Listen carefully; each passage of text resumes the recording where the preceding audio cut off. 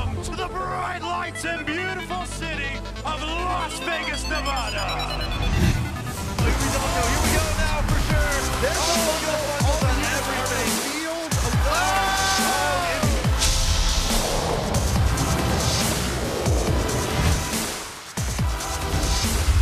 Here, Dyrus just too strong though with that pull over the dash slow, chasing down, saying this is going to go down. Hot shot, going to be chasing as well. He hit that ball, but this is going to be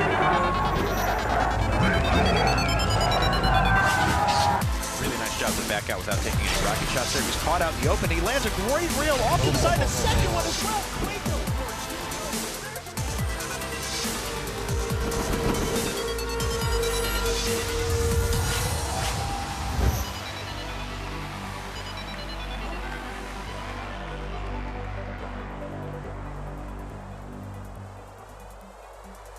IPL5 Las Vegas, let's hear ya! Welcome to the final day, and welcome to the first match of the day. Your competitors are Team WE.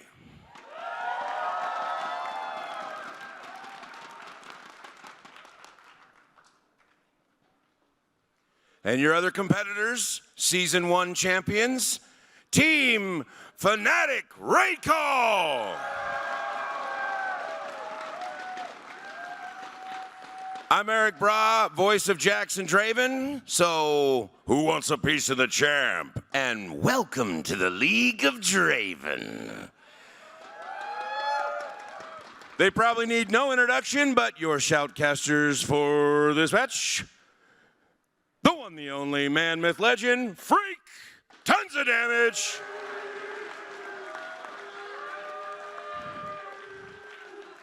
And another legend in his shoutcasting. He's going to be a legend. We already know this. Red Baron, ladies and gentlemen. Woo! I leave it to you. I'm just so amped right now. I mean, everyone here, this is going to be really exciting. Someone said me versus too. FNATIC Raid Call. Yeah, there you go. See, that's the thing. And I get to cast, what, like he said, with the legendary tons of damage, David Phreak Turley. I want to see like 7 Triforces this game. That would On just each be champion. beautiful. Oh, So I'm telling you now, I'm going to break the game, give everyone another 40,000 gold, give them an extra item slot, and then we can all be happy. And then there will be world peace. There will finally. be world peace. That's the key to, you know, all this Middle East strife and whatnot. It's Triforces for more champions. You're right.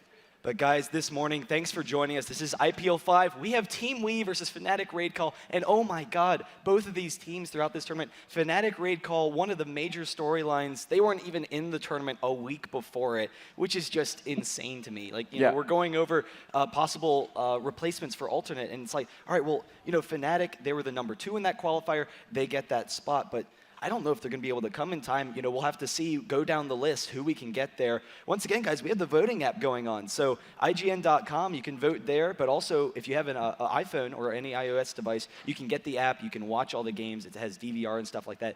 Vote. And today is the last day across all games. You can win an Origin PC, which is a really big, cool deal. So I'm really excited about that. And it's going to be great. And you can actually see down at the bottom the percentages, the votes you guys are putting in, who you think is going to win. FNATIC right now, they were winning 55 to 47 or 55 to 45. They immediately dropped 2%. So apparently by announcing it, all the Chinese fans are like, nope, W's going to take it. You know, the funny thing is, though, this is a repeat of the very first game of the tournament. It wasn't even on, it was on IPL Stream 2, and they ran, FNATIC ran mid Jarvan, they ran double bruiser, and they started out kind of equal, and then they got dunked on really hard, and it was, I don't know if they threw it or, like, I didn't watch the game very closely, unfortunately. I was watching the game up on the main stage. But WE took that very first game. So this is a repeat of the very, very first game of the tournament. Yeah. And we're going to see if kind of FNATIC can vindicate themselves and bring it back. Well, and it's very interesting, some of the things that we saw in that game, because at the time, Weixiao, he blew Rekkles out of the water. And part of it was they were running Nunu bot lane, and so it was being Nunu, which is generally a really strong lane, But at level 1, Corki Weixiao, he just sat on the enemy range minions and completely zoned him out of lane. So that's going to be an interesting matchup in this one, I think in particular. We've seen Rekkles be very strong so far this tournament. Against CLGNA, he pulled out Ezreal and was just incredible. He also has been pulling out Kog'Maw as well. But one of the concerns with Kog'Maw or Vayne is that you are potentially susceptible to maybe being shut down either in team fights or in lane. Ezreal, on the other hand, we saw in the CLGNA games, his positioning was absolutely perfect. And that's one of the strengths of Ezreal. You have the passive for the attack speed, but also you have essentially another steroid in the fact that you're unkillable. Like you shouldn't die as Ezreal. And so he was getting out very high consistent damage. And that being said, I'm kind of curious whether or not World Elite might even ban Ezreal, which is not something we've seen for a while, just to get rid of that safe AD carry for Rekkles and force him into something that maybe they think they can shut down. Exactly. We've seen him really on 2 core champions. It's that Ezreal and that Vayne. And basically, I'm just kind of going to agree with you in like 30 words, which is that he's done really amazing on both these. Of course, you're really going to count, aren't you? No, do it. This will be great. I will not pay attention to you because it'll throw me off. So he's done really, really well on both these champions. The problem is, of course, that Vayne is short range. And outside of laning phase and getting shut down, you have a very scary situation in team fights. And if they run good bruisers, he could get killed. What are we up to? I think it was like 34. I was close. It was very close. All right. We'll just say it was 30 because I lost count at the end there. But it's definitely going to be cool. I mean, both of these teams are on top of their games, and it's the fact that there's not just one player. And we talked a lot about Weixiao and Rekkles so far this tournament, but the entire team for both of them have like just incredibly stepped up. Caomei versus CLG EU, being able to backdoor the turrets, and I only was able to stop in at the end of that match, but I saw at the very end he had Thornmail and he 1v4'd the enemy team in taking down Kog'Maw, that's insane. Like, that's absolutely perfect. So we need to see that Rengar ban. And actually in Champs, like, that is one of the early ones. But Katarina not being banned for World Elite. Now there's Diana and Cat open. And FNATIC has to be concerned about giving either of those, I think. I've got to expect the Diana ban here from FNATIC. Right. WE did play it before. I think it led them to their 2nd game victory against M5 BenQ. And also Azubu. They played Diana versus Azubu as well. Yeah, and it's just so strong in general. And the thing is, before the game, I would have called a Cat ban as well. But then I watched M5. I think it was M5. Oh, that's right. They ran Katarina, Amumu, and a couple of other champions. Yeah, but it was their bracket match before they played CLG, and I'm like spacing on the team. I think it was Blaze. Right? In the very first game, right, M5 runs Evelynn, they do a great job, and the Katarina does nothing because she can't snowball. And then M5 runs AP Master Yi, and he gets shut down because he can't snowball. And the 3rd game comes around, and they're like, all right, never mind, let's go play something a little bit more standard. And well, that's really interesting because Katarina as a champion, we've seen xPeke has been incredible so far this weekend, but it's the fact that Katarina, you let up one mistake in a team fight, and that game is over. I mean, xPeke, there's been a number of games where they've been losing or it's been close, and then all of a sudden, he gets one triple kill or, worse, they get an ace, and, all of a sudden that's just enough to get him into that damage. Yeah, you're not in control anymore. But you're absolutely right in that if World Elite, if they play that, to perfection, they don't allow Katarina those opportunities, she can kind of sit around the outside of the fights and just, feel threatened the whole time. And what I really like that just happened here from WE is you look at the situation with their bans, and they did research here. And now I realize that Clearlove plays a great Blitzcrank, but nRated caused FNATIC to win their match against Taipei Assassins with Blitzcrank. Like, that's pretty much the reason they won both those games. It was amazing rocket grabs initiating fights. And so WE, they completely made sure, you could have predicted very easily all 3 bans here from FNATIC. Twisted Fate, Rengar, and Diana are all bans I think you called, actually. You're like, TF is gone. You're like, Rengar is going to be banned based on who's first pick. I did think that World Elite was going to ban Katarina and Ezreal, though, but I think you're absolutely right on that. Katarina and Zyra, we've seen on nRated, has been incredible. But with Ezreal open, FNATIC, they go ahead and take it. I definitely think it's Rekkles' strongest AD in this matchup, and particularly against Blitzcrank. Since Ezreal is known as a strong counterpick to Blitzcrank, you just arcane shift away as he hits the grab, and you're always safe. And the one thing that's difficult here, though, is they can't necessarily run something like Sona here, because if Blitzcrank pulls her, she'll just fall over and die, especially against a Corki who's very bursty.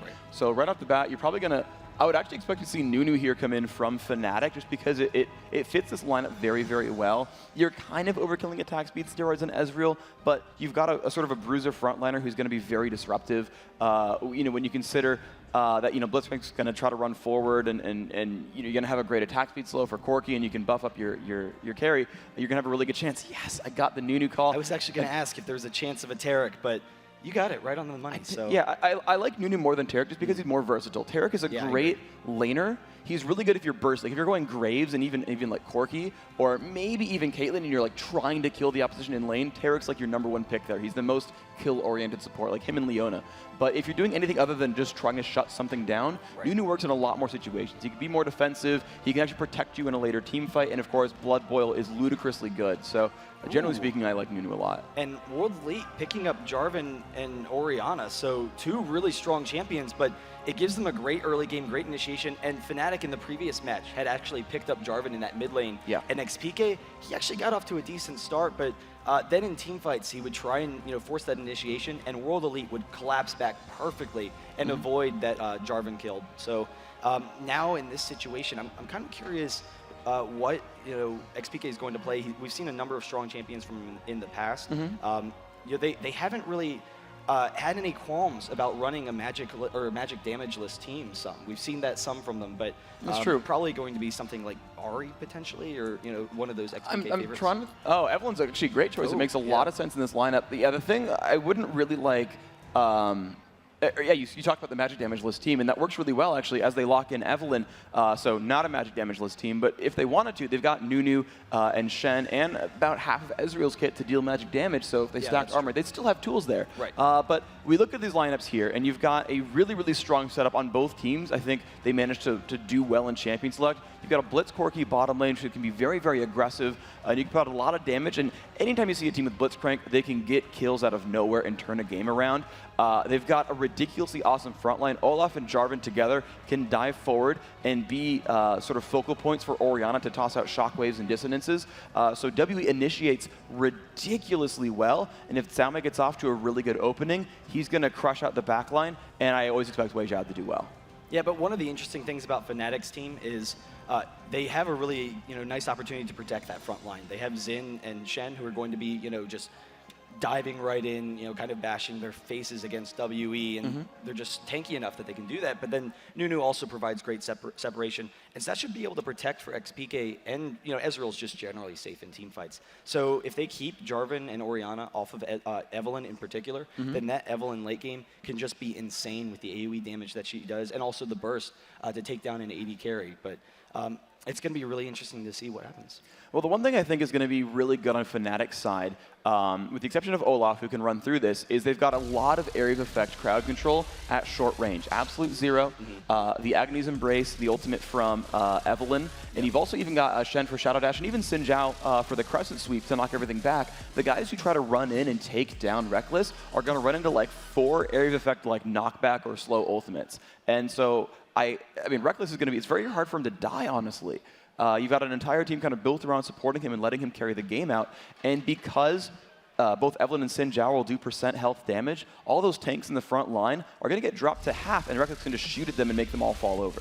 Yeah, and it's going to be interesting to me to see how effective Jarvan can be in this game, because Jarvan as an early game champion can be extremely powerful. He can just completely dominate team fights with his burst and how tanky he is early on, but he's very cooldown dependent. And if you look at a lot of the lanes, one of the reasons why people haven't played a lot of Jarvan jungle is because they're a little unsure of his ganks. Like, you compare him with someone like Maokai who has that lock on. You look at Evelyn, she has the movement speed boost. So, if she's not slowed by Orianna, she should be able to dodge, I believe, that standard. And then you look at Shen as well. He has that taunt. Ezreal has the Arcane Shift. Generally speaking, I consider Xin Zhao, I mean, yeah, you're right. You can miss it because he's not Maokai, but he's got it at longer range, and he can use it to escape. Yeah. So he works better against counter jungling. His actual problem is that his jungle itself is actually quite slow. He doesn't have nearly the area of effect damage of Maokai. He just tends to be more focused on ganking. So if you're trying to keep track of how well they're doing on the jungle, it's really going to be, and of course I called Clearlove the support earlier, but it's going to be Clearlove. You're going to see him, if he doesn't get good jungle ganks off, you're going to see him fall behind. He really needs those to succeed to do well here. But we actually see Clearlove as we get into this game, World Elite, they're making way down to the blue, the standard being used to check that bush, and actually Misaya as well, keeping vision, trying to see spot out FNATIC, but FNATIC, they might come in for a blue steal. Now, Weixiao's about to face check up in this brush with his teammate. You can see they're right across the wall from FNATIC, and Misaya finds him when the Ice Blast lands. They're going to try to move in. Exhaust is on. They want this kill. Can they get the knockup? 3 talent strike hits once. There's the pulse. Cyanide has to flash over the wall, but they find Caomei. He's been knocked up. The taunt is on Misaya. Dropped into the back. First blood going to Rekkles, and they're moving forward. Weixiao goes down for the double kill, and things have started off great for FNATIC. Well, Misaya, once he saw the pull onto Cyanide, he just dove straight into the enemy team. It looked like he was maybe out of there, but he was trying to secure that first blood. He was really hungry for it, and in the end, it kind of resulted in his own death. So 2-0 early for FNATIC. That's exactly the kind of start they want. And look at it, 2-0 on Ezreal. So he gets the Doran's Blade, and he gets a ward, and not only that, they're sending them top lane. So the previous match, I had actually talked to them afterwards. They had a xPeke, and I was kind of wondering, hey, guys, you know, World Elite, they had a favorable matchup against you in lane, in your bot lane. Why didn't you use lane swap? And they just said, you know what, I don't know, because their bot lane, Weixiao, and Fzzf really did really well against us. But World Elite sitting here trying to control the blue. xPeke, he's actually coming in on the backside. Thing is, they have ward coverage here. Like, xPeke is completely caught out here. If he takes an Undertow chain, and he's going to get one, Clearlove is here, goes for the knockup, he's going to flash away. He's got Lizard buff, though. Undertow does not land. Pekka could still run away from this. He will make it out just barely, but that was a burn flash that seemed a little aggressive there. The one thing I want to point out, though, is WE are lane swapping and 2v1ing mid lane to shut down Evelynn. Yeah, and I actually thought they might be sending that lane up top just to, you know, make sure that they got that lane, but absolutely, shutting down xPeke in that mid lane is going to be beneficial for them. I'm a little bit surprised that Clearlove actually didn't flash for Evelynn, because Evelynn, the flash was down, she had a long way back to her turret, he had the red buff. If he just flashed to get one auto attack, I think it would have been enough slow to secure that for them. But being conservative, they want to make sure that they keep up their defensive summoners, they don't put themselves in a dangerous spot, and Misaya coming down to the bot lane, he's going to be laning versus sOAZ, so an interesting matchup there, but I would generally think that Shen's going to be tanky enough to deal with that. Shen will be fine, but the lanes work better for WE. They actually gave Caomei blue buff when he took that down with Clearlove, so he's going to be 1v2ing with infinite Undertows. He will have really, I feel, no problem laning against here. Ezreal, Nunu cannot force him to die, especially when Exhaust is down, so he should be able to farm more or less in peace. He'll take some poke, but otherwise be okay. Yeah, there's really nothing you can do to shut down the Olaf once he has blue. I mean, there are things, but it's very difficult. You know, if you have an aggressive lane, then maybe you can do that, but I just don't see that happening from Ezreal and Nunu. And we'll kind of see, there's the hook on xPeke in the mid lane, some quick damage, and he's going to have to be backing out. And that's, like you said, really dangerous. If they can't get xPeke farmed, then, you know, Evelynn could really be shut down in this game. And she needs just the first handful of items, and then she's solid. But, you know, she definitely needs to get there. Yeah, the major build here for Evelynn is typically a stack of magic penetration, because you'll deal a bunch of damage through your ultimate no matter what, and you just want to synergize that damage as much as possible, and reducing your opponent's magic is the best way of optimizing that. You're right, sOAZ and Cyanide both coming in. They're looking for Fzzf and Weixiao. Oh, the flash taunt. He misses. Weixiao's able to get out of there. xPeke is actually chasing him down, trying to get in range. Corki just actually backing out. But there's the hook, trying to grab xPeke, just seeing if he continues to follow. So World Elite, they're safe once again. FNATIC trying to make some plays, make sure they can solidify that mid for xPeke. It does hurt sOAZ a little bit, because he has to spend time running off to the other side of the map, and he misses some experience in gold and lane in general. Actually, Clearlove coming to gank the top lane. This is actually a pretty good chance here. nRated doesn't have a lot to get away with here. Yeah, but Zin's pretty close by, and I'm not sure they can take them down fast enough before Cyanide gets there. And Cyanide has the double buff as opposed to Clearlove, who is empty right now. But we'll see if he actually goes in. He might just be waiting. Wow. Evelynn's coming up as well, so this is actually a 4v2 on FNATIC if Clearlove goes in. All right, and here we go. Clearlove makes the move. They don't know the other two from FNATIC are here. Caomei at half health. He's going for nRated, and suddenly here comes Cyanide. He's going to jump into the air, but there's the exhaust. Can they chase this down? He is slowed enough. xPeke, will he get it? Yes, he picks one. And they will not chase Caomei to the turret. A beautiful counter gank from FNATIC. And that was perfect to get that onto xPeke, because he's in such a dangerous situation. Now they're zoning them off the turret and trying to drop this turret. xPeke, he's just waiting in the bushes. They might be able to actually go in on Caomei. He has to really watch out here. They're chasing him down now. xPeke just going to get some damage and then back off. He's pretty low, actually. Caomei almost taking him down. But getting the kill onto Evelynn as opposed to Ezreal. Ezreal's already in a great situation, and they need to make sure to snowball that Evelynn. With Fzzf there, if he landed some kind of freakish rocket grab, whatever he hit, if it was either nRated or xPeke, he would have died. freakish. I hate you. But so far in the bot lane, Misaya and sOAZ, they look pretty comfortable. It's a pretty even lane matchup so far, but one of the issues with sending Misaya down that bottom lane is the fact that he doesn't have easy access to that blue. I mean, that's not an issue yet since it hasn't respawned, but you know, generally standard on Orianna, you go for a quick chalice, and that'll definitely help him out, but I'm curious if they'll swap him out of there. Well, if you can check his gold, actually, it's 890 to buy a chalice. He's got more. Yeah, he's got enough. He's got 1,000 gold here. So at the very worst, sitting at the bottom lane, you know, he'll be okay. It's still not the best. The one thing they have, though, is they have 2 champions in mid, so they could go for a blue steal, and they would have a 4v3 advantage there and could make the steal happen and just give the other team's blue buff to Orianna. Yeah, but you see FNATIC, they're actually making a lane swap here. So Ezreal and Nunu coming down, they're going to send sOAZ up top again. That's going to give them a little bit more flexibility for that dragon. They can start using that teleport. And one of the issues when you had that Orianna matchup, and we've seen Orianna sometimes go top lane against Shen, is that she can just constantly push him into the turret once she has that mana. So now getting him away from that lane, you know, it gives them a little bit more flexibility in these team fights to expand upon their 3-0 lead. And the other thing that FNATIC is now doing as well is sOAZ is very close to level 6, and that means the timing kind of works out in 2 ways. One, Dragon is now an option for both these teams, and 2, sOAZ can grab that global teleport from Stand United. So they want to put him as far away from the other team as possible, or as far away from Dragon as possible, to get the most out of that ultimate, because that means the rest of the team is going to be nearby in the mid and bottom lane. Oh, and xPeke, he's coming up top again. Caomei, he's almost level 6, but recalling, so really safe play from him. That's absolutely perfect from, you know, the World Elite top lane to just you know, recognize that there is a potential for a gank situation. He doesn't have any wards. He's pushed up. He just gets out of there. Okay, well, we're seeing, you know, all the buffs being taken out right now. Oh, the Looks hook like on nRated down bot, almost doing enough damage. Weixiao actually backs off, but that's one of the strengths of that Nunu in that bot lane is just how tanky he is, you know, even with those hooks against Blitzcrank. Yeah, you pick him, and you don't care that much because realistically it just puts you in range for Ice Blast. Ice Blast is actually one of the shortest range single target abilities. It's 550, most are 625, and so you've got like a 20% range disadvantage over most of these sort of single target spells. So getting pulled in actually helps him quite a bit. Clearlove, though, he's poised to gank the bottom lane, and Cyanide, he's not making moves down just yet. No, he's going towards his blue.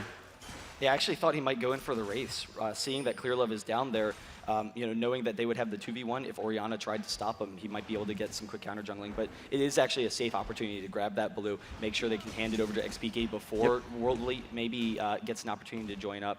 So they will back out of there. And with that mid-reds, that's really going to help FNATIC with some objective control when they already have a gold lead. Okay, the retreat ping goes off in the mid lane. They ping out that Evelynn is gone. Of course, she's only grabbing the golem buff up, but still, it's actually funny because you could actually gank as Evelynn right as your blue respawns, and they'll expect you to go for blue instead and kind of sneak in a gank from that. Instead, they are doing the safe option, but this helps Evelynn. You're going to see her roam so much more now. She's got upgraded boots, which gets her around the map faster, and now with golem buff, she can spam hate spike, drop the minion wave down in mid, and get out there to pick up the gold. And now you actually see, while WE, they're taking the blue, FNATIC, they're going to be moving down for this dragon. And WE, I don't think they're going to be in position to take it. Blitzcrank is going to try and stall them a little bit, but it's going to drop very, very quickly with that Madreds. And FNATIC pulls into a 3K gold lead. Nice job by FNATIC, and they happen to time that right as Orianna went to go grab her own golem buff. The teleport coming back into the top lane there, and Caomei's like, hey, buddy, do not try to push into my turret. xPeke looking around at the Wraith camp. He's not going to find anything here. Misaya waiting around as well. And Pekka's going to run to the bottom. This is going to be a 3v3 at the bottom, unless Pekka tries to kick. Yeah, he's actually coming in behind. And so if once they see Clearlove, it could just break out, and it's going to be interesting to see what happens. Oh, they see each other. Pekka is not the... Oh, they're going to ult in with Shen. It's going to be suddenly a 4 versus 3, and here everybody comes in, misses the Ezreal ult, but they're going to pick off one. There's Clearlove. Weixiao getting focused on. He's out of range. He gets down. xPeke going for the 3rd kill, chasing onto Fzzf, but here comes Misaya. Misaya, he could pick one up, and rated is very, very low. Shockwave goes off. There's a dissonance. Can he get it? Yes, but he is now surrounded. sOAZ got to be careful. He taunts it anyway. And now Fzzf, can he get away from this one? He's taking a bit of punishment. Oh, he's going to pull. Oh, man. xPeke barely getting out of there. But all of the damage from FNATIC, it's now a 6-1 lead. That is absolutely terrifying, particularly 3-0 onto Evelynn. So they're able to pick up a couple of kills. That Evelynn-Shen combo is just brutal for those ganks early on. And Misaya, you know, getting a little ahead of himself, thinking he can maybe clean up there. He only is able to grab Nunu, which is definitely not worth the squeeze. Yeah, the thing is, he had a flash. He thought he could just jump away from it afterwards.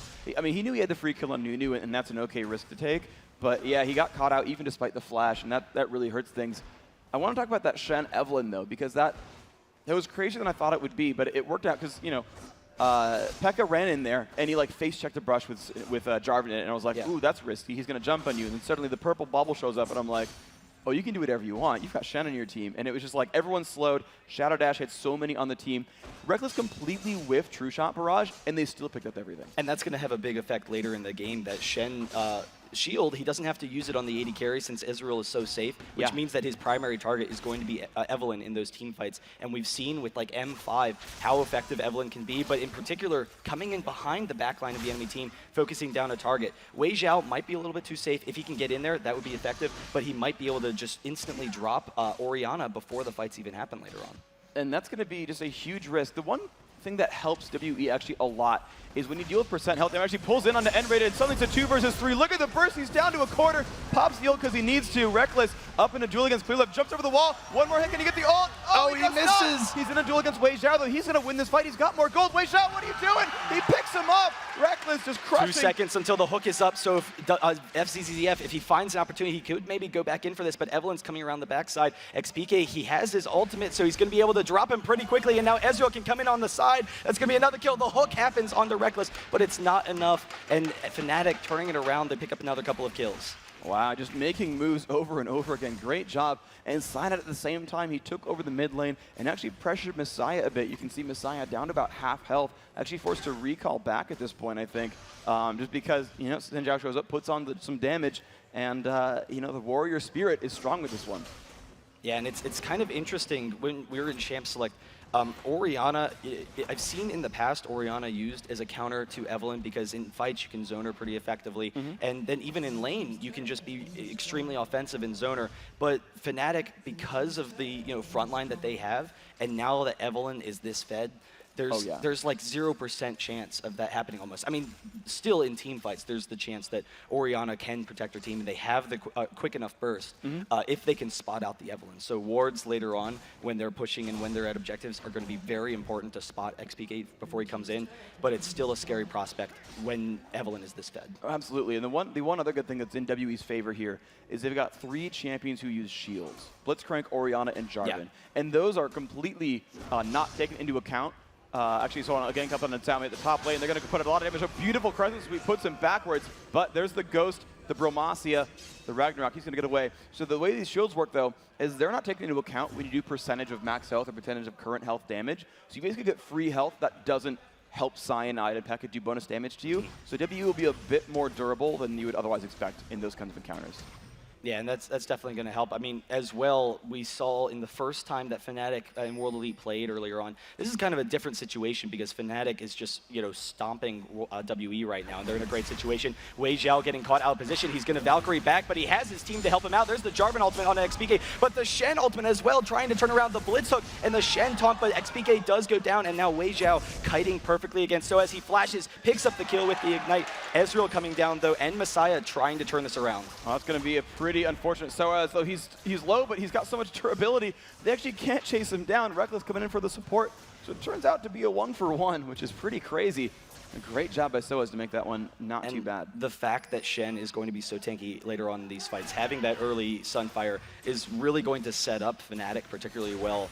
We saw that that was something that Moscow 5 used to great effect. Darien getting an early Sunfire or getting an early Warmogs onto Shen. He's just able to tank the entire team later on and then set up the rest of his team for that snowball. And the great thing about the early Sunfire here is not only is he doing well, so he grabbed it early. Oh yeah, you're right. He's actually spotted by this ward here. FNATIC Rekkles, he's going in. He actually used his ultimate, the quick flash from Misaya. He's actually going to survive. There's the pop-up from Blitzcrank, and then Clearlove actually coming in. They get the shutdown onto Rekkles, and now nRated, he's in a dangerous spot. He has no team to help him. He's going to try and turn around. The flash over the wall, just barely getting out of there, turning back into him. Perfect play from nRated. But still, that was a 6-1 advantage for FNATIC. Now it's 9-4, slowly making its way back towards WE. What I really like about their team right now is the last 5 minutes have been them collapsing on their own team very, very quickly. Last time it was okay because sOAZ managed to stand united on Pekka and make it a 1-for-1, but over and over we're seeing WE sniff out these ganks and then all show up in time to keep themselves alive. Yeah, and that's the key, is that great vision of WE and that map presence, another Dragon for FNATIC, and having that such a significant goal lead, it allows them to just take control of the entire map. Now Olaf is stuck down bottom. He does have his ultimate, but he doesn't have the Ghost. If xPeke can get in range, he's going to be able to get the slow before the ultimate pops off, and now he can get that cleanse, but it's still dangerous. They're actually walking right into Clearlove, though, and the rest of WE is responding. There we go, Pekka down to half health, Caomei pretty low. He's going to be able to walk out easily. Misaya shows up. There's the ultimate as well. Clearlove drops so low, but he pulls him out, and Clearlove's going to be safe, and suddenly sOAZ caught alone. And look at this, it's a 2 versus 5. Beautiful shockwave silence as well. But they're doing and Baron at the kill. same time, so perfect response from WE. But look at this Baron. It's going to drop before WE can get there. They have no vision on it currently, and that Baron buff is going to be absolutely devastating. nRated getting very close to going down. Rekkles, he's going to have to start tanking, and it's very close to them not actually having enough damage to take it. Well, they're pushing the bottom lane, though. They've got complete control of this one. Thankfully, Cyanide and Rekkles both have a ton of lifesteal in general. They're dropping lower and lower. They need this some is so Rekkles procs. close. He needs some damage. There it is. Baron buff. 1640. It drops down. And WE still has no idea that happened. Now they do. Yeah, that is absolutely devastating. Once they see, now that they see that Baron buff, they do get that tower down bot. But like you said, perfect coordination from WE in responding, but it was a bait from FNATIC. And xPeke and sOAZ heading down into the bot lane, they force a fight, and the rest of FNATIC, they recognize, hey guys, WE, they're grouping up as a team, they're responding to our ganks, so let's take advantage of it. Let's bait them and manipulate them around the map. Really impressive play from FNATIC. Yeah, the one thing, though, is like, and this is not to talk smack on FNATIC's strategy at all, but remember that it was 2 kills and a turret for Baron. Yes. That's actually pretty equal unless you use the Baron buff itself. And recall, 2 members of FNATIC were dead when they got Baron, so it's 3/5 of a Baron buff. The gold is pretty much equal, the gold and experience together are pretty much equal. So can FNATIC actually use the Baron buff itself to push an advantage forward? Well, and particularly when WE has such a safe team at defending, if they can just sit under their turrets. FNATIC, they need to be able to win fights and pick off members of WE in order to continue to push. Ezreal actually making his way up top. He has that red buff for Caomei, and they might try and group on him. Well, Rekkles is going to go in for a little bit of damage. Caomei does have his ultimate. Yeah. Of course, you're not going to dive in too hard. I think FNATIC learned the lesson about diving enemy champions. WE tends to show up. And I think one of the cool things that we've seen so far from WE is how effective Blitzcrank can be in team fights. Because a lot of times, you know, Blitzcrank, if you miss the hook, then you're kind of inconsequential in some of those fights. But he's saving his hook for Evelynn in particular, and he's landing them. So they force a fight onto Evelynn, and then just before someone goes down, he yanks Evelynn away from his teammate and even deeper in. So it's kind of a neat little thing there. And it's worked so well with how they've built this together, because Clearlove on Jarvan come in behind though. Yeah, they're looking for a chance for a tower dive here. They know sOAZ has Stanley United available. He's pulled Clearlove over. They will make it a 5 versus 4. And the thing about Jungle Jarvan with Clearlove is he's not all that tanky. Oh my gosh, that was a close pull. He's not very tanky overall, because junglers don't get a whole lot of gold in general. And so he's getting, when he Demacias and hits Cataclysm on someone, he's isolated and likely to die very quickly in that sort of duel. And when Blitzcrank pulls that guy out, he pulls him and Clearlove is low, and he's no longer tanking any damage, and they get the kill, he survives, and they got an isolation. Yeah, that isolation is exactly what WE needs, because they do have that kiting potential somewhat on their team. So if they can pick off targets, that's definitely the opportunity for them to come back into this game. And we've seen that some from a couple of teams so far this tournament. Particularly FNATIC has actually used that to come back against CLGNA. They would use that Blitzcrank. Caomei actually trying to chase down Rekkles, can't quite get in range. But if WE continues to play this safe game and doesn't allow FNATIC to take any further hold, they could hold off and grab a couple of kills to get back into it. I like what, oh, he's going to find Weixiao in the mid lane. There we go. FNATIC putting a lot of damage out. Actually afraid right now. Baits it in, goes for the ult. Can he get the damage? Stand United. Weixiao goes down. Peck. Oh, I think that was the first judgment mistake I've ever seen Weixiao make. He knew that the ult would be available. Clearlove getting dived on as well. Finally hits the true shot barrage. There's the Cataclysm. Clearlove flashes away. sOAZ, he follows. That's 2 for nothing, and they still have control over this turret, and now all 5 are there for FNATIC. Yeah, there's not enough minions right now for them to let them tank, but sOAZ, he's so beefy right now, they're just going to go up and tank those turrets. There's not enough. Actually, Cyanide, he flashes in. They get Caomei. He's in a really dangerous spot here. Ezreal flashing, trying to get the damage. The pull of xPeke under the turret, but he flashes out and barely survives. 13-6, they get the turret, they get the inhibitor, and FNATIC is well on their way to a Game 1 victory here. 13-6, 20 minutes in. This is looking so dominant. This is the FNATIC that won the Season 1 World Championship. You can just see the moves that they are making. Everything is working for them so beautifully well.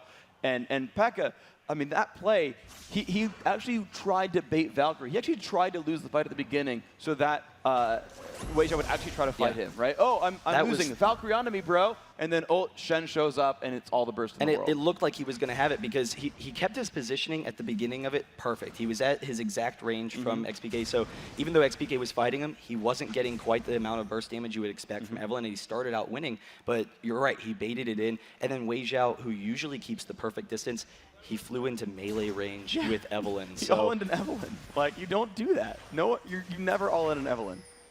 Oh well. It was a nice try, you know, of course, and FNATIC, once again, they are playing this so beautifully, and they're going back to kind of square one, how a team with Shen will tend to play this. You're seeing sOAZ split push at the bottom lane, FNATIC's grouping, sort of grouping and grabbing up all the general objectives, and they're pushing all the lanes in. They know the inhibitor's down in the mid lane. They've got a couple outer turrets to kill off. sOAZ is going to feel safe. It's been very hard for the other team to pick him off, and so he will sort of one versus the world right here.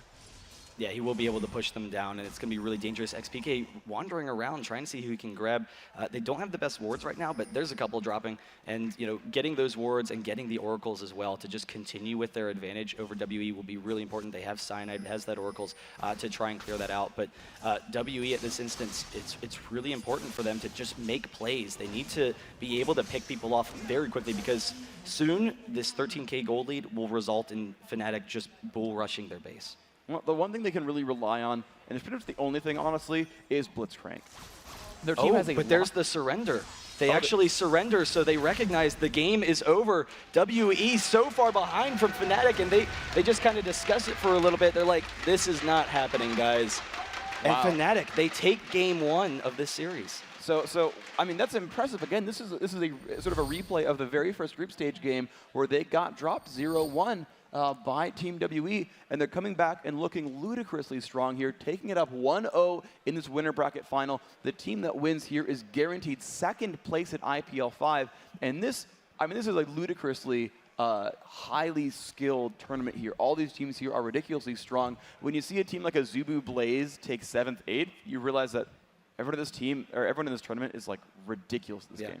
And it's insane looking at the gold of that last game because xPeke on Evelynn, he finished at 8.5K gold. There was only one member of WE, and it was Weixiao above 6K. Everyone was in the 5K range compared with FNATIC, who just had a massive lead. Rekkles at 10K gold, almost 200 CS, and 6-1. So that's really just devastating to fall behind that early. 2-0 on Ezreal that early in the game. It really put them in a dangerous spot because even though they wanted to shut down xPeke, they had the strength that xPeke, he would just roam top. You don't have the vision of Evelynn, and they're able to tower dive for those kills. And it's the play we saw them make against Taipei Assassins as well, which was that they made action often and early. Right, you know, you saw the teleport gank coming in. It was a counter gank, sure, but xPeke, you know, the teleport gank with Katarina early on. You saw him roam constantly as Evelynn, and the pace only increased once he got Golem buff when he was actually able to wave clear. But even before that, he was sacrificing minion waves to make ganks happen, to get his other lanes forward, to push turrets down, to shut people down. I mean, Caomei was down over 30 minions on sOAZ for most of that game, and they needed an actual frontline bruiser to be able to do anything, and they never had that. All of WE's ganks came from pretty much counter initiates, where you know, FNATIC would go for a 2-man dive and get caught out by 5. That happened 2 or 3 times, and then FNATIC finally said, okay, screw that. We'll use it as a bait because we know you'll show up. We'll show up at the bottom lane, and we'll kill Baron, and then let's just team fight. Let's just push as a group, and they did that. And you know, because they had built that early lead from ganking, when they said, screw it, let's team fight, it always worked. And I think one of the most impressive things about FNATIC right now is, for a long time, it was xPeke is incredible. xPeke is one of the best mid players in the game. xPeke can carry them to a game. But you look across the board, sOAZ, he was holding his own, and he was able to set up a lot of really cool fights with that synergy with Evelynn.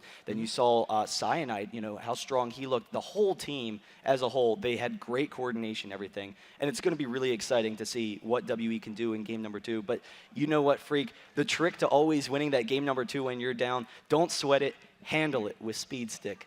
That's right. There's a commercial of WE being like, guys, we just got beat by FNATIC. Hold on, guys. All right, but thanks, guys. That is game number 1. Oh, the cheers going out. Nice for deodorant. Base. But thanks, guys. That is game number 1. This has been IPL5. We're actually going to go to a quick commercial break, and then we'll be right back with game number 2, WE versus FNATIC Raid Call.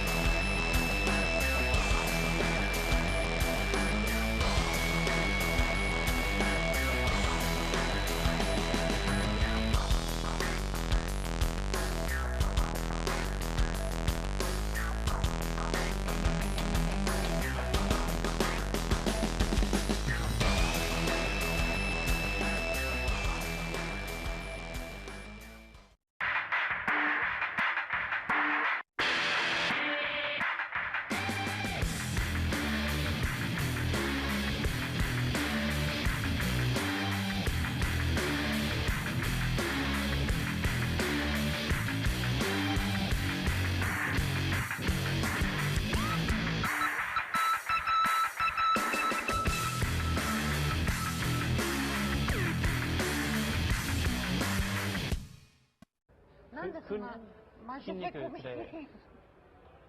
分かった。これから筋トレします。あ、ぜひ筋肉鍛えてください。今もでも素敵ですけど。筋肉好き。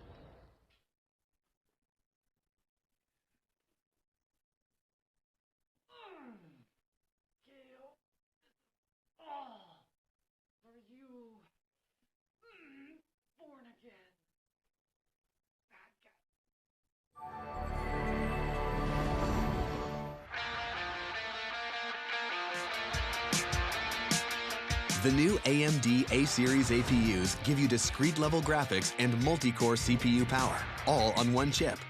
Here's an idea. Homestuck, Diablo 3, Dubstep, Minecraft, Adventure Time, Dungeons & Dragons. Anyone who has ever made a lolcat has also made a work of art. Anais Nin said that it is the function of art to renew our perceptions. Yes, I know, it sounds a little weird, but the truly significant work of art is the one that prepares the future. It's a high-speed collaboration between people recombining everything into new forms. What do you guys think? What do you guys think? Love it. We agree. I'd buy that for $1. Let us know in the comments. And if you haven't, you should subscribe.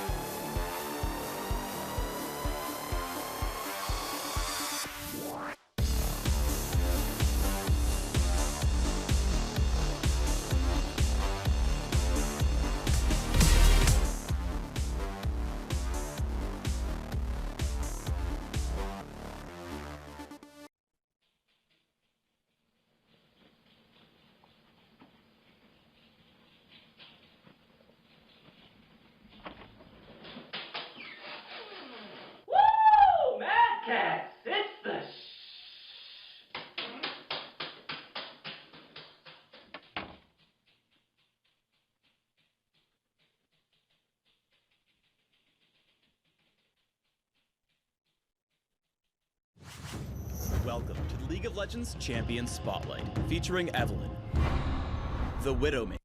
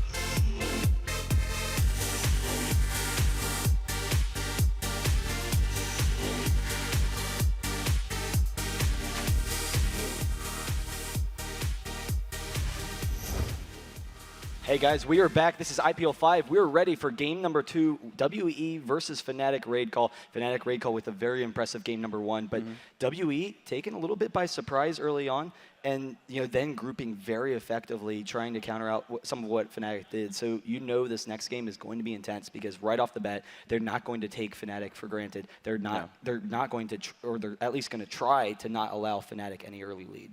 And I think one of the big focuses for them is going to still be that mid lane. Misaya and xPeke is just, it's the focal point of this matchup, and the picks and bans are going to revolve around those champions.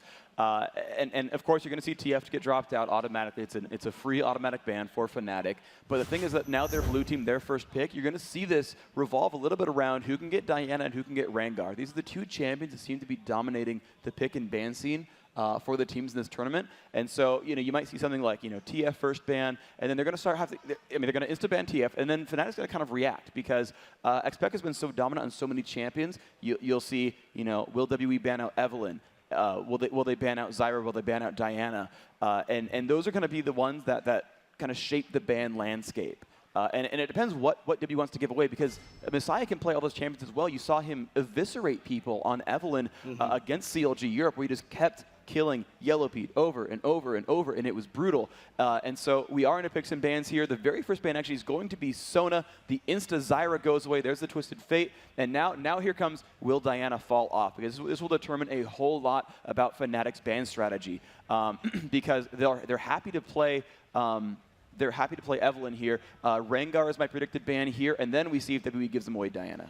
Yeah, and WE, they need to make sure that whatever FNATIC is getting for that first pick, they're going to get equal value. So that's definitely going to be an interesting situation. And the first game, the voting online, it was actually almost even, but now 60% to 40% for FNATIC. So, everyone after seeing that first game just incredibly impressed. Blitzcrank actually being banned out. So Diana pick. FNATIC, they get the Diana, and that's incredibly strong. So that just goes to show you how much WE respects the Blitzcrank.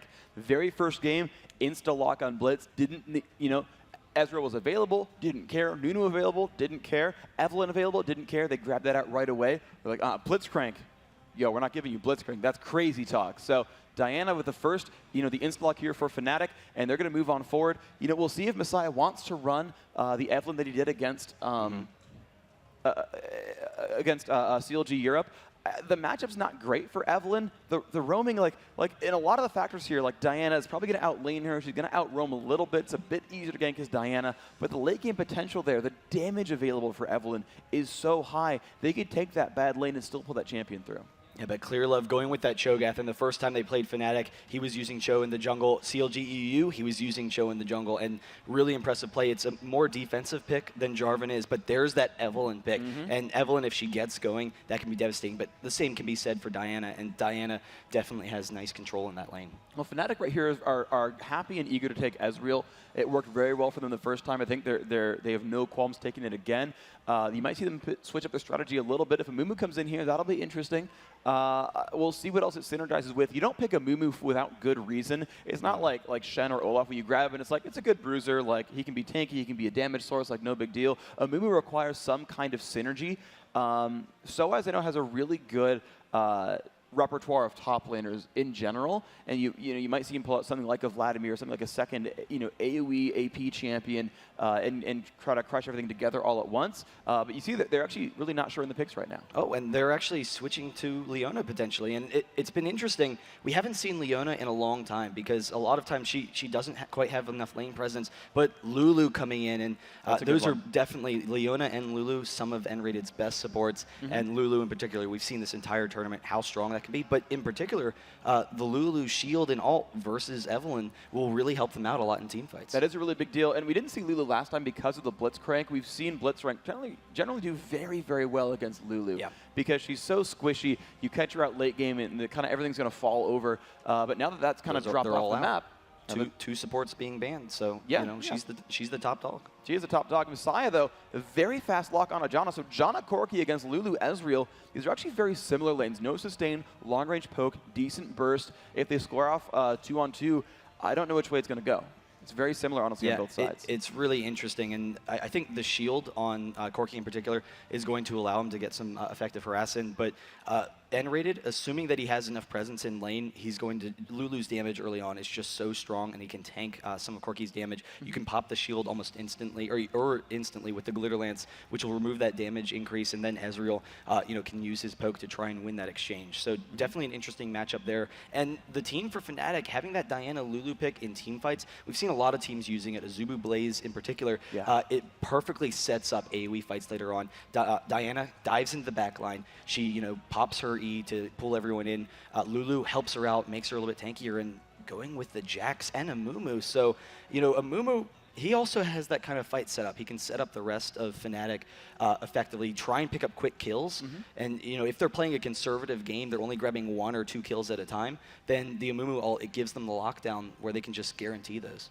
The one thing I actually am concerned about with FNATIC's picks, though, is they blind pick Jax, and immediately they click on Olaf. And this, to me, actually is interesting, because Jax is probably the best pick against Shen you can have, and with both of them available, FNATIC realized they couldn't insta-lock Shen because it'd give them a very bad matchup if WE picked up Jax to beat it 1v1. They grabbed Jax blind. The difficulty is Jax is going to have a rough time against Corki Janna. They can zone him out, and they can shove the tower super fast, whereas Olaf, as W have locked in, is actually really good at a 1 versus 2. We saw him kind of survive that last time around and didn't have the worst time of it. I mean, okay, yeah, the tower eventually happened, but as far as 1v2s go, that was actually pretty decent there from Caomei. So I'm worried for sOAZ's well-being in this game unless FNATIC makes some really strong early moves. But that's particularly considering if Olaf can secure that blue buff early on. And FNATIC, they have a decent level 1 team. Like it's definitely at a disadvantage against World Elites level 1, which you look at it and it's just really incredibly strong. If they land that Rupture, they have a lot of CC, they have a lot of quick burst. But I'm curious if FNATIC might try anything, tricky level 1, some aggressive ward coverage. If they can secure that blue, that would definitely help them in that 1v2. But I don't think they have enough level 1 strength in order to make those kind of plays against WE. Yeah, they're really going to be hiding here. The one thing that FNATIC has, at least to their lead, is there are 3 of them that can check brushes. So xPeke's Crescent Strike will reveal targets that hits for 2 to 3 seconds so they can see if someone's around. Rekkles can Mystic Shot, and if it triggers, he'll get a trigger of his passive. He'll see his cooldowns tick down by a second. He can tell someone's in the brush. nRated the same way with Glitter Lance. It makes a sound when it hits an enemy, and so they can all check and see if WE is coming in and trying to invade them. And W doesn't have the easiest initiation ever. They can try to Rupture, they can try to Undertow and follow up, and actually the Howling Gale as well. I mean, WE will absolutely outfight them in a 5-on-5 like with no worries at all, but FNATIC are going to be pretty good at sitting in the back. Yeah, with equal vision, there's definitely an advantage on our WE's side, but we'll see what's going to go on. We are making our way into this game. There's both of your teams, guys. Everyone get excited because that first game was incredible. If you want to see Team FNATIC 2-0 WE and make it happen again, let's hear your screams. And if you want to see WE make the comeback, bring it to 1-1 in the series, come on, guys, give it up for them. They're one of the strongest teams in the world. All right, the crowd a bit divided in person. It's been this way every single time. We've seen them cheer for the American teams most, the European teams second, and the Asian teams behind that, unfortunately. But, of course, all these stellar competitors, great people overall. Just being able to, and I don't get to talk with WE very much, unfortunately. There's a bit of a language barrier, but the limited English they do speak, they're awesome people. I love coming to these conventions, these events, and talking with the players because they're all awesome. They're great players, and they're happy to talk to me about the game. I'll ask them questions, and provided they're able to answer, they'll satisfy my nerd curiosity. It's great. Oh, and FNATIC actually pinging up the top red, so making their way up into that tri-bush right up the river, being very aggressive early on and hoping that they maybe grab someone. Caomei, he's walking right in that bush, and they will be able to catch him out. No, just barely walking by. They don't have the ranged initiation, so he's going to walk out easily, throws the undertow, and FNATIC just has to back off. Yeah, they were trying to race Caomei to that top brush and find a kill out of nowhere. They knew WE would probably tend to... it's how they always run this. And actually, I immediately ran over to FNATIC's little huddle and listened to their pregame talk. And he's like, they always run to the tri-brush. They always run 1 or 2 guys to the tri-brush. If we get there in time, we can kill them. And they tried. They got really close to that one. They almost picked up Caomei there. And that was just like one of the early game strategies was like secure our jungle, look for the gimmicky first blood, and then we'll just turn around and try to play defensive. And I thought it was intense how both teams, including FNATIC, who just won that game, rather than sitting back being like, wow, guys, that was a really great win, they were just as intense as you can imagine, discussing strategies, because they definitely respect WE a lot as a team, and WE, on the other hand, they were just as intense, trying to figure out, all right, what can we do to shut down FNATIC? And we can see actually that WWE are really not looking for any early pressure. You see nRated put down 2 wards very early on, both watching the river, trying to make sure nothing sketchy is happening. WWE are already feeling very, very insecure because you've seen Weixiao constantly tossing out phosphorus bombs. They're checking brush one at a time, trying to make sure nothing's falling down. But there we go, WWE making the move forward. FNATIC knows exactly where they are here. Yeah, Cyanide, he's able to clear out those wraiths fast enough so he can transition up to that blue. He's going to be safe there, but they're going to be able to take out this red potentially. Some quick damage from Diana, but it is still a 4v4 actually, so FNATIC could maybe fight this. WE, they don't want to tank that red. They just back out of there. And they pulled sOAZ down to make sure that the team was safe, but you can see that 3 wards now early on from nRated. He's completely spotted out and made sure nothing was getting stolen away. Cyanide with a smiteless pull onto that lizard buff. He's going to take that one for free. The wolves are already gone, but he's going to walk up and get the golems very, very quickly here. And because WE came down for that invade, Clearlove's a little bit behind on him now. He doesn't get the same damage output. He's it's going to take him a little bit longer, so a quick advantage for Cyanide. And we've been seeing everyone using that red buff first, Amumu, and it's been really strong so far. Yeah, smite on the Cho'Gath, he's definitely a little bit behind, and this actually could result in some quick aggression from Cyanide. It's not the easiest thing in the world to gank as Amumu, but he might just try. xPeke versus Misaya, that's the lane matchup to really, really watch here. The rest of them are going to be very equal otherwise, but mid lane's going to snowball out very, very fast. When you got 2 assassins fighting, one of them's going to start killing the other pretty quickly. And Cyanide's up top. A lot of times we've seen the Amumu just sitting in that bush waiting for the opposing gank, but actually they go in because they know that Clearlove, he's a little bit behind. The stun from sOAZ trying to get the damage, the bandage toss missing. Caomei able to get out of there, so really impressive play. That was a really good move, and you know when you don't have flash, as soon as they catch up to you, it's going to be a painful situation. So ghosting away, jukes it out in time. Great job right there to make himself survive. And look at the reflexes there. He shielded just off of an auto attack animation from Rekkles. Really, really nice play. Oh. And there comes a counterattack. That's the way you actually fight against Janna. The shield is 5 seconds long. The cooldown is 10. You bait the shield out, count to 5. And as long as you pass first grade and know how to count, you go in and go for the pressure. And Lulu, for a long time, has been, one of those favorable matchups against Janna. The harass, taking down that shield really quickly. So for them to hold their own against this bot lane is really incredible. But Cyanide actually coming in on this top lane once again. The stun, sOAZ almost going down, but the bandage toss, first blood going on to Jax. And that is the lead that FNATIC wanted to start this game with. And that was a really good play. I was kind of wondering why they were camping top so hard, because I feel like mid would snowball faster. But once they burned the ghost, they knew they had exactly the tools they needed. And in retrospect, like, that gank will happen over and over until he's level 6. He's got another couple of minutes until Ghost comes back up. He has no way of getting away from Leap Strike, Counter Strike, and getting the free stun. And then from there, Cyanide, how could you not banish toss to stun target? So this is going to suck really hard for Caomei for a while. And it's going to be Clearlove having to look for counter ganks. Yeah, and it gets sOAZ off to a good start, and that lane can snowball either way, and Olaf can definitely bully around Jax in that situation, but with the Ghost down for quite some time, he can't play aggressive against Jax. He needs to just sit back and passively farm, and that's just going to allow Jax to turn it into a free farm lane for the meantime. You're seeing, though, the funny thing is that Caomei was actually winning in minion kills the entire way through. They actually come back to lane with basically equivalent items. Both Ruby Crystal and Doran's Blade cost 475, and they're like, all right, well, we're kind of equal power right here. Cyanide could keep showing back up. Difficulty is he doesn't want to fall too far behind. Amumu is a champion who really, really needs levels because he needs that base armor and magic resist gain and the extra health to really survive team fights. He's got to jump in. And the difficulty here for Amumu is Clearlove is going to max Feral Scream and get a 2.5-second silence.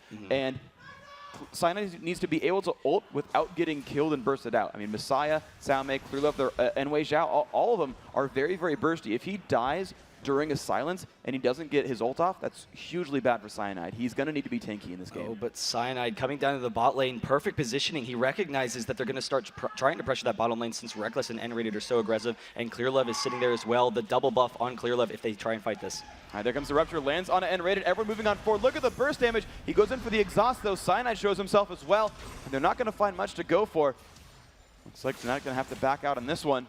Yeah, so a safe play from FNATIC, but you see Weixiao, he's so low in this lane compared with Rekkles. So Rekkles still has his 2 health pots left compared with Weixiao, who has none. So a really nice early lead, and we'll see if they do it. Clearlove, he's still here looking for Rekkles potentially, but he should be able to get the Arcane Shift. The red buff slowing him down, and there's the Rupture, the flash from nRated to get out of there, but they're still chasing him down, trying to get back this bot lane. Yeah, but they don't have Cyanide this time. He shields up. FNATIC's got to be a little bit careful because there's still a lot of pressure there they've got to worry about. Caomei actually having a really good time in this lane. You can still see he's up in minions, and sOAZ is out of potions here. Yeah, so sOAZ does back off. Some great harass from Caomei, and left part again of to it the is bottom lane. recognizing that Cyanide was down bot, but Clearlove just camping this lane so hard. He wants to make sure that they get in a good situation, and Weixiao is very low right now, so he doesn't want to leave lane yet. He's trying to get one last item or not allow himself to fall behind in experience. He's already a level behind. He needs to, or just a couple of minions behind. He needs to get these minions as they hit the turret.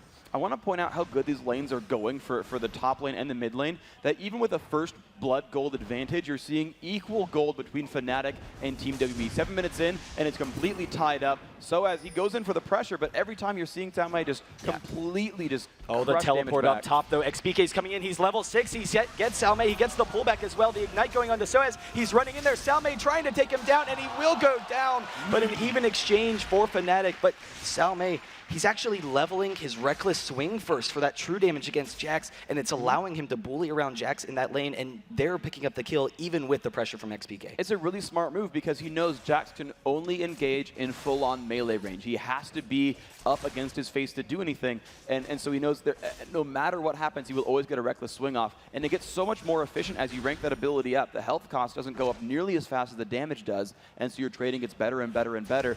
He doesn't need to wait for it. He's not trying to push sOAZ down. He just wants to trade out and win. Well, and he also doesn't have to worry about that mana cost that comes with spamming those undertows to clear out minion waves that could potentially throw the lane in sOAZ's favor the longer the lane progresses. So really effective harass, and Misaya in a really good situation. As you said earlier, he's able to take control of that mid lane, but Diana leaving the lane looking to get some pressure. She has 2 Dorans early on. She actually has a pink ward as well to try and keep an eye on Misaya. And it just keeps seeing, and we just keep seeing that the W is focusing down on the bottom lane. Misaya, he's making his way down there, actually turns back, seeing that FNATIC is not moving too far forward, and that's where Pekka is going to put down that vision ward. It's probably going to be in the small brush right by the dragon. There in the river, so they catch Misaya with the river pink ward to make sure that they always keep an eye on him. Yep, and that's exactly what they need to do. Caomei taking a lot of punishment. Now that sOAZ is actually past level 6, his trade gets a lot better because he can prime the damage from his ultimate, whose name I've forgotten, can't hover over. And that way he's actually Grandmaster Might. Thank you. Yeah, Grandmaster's Might. He's able to use that and actually start out-trading Rekkles Swing, and suddenly sOAZ got a really big advantage here. Yeah, so it's going to be an interesting setup there. I mean, with those early kills onto Jax can definitely snowball, but he has so much HP right now that the true damage isn't as effective as it was earlier on. Both mids being able to pick up that blue, but Clearlove as well, he has an Oracle. So recognizing really strong ward coverage has been able to shut down Evelynn so far. He wants to clear out a couple of those. If he sees that pink ward in particular, that could really allow Misaya an opportunity to roam and get himself in this game. And it just depends on which path he takes to get around the map, because as long as he doesn't run through that brush, he maybe goes to his jungle, cuts down toward Dragon. They might call the MIA, but even still, at the very least, they won't know exactly his timing or exactly where he is and know which lane he went for. And that's a potential for Misaya to make some moves here. Yeah, and he does grab the bottom pink ward, actually, but there's one in the top lane as well, so a couple keeping an eye on Misaya. Caomei actually maybe being baited in by sOAZ. sOAZ, he actually used the counter-strike. He jumps in, the ultimate from Caomei. He will be able to back out of there and turns and does a lot of damage onto sOAZ, but perfectly safe against that Amumu gank and exchanging damage very effectively. Yeah, unfortunately, Caomei could not really chase through that. His ult only lasts 5-6 seconds, and when you get in that kind of a situation, and you just kind of chase someone with a move on your team, he maybe would have killed sOAZ, but Cyanide, once that timed out, would have gotten an easy ult into stun combo and burned him down. That's not something that Caomei wants to do. Even if you pick up a kill, trading away a kill with an assist is never worth it. Yeah, and actually, WE, they have vision of xPeke by those Wraiths, so they have the option of maybe pressuring him, but they're making their way down towards the bot, maybe towards that Dragon, but moving back in towards that mid lane, trying to see if they can catch someone off. They actually have Cyanide, the Rupture, he lands right into it, and Misaya dropping him very quickly, even through that ultimate. And that is the burst combo that's going to be so incredible in his mid-game. Misaya's Agony's Embrace is going to hit so incredibly hard. And Clearlove, as long as he has Feast up, I mean, they can almost one-shot somebody in a combo together. It's a scary place to be. And there's the early advantage coming in for WE. They were way behind in the first game. Now a 2K gold lead, trying to take back this second game. Really impressive start for them. The bottom lane, though, Rekkles is actually ahead of Weixiao's Corgi, which has just been almost unstoppable so far this tournament.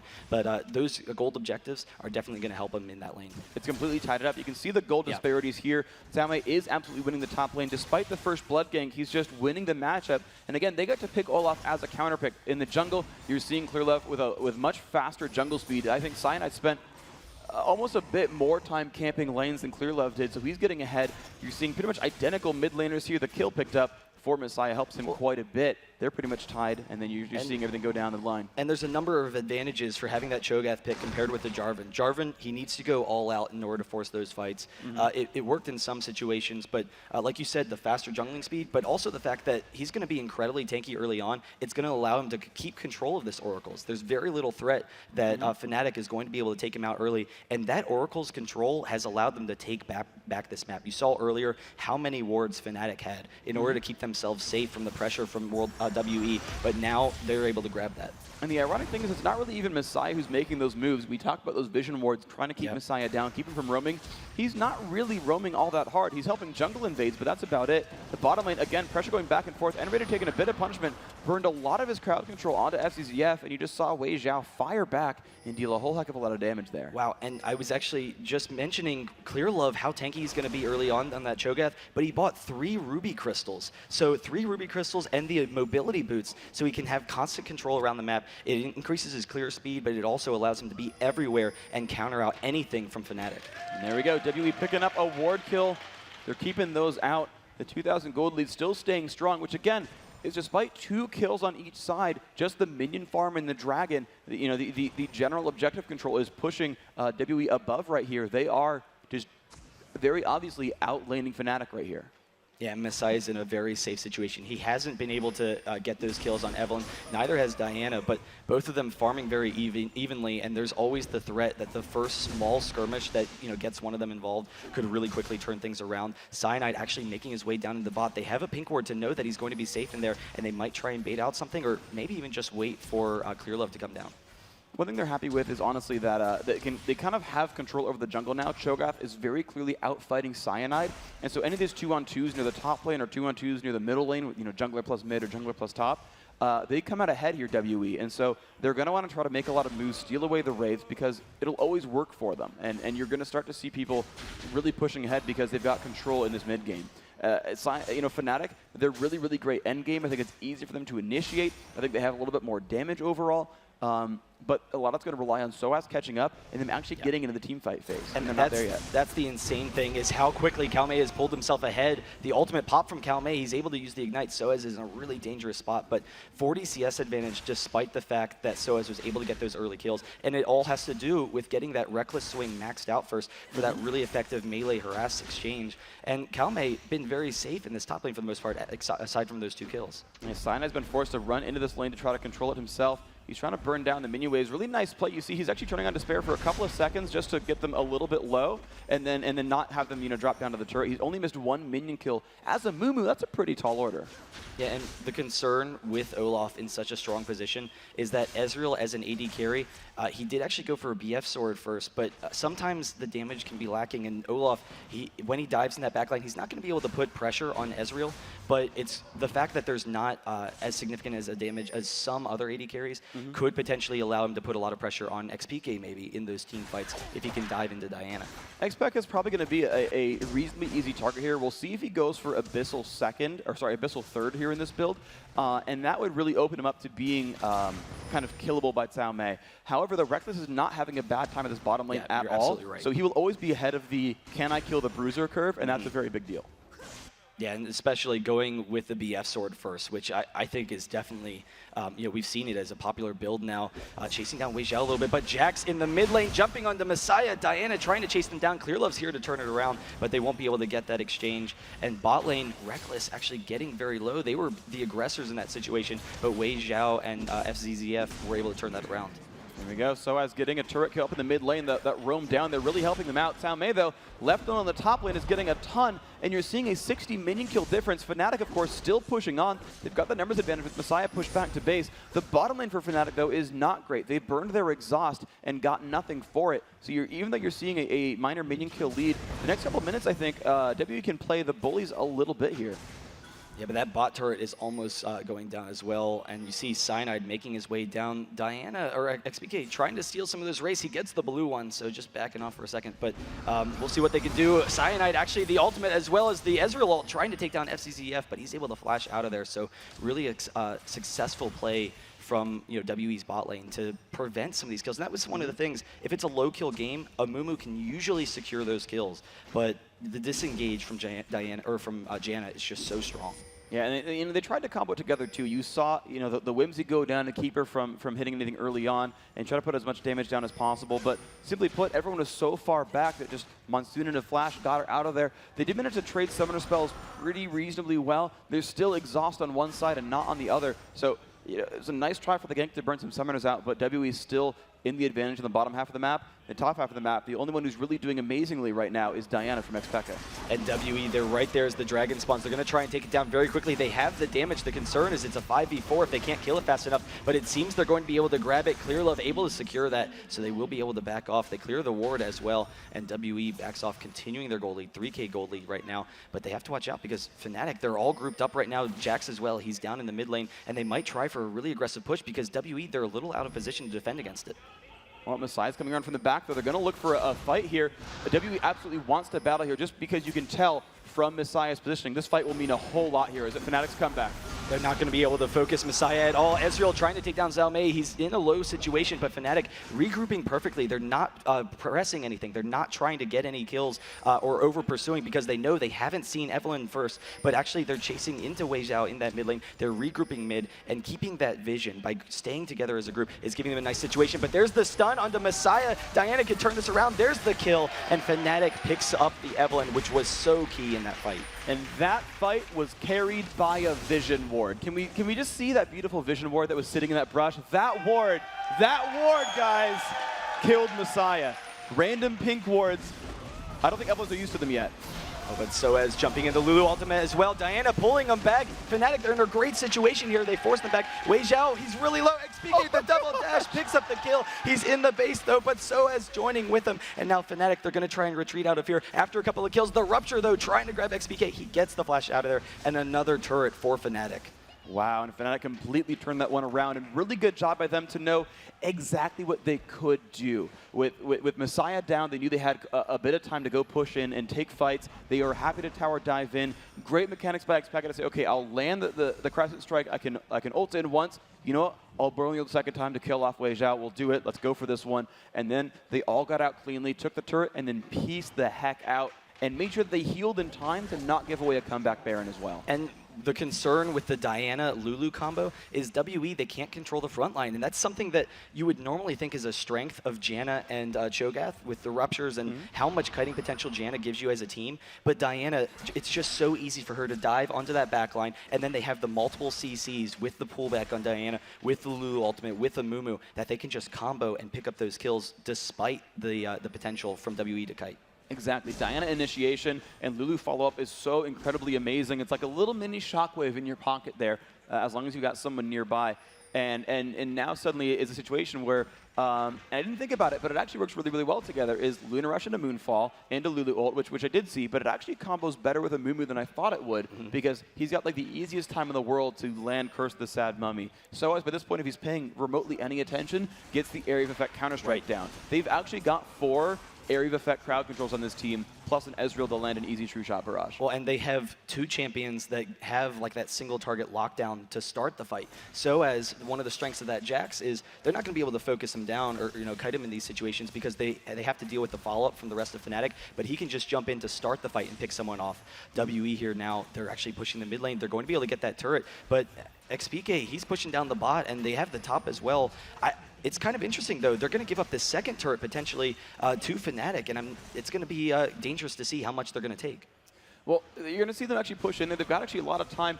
Actually, Rekkles might be happy just to trade because I don't think they can push much harder onto FNATIC's lineup. But meanwhile, FNATIC's going to take 2 inner turrets for the one right here. Pekka's going to get this one, and at the top lane, Rekkles is going to get the other. Yeah, and I'm a little surprised that WE didn't just try and maybe push in for that base, but it's really difficult to take that early on. And Rekkles playing very safe. He wants to get back in the base because he needs to group with his team in case WE tries to force a fight. So they get 1 turret, 1 is low, and it's an even exchange for FNATIC. But even gold right now. So despite all of the kills for FNATIC so far, it's even, but it doesn't feel even because FNATIC just has such an insanely strong team comp.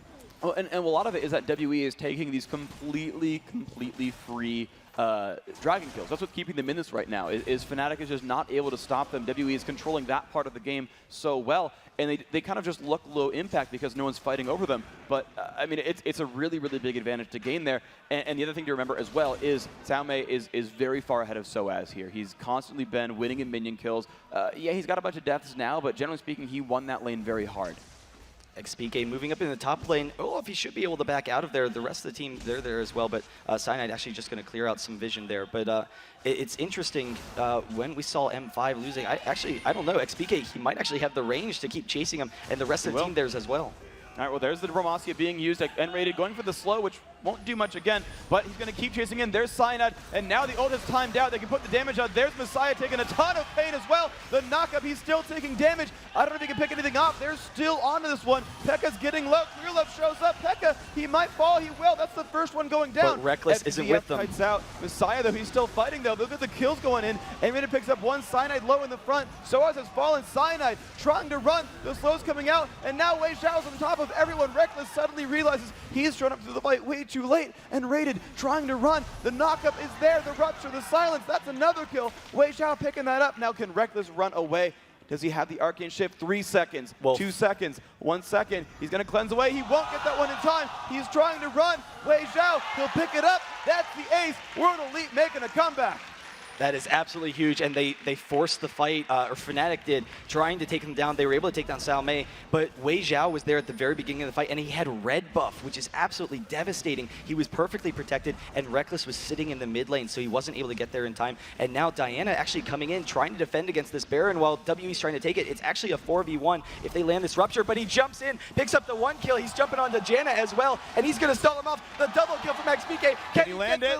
He gets the Moonstrike. Can he get the R onto Clearlove? He can't, but he can still push in. Cyanide's nearby. He's got about 7 seconds until that comes back up, but there's going to kill the ward. It's good enough. 2 kills and a ward. Nice job, xPeke. He completely stopped that Baron, and that would have been a huge turnaround from WE. And now look at this. FNATIC, they're going for it, and Jax is very strong at taking Baron in this game. I don't know if they're actually just going to completely force it or if they're just looking to bait in the last couple members, but if WE doesn't come in, they'll be happy taking it regardless. Misaya peeking around the backside. xPeke is fairly low. This is very risky for Clearlove. He's immediately one-shottable. They see him, Misaya. They're going to go in for this one. There's the Moonfall. There's the Lulu ult. And the burst is on. She'll pick up sOAZ, but Misaya should be able to get chased out here. Rupture doesn't hit anyone. That will be the one-for-one trade. They're back to 4 here, but they realize the respawns have happened. WE, a good trade. That was worth it. And you can see they're just baiting it out. And once again, it's the perfect pink wards from FNATIC. And you look, there's 4 pink wards from FNATIC all around the Baron pit. And when we saw M5, versus Curse NA, I believe, we've seen a number of games so far with Evelynn where M5 just has like this ridiculous turnaround where they instantly kill people with Evelynn. They can come into the back line and just instantly kill the AD carry. And we haven't seen those pink wards in the past to shut that down. But the perfect vision from FNATIC completely blocking Misaya from this game. I'm just like trying to comprehend how amazingly well FNATIC have gotten that. I mean, how much gold they've had to spend to put these wards down. And I mean, how many got timed out or swept by an Oracles without detecting Evelynn? But how many of those did find her and turn those games around? I think every single time it's made it work. The ward goes down, they see the Baron attempt, everyone's going to collapse in, except for Clearlove. Clearlove is far here, so they won't have the smite. The feast is down as well. They have no way of stealing away Baron. Cyanide should be able to get this, but no, they're going to turn on to Caomei. A bit of damage, he dives into the front. This battle's going to start here. Caomei going very low. He's able to back out of there, but Rekkles is in a perfect situation, and Weixiao's pretty low. But FNATIC, they have to back off because there's just too much damage, and they don't have enough to take down Misaya right now. So if Misaya gets a couple of kills, he's chasing. There's the Rekkles swing taking down one. Misaya and Weixiao taking down another. They're still pursuing after xPeke. He jumps in, picks up 1 kill before he goes down, but still a couple of kills for World Elite. And now sOAZ is the only one left, but he's low. He has to go back, and this could be the Baron that WE's looking for. And that was a 4-to-1 trade. The Janna ult, very smart by Fzzf. Even takes a couple of Baron shots to make sure his team stays a bit healthier. Weixiao dodging the knockup from Baron, and they don't have, I don't think FNATIC has any way of stopping this one out. And a beautiful, beautiful job by WE. They completely bursted down Cyanide, and that was what they needed. He got his ult off, but they put out so much damage. The tanky men were in front. Caomei with a great job in that fight. That is Baron for them. Misaya won't be wearing it, but nice job, WE. And sOAZ coming in to check, see if he can maybe grab anyone, but no one's going to be there for him. And WE, they're actually turning on him. They have him kind of pinched, but he's going to be able to back off to his base, so he's going to be safe there. But having that Baron, the gold that it's going to be pumping into Evelynn, you know, the fact that it's going to protect them, you know, if they slow down the fights a little bit from some harass from Diana potentially, is going to be huge. And if WE, if they organize their fights, then they're going to be able to, you know, shut down that Diana potentially. She jumps in, and they have a Rupture waiting for her right on their AD carry. That could be really brutal, but it's really interesting to note, and you mentioned it earlier, how much gold has FNATIC spent on pinks, and it has been very effective for them. They've all been very effective. Cyanide actually able to control that blue, but the interesting thing is, it's a 5K gold advantage for WE, and then you have to consider a couple thousand gold just going to those pink wards. Yeah. So it's actually a more significant lead than that. It's maybe like 7K as far as items. Yeah, absolutely, and that's going to be a big difficulty here for FNATIC, is the individual power is going to be weaker on them.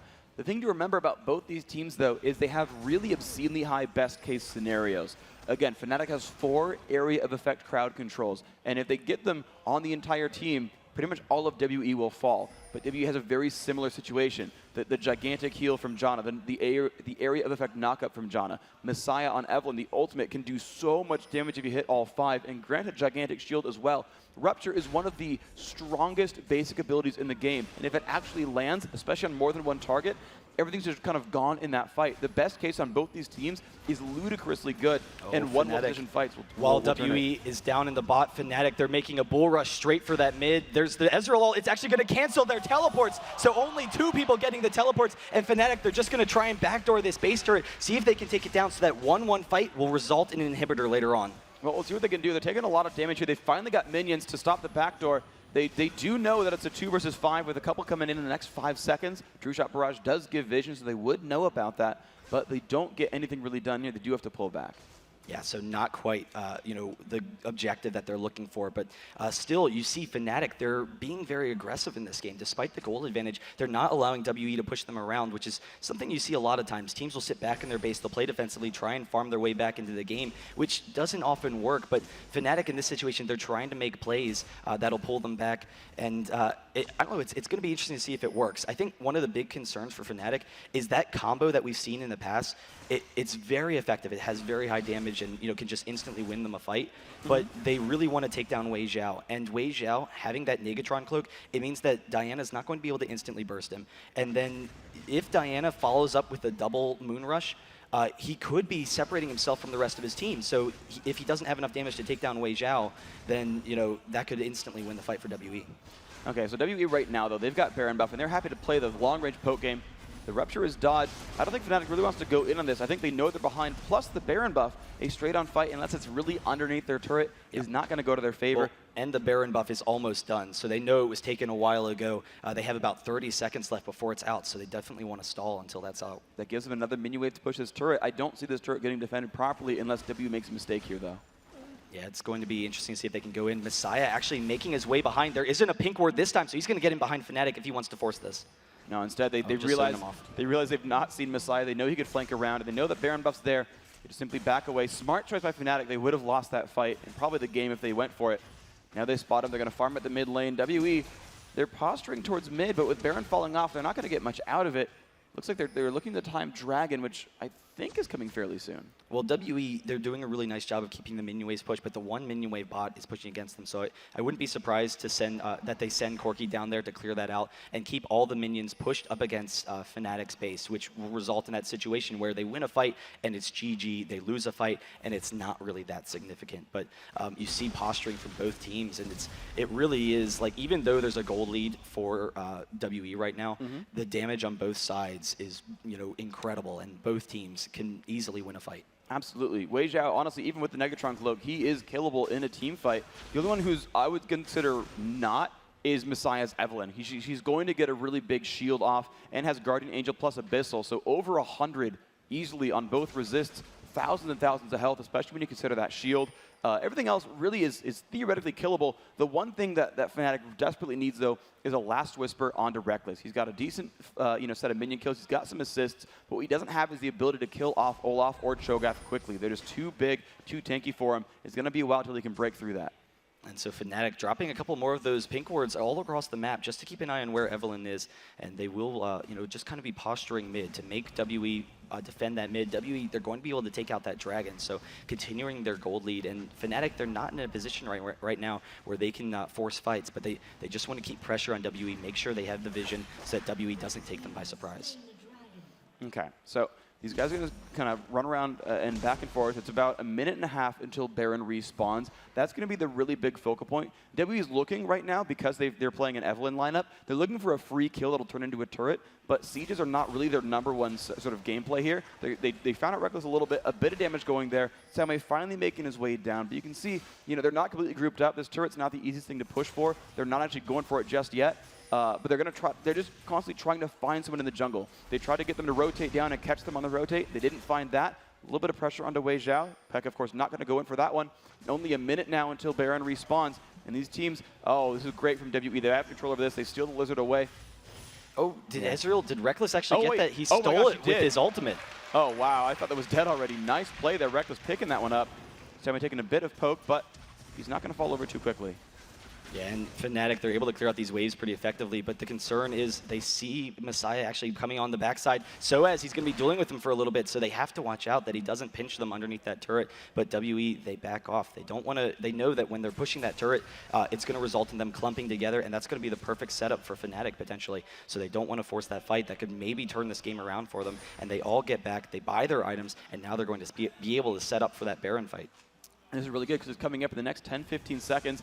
And, you know, I like what WE tried to do there is they actually managed to split up Fnatic just a little bit. You saw them go in back for that turret once they saw sOAZ go to the mid lane to farm. Keeping those waves pushed kind of forced Fnatic to make some moves, separate themselves, and give a little bit of free pressure to Team WE. But now that that's gone, Baron's back up. Fnatic, they're really just charging up this right-hand side, and the thing is, though, Evelyn can come in from behind them unless they've baited that perfectly with pink wards, which I don't think they have. This could spell disaster. Yeah, they don't have the vision right now, so if Misaya comes in, it's going to be really dangerous. But Fnatic retreating away from the rest of the team doesn't allow them to chase them, and that means that, you know, Misaya can't force anything. If he did initiate, then he would actually go down fairly quickly. But Fnatic, it's interesting, you know, constantly pushing the lanes. It puts some pressure on WE, where maybe WE, if they decide to take the Baron, Fnatic gets an inhibitor, and, you know, maybe Fnatic is able to stall off against that Baron with the wave clearing, or, you know, just at least keep vision of WE and see where they're at. This is so risky from Fnatic. They've just sent sOAZ away and back to the base. They're pushing in as 4, and they have so little ward coverage. They don't see much of WE.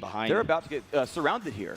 Clearlove, he's coming in behind. They could get a rupture on this, and he can definitely initiate that. So Caomei trying to get in the team. Rekkles actually has to arcane shift and then flash out, so he's dropping very quickly. And with Rekkles down, that is the one fight for WE. The question is, can they pick up any of the rest of Fnatic? Misaya's running forward. Pekka tries to summon a teleport out. He does not get it. Forced to Zhonya's. He's going to fall next. That is a sure kill there. Does not pick up much. Caomei trying to chase down nRated. nRated without mana. That makes a free kill for Olaf. I don't see he could just like swing auto attacks and get it for free. The red buff is easily going to lock that down, and WE, it's going to be interesting to see if they actually go for that Baron or just decide to push a base. But because the minions are pushed away from them, because Fnatic did a really nice job keeping the pressure on the base, they're going to be able to go in for that Baron and another couple of kills. sOAZ is kind of peeking in here, though. Misaya chasing them off, making sure that there's no pressure at this Baron. sOAZ actually going to fight this, and Amumu's on the other side, going to try for a steal, but Weixiao dropping him very quickly. sOAZ is going to drop. There's the flash from Misaya to pick up that kill. He is going to drop, and Amumu right now, Cyanide, keeping an eye, but if he dives in for this, even if he steals the Baron, there's going to be so many people down from Fnatic right now that it's going to allow WE to push into their base. He's going to just dive right on in, gets bursted down way too quickly. I don't think he had vision of Baron, so he had to kind of just guess when the timer might have been. That's not going to be the situation. Fnatic really tossing this game in the garbage bin. You know, their plan was that even though they had no ward coverage, they're like, okay, WE, at this point, we saw them leave the map. They're in Fog of War. They're probably going for Baron. All right, let's try to trade the base. The problem is WE had not done that. They were not locked up in that situation. They were actually towards the middle of the map, and they got to turn that around and pinch on everything. So Fnatic's gamble completely did not pay off here. Yeah, now Clearlove can easily tank this. He has the Janna shield. He also has a lot of armor. They take down the turret. 2 members still down from Fnatic. They're going to be able to grab the inhibitor as well. I actually wouldn't be that surprised if they just decided to switch to another lane, but they have so much gold right now. They'll just back off, safely buy items, and then force another fight with Fnatic. Absolutely. I think 2K and like all of them. Right exactly. Now. Yeah, they got a couple of turrets. They got Baron and pretty much an ace at that point. So It's their time to kind of regroup and just push a new lane, mid or bottom. Honestly, you normally call bottom once you kill the top lane, but they could kind of go wherever they want. Fnatic's gonna have a super hard time of stopping them in a battle. You're seeing them actually sit inside their base. There's minions to farm, and they can't go get them. They're very, very defensive here because WE can always catch them out and pick them out and pick them off. A couple of new items coming in for WE. Misaya was already unkillable, but now with all the shields that he has, the GA, he has a Zhonya's as well in case he gets picked off. So he can actually maybe initiate fights now for WE. He's strong enough, he can then jump into the middle of the team, slow them, and then Zhonya's until the rest of his team joins. On the other hand, Weixiao has so much damage, picking up that Infinity Edge, and he's already very safe. So the damage output from WE is just incredible, and I don't know if Fnatic has the same damage in order to take them down now with how tanky they are. Well, they're going to see what they can do here. The ward goes down. This is one thing that WE's done so very well is keep just rampant ward coverage pretty much everywhere. They can spot whenever Fnatic runs around. Of course, none of them put invisible on the map. There we go, actually a little bit of a catch on Caomei. Of course, he will just simply undertow, pop the ult. Here comes Misaya. sOAZ dropped below a quarter. He's taking so much damage. Will he fall down? Yes, that's one. There's Shrilly's being used. Cyanide getting picked out. He's going to fall. Pekka's got nowhere to go. Zhonya's not going to matter. He's going to drop. Rekkles gets out, but they only have 2 versus 5. Surrender from Fnatic. They recognize it's over. WE would be able to push in the Nexus, and you saw at the end there almost no damage onto any of the members of WE. They were trying to take down Olaf. He was way too tanky for them, and it baited them into a fight, even with the Amumu ult and everything being blown. They just really couldn't scratch anyone from WE at the end there. So really impressive play. They've brought it back. It's a 1-to-1 series right now, and that means it's going to go into a game number 3, and it's anyone's game really after those first 2 incredible games. It is. This is super close on both sides, and now if I'm one of those teams, I don't know what adaptations you really make. You've kind of run out of bans on both sides. The one difficulty for Fnatic is they're back on purple. They've got to probably ban at the Diana. That's not something they want to give away. We saw how strong xPeke was on Diana. Even on the losing team, he was still making plays, setting up a lot of options. I think Olaf has to join the ban roster now from Fnatic because Caomei, he's just making too many plays, and it seems like even though they knew that was probably coming, they knew that, once they picked Jax, Olaf was likely to be next. He still crushed that lane. Caomei still won that very, very handedly. They gave first blood to the top lane. It actually went specifically to sOAZ, a 400 gold boost, and he still couldn't do anything with it. It was just, he ended up getting outlaned one-on-one, and maybe it's a skill difference and they can't bridge that gap. But my thought is I think a lot of it is the champion, that he's very good specifically on Olaf. It's the reason they're picking it is that it's probably one of his best champions. And they can't let him do that again. Well, and Olaf, you can get so tanky early on, and he has such high base damage. But there's really, like you said, with that first pick for WE, there's too many bans that Fnatic have to be considering in their head right now. So they really need to, think about how they can manipulate it so that when WE does get one of these OP champions that they're really, happy with and know that they're really strong with, that Fnatic's going to get some equal value there because there's too much to ban. Rengar, Olaf, Diana, all these champions that we're discussing, and TF as well. God, don't allow TF on the Misaya. But we'll see what's going to happen, guys. We're going to take another quick commercial break, and when we come back, we're going to check out game number 3, WE versus Fnatic Raid Call. This is IPL5.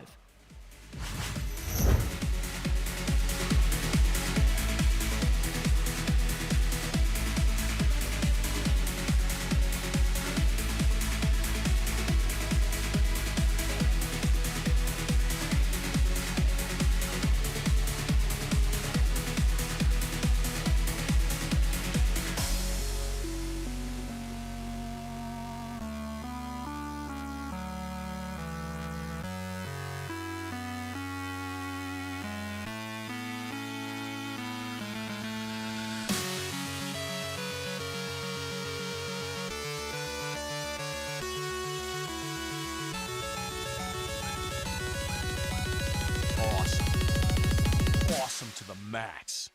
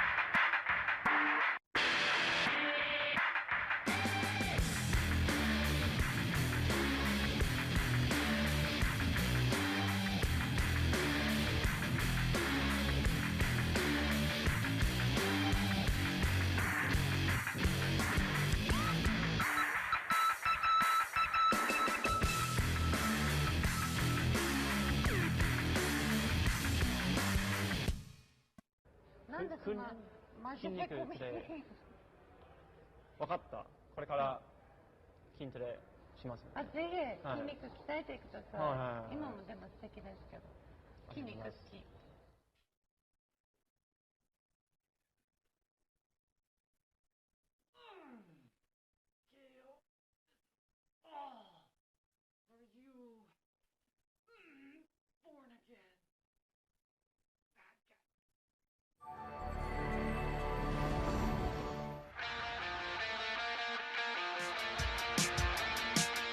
The new AMD A-series APUs give you discrete-level graphics and multi-core CPU power, all on one chip. Here's an idea. Home stuff, Diablo 3, dubstep, Minecraft, Adventure Time, Dungeons and Dragons. Anyone who has ever made a lolcat has also made a work of art.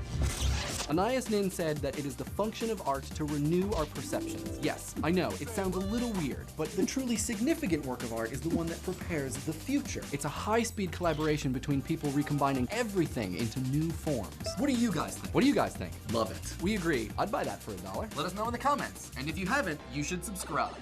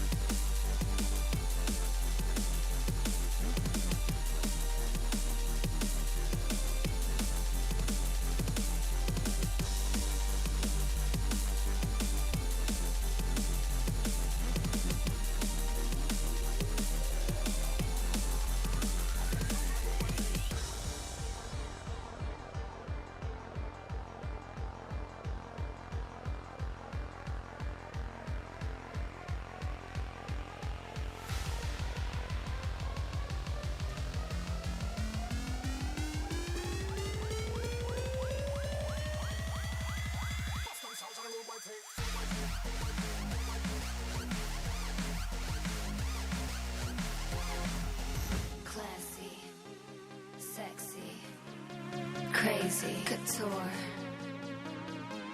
classy, sexy, crazy, beautiful, style.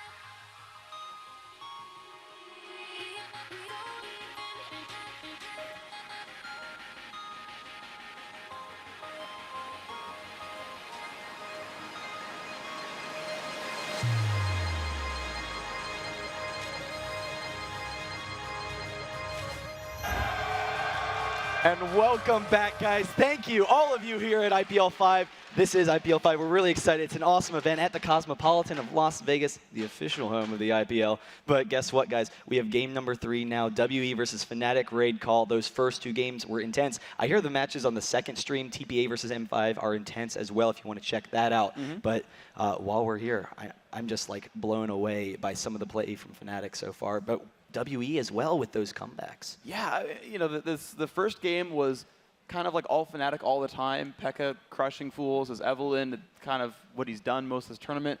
Rekkles had an awesome game as well. Everyone just had a really great game. And WE didn't really have any openings for them. In the second one, you saw FNATIC start out really well. They had the bad top lane, but everything else, they got first blood. They were winning the bottom lane. Pekka was having a good job. The only one who was kind of behind in farm was Cyanide in the jungle.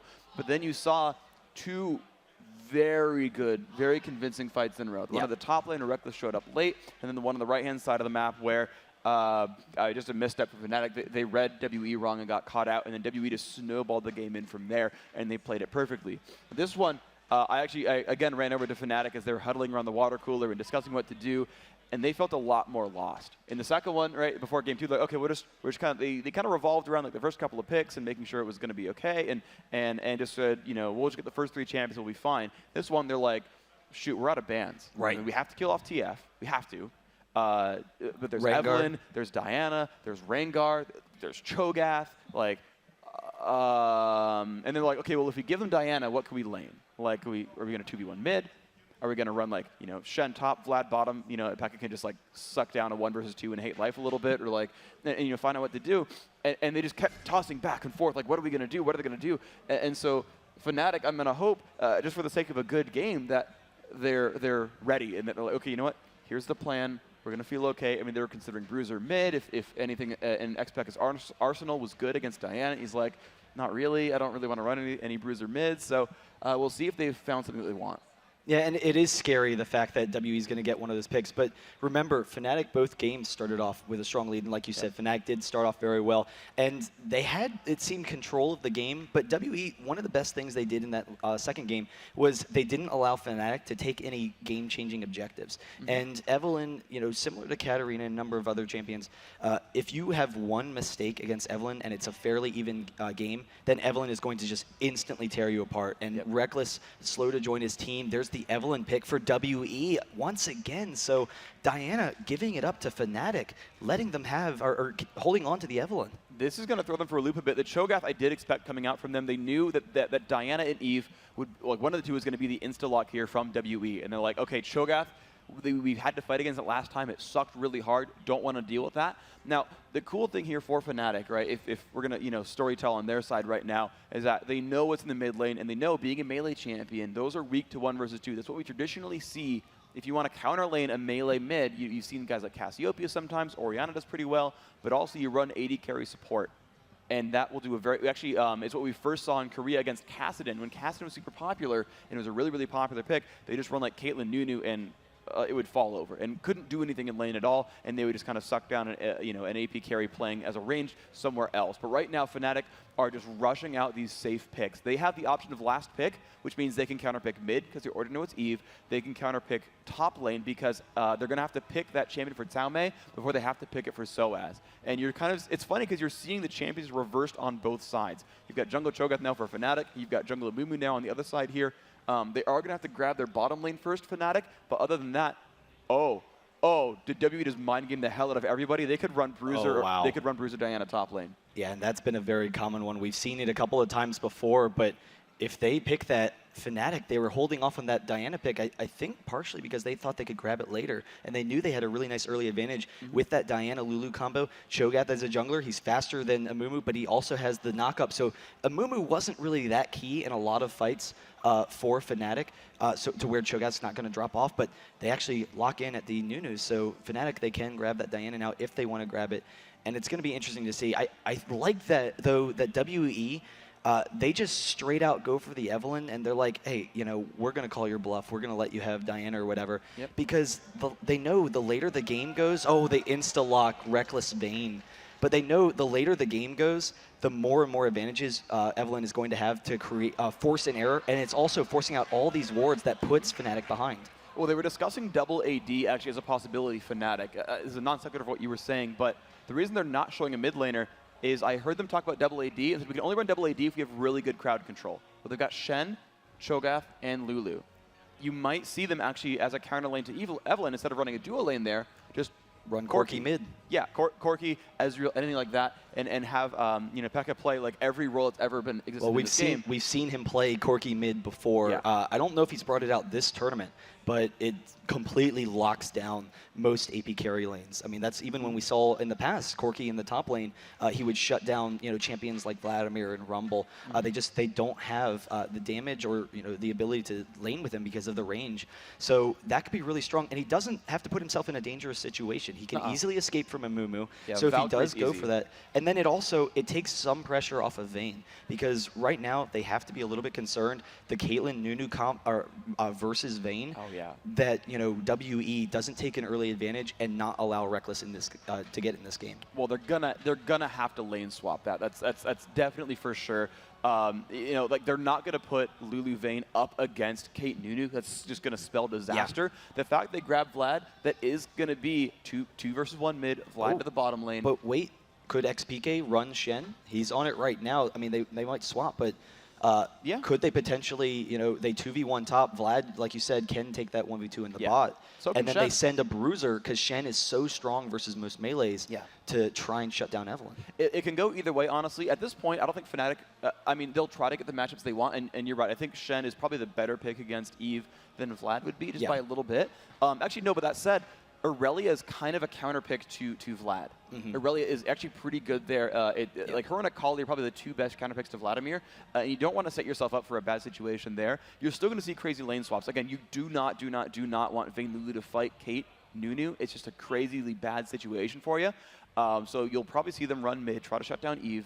Because it's the nice Eve counter, and you're going to see everyone just go every which way and just try to get good matchups. And so they do swap Shen onto sOAZ. So there's still a question of where they're going to go in these lanes, but we've seen throughout the tournament how aggressive Caitlyn and Nunu can be early on in the game. And it's not just like the early tower advantages and the early lane advantages, but then in team fights, she's so safe as a champion. It's very similar to Ezreal. So despite the fact that she doesn't have a natural steroid, Blood Boil helps, of course, and will get her really just beefy as far as damage. But she has such long range, and we've seen people like Light Sledge on Meat Playground and all and CLGNA with double lift, that you can't pressure out of fights, so she's constantly hitting. And a lot of times, AD carries, the second you can force them to stop attacking and chase them away from that fight, that's when you've won that fight, because the enemy team is losing out on damage. You can't do that against Caitlyn. No, it's not going to happen whatsoever. And the thing is, we're already going to count Caitlyn as, well, they're going to probably fast push a turret. Even with Nunu, who doesn't kill turrets all that well by himself, because he's melee, he can get caught out and get ganked by doing that.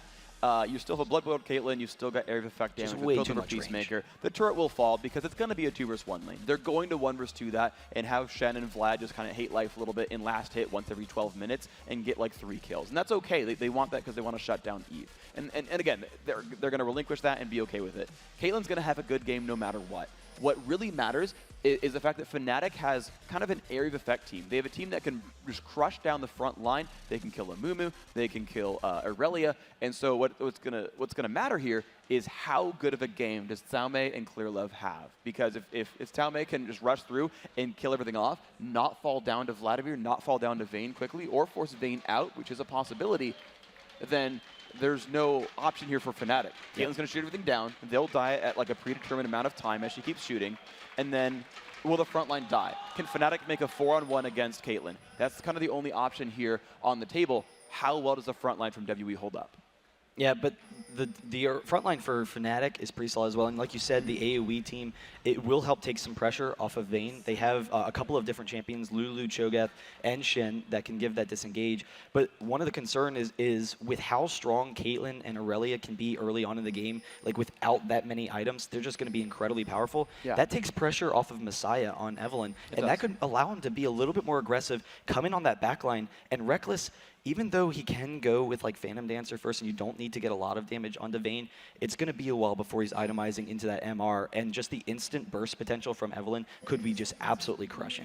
It's going to be really scary. If he has a good game, and we saw him just dominate Yellow Pete's Kog'Maw in the winter bracket semis, and if that happens, you can just kind of write off Fnatic. Rekkles has to have a good game here. That's actually, on Fnatic's side, number one is how well does Rekkles do, and number two is does Cyanide get farmed? Junglers tend to be a little bit poor, but he's going to need Frozen Heart. He's going to need it quickly. He'll get Heart of Gold, maybe Philo Stone, and then the boost mobility, the oracles, and that's like thousands and thousands of gold he spent, and then he needs to get Frozen Heart before Caitlyn gets too big. So as an adaptation, I think he's going to have to go Randuin's instead of Sunfire Cape because he needs to survive in the front line. Caitlyn will not dive forward. She will shoot the tanks. Sunfire Cape is not efficient for tanking. It's there for damage. He needs to adapt and actually grab a durability pickup. And Fnatic moving in, forcing Amumu off of that red, which has been kind of the common starting for all the Amumus we've seen in this tournament, not going for that blue. They do run into a trap, so WE knows they're there, but as a result, they're actually looking to go up into Fnatic's top jungle. Clearlove actually backing off at the last second, and sOAZ checking down. He's just sitting in that bush just Fnatic to get screwed vision. up a pull on red. It actually reset back down. Cyanide has to pull it back over here. It's going to lose him a little bit of time. It's not the end of the world. They're still okay here. But losing time always hurts. It just sets you back, on its own. Oh, and we see there's the double AD, or the AD and support mid, and you had called it 100%, just the fact that they need to shut down that Evelynn. WE, trying to do it themselves, and we've seen it in like previous matches, but that's going to allow Vayne to farm, and it's going to put Misaya in a really dangerous spot. The question is, how pressured is xPeke going to be? And I think he's going to be okay once he allows them to push into the turret, but he's going to fall a little bit behind. And nRated on Lulu is so good at this. Like, he does so much poke damage, probably the best of any supports. And when you look at Sona, Sona can poke really well. She has Power Chord. She's got the Hymn of Valor, but that pushes the lane a little bit. It tags that minion nearby. For nRated, he's really not going to have that situation here. He doesn't want to. He won't have to push if he doesn't want to. He just has auto attack poke. The thing is, though, they probably do want to shove because they are going to lose that turret eventually. Evelynn not great at last hitting at turret because she's got to be in melee range to do it, so she'll take damage while trying to last hit and run out of potions. And Vayne is definitely one of those stronger champions at abusing people under turret. You get a hit, you tumble away, you get some quick burst damage, and so we'll see what they do in there. And they're kind of zoning Misaya off a little bit. So you see a couple of pot shots as Misaya is trying to come in and farm. But it's kind of interesting to me. You were talking about nRated and Lulu, and honestly, that's one of the things that has impressed me the most about Fnatic so far. Like, as a team, they look very strong. But earlier on in the tournament, we saw Rekkles and nRated losing some lane matchups. And there was kind of a question of how much presence they had in lane. But as the tournament's progressed, they're coming out ahead or equal in every single matchup that we see against some of the best AD and support combos in the world. Oh, yeah. And a lot of it is a lot of the pressure that we're seeing from nRated. Like, they're playing these lanes so well, and it's very impressive to see. And I don't think WE had lost a duo lane matchup all tournament until you saw last game. Clearlove camped bottom for like a minute and a half straight, and Fnatic still was ahead in minions. Fnatic just like straight up with no intervention from their side at all, won bottom lane. And that's crazy to think about, right? Like, these are like the best teams in the world, and you're seeing like an obvious victory on one side. That is a huge advantage to have on your team. And it's interesting watching nRated here. They have a ward on the top, so he can shy towards the top, but he's just completely zoning Evelynn from that ranged minion wave, getting a lot of harass in that mid lane. And that's one of the best things you can do against Evelynn, because in order for her to even come in for experience on some of these minions, you know that you're going to get vision, and then nRated gets some quick burst damage and then just backs off. And they've sent Clearlove down here to kind of camp this out. They know Misaya is low on health and out of potions, which means a gank Cyanide's is not top. an easy chance. Yeah, Cyanide is going to walk for the top lane. I don't think he got spotted out here. Let's see if they grab Aurelia. Well, he has the double buff. He gets the silence as Caomei actually gets the dash, but there's the rupture. He misses the flash, the ignite. He missed the rupture through the taunt, which is so surprising. And it was a great call from Fnatic, because Clearlove, it has to sit mid to babysit Evelynn, because he just knows that they're struggling in that 1v2. So Cyanide moves top, but they don't follow through. Oh, and it's just a simple like one-person mistake, and he was just off. He wanted to aim it such that even if he flashed, he could still like maybe land it on the edge. But I mean, that was a sure kill. They landed it 100%. That was a dead Caomei if they landed it. And so they do back off, but it's still forced out the flash. It still is putting pressure on them. And again, Clearlove, not able to put as much pressure on as Cho'Gath is, because he has to sit mid. He's just clearing out some minions. That'll be nice for his farm. It'll help give him an advantage, but it results in a lack of map control around the rest of the map. And so far, it's interesting. Shen versus Aurelia. Shen really commonly does well versus Aurelia in that bruiser matchup until Aurelia gets some levels, but sOAZ is just shutting down Caomei in that top lane even before Cho'Gath comes in, but then even worse, losing all those minions as they hit the turret because of that gank. Yeah, it's a ludicrous score difference. 40 to 18 is gigantic. This is what happened in game 1 that helped FNATIC so much. Is sOAZ won his lane. We already know that Rekkles is going to do a very good job, but you saw in game 2 it was the other way around, and Caomei like totally pooped on him on that Olaf versus Jack's matchup. This time, sOAZ has something he seems much more comfortable on. He won last time with Shen. He's back on that champion. This is a very, very big deal. sOAZ winning this lane is very important here. xPeke is kind of struggling in this spot, but Cyanide actually keeping an eye on him, wants to make sure that there's no pressure, you know, and if they like dive or try and get any damage, he can come in. But he's actually making his way mid again, just constantly. I think he actually wants to start counter jungling Clearlove a little bit, because he knows if they can spot out Clearlove, then they can just take easy stuff. But he's actually making his way down bot. He goes right around all of their wards and is walking right in here. Oh, he walks into a trap. Oh, Cyanide, no. He's going to have to turn that one back around. The thing is, it's so hard to gank for Vladimir. I'm surprised he showed up in the first place. Yeah. But, you know, again, I trust them. But either way, I don't think really Cyanide has anywhere to go. There's nothing you can much do in the mid lane. They're winning anyway. You actually can now, you know, contrast xPeke to Misaya and realize he is up 8 minions. So this lane swap is working. sOAZ is already winning top lane. I mean, it's worth snowballing. Shutting down Caomei is important. Killing him off and not letting him farm is cool. Pekka's got to be careful. He's level 6. He goes in onto Weixiao. Look at the burst damage. Will it be enough? Shen shows up. Oh, he summoner heals over it. He's not going to fall. Cyanide. He gets the first blood. And now Fzzf, he's trying to run. Pekka is alive. Flashes. sOAZ shows up. Rupture misses. sOAZ picks it up. 2 for 0 FNATIC.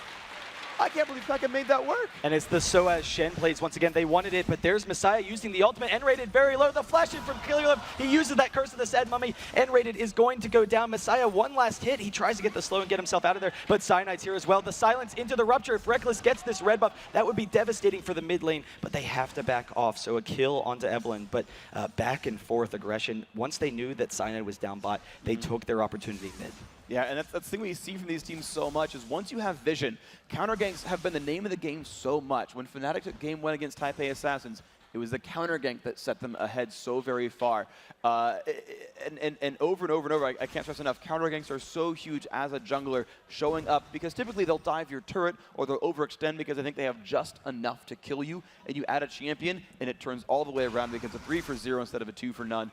And that's a really, really important thing to do. So here, knowing the jungler is gone, easy gank from Clearlove, great job there. And I love the timing from xPeke and FNATIC down in that bottom lane. And I think that was partially why Cyanide was coming down. I think he was probably just going to sit in the bush and see if he could wait until Vladimir hits level 6.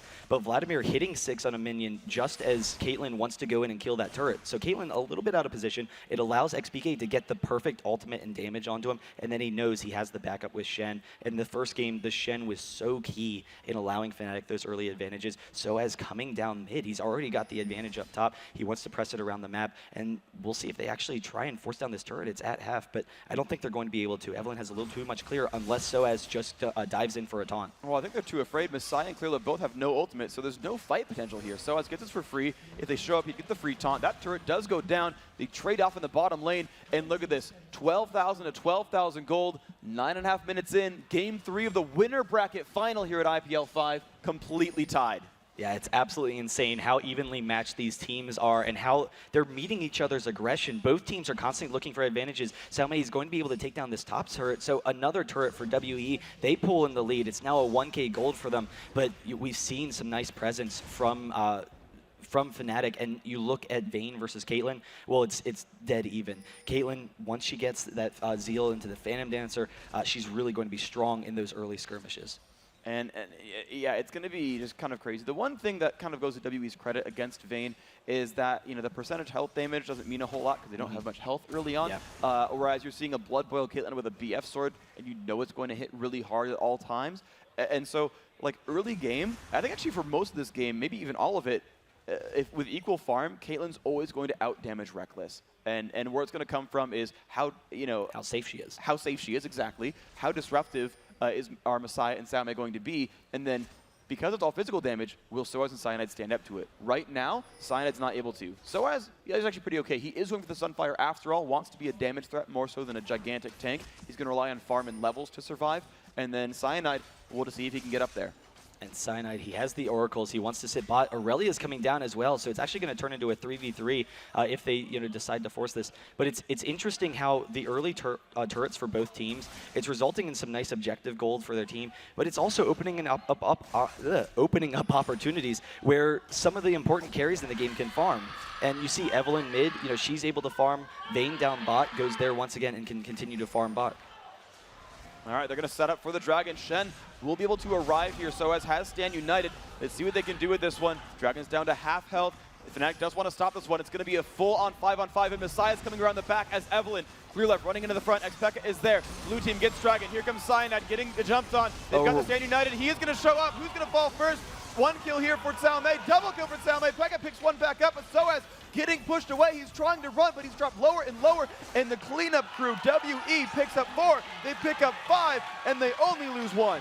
And they were too tanky for FNATIC right there, and a lot of it had to do with the Caitlyn versus Vayne matchup, and how you had mentioned how Caitlyn, because she's so safe, she outdamages Vayne. Well, Vayne at the beginning was safe. She was ulted by Mumu, but no damage, but then she tumbled to get more damage, and she tumbled right into Misaya, because she didn't know he was there, and she just ran right into him. So she was taken down, forced out of that fight, and the rest of the team was just too tanky, and it's the early advantage of Aurelia. Even though Aurelia was shut down, or not shut down, but at a disadvantage in that top lane with her ultimate, she's just so tanky early on in the game, and then being able to pick up those kills, WE, snowballing that quickly.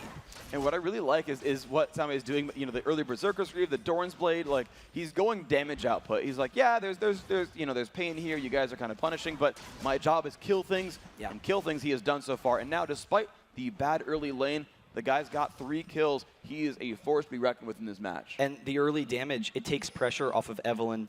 Mumu, he's already very tanky. They don't need, another tank in the front line. They have Nunu as well to provide separation if they need to. But that diving potential from Caomei, if he dives onto Vayne in those fights, and Aurelia is always a really strong kind of anti-carry, then FNATIC has to immediately deal with him, which means they're going to be blowing cooldowns on Aurelia potentially, and that's going to set up the rest of the team from WE so perfectly to win those fights. There we go. We see the minions falling off. Both teams starting to really separate themselves back out to the lanes a little bit. I should actually take that back. WE fully committed to this mid lane. 4 strong right there. sOAZ immediately running down. They want to defend this turret. Clearlove does not have his ultimate, but Misaya does. That's an important thing to keep in mind. And there we go. Weixiao, the damage output. Rupture, of course, forcing him back. But he's going to walk right back into range. And look at that turret still losing health as the cannon minion falls. He'll back off. He's looking to poke Cyanide. Oh, man. Crit plus headshot. 300 damage. He cannot tank many more of those. And WE just waiting for a new minion wave. They want to keep pushing. Yeah, that next minion wave should be enough to take it down. Weixiao just has so much poke on those turrets. But one of the concerns for FNATIC now is the burst potential from Caitlyn, because she has the range. She's poking him down in the turret. But one of the common things you see, the flash taunt from Shen. That's not what we're expecting. But xPeke coming in. They have the AoE. They catch him out of position. But xPeke is going to drop Weixiao very low, but he's alive still. And that's the important thing for WE. Rekkles, though, he's safe in the back line. If they can try and turn this around. Misaya picking up a couple of kills. They're very low, but the tumble, they're one more attack and try and grab this. Misaya is just a little bit too fast, and Rekkles picks up the kill. FNATIC turning that one around very quickly, and that's the danger of pushing down those turrets, is you group up as a team, and your AD carry can get caught. Well, the flash taunt was like so amazing. Brilliant. And we see so many teams actually will ward the far sides to watch for flanks when they siege like this. But this early on, they didn't have a ward right there on the Wraith camp. sOAZ, MVP of that fight to start it out, got the flash taunt, almost the rupture. Cyanide, this is the second rupture I've seen him miss, unfortunately. The first blood that was free on Caomei, that one there, maybe he was out of range, but I wanted to play catch the number of free attacks, because Caitlyn got out at 12 health, and I was like, how many attacks are you going to get? Happened to get hit by Glitter by nRated. I don't know if he aimed for it or if he walked into it mistakenly, but Caitlyn had gotten out more or less, and she could have used that range, I feel, to actually keep moving forward, because nothing would have hit her. Yeah. Well, was the only thing that could have hit her. She was basically out. Someone would have had to flash into her in order to pick up the kill, but if anyone had done it, it would have been pretty quick. But that's actually interesting, because you see Weixiao, he likes picking up heals on a lot of his AD carries, and he knows his positioning is usually going to be okay. sOAZ in the bot, though, he sees Weixiao. They're moving down on him as well. Nunu's there, but this is going to be really dangerous for him, and he doesn't have that cleanse. They've got to be both dead here. Weixiao's going to get taunted. The Rupture's going to land perfectly. Feast if they want it. Weixiao going to fall down. Actually saves the cooldown. Picks up one last minion, because, hey, let's get 25 gold. But FNATIC with a great gank. Dragon, I think, is fairly soon. Can you get the timer for me? The timer, I don't exactly have it. 17:52, so actually we got a little bit to go before I take that back. But they've got map control. They could, no, mid lane turret's gone actually. Unfortunately, there's nowhere for FNATIC to go after that kill. I think they were looking for something to pick up, and they're like, nothing's available. Well, it's awesome to see the back and forth on this game. FNATIC taking an early lead in that bottom lane with the Shen. Then WE maybe looking like they're too powerful for FNATIC to deal with. Like, they had a really cool fight, and it was really impressive. But, you know, the pressure on Caitlyn, if they keep on picking up these side kills, that's going to definitely pull FNATIC back into it. And the lack of the cleanse, you know, on Caitlyn, it's leaving her vulnerable to some of these quick CCs from FNATIC to pick up those kills. And the thing is, like, it's so unexpected to, like, get those flash taunts off that often. You know, like, it's pretty, like, if sOAZ actually kind of goes for you with a flash taunt, like, he should be the only person there for it. And it in most cases shouldn't matter. It's all going to come from, like, the damage up that Vlad puts out and the feast from Cyanide. And, like, you need heal to survive the situations. And so I support the pickup of heal. It makes so much sense to grab in the situation. But you're seeing, like, that occasional, like, misstep. They don't have it warded. Pekka getting jumped on. Very good damage from Caomei. They're going to keep pushing. This turret's probably theirs next wave.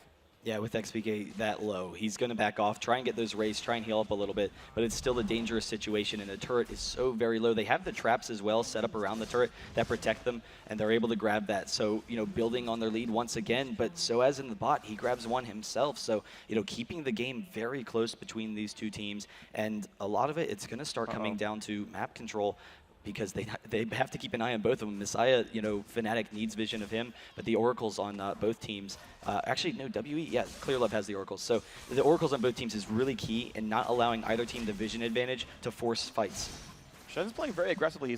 He's pulling a lot of attention from everyone, and of course he has that ultimate. And look at that, the completely free dragon attempt. And of course they know that Caomei would not be able to show up to that one nearly in time. And FNATIC reading an obvious 5-on-4, take the dragon down. That puts the gold only about 1,200 away. You're seeing 27 to 25.6, 7 kills to 7, 18 minutes in. The game still neck and neck here. Once again, the winner bracket final, the winner top 2 into the grand final is going to see who makes that. But right now, FNATIC and WE 1-1, so very close. Yeah, and we're starting to get later and later into this game, which means that the threat of, you know, an insta-kill fight for either team is getting there. Caomei chasing down xPeke. There's the counter to the Vlad, the Aurelia, but he pulls. He has the Shen ult as well. The damage. They're going to turn this around. The flash, the taunt. They pick up the kill. Caomei trying to get it, but FNATIC with the turnaround. Wow, the plays. xPeke, he waited as long as he could for Sanguine Pool, knowing that it deals more damage to him if he hits it at higher health. FNATIC, they're going to go for the Baron. WE, they're pushing down bot, which means that FNATIC, they're going to allow them to have that bot lane, and they're going to take the Baron as a result. The question is, how much damage is WE going to do? And can FNATIC do Baron? Cyanide, he's taking too much damage. They have to back off. No, they're going to try back for this one. They've still sent 2 to bottom lane. It's going to be Shen and Lulu together. Oh, he's going to lose the oracles to the Baron. He's taking so much damage. He falls. Baron takes away oracles. FNATIC, they tried the 3-man Baron again, this time at 19 minutes. Oh, he finds Weixiao. Oh. sOAZ almost found Weixiao recalling in that brush. He didn't have a teammate nearby, but it still would have been cool to catch him. And that is absolutely devastating to lose that Oracles on Cyanide. That was so key in this matchup, because now we're going to start to see a lot of ward pressure, and we already have it across the map for WE. And those wards, the ward advantage, they have fast initiation with the Mumu and, you know, Aurelia, and then Eve as well can slow them down to set up the rest of the team. So if FNATIC gets caught out of position ever, we is going to be ready to pounce. And that's going to be a really tricky situation. And the thing is, their front line here from FNATIC is not going to be huge. You see Sunfire, Ionic Spark, and Mercury Treads from sOAZ. He's not very durable against Caitlyn. You're seeing Caitlyn with iEdge, a Zeal, Phantom Dancer is coming soon. That build will crush sOAZ's health in a team fight, especially when he takes some cursory damage from Clearlove and Misaya, and even Fzzf. That's a really risky situation. Cyanide, he's got, you know, the boots mobility, the heart of gold, and he's going Aegis. Now, Aegis will help the team a lot against Misaya and Clearlove. Getting some MR against those guys is hugely important, but he is also going to be fairly squishy, especially just losing his feast stacks. He's going to drop down pretty quickly as well. Misaya coming up. He might try and steal this blue. I wonder if he has enough damage to just take down xPeke. He's going in for it. He takes the blue, and then he just backs out with his movement speed. But in the meantime, everyone is grouping from FNATIC on this bot lane. sOAZ is down there as well. If he can get a taunt, that could maybe set up a fight for FNATIC. If they go for the battle, it's a full 5-on-5, though. Everyone is running down here. Instead, they go for a ward and say, okay, we can see you guys. Yep, you're all around. and now it's going to be a little bit of a safer situation here. FNATIC going to back off. They know the 5-on-5 is there. sOAZ's ult is almost back up, and nRated picks up a new Oracles. He could split towards top lane. Top has a turret they could take down here, and they could go back for the split here, get to late game Vayne, and be too tanky for Misaya and Caomei. Well, and that's the thing. They know that Caitlyn just built that Infinity Edge, so it's like that period of time after a purchase is always going to be a little bit stronger. Vayne bought the BF sword as well, so getting pretty deep into her item build, but if they just hold off for a little bit, allow Vayne, to finish off that build, then, that can give them those options in those team fights where, they can turn it around as long as they can control that backline. But it's going to be difficult, because of the pressure that Evelyn's going to be putting on the game, as well as Aurelia diving in, finishing up that Trinity Force. Okay, so here we're going to see what kind of moves WE makes. They are, I would say, in the lead right now. They're up 2 turret kills. I think they're tied in Dragons here. Even though they're down 1 champion kill, their minion farm a little bit better, as you're seeing them up 2,000 gold. And oh, this is nice. Misaya actually waits around in the brush. Every time Caomei takes a minion camp in No Man's Land, he waits around and looking for a counter gank. Doesn't find one, but that's WE passively trying to create moves around the map, and it's a really cool thing to see using a farming champion as bait. Yeah, and we've seen both teams with really aggressive plays, but FNATIC, actually, now that they see Caitlyn and Nunu bottom, they're grouping kind of mid. Unfortunately, Rekkles isn't with them, so they have to watch out because Caitlyn and Nunu, they're coming up. They're forcing pretty quickly if FNATIC doesn't back off. Ooh, Clearlove almost went. I mean, he could have done a flash bandage toss ult and chanced a team fight there. They are going to go on sOAZ, though. He's trying to slow them down. Caomei just trying to barely get in range, but Rekkles, they know he's coming down now. But they have, forced them off of this mid lane. They actually have decent position if they run really quickly to the turret, but they're actually going to transition back a little bit. sOAZ, keeping an eye on them, trying to zone them some. Okay, so right now, again, I feel like WE's team fight is stronger. Cyanide just burns Feast there onto a minion, which means that's not going to be up. It's a lot of damage, Feast. It's a very, very big damage tool here. And so, Cyanide not having that will make their team fights a bit weaker. He's trying to get tankier. sOAZ pushing through this mid lane. But, I mean, FNATIC is just full-on grouping. They know Caomei's far away. They could push for a turret here. We'll see if he comes down in time to stop this, or will they push in for the turret? Well, and Caitlyn and Nunu, they just backed. They just bought. Caitlyn has a lot of damage and that Negatron cloak, but FNATIC, they're going to try and force this. There's the flash taunt once again on Weixiao, followed by the Rupture, the Lulu ultimate, everything going down. But Weixiao, he's able to get out of there, and there's the turnaround from World Elite, the Mumu ultimate catching out all of them. Misaya going to be able to take down xPeke, and now Caomei joining with the fight. They sweep FNATIC here. Cho'Gath is the only one alive, and the turnaround from World Elite when FNATIC had the perfect initiation onto Caitlyn. And that's the trouble, though, is there's not enough people there to finish the dive. That summoner heal giving her enough health. Yeah, you're absolutely right on that heal. Everything through, and part of the difficulty, Pekka just, so Feast was down, and Pekka does not have much gold. And so normally they could burst that through, potentially even through heal, but he has Negatron Cloak, and Feast was down. They did not have enough damage to make that one happen. Cyanide could try. The thing is, he has no flash. He has no way of getting there to steal it. And actually, Misaya's finding him here. He's going to have to run away from this one. Misaya's going for the dive. I don't think he can pick up Cyanide, though. Yeah, he's just going to zone him off here. He does have that Baron now, getting some quick damage just to see how much he can take if he wants to go for it. But now, that Baron, the gold lead instantly shifting for WE, and it's been such a close game, so back and forth this entire time. Vayne is still very strong at this juncture, but instantly one team fight, and now WE, they're in complete control, and Evelyn is very, very strong. Once she goes back and buys that Abyssal Scepter, and then how much gold does she actually have? Will she get a little more than that? No, just the Abyssal, but she is still well on her way to taking control in fights. Yeah, and I mean, that's what they need to try to do, of course, is get to this sort of area of effect snowball status where they can kill everything off. They've tried to dive Caitlyn. I think she's out of the reach at this point. Unless they go in while her heal and flash are down, then that catch will work. Unfortunately, Weixiao and sOAZ, their flashes are going to be on equal timers. If he can ever flash initiate, she can flash heal and get out. And so they either need to catch her without flash somehow, or they need to stop that theory, give it up, and kill the front line instead. Well, and the issue is FNATIC, they definitely don't win that AoE battle against WE with the damage that Amumu and Evelyn and everyone has. So it's that front line, WE has so much damage, so they want to sit back and slow down the fights for Rekkles to win, but those longer exchanges benefit Weixiao as well, and he's so strong now with the Zeke's Herald on Nunu that he's actually going to out-damage Rekkles in these fights. So if they try and slow it down, he has the range, he's just going to mow down those frontline champions for FNATIC. So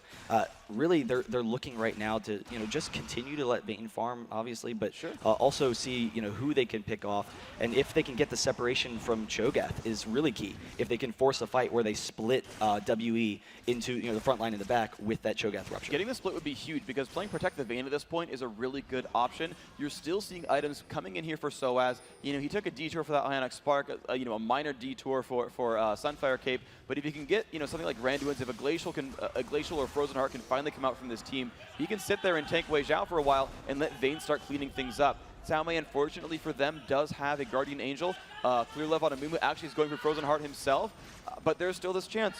Vayne is Vayne. They could always make that happen at some point. And Clearlove, he's sitting out of vision. He actually might look for that silent bandage toss coming in, but they're pushing him under. They have the traps so that FNATIC can't force this fight, and they're seeing what they can do in this situation. There's the traps. They both walk into it, and this is really dangerous for FNATIC. Yeah, they're going to wait around. This is a good chance for them, though. They still have great turret poke. There's the initiation from sOAZ. They're going to dive in. Weixiao, all the ults going up. Sanguine Pool, but everyone is losing health. nRated trying to run away. And look, that Vayne has already dropped down. Cho'Gath falls. 2 kills here. Caomei is going to get revived, but they're going to keep moving on. sOAZ taking a lot of punishment. There goes nRated. Misaya going for another one. The triple kill. It's going to be his.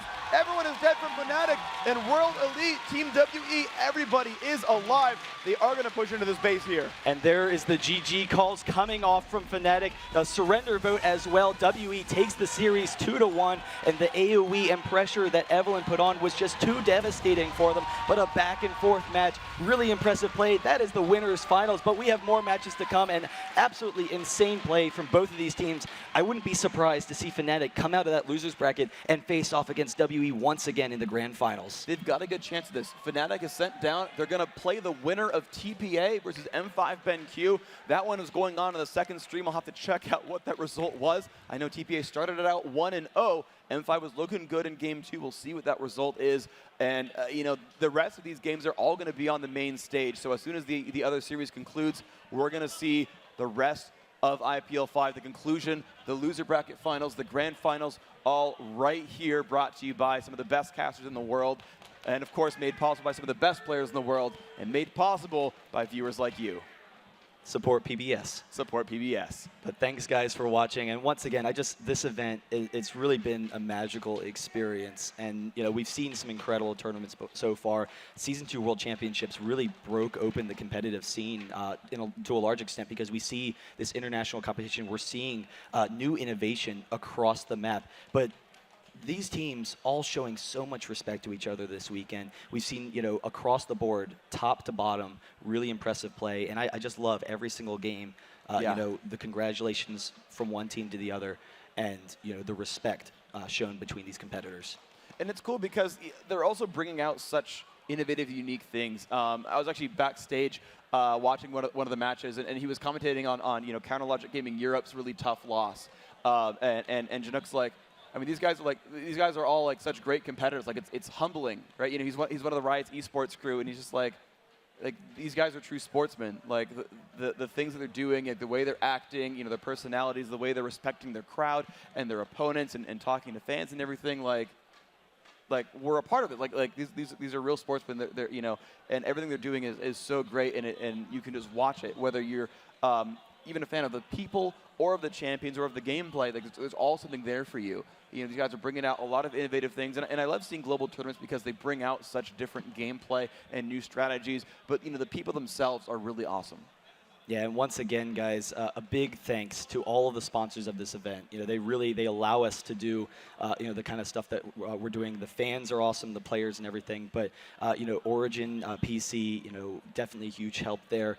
Seagate, any of the number of people, Kingston, all of those, companies. But also, other partners who are community members. So LOLPro, ChampionSelect.net. I want to get a little bet going on later on where we have Jatt versus ChampionSelect.net for the picks. A little unfair because it's picking for ranked games versus picking against your opponent. But sure.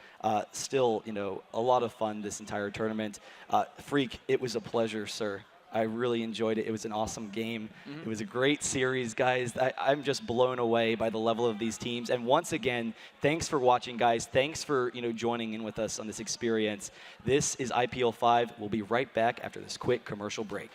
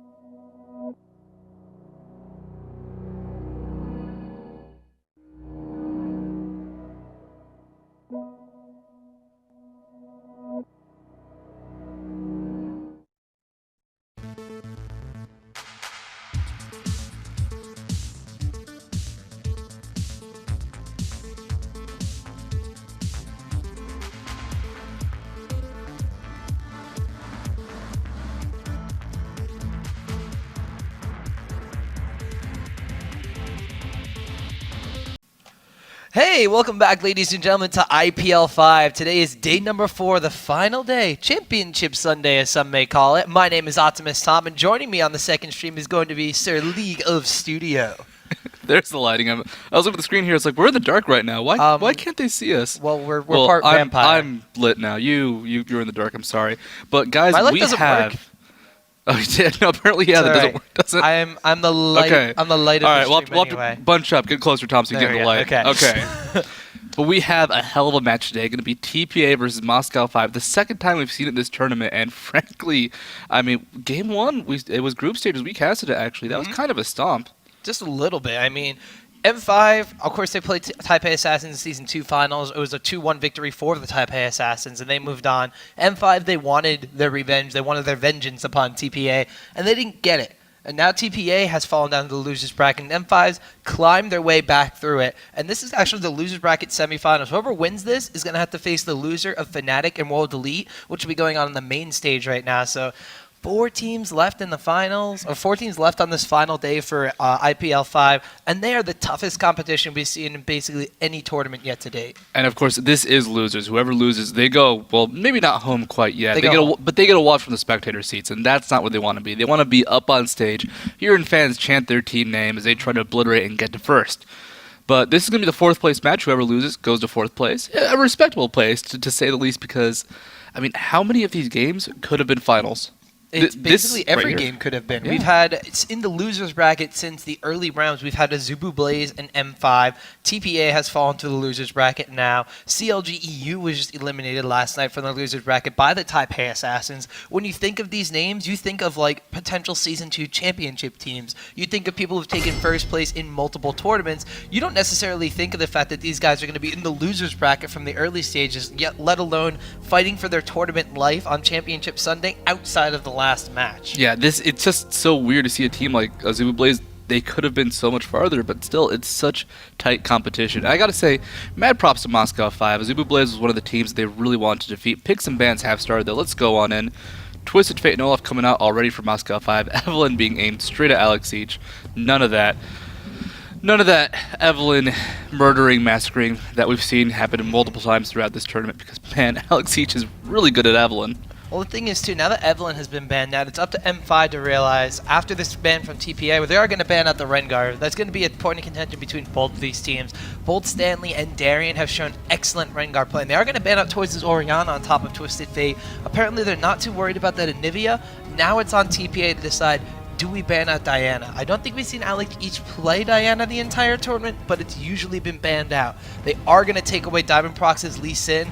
If they want to first pick that Diana, not only does it remove it from Toyz, but it gives it to Alex Each, and we've seen what he can do with those AP mid-assassins. And I have to say, I love the ban, so much really aimed at the mid lane. Like Evelyn and Alex Each, Twisted Fate, Orianna aimed straight at Toyz. And it's all about kind of controlling those picks, because, like, you know, before it used to be, you know, Froggen is that scary mid laner. Now it's everybody. Everybody is terrifying. Everybody can dominate and snowball. They can go for the mid lane pick right now because they do see what Darien has picked up for Alex Each, but at the same time, maybe they want to pick something riskier. Maybe they want to pick something that might be a little more susceptible to ganks, and they want to see what Moscow 5 picks up first. Well, they do grab that Amumu away. Diamondprox has been playing a lot of Amumu recently, and Zyra is going to be the pickup from Stanley on the Taipei Assassin side. Now, if this were M5 picking up Zyra, we could probably see that Alex Each is going to be taking that into the middle lane. However, with the Taipei Assassins, potentially going to be the support pickup, so now we have that little dynamic where Alex Each has played a lot of Zyra against Diana, and he's done it to very, very good success in this tournament. Has TPA adapted that style, and is it going to be Toyz on Zyra, or are they going to still potentially pick up that Anivia choice, which might not work the best against Diana because Anivia is going to be weak in the laning phase, pre-level 6. The wall really doesn't help if Alex Each is going to be able to jump over it with his ultimate. So is Zyra going to be going into the mid lane, or is it going to be that support pick? We're going to have to see once the AD carry and support come out. And really, I gotta say, I love mid lane Zyra against Diana. It works in lane perfectly, because if Diana ever goes aggressive, ever tries to go in there, you lay down the Grasping Vines, you lay down Seedlings, she takes so much more damage in response. She has to play passively, and she can farm, but the same thing keeps happening in team fights. We've seen Diana's, they'll start a team fight, use the ultimate to get in there, use the pull just to lock everybody down to a small space so they can be AoE'd. but Zyra counters all that. If you try and follow through with Diana, Zyra's just going to lay down her ultimate, hit you all when you're trying to initiate with that pull, and it's a really strong counter. And looks like both teams going for a lot of AoE with the Sona being picked up by Moscow 5, but Mundo going to be that tanky, beefy jungler for Diamondprox. And we did see them taking Mundo away from Taipei Assassins. Lilballz played exclusively Mundo and Skarner pretty much this entire tournament. I've seen last night he played 2 games of Mundo and 1 game of Skarner against CLG EU, and it worked extremely, extremely well. Taipei Assassins are going to respond with this. They have the Anivia pickup, and now locking in that Misfortune. They were toying with the idea once again against CLG EU last night. Zyra and Misfortune, that is a hell of an aggressive bottom lane. Gosu Pepper picked up his fan favorite Sona, but she's an extremely, extremely squishy carry. Most of the time, you're going to see this going with someone more along the lines of an Ezreal pickup, which is still on the table for Genja, but they've also been playing a lot of Ashe. Ashe is a very weak AD carry. She has no HP. She has a lot of range, so Sona and Ashe would potentially have a lot of poke, and they could outrange Misfortune, who has a little bit less range than most AD carries, but if they land those grasping roots from Zyra, a Make It Rain's going to come down from Misfortune. Once you get the double up and those auto attacks in, it could be potentially very dangerous. Looks like we're going to see the Corki coming out instead of that Ashe, and it makes sense because Ashe is someone who can't fight back, and she does have the slow, she does have higher range, but Misfortune does have Make It Rain, which is going to be a stronger slow earlier on in the game. For a shorter amount of time, of course, but that's all you need. You just need a few seconds. And Sona Corki, a very poke-oriented lane, use Phosphorus Bomb on Corki for just easy harass, follow that up with an auto attack. At the same time, Sona uses her power chord and a Hymn of Valor to really apply that DPS. So both lanes going to be aggressive, just going to be different styles. TPA, if Zyra lands 1 Grasping Vines, if they get the seedlings down and they have the slow being applied to Sona, that can just be death. Sona's going to be so squishy, as you mentioned, it can just be 1 good catch for a first blood pretty easily. At the same time, Corki and Sona, they're just going to be constantly going aggressive. You ever give them a break, they will auto-attack you, they will take you down your HP, and that's an Elise last pick, hell yeah! That's Elise being locked in by Taipei Assassins. First time I think we might actually see her played in the tournament. I know against Curse North America, she's been banned out very heavily. Yeah, Curse North America actually got a few picks of that in. Sometimes it went pretty terribly. TPA actually played against Voyboy's Elise. They were able to get a really good catch on him level 1 though, and he did not enjoy that game. that was a game worth a 4-minute top turret being taken down as Voyboy hit level 2 from jungle creeps. That doesn't sound like a very good predicament to be in. We're going to see that Stanley actually has his own Elise skills. So we're going to have Jax versus Elise in the top lane, and most of the time, alright, you've cast a lot of TSM tournaments here, Mr. Studio, and we've seen Curse North America play a lot of Elise. Have you seen a Jax versus Elise top lane? I have seen a lot of Jax versus Elise top lanes. It's a really, really weird lane because Jax, if he ever gets sustained damage onto Elise, he can kill her. He can kill her really easily, especially once he hits level 6 with the ultimate. But up until that point, up until he gets a good long chase, up until Stanley has to just constantly run away from him, Elise has really good consistent harass. He's always going to be getting the Q in spider form, or in human form. Can always follow it up with a spider form Q actually, and it's almost impossible to land the stun if Elise just switches to her spider form and just gets the hell out of there. So there's a lot Elise can do to beat Jax. There's a lot Jax can do once Elise is exposed to completely kill her, but you have to catch her. So would you say in the early stages of the matchup, potentially Elise has a little bit more harass on Jax? A little Jax bit more, Harass yeah. can put back? But it's a weird thing because the cooldown on Counter-Strike is a little bit shorter than the cooldown on Elise's, escape and spider form, but only a little bit. So if there's a good opportunity for Darien to go in aggressive, try and catch her with that cooldown up, he can really do a lot of damage. It's just you have to find that opening, and Stanley's probably going to be playing so defensively, he won't let that happen. Alright, so we are getting into the loading screen. Ladies and gentlemen, it's M5 BenQ going up against the Taipei Assassins. Season 2 Championship caliber matchup in the lower bracket semifinals of IPL5.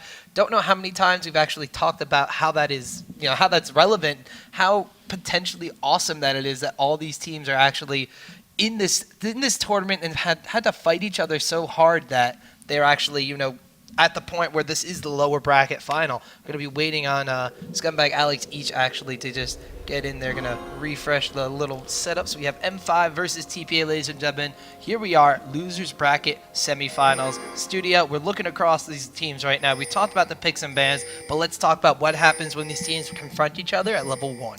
Level 1, a lot can go terribly wrong for either side. Stanley, on Elise, does have a stun available to him, but it's not really the most effective skill. We'll probably start with his Q or W, depending on the circumstances. M5, they have a little bit more of a solid level 1 fight, so they might go aggressive, but at the same time, it's going to be, caution. Both teams don't really want to fight. That's why we see TPA just hanging around mid lane, looking to see if they invade from the side. But they don't want to be in the brush. They don't want to be anywhere they can be engaged on. And even M5, they're just kind of hanging around, spread out across the map, but not really going aggressive, just because there's so much on the line right now. One bad level 1 fight, you could lose this game. You don't want to be down a game and just be one game away from being eliminated, taking 4th place instead of advancing to at least 3rd. None of these teams want that to happen. Both M5 and Taipei Assassins training extremely heavily for this tournament. We talked about how Moscow 5's manager said that they've been scrimming and they've been practicing almost 24/7 ever since they lost Tales of the Lane. We saw them in China go to those show matches and really show up World Elite, who has looked absolutely dominant this tournament. Taipei Assassins, of course, we've seen them in the Garena League. They've dropped, what, 2 matches entirely? And that's about it. We saw them win the Garena Championship. And being champions, they just don't want to give it up. They want to keep that first place momentum that they've had. Every single tournament they've been in, even the Season 2 championships, where a lot of people didn't expect it, kind of wrote them off, they still wound up winning that. So they want to keep that perception in people's minds. M5, though, they don't want to be the losers. Intentions are extremely high in this match. M5 is a team, they're definitely driven on emotion. They know that they can beat TP. They know they can definitely win this match, and they want to. They want to say, we took out the team that won Worlds, we took out the team that took us out at Worlds, we beat them, and we were better than them then, for that day, at least. They could take 3rd place having beaten TP, and they would be satisfied. Not happy, but satisfied. And there's a lot in terms of just emotional strength there for Moscow 5. At the same time, they have to make sure they don't get too aggressive. They don't just try to make too much happen in this game. It does look like for the first time in a long time, either of these teams are going to be going for a pretty standard lane matchup. AD carry and support going to be on the bottom lane. Misfortune and Zyra, we've talked about how potentially dangerous that can be if Zyra is going to get a grasping roots onto Gosu Pepper's Sona, because she is extremely vulnerable HP. We'll have to keep our eyes peeled down there for a little bit just to make sure. There goes the grasping roots out from Zyra already. Going over towards Genja. Mid lane, Anivia versus Diana. Harass going back and forth. Surprisingly, it's on the side of Toyz as Alex East taking a bit of poke damage, but being the aggressive assassin type mid player that he is, he's potentially going to have an early level advantage until at least level 6 where Toyz gets that first blue buff. And then the top lane, Stanley going against Darien, Jax against Elise, like you said, the very interesting matchup. We also had Diamondprox rearing his head as Mundo through the enemy jungle, getting a little counter jungling on early. So the matchups are going to be fairly even for the most part. Like bot lane, it's all about getting a good catch. Mumu, though, heading towards that mid lane, could be looking for the gank, has the bandage toss.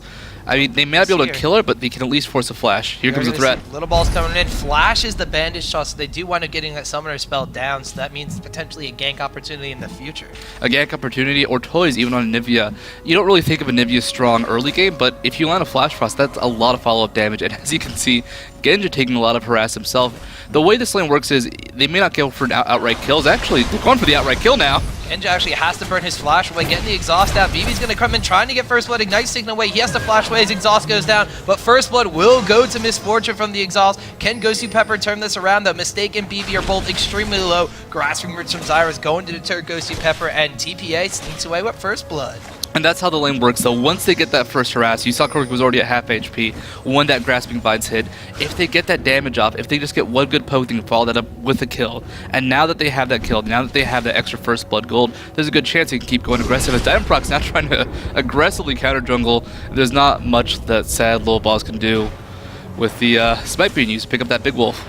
So we do have Dr. Muno continuing throughout his path in the jungle, just making Amuma's day even worse. Top lane here, we see the trade potential between Elise and Jax. Darien having to back off, being extremely close to that tower. Ooh, that exploding spider. Oh! Ooh, almost got the leave strike away from that one, but he is going to wind up taking a little bit of the damage here.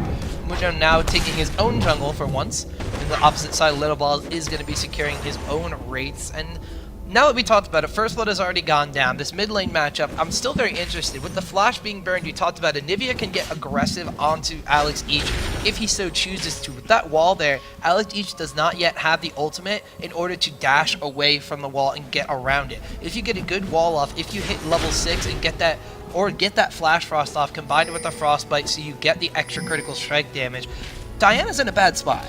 Well, kind of. She takes a lot of pressure, but at the same time she does have the shield. It's all about mana management. And that's what makes it tricky, because, oh, actually, Lilballz top lane, looking for the gank, gets a bandage toss on. The bandage toss, counter-strike goes off from Jatt, not going to get the stun from Stanley.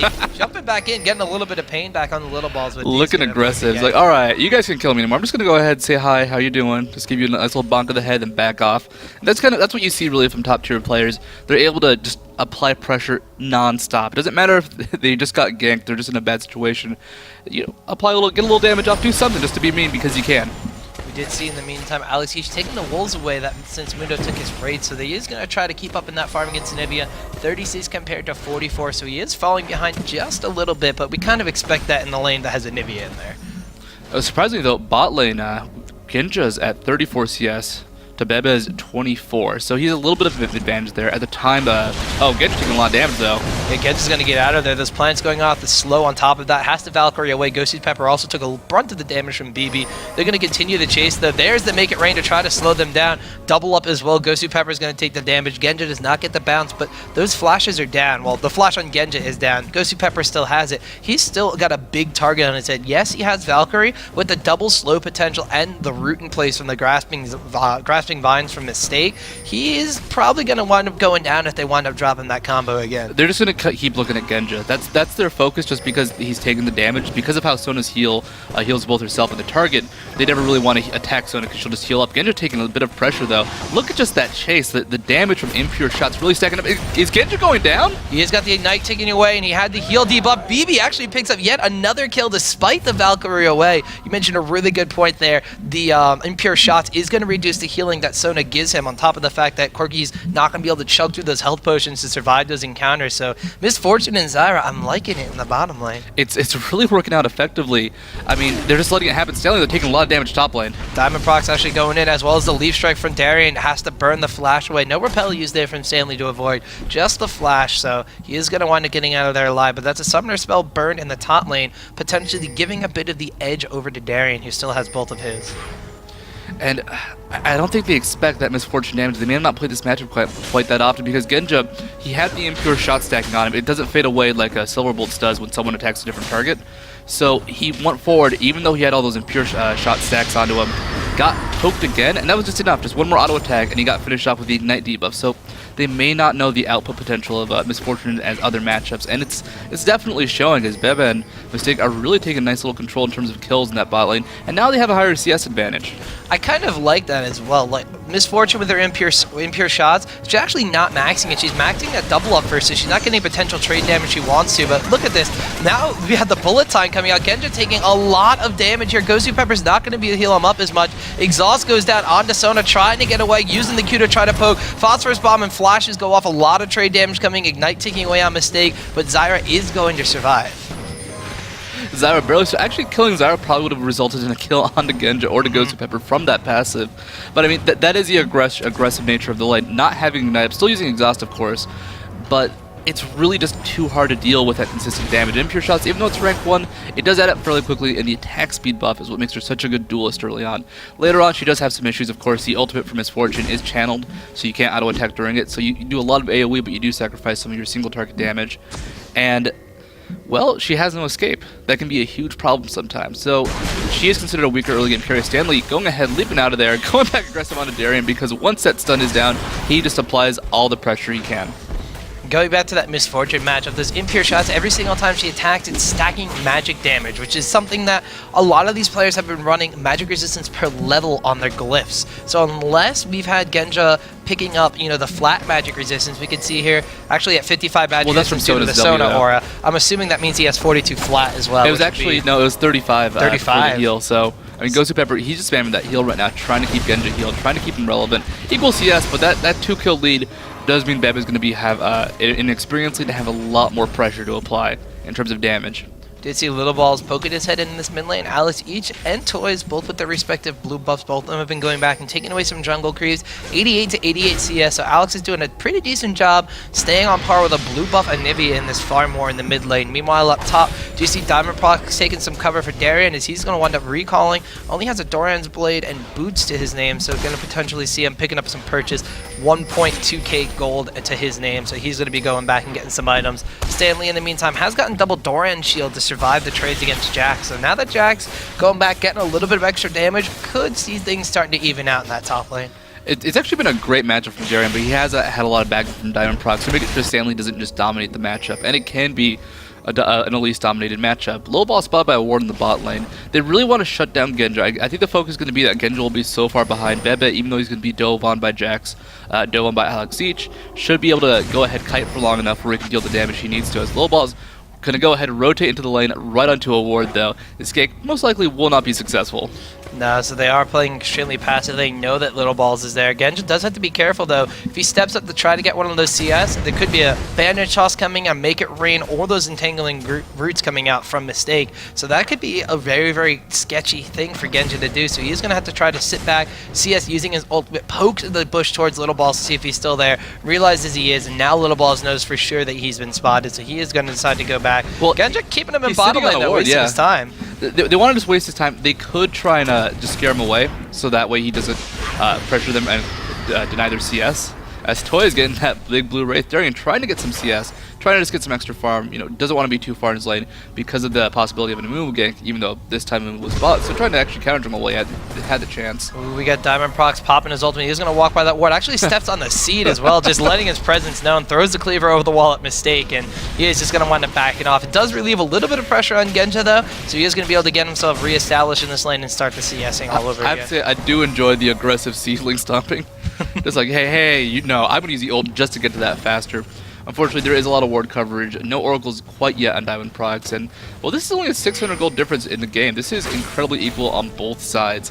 I mean, the 2 kills do go to Bebe, but not a lot has happened recently. That's going to be important. Oh, ooh, we got a crescendo going off in the bottom lane, it looks like, as Sona and Corki going to have to back away. So we had Amumu coming in through the lane. They thought they wanted to be aggressive in there, but they don't want to trade when they saw the sad mummy come into play. Bebe, though, he's not done yet. There's the make it rain, stacking those impure shots.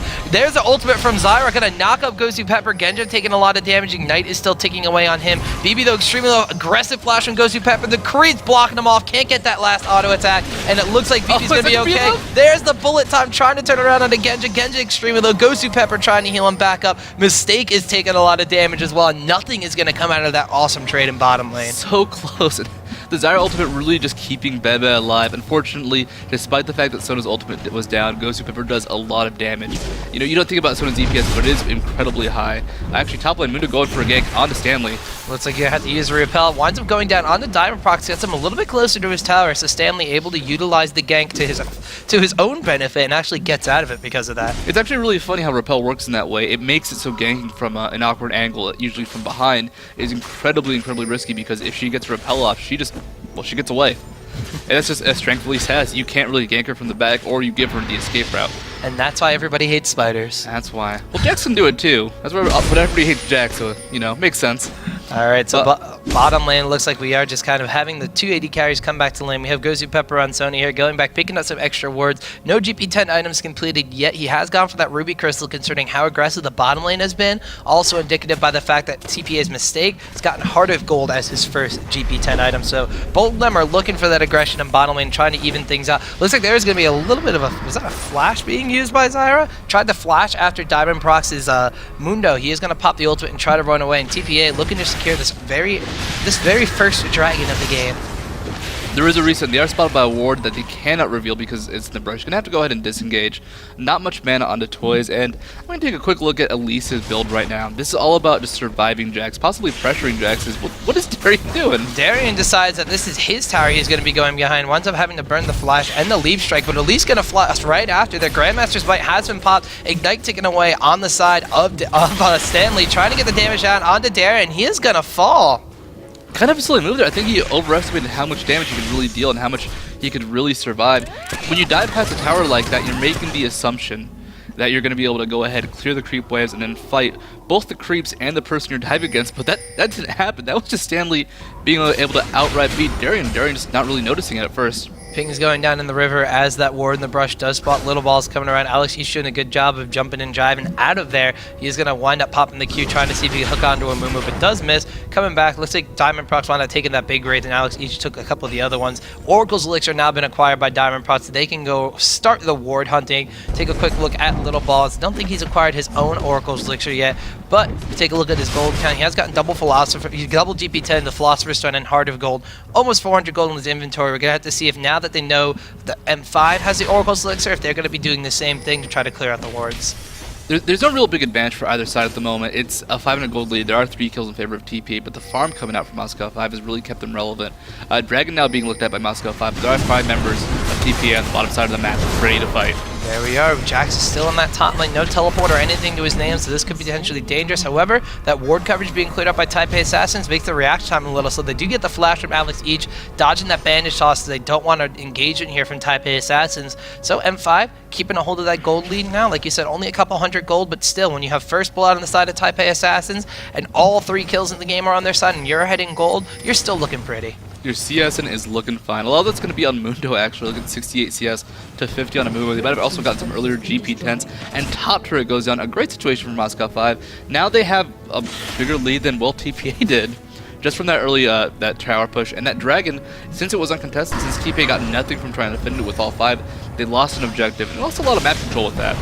So we do have this bottom lane continuing to trade back and forth. Taipei Assassins continuing to put the pressure on, although the lane from the side of M5 is starting to push more towards the tower.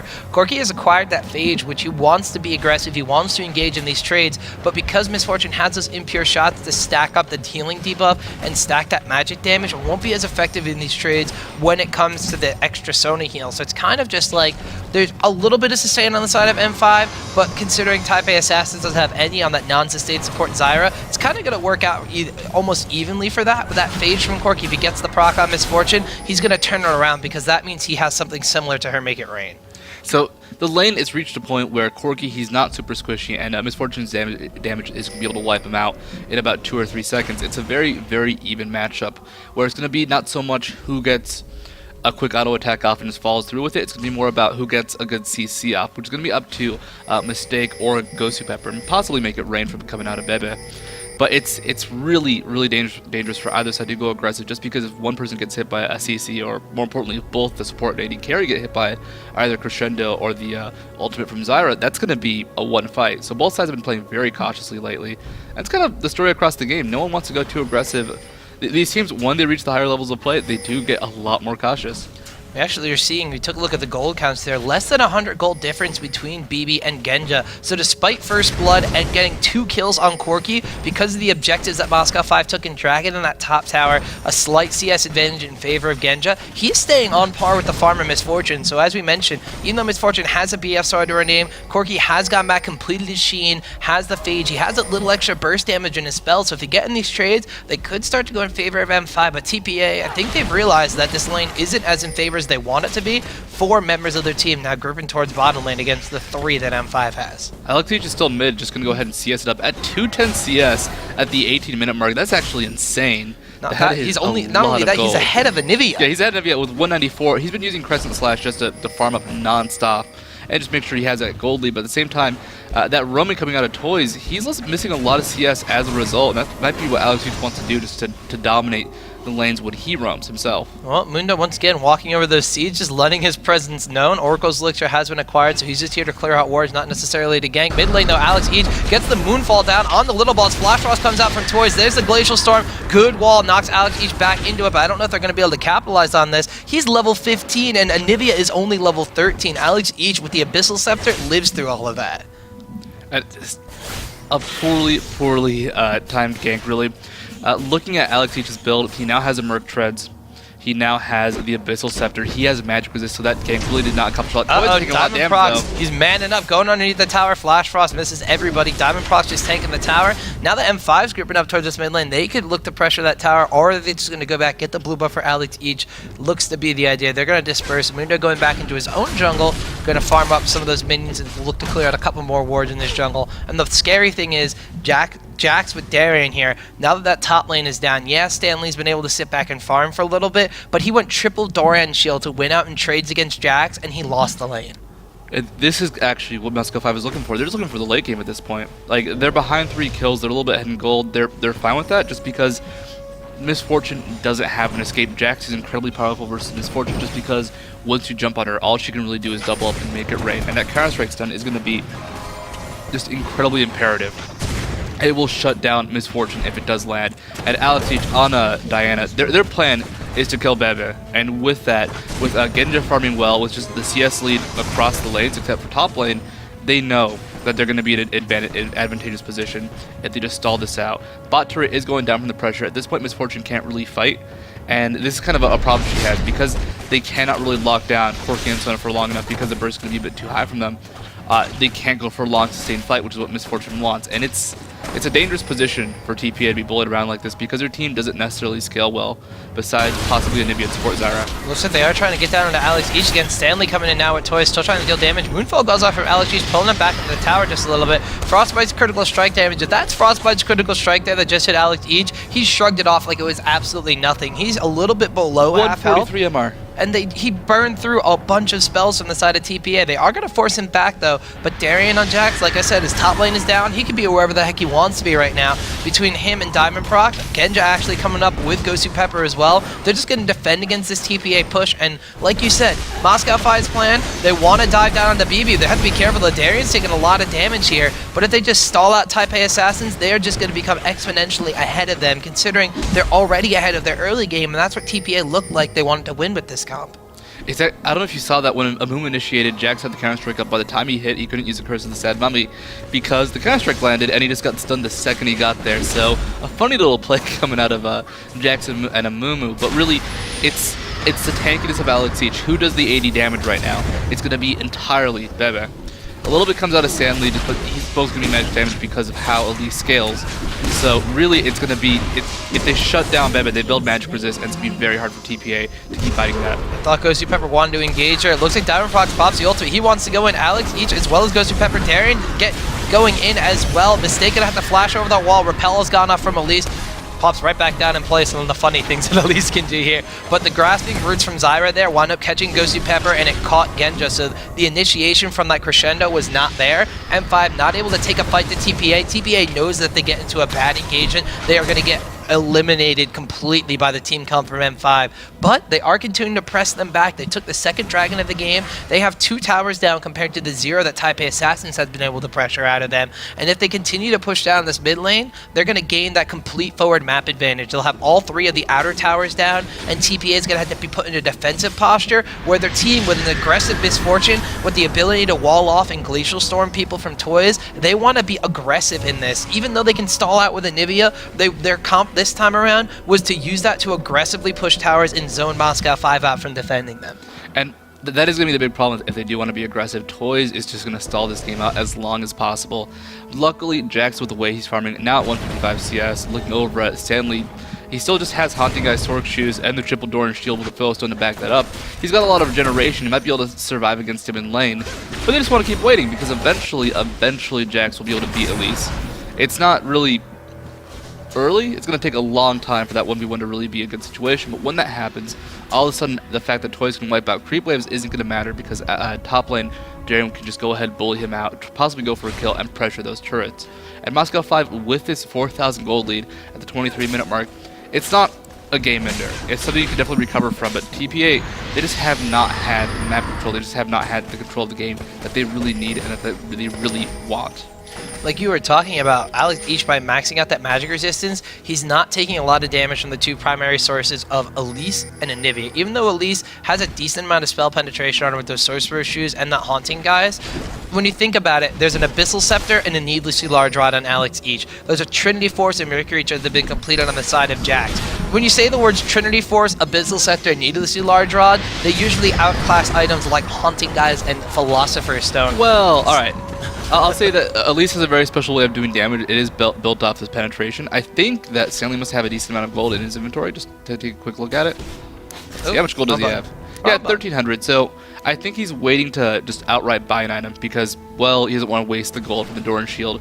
But he did focus too much on lane in terms of the item build. And now the fact that laning is kind of ended, that Darien is roaming around rather than just focusing on CSing and looking over at Moscow 5's team, Phreak does a lot of magic damage. Mundo himself does percentage magic damage. There's not necessarily that much pure physical on Moscow 5. So the build coming out of Elise doesn't do that much. No, I think what we were talking about, Type A Assassins expected to win their lanes or at least win some engagements early, and they just haven't been able to do that. Bebe actually might be in a tight spot here, but Darien's just going to walk right past it. Looks like Moscow 5, they just want to push this lane. They want to take down this tower, get that forward map presence, and eliminate the strategy that Type A Assassins wanted to use. They still have Anibi on their side, and we talked about how she gets stall out at towers. Might not have been their #1 plan to do with, but they still can wait until Elise gets those better items for their team composition. They can wait until Toyz becomes, well, Toyz. He gets the Athene's Unholy Grail, he can start getting his own AP build, maybe going for a death cap or something along the lines of that. But still, Misfortune with that Bloodthirster, if she gets an Infinity Edge, if she gets the Phantom Dancer, she's still an 80 carry, she's still going to hurt. She doesn't necessarily need the Phantom Dancer as early on either because she has that attack speed steroid in her impure shots. So close bandage toss there. Yeah, Type A Assassins, they have the tools to beat M5, but M5 is just outplaying them in the early stages here. Yeah, they're waiting. They're applying pressure, which makes TPA be on the defensive. Look at this. This is a 2-man Baron, and they can do this. I mean, TPA, they did do this yesterday, I believe. They have to be suspect to it. There goes a seedling. This should interrupt just because the threat of Baron or the threat of an engagement on Baron with 2 people is very, very high. Actually, TPA can try to make a power play. They know that 2 members of Moscow 5 are low. Mundo has used the ultimate. They're just going to go ahead and apply their own pressure now. This is a good play. They see their chance. They make their move. Moscow 5 did try and make something happen, and when they got punished for it, well, here's the result. Well, that's what happens when you try to force those early and low number men Barons. Ooh, that bandage shot's almost hit. This looks like a flash going on. Again, Gosu Pepper has to get out of there. Mistake taking a lot of poke damage back over the wall, though. Alex, she's setting his sights on Zyra, misses the Moonfall because of a good flash from Mistake. Now the Mundo Cleavers have gone out. He and Darien have both arrived back to this fight. TPA, they might have to back off this. The Mistake's taking a lot of poke damage. Jax leaps in, puts the counter-strike up. We saw Amumu's bandage toss barely missing. Like you said last time, if Amumu went in with the bandage toss, there would have been no curse to this side when we to follow up because of that counter-strike. Genja taking a bit of poke from Toyz. There does dodge the flash for us. So both these teams, they're going back and forth. They both want to engage, but they want to engage on their own terms. They don't want to get into a fight that one or the other 2 people have started. A lot of these fights are going to come down to Lilballz just going ahead, getting a good curse to the head mummy on his multiple heroes bubble. Actually, this could be huge. Genja is going to get rooted still. Winds up Valkyrieing out, though, back to his own tower range. Now the curse to the side mummy is down. It's all upon Ben 5, M5 Ben Q. They can do whatever the heck they want to TPA. TPA knows this. They're going to wind up backing off to get into a defensive posture. M5 is going to take this a little bit of time to go back, heal themselves up. Taking a quick look at the gold counts. They do have some gold to spend. Diana actually with almost 1,000 gold. Mundo in his own right, going out buying, has a Kindle Gem and an Aegis of the Legion. So now they have that team fight presence with the Aegis. They could potentially be looking to do some pushing here in the mid lane. Really, I think they just want to farm. I do love that Chris is a sad mummy, but that just shows how tanky Alex Each is. Now with the Rabadon's death cap, that's a lot of extra defense actually for someone like Diana because he does get extra HP or extra shield from his W for more AP. So it may not look like a tanky build because it's death cap, which provides no defense on most characters, but that's just going to make him tanky, make him really scary for TPA to initiate on, and that's just, it makes him an initiator. And this is really what's scary for TPA. Alex Each, he's getting scary. He's going to be able to just go ahead and initiate, not die for quite a while. And Diana, with one good pull, can do so much damage. Not to mention the fact that if Alex Each becomes the initiator, Gosu Pepper gets to use that crescendo once the team has been grouped up by that Moonfall. Diana rushes in, pulls them in with Moonfall. Gosu Pepper lands the crescendo across everybody that's been pulled in. TPA can do absolutely nothing to respond. Even if they get a Curse of the Sad Mummy off while that's going on, well, everybody is stuck in the same exact place at the same time. They just kind of cancel out each other. It'll be one of those weird situations where no one does anything. Lilballz taking a nice little bit of pressure there. Darien just walks right down very casually past that wall. And Toyz can still keep pulling. Mistake, though, taking a lot of damage. Looks like Darien's trying to go down, has to burn the exhaust on him. He still has the leap strike potentially coming off cooldown. Mistake's actually going to want to turn around, gets the grasping roots down. Grandmaster might as go off flash after. Bebe, there's the crescendo coming out to defensively to save him. So now M5 has that one initiation method cut off. Alex Each just dashing over to Toyz to try to get out of there. At least following from that, Zyro roots have come out now. So Stranglethorn has been burned from the side of Type A Assassins. And both these teams, they keep getting these fights where they want to go in, but they keep missing key initiation methods, and the other one backs off, and they're just going back and forth, jockeying for the prime position in these fights, and neither of them are really getting it right now. And as you mentioned, M5, they might not want to get that hard engaged. They may be content just sitting back and farming 345 CS before the 30-minute mark on Alex Each's Diana. We have Genja, of course, 223 CS, even though he's behind Misfortune. Those global objectives are keeping him at par with her gold count, still only about 100 gold separating those two. Is that a record, by the way? The 348 on Alex Each before the 30-minute mark? It might be. That might be some of the highest we've ever seen in tournament play, I believe. We got to go back to like 23 minutes and see what his gold count was, because I think Froggen had 300 at 23 minutes. Maybe he's a little bit behind. This is still one of the highest CS games in ever, really, in any sort of tournament. When you think of M5, you think aggression. You don't think sitting back and farming like that. And I like that. I like that they can do. Oh, Genja, you got hit by that cost. Did you want to, though? I think the answer is yes, actually. Darien goes in. There are 4 members of Type A Assassin chasing him. Curse to the side when he goes off on only him, but there's no Sona Crescendo available, so Darien is going to fall to Type A Assassins. Fortunately, they thought they could go ahead and counter-initiate, but that was a 4v3 in the end. This member couldn't really do that much with the ultimate, and Lilballz this time did have the ultimate for a fight, unlike the last little skirmish they had. Yeah, and we did see Gosu Pepper burning the Crescendo defensively to save Darien in the previous time, so Sona unfortunately can't save Jax twice from that one. And if they had the Crescendo, things might have actually turned around. It would have given Alex East just a little bit more time to try to reach in and get engaged in that fight. But Type A Assassins, they take that small advantage, and now they're ahead 4 kills to 0, but they're still on the back foot compared to M5 because of those 3 dragons, because of the towers they have down. And even though they've taken those kill leads and they've taken out a member of M5, they're still being so hesitant to try to push these lanes, and M5, they're content with this Genja split pushing that bottom lane, forcing Bebe to come here and defend, which means the Type A Assassins, they're not going to group up and push this mid lane because they just don't think they can. Looking over at Genja, he's actually building what looks like a catalyst. I would assume that's going to be a Banshee to be able to stop the Mumu initiation. And TPA, their poke, it's decent, but maybe not quite so reliable. Lots of skill shots coming out, but nothing super long range, except maybe the Zyra roots. So, I mean, I like that pick actually quite a bit. It's going to go ahead and save him, but he can't get hit by the bindings, which has happened multiple times.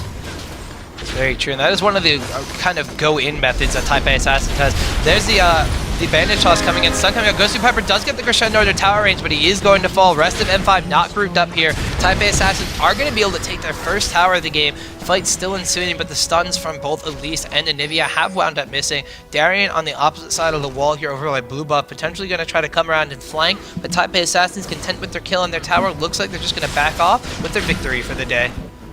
A great little catch there, you know, taking out Gosu Pepper, taking out the Crescendo. Genja takes a decent amount of poke, but they have to make sure that they have their ultimates up for big engagements, and going for those small catches when they don't have Curse the Sad Mummy up is going to be a big deal.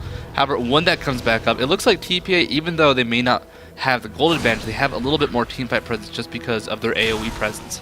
And Moscow 5, they're trying to delay, trying to wait for the late game, which is coming very quickly based off CS numbers. But because they're so spread out, because they're so focused on farming, there are chances for someone to get punished like Darien did before, and that catch Gosu Pepper recently. Team Mercury treads on the side of M5 BenQ. We see that Sona has yet to pick hers up, but she has the No Magic Mantle as well as those boots, so she's potentially going for that. There's that double AP composition coming out from Type A Assassins, so they know about this. Interestingly enough, we see Elise getting those double magic penetration items and then going for Shirelia's Reverie, so she's adding some utility to her team, knowing that they need to have the engage and disengage capabilities in order to take advantage of positioning in these fights. It's going to be about mobility, it's going to be about chasing. I mean, look at the magic resistance. This is all saying that they're just going to focus on Bebe and try and just tank through Anivia, tank through Elise, and even Amumu does his own magic damage. So they just want to tank everything and kill up Bebe and just win a slower fight afterwards because their DPS will be lower, but they have the resistances to survive that. So in the end, that Reverie is going to be a huge payoff dividends if it could be used to protect Bebe or get a good initiation so they can start the fight on their own terms. It's all about who gets a catch, and this is a good catch right there.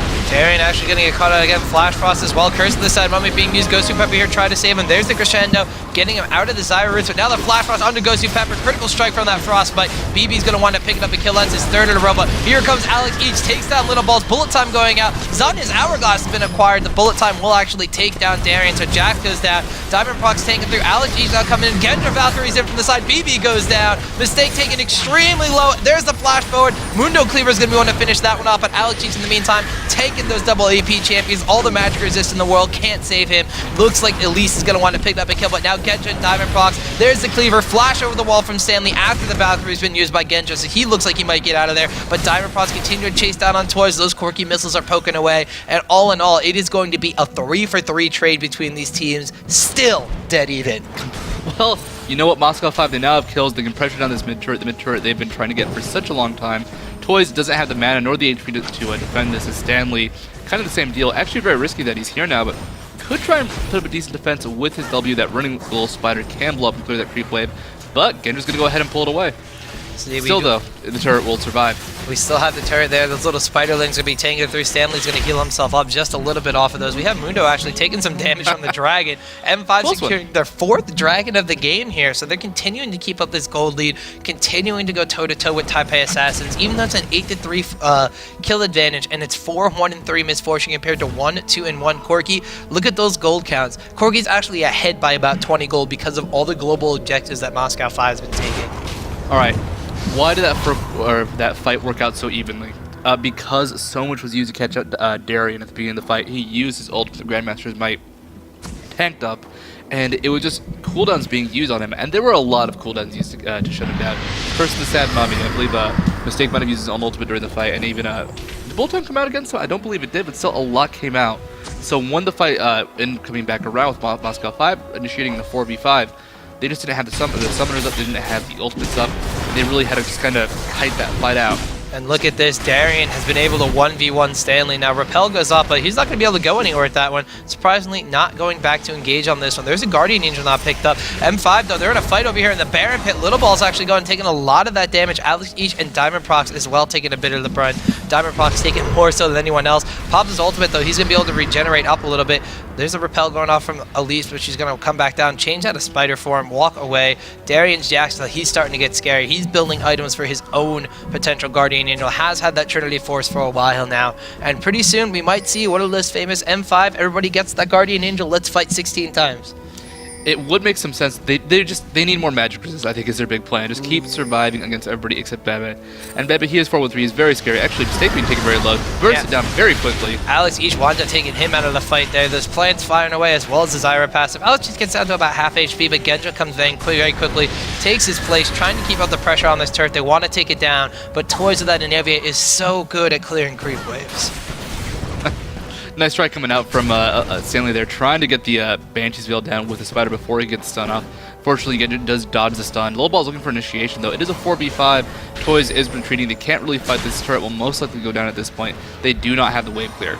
Yeah, Genja just needs to poke at this one tree Toyz. Darien actually get the final whack on that one. A little upset. I didn't hear the Jax animation where he just goes wachuk when he hits the tower, but regardless of that fact, we do have M5 pressure in this. There is no Diamondprox. Lilballz goes in with the initiation for the bandage toss, but takes a bunch of damage to reciprocate it. We do have Genja getting down to half HP because he wound up getting stunned from the binding from Elise. Does that the Valkyrie away, and M5 looks like they're going to wait for Diamondprox, try to group up on this one. Genja is extremely low compared to Bebe, though, who's at full health. Stanley took a little bit of poke damage, but M5, they got to be careful. Banshee's Veil has come back up for Genja, though. This is not a bad time for Moscow 5 to fight. Genja is a bit low, that's going to be the big threat, but if he does get some auto attacks, does get some lifesteal back up, and once Gosu Pepper has returned as Genja gets caught on the other side of the wall, his movement is interrupted, but he does escape. But like, look at the item build as that ward does go down. Darien has finished his Guardian Angel. He now has actually a blue elixir in his inventory to go ahead and increase his cooldown reduction, try to get more leap strikes, I would assume. And more counter strikes. He's tanky. Counter-Strike has like a billion-second cooldown, so it's weird. Well, it's going to be half a billion now. Half a billion, or like 10% less than a billion, 10% less than a billion. 90% billion. Yeah.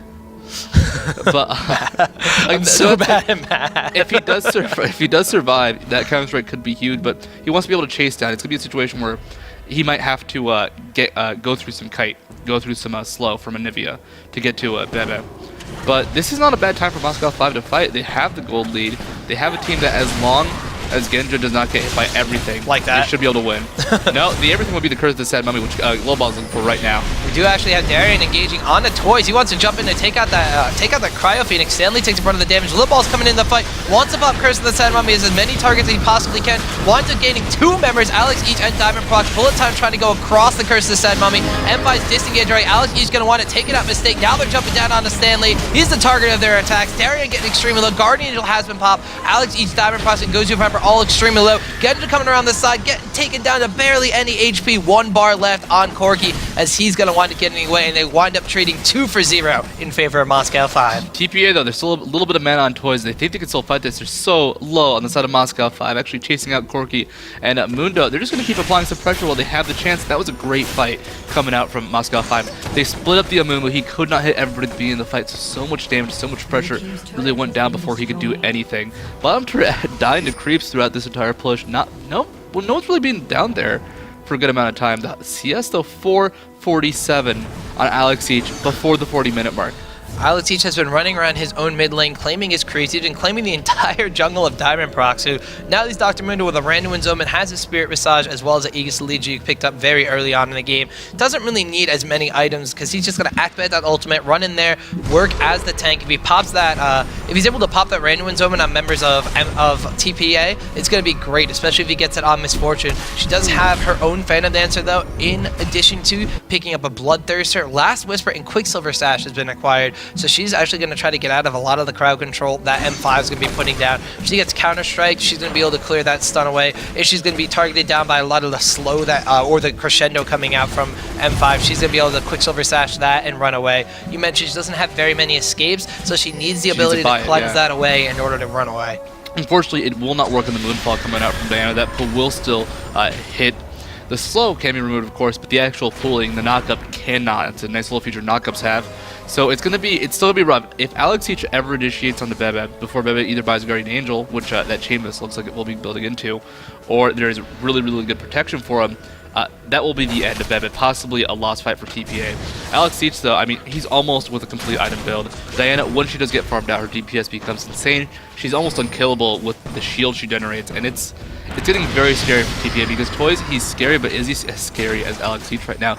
Not quite. And realize that, I mean, in the last 20 minutes, TPA has gotten 5 kills, Moscow 5 has gotten 6 kills. They've gotten every single dragon. They've really kind of evened out this match. TPA looking to go up towards the Baron pit. They want to try to bait out a fight or at least make sure Moscow 5 is not going for it.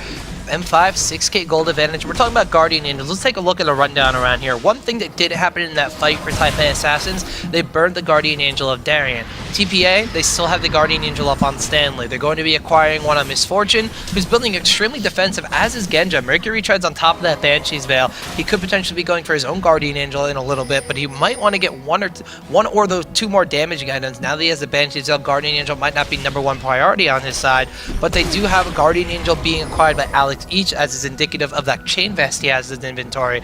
They might not want to try fighting TPA until Darien's Guardian Angel has respawned, but they do have to try to contest them at this Baron. They're actually starting it, and potentially they could go for a fight with that Sona Crescendo up.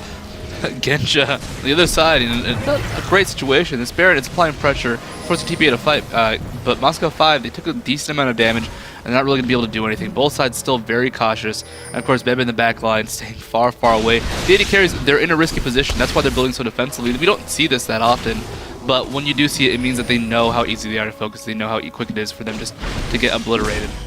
So we do have M5 backing off that Baron. There was damage being dished out, but it doesn't really look like it's gone across anybody. We do have actually Valkyrie 4 from Genja. They want to try to catch on to Stanley here. Is Mundo Clear being blocked out by one of those spiders? Spider actually getting cut off by the wall. Lilballz tries to go in with the bandage toss. There's the crescendo as well as the curse to the side of Mommy. Alex each on a rampage going to take out Lilballz. Stanley has to repel away. His Guardian Angel's still active. Bullet time goes off, but Alex each hits the Zanya's Hourglass. Stanley gets away with no HP, but mistaken. Toyz taking a bunch of damage. Darien tries to go into Bebe. No Guardian Angel active. Bebe's going to want to pick up a kill there. Alex each will turn around and finish off the tower. Genja gets another good burst damage down on the Toyz, but he is going to Valkyrie away. So they wound up trading 1-for-1. M5 takes a turret, and I think they work out ahead in that fight. Unfortunately for Elise, her escape skills do not work if there's nothing for her to jump to, so she used the repel, could not really get out of that fight, and was in a dire situation at that point. A nice little catch, they at least took out Darien. The Guardian Angel was not burned on Stanley, but they still lose an objective. It's still a little bit of map control going in favor of Moscow 5, and now they're pushing out this bot turret. And really, the problem is that if one person gets cut out on either side, that could be the game there. And with something like Stanley, where his role in the fight's going to be more of a being annoying and then executing people when they're low rather than just winning the fight at the beginning, like with someone like a Mumu or Nivea, it's still really important they have all five. All five are incredibly strong, incredibly farmed. That Mumu, by the way, only 81 CS at the 43-minute mark. Mumu doesn't need a lot of gold to do what he needs to do, but still, he is running double GP10 and has not upgraded either the Philistone or Heart of Gold for quite some time. But he's behind. He is very squishy as a result, and he's dying early on in these fights. That crescendo from Gosu Pepper, it was used to try and prevent a Mumu from ulting before he would die. A 900 gold, 2,000 gold earned on the GP10s he has in his inventory. That is a lot of gold that you made from nothing. And the thing is, too, he's going for his own Banshees deal, so he wants to block some of the initiation efforts coming out from Type A Assassins. He at least wants to block either the Crescendo or the Alex East Crescent in order so he can't actually jump onto him and not get that cooldown reset. So that if they do get that, if they do wind up blocking out one of those, then M5's initiation isn't going to be as strong, and he will be able to survive a little bit more. Of course, giving him extra health, a little bit extra mana and magic resistance is never a bad thing. He is going to block out some of the damage coming out from, of course, the quirky spells, not necessarily his auto attacks. He will be blocking out a little bit of the damage from Jax, but mainly Alex East has been cleaning house. 5-1 and 2, 500 CS at 45 minutes into the game. Damn. I don't think I've seen a CS that high outside of Dota. He's done with items, and Diamondprox now being chased out by TPA. Use that ultimate just to go ahead and disengage, but yeah, that's a lot of CS. He is done with items, just needs to buy potions and oracles at this point, which he has not quite done yet. 623 ability power, as well as a Guardian Angel, Void Staff now being acquired, Mercury Tread, so he doesn't have all the spell penetration in the world. He does have that Abyssal Scepter, which will of course be having that magic reduction aura. And he has a Void Staff too, so he's got what he needs. Like, he's got the spell pen, he deals a ridiculous amount of damage. Toyz at the opposite end at 435 CS, 70 behind, but when you're comparing 500 to 430, it's really not that big of a difference. That's still a full item in the end because of the kills Alex Each has, because of the objectives Moscow 5 has taken, and that's very noticeable. The Toyz is doing quite a bit of damage. This is not a Warbox build, this is a build where he just hurts a lot. 635 ability power being picked up by TPA's Toyz, so he actually has more ability power and spell penetration than Alex Each at this point. Well, potentially not. He has Sorcerer Shoes compared to the Abyssal Scepter, so they're pretty much on par with one another, but he still has an item slot in his inventory. If you get the Guardian Angel as well, that's going to be 3 times in a row they're going to have to kill Toyz before he finally falls down in the fight. Guardian Angel now has been acquired by Bebe. Stanley's Guardian Angel has yet to be popped in this game, on top of the fact that now Darien has his Guardian Angel up. Alex Each we saw picking up his own Guardian Angel. Genja, in the meantime, he hasn't really bought items for a decent amount of time. I keep hitting the C button instead of the X button to swap this over. He still has about 2k gold in the bank. Could potentially see him going back, maybe picking up a Last Whisper to get a little bit of spell penetration, a little bit more armor penetration on his builds, so those auto attacks pack a little extra punch, or he could be going straight for that Infinity Edge to just get the burst of extra damage. Potentially also could be getting the Guardian Angel of his own because it's M5. Who the heck doesn't want a Guardian Angel on M5? True, but they do need that damage. They do need that physical presence. Stanley's taking a little bit of poke against Genja. Genja not taking much himself because of that Banshee's Veil. They have a lot of choices here. The question is going to be, do they want to fight or do they want to survive? What does Genja need to do? I think he might just need a Guardian or not. Darien's going to wind up getting caught out here. Does have the Leaf Strike away, but he's going to walk right into the Zyra roots. If they burn this Guardian Angel, that's going to be devastating for M5. Guardian Angel is down. He's not being able to jump over the wall. Alex East decides to rush in there with his ultimate. Does actually not use the flash, but Toyz is going to wind up getting away. Expends his own flash to do so. Now it looks like Genja might be getting caught out here. He is going a little bit Rambo this game. Yeah, Genja, well, Darien too as well. Darien 042 has been going very aggressive. Genja, do you want to be there? I don't think so. You're gonna have the Valkyrie away. Does wind up dodging the Flash Frost at the same exact time. M5 is starting to put some pressure on the Darien area. You wouldn't really think about this considering Darien's Guardian Angel has been popped, but we still have a full 5v5 potential. Lilballz, they know that they can nerf him, burst him down in basically one swing. That second tier bottom tower has gone down on the side of Type A Assassins, so that's even more gold stacking on the lead for M5, now approaching an 8,000 gold advantage in their favor. So it's all up to M5 now. Do they want to fight? When do they want to push in towards TPA, and can TPA stall them out long enough to win? Well, we're at the late game. We've reached it. It's 48 minutes into this game. The weird thing is, not that much has happened because both teams have been just pushing lanes aggressively and counter pushing very defensively. And when they see an opening, well, the other team usually covers up very quickly. Barrett now being attempted. This could be huge for Moscow 5 or TPA. Depends on who kills who, really. We're going to see the ultimate coming in from Diamondprox. Again, a pincer attack here on Type A Assassins, as we did have Corki Genja going down, as well as Gosu Pepper to slay that dragon. They're going to try to catch him off. Lilballz goes in with the bandage toss. It looks like the bandage skill hasn't popped on his side. Realize that not everybody was there. Alex wants to go into with the Moonfall. Zanya's Hourglass through the curse of the side. But Gosu Pepper's going to fall. Does get a crescendo off, but it doesn't really hit anybody on the side of TPA. Now Repel goes off. Diamondprox taking extremely low. Alex is going to go back in. Does want to take down a move, but he's dropping extremely low. Guardian Angel has been popped. Bebe wants it flashing after Genja. Is he going to go down? No, he's not, but you know who is? Poor Alex Each in the middle of everybody, and that went phenomenally for TPA. And the question I have for Moscow 5 is, who are they trying to focus on? Who are they trying to initiate upon? They had Corki going forwards, getting hit, and just kind of caught up by a Mumu. And TPA, they have their AoE CC, they have their AoE initiation. They really kind of laid it down onto everybody. Once they saw their single targets, so who got focused down? Gosu Pepper, because he was just susceptible to it, could not really crescendo before he got bursted down by the AoE, and Alex Ich when he was left alone there. But they're chasing out the scary AD, they're chasing out Darien, who doesn't have the Guardian Angel or defense. TPA is going to go ahead and rotate towards this Baron, but they're still behind a relatively high amount of gold. It's a noticeable amount, it's about 5,000. But really, the team fight coming out, their focus is making up for that gold difference. They're showing their prowess in team fights. They're showing their organization, which Moscow 5, they have in spades, but the team fights have just not been there for them.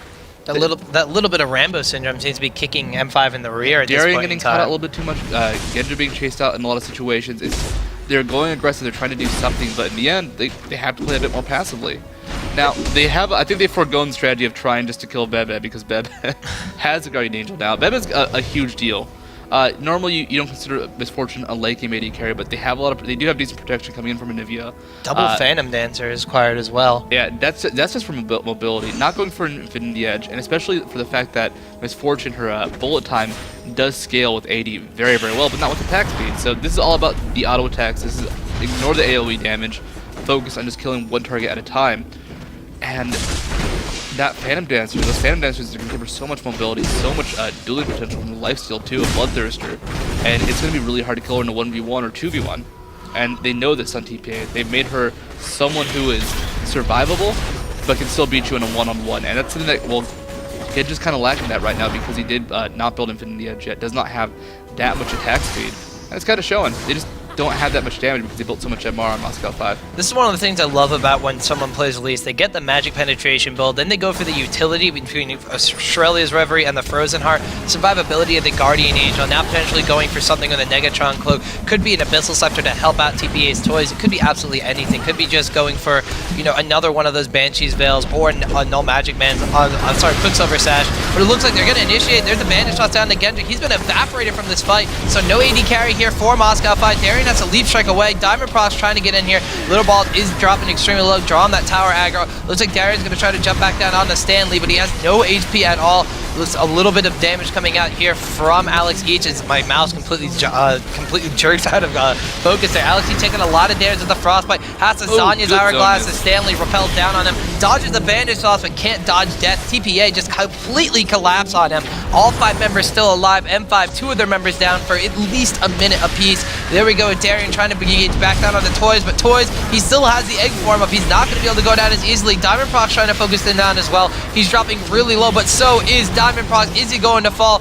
No, he's not yet. Mistake actually going to wind up taking down the tower. Bebe, Mistake, Lilballz, and Toyz. They're going to wind up cleaning up the base of M5. One Nexus tower has gone down. Gosu Pepper now getting walled off by Toyz. Has to flash over it. Toyz actually taking a lot of the damage as well. Repel being used by Elise to escape from that one. Now the second Nexus tower goes down. Darien jumps into everybody. He's trying to save his team. Trying to save the game, but no! TPA comes from behind. They take out M5 after such a dominant game, and Type A Assassins go up 1-0 in this best of 3. And when you say dominant game, they're still behind in gold. They picked up so many kills at the end there. They picked up 3 turrets just from the inhibitor, just from the Nexus, and Moscow 5, it did not matter. TPA just held control of the game. They held the strength of their team. We saw them in team fights really just kind of focusing them down.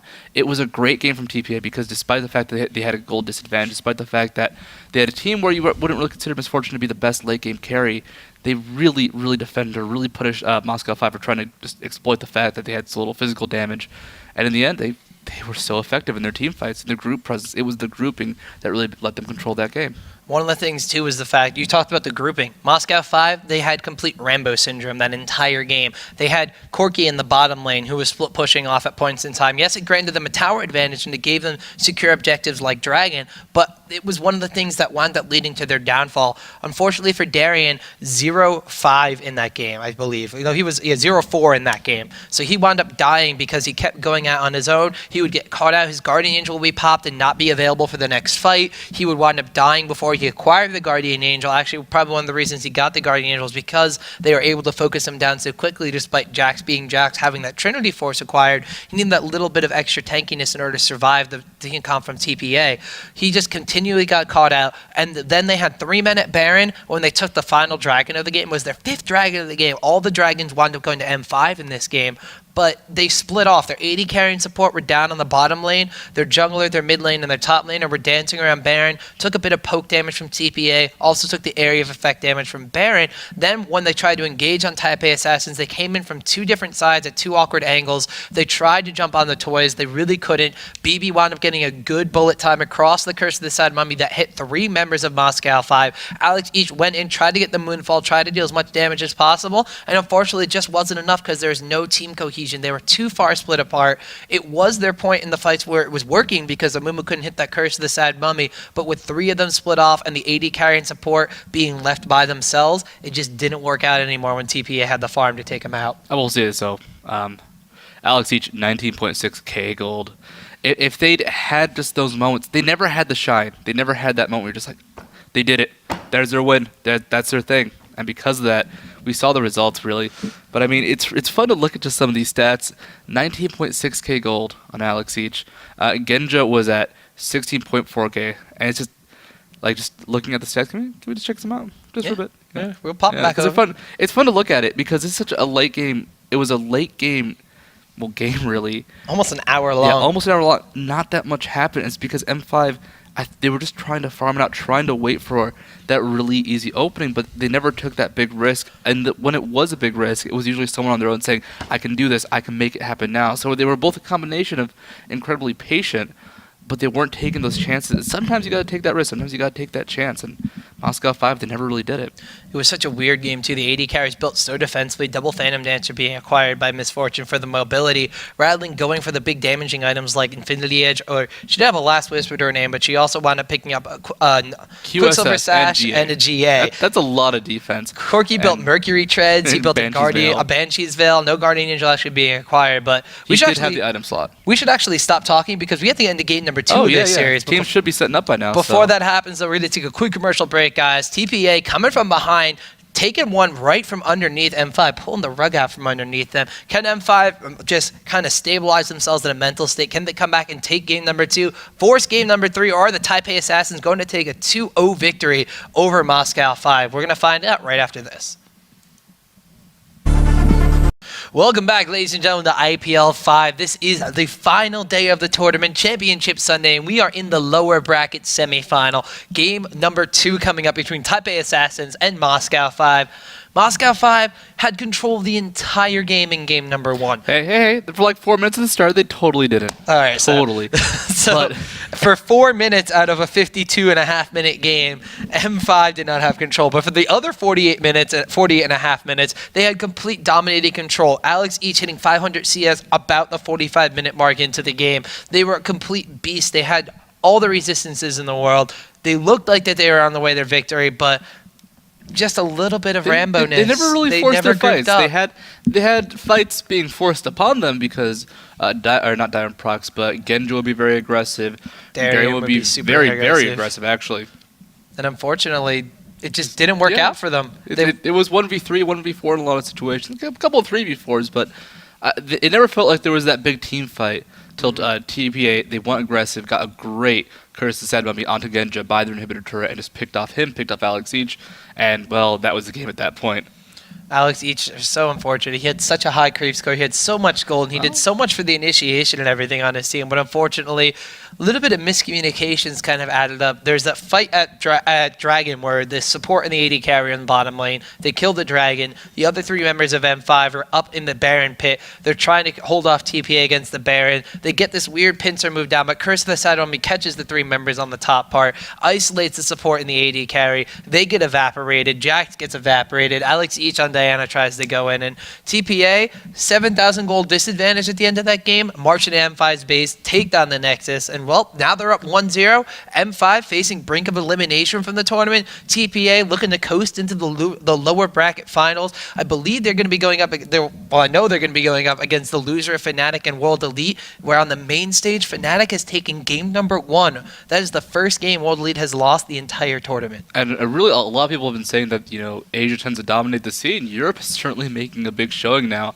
I mean, right now we're down to, well, 2 Asian teams and 2 European teams, and as of this second, we have the 1-game advantage to FNATIC, and I believe we was actually ahead game 2, but still relatively early on in that game. But I mean, we've got so much still left to go. It's weird, we have so much left, but it's only 3 sets, I believe, after this. We have this set, winners, and then, or losers, and then the final set, and then we're done. But still, it feels like we have a lot ahead of us, because we do. We have maybe not that many games, but the best matches possible. I think the entire tournament actually has been the best matches possible. Yeah, everything. I mean, Blaze versus Moscow 5, the great showing from CLG. North America, well, we had a good enough showing. We had CLG. We had Curse North America actually coming through. Top 8, yeah. Yeah, top 8 for Curse North America. Some disappointing results from some teams that had a little bit higher expectations. Singapore Sentinels, a lot of people had them on their list to crack into the top 8 as well. Team Solo Mid, one of those teams that unfortunately not living up to the hype and the high standards that their fans have set for them. But well, we still got a good tournament. I've talked to some people. They say North America is going to be coming back, and it may not be stuff we see really obvious. Not going to be like, whoa, check it out. They're immediately back. But I think there's a lot going on behind the scenes that's going to make some really strong teams coming out very quickly. Well, practice makes perfect, and it looks like both the teams are ready. Casters, of course, are all ready, and we're going to be getting into bans and picks for game number 2. Can Taipei Assassins close it out 2-0? Or are they going to be able to come back, M5, and force a game number 3? Here we go, guys. Picks and bans have started. Evelyn being banned out right away from Taipei Assassins. They do not want Alex Each getting that one. Rengar, of course, being banned out. It's a point of contention between both Darien and Stanley. Lee Sin, of course. Diamondprox not going to get his favorite kind of champion. And what do you think M5 is going to change up in their bans here? They could go for someone like Misfortune. They could go for the Zyra even. That bot lane kind of started everything off poorly for Moscow 5. But Nivea at the same time was the one who really stopped their pushes. There's a lot they can ban out, but nothing that can really shut down TPA. It's weird to think about, because what really stopped the Moscow 5 aggression was going to be the Nivea clearing out those pushes, but at the same time, they did lose bot lane to the Misfortune Sona, and Amumu being banned out by TPA, not wanting to first pick him, but now wanting to give that to Diamondprox, who's shown his strength with it in the past. So a very smart ban there, and this kind of changes everything. So you can't just have that heavy AoE jungler. Malphite is still available, but I don't believe they've been running that much Malphite jungle so far in this tournament. One of the things I'm really surprised to see is M5 banning out Diana second. They are going to ban out Twisted Fate. Orianna has been left on the table, so they could potentially have something to work out with. Normally, I would say they ban Orianna, leave Diana open, and let Alex Each place Zyra. And if they take Zyra, then Alex Each takes Diana again, because it worked out so well for them. Orianna is normally... That is Toyz' toy, even. And one of the biggest counters to Orianna is Diana in the lane, and they banned it out. So if they go for an Orianna pickup, which no doubt they are, now it's on M5. TPA, I don't think they really had to think about that. It's like, maybe there's a trap set up, maybe they have a plan, and Moscow 5, they might, but this is the character.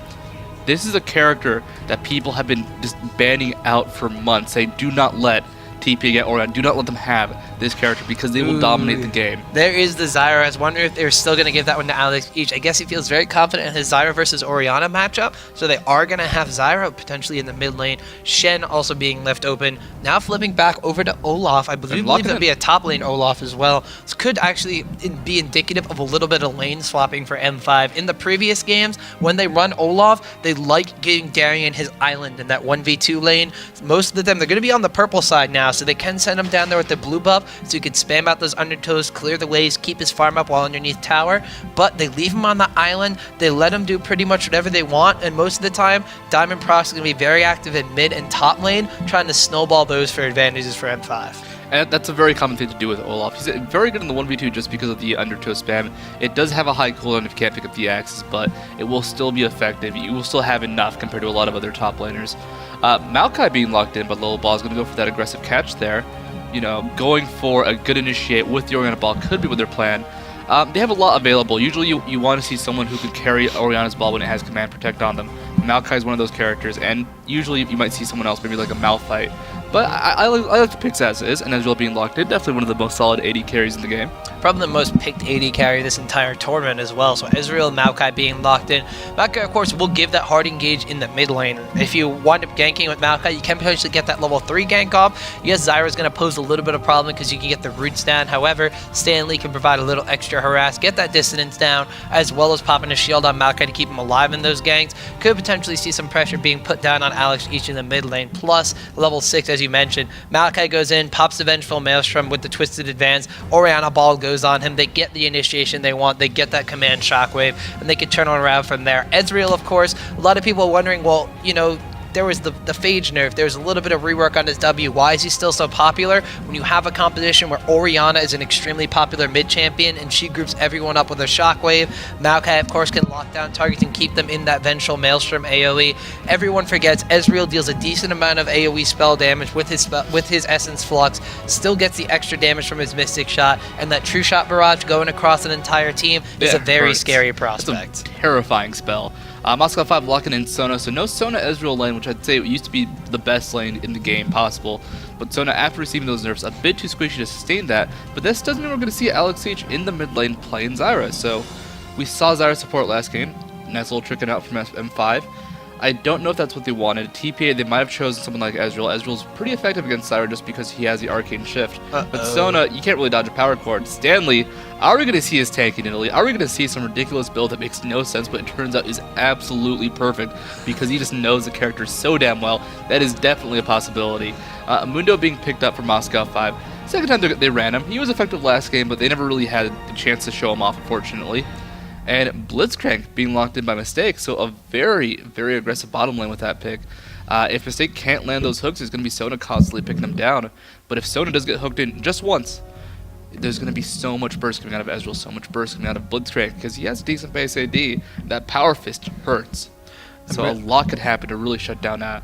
I was interested to see what M5's AD carry was going to be. I thought they could potentially be going with the late game kind of carry and Kog'Maw, but they don't have a lot really to protect them besides the tanky front line in Mundo and Olaf, which will of course be trying to split off Ezreal. A lot of the times when we see this Olaf running in, he wants to chase after the Ezreal. Ezreal can kind of kite him for a very long time because he has the Arcane Shift, he has a flash capability. If he's running heal or cleanse on top of that, well then he's going to be in a very good spot to just continue to run away from that Olaf who's going to be trying to charge him down. That would eventually effectively split off that, and if they have a very strong team with the remaining 4v4, they could potentially take down the one tank or just ignore him completely and go for the very squishy Zyra or the squishy AD carrying Corki. But Genja, feeling confident with his Corki. We're going to have to see if he stays a little bit closer to the team this time around, or if he is going to continue to split off and push, as is Darien.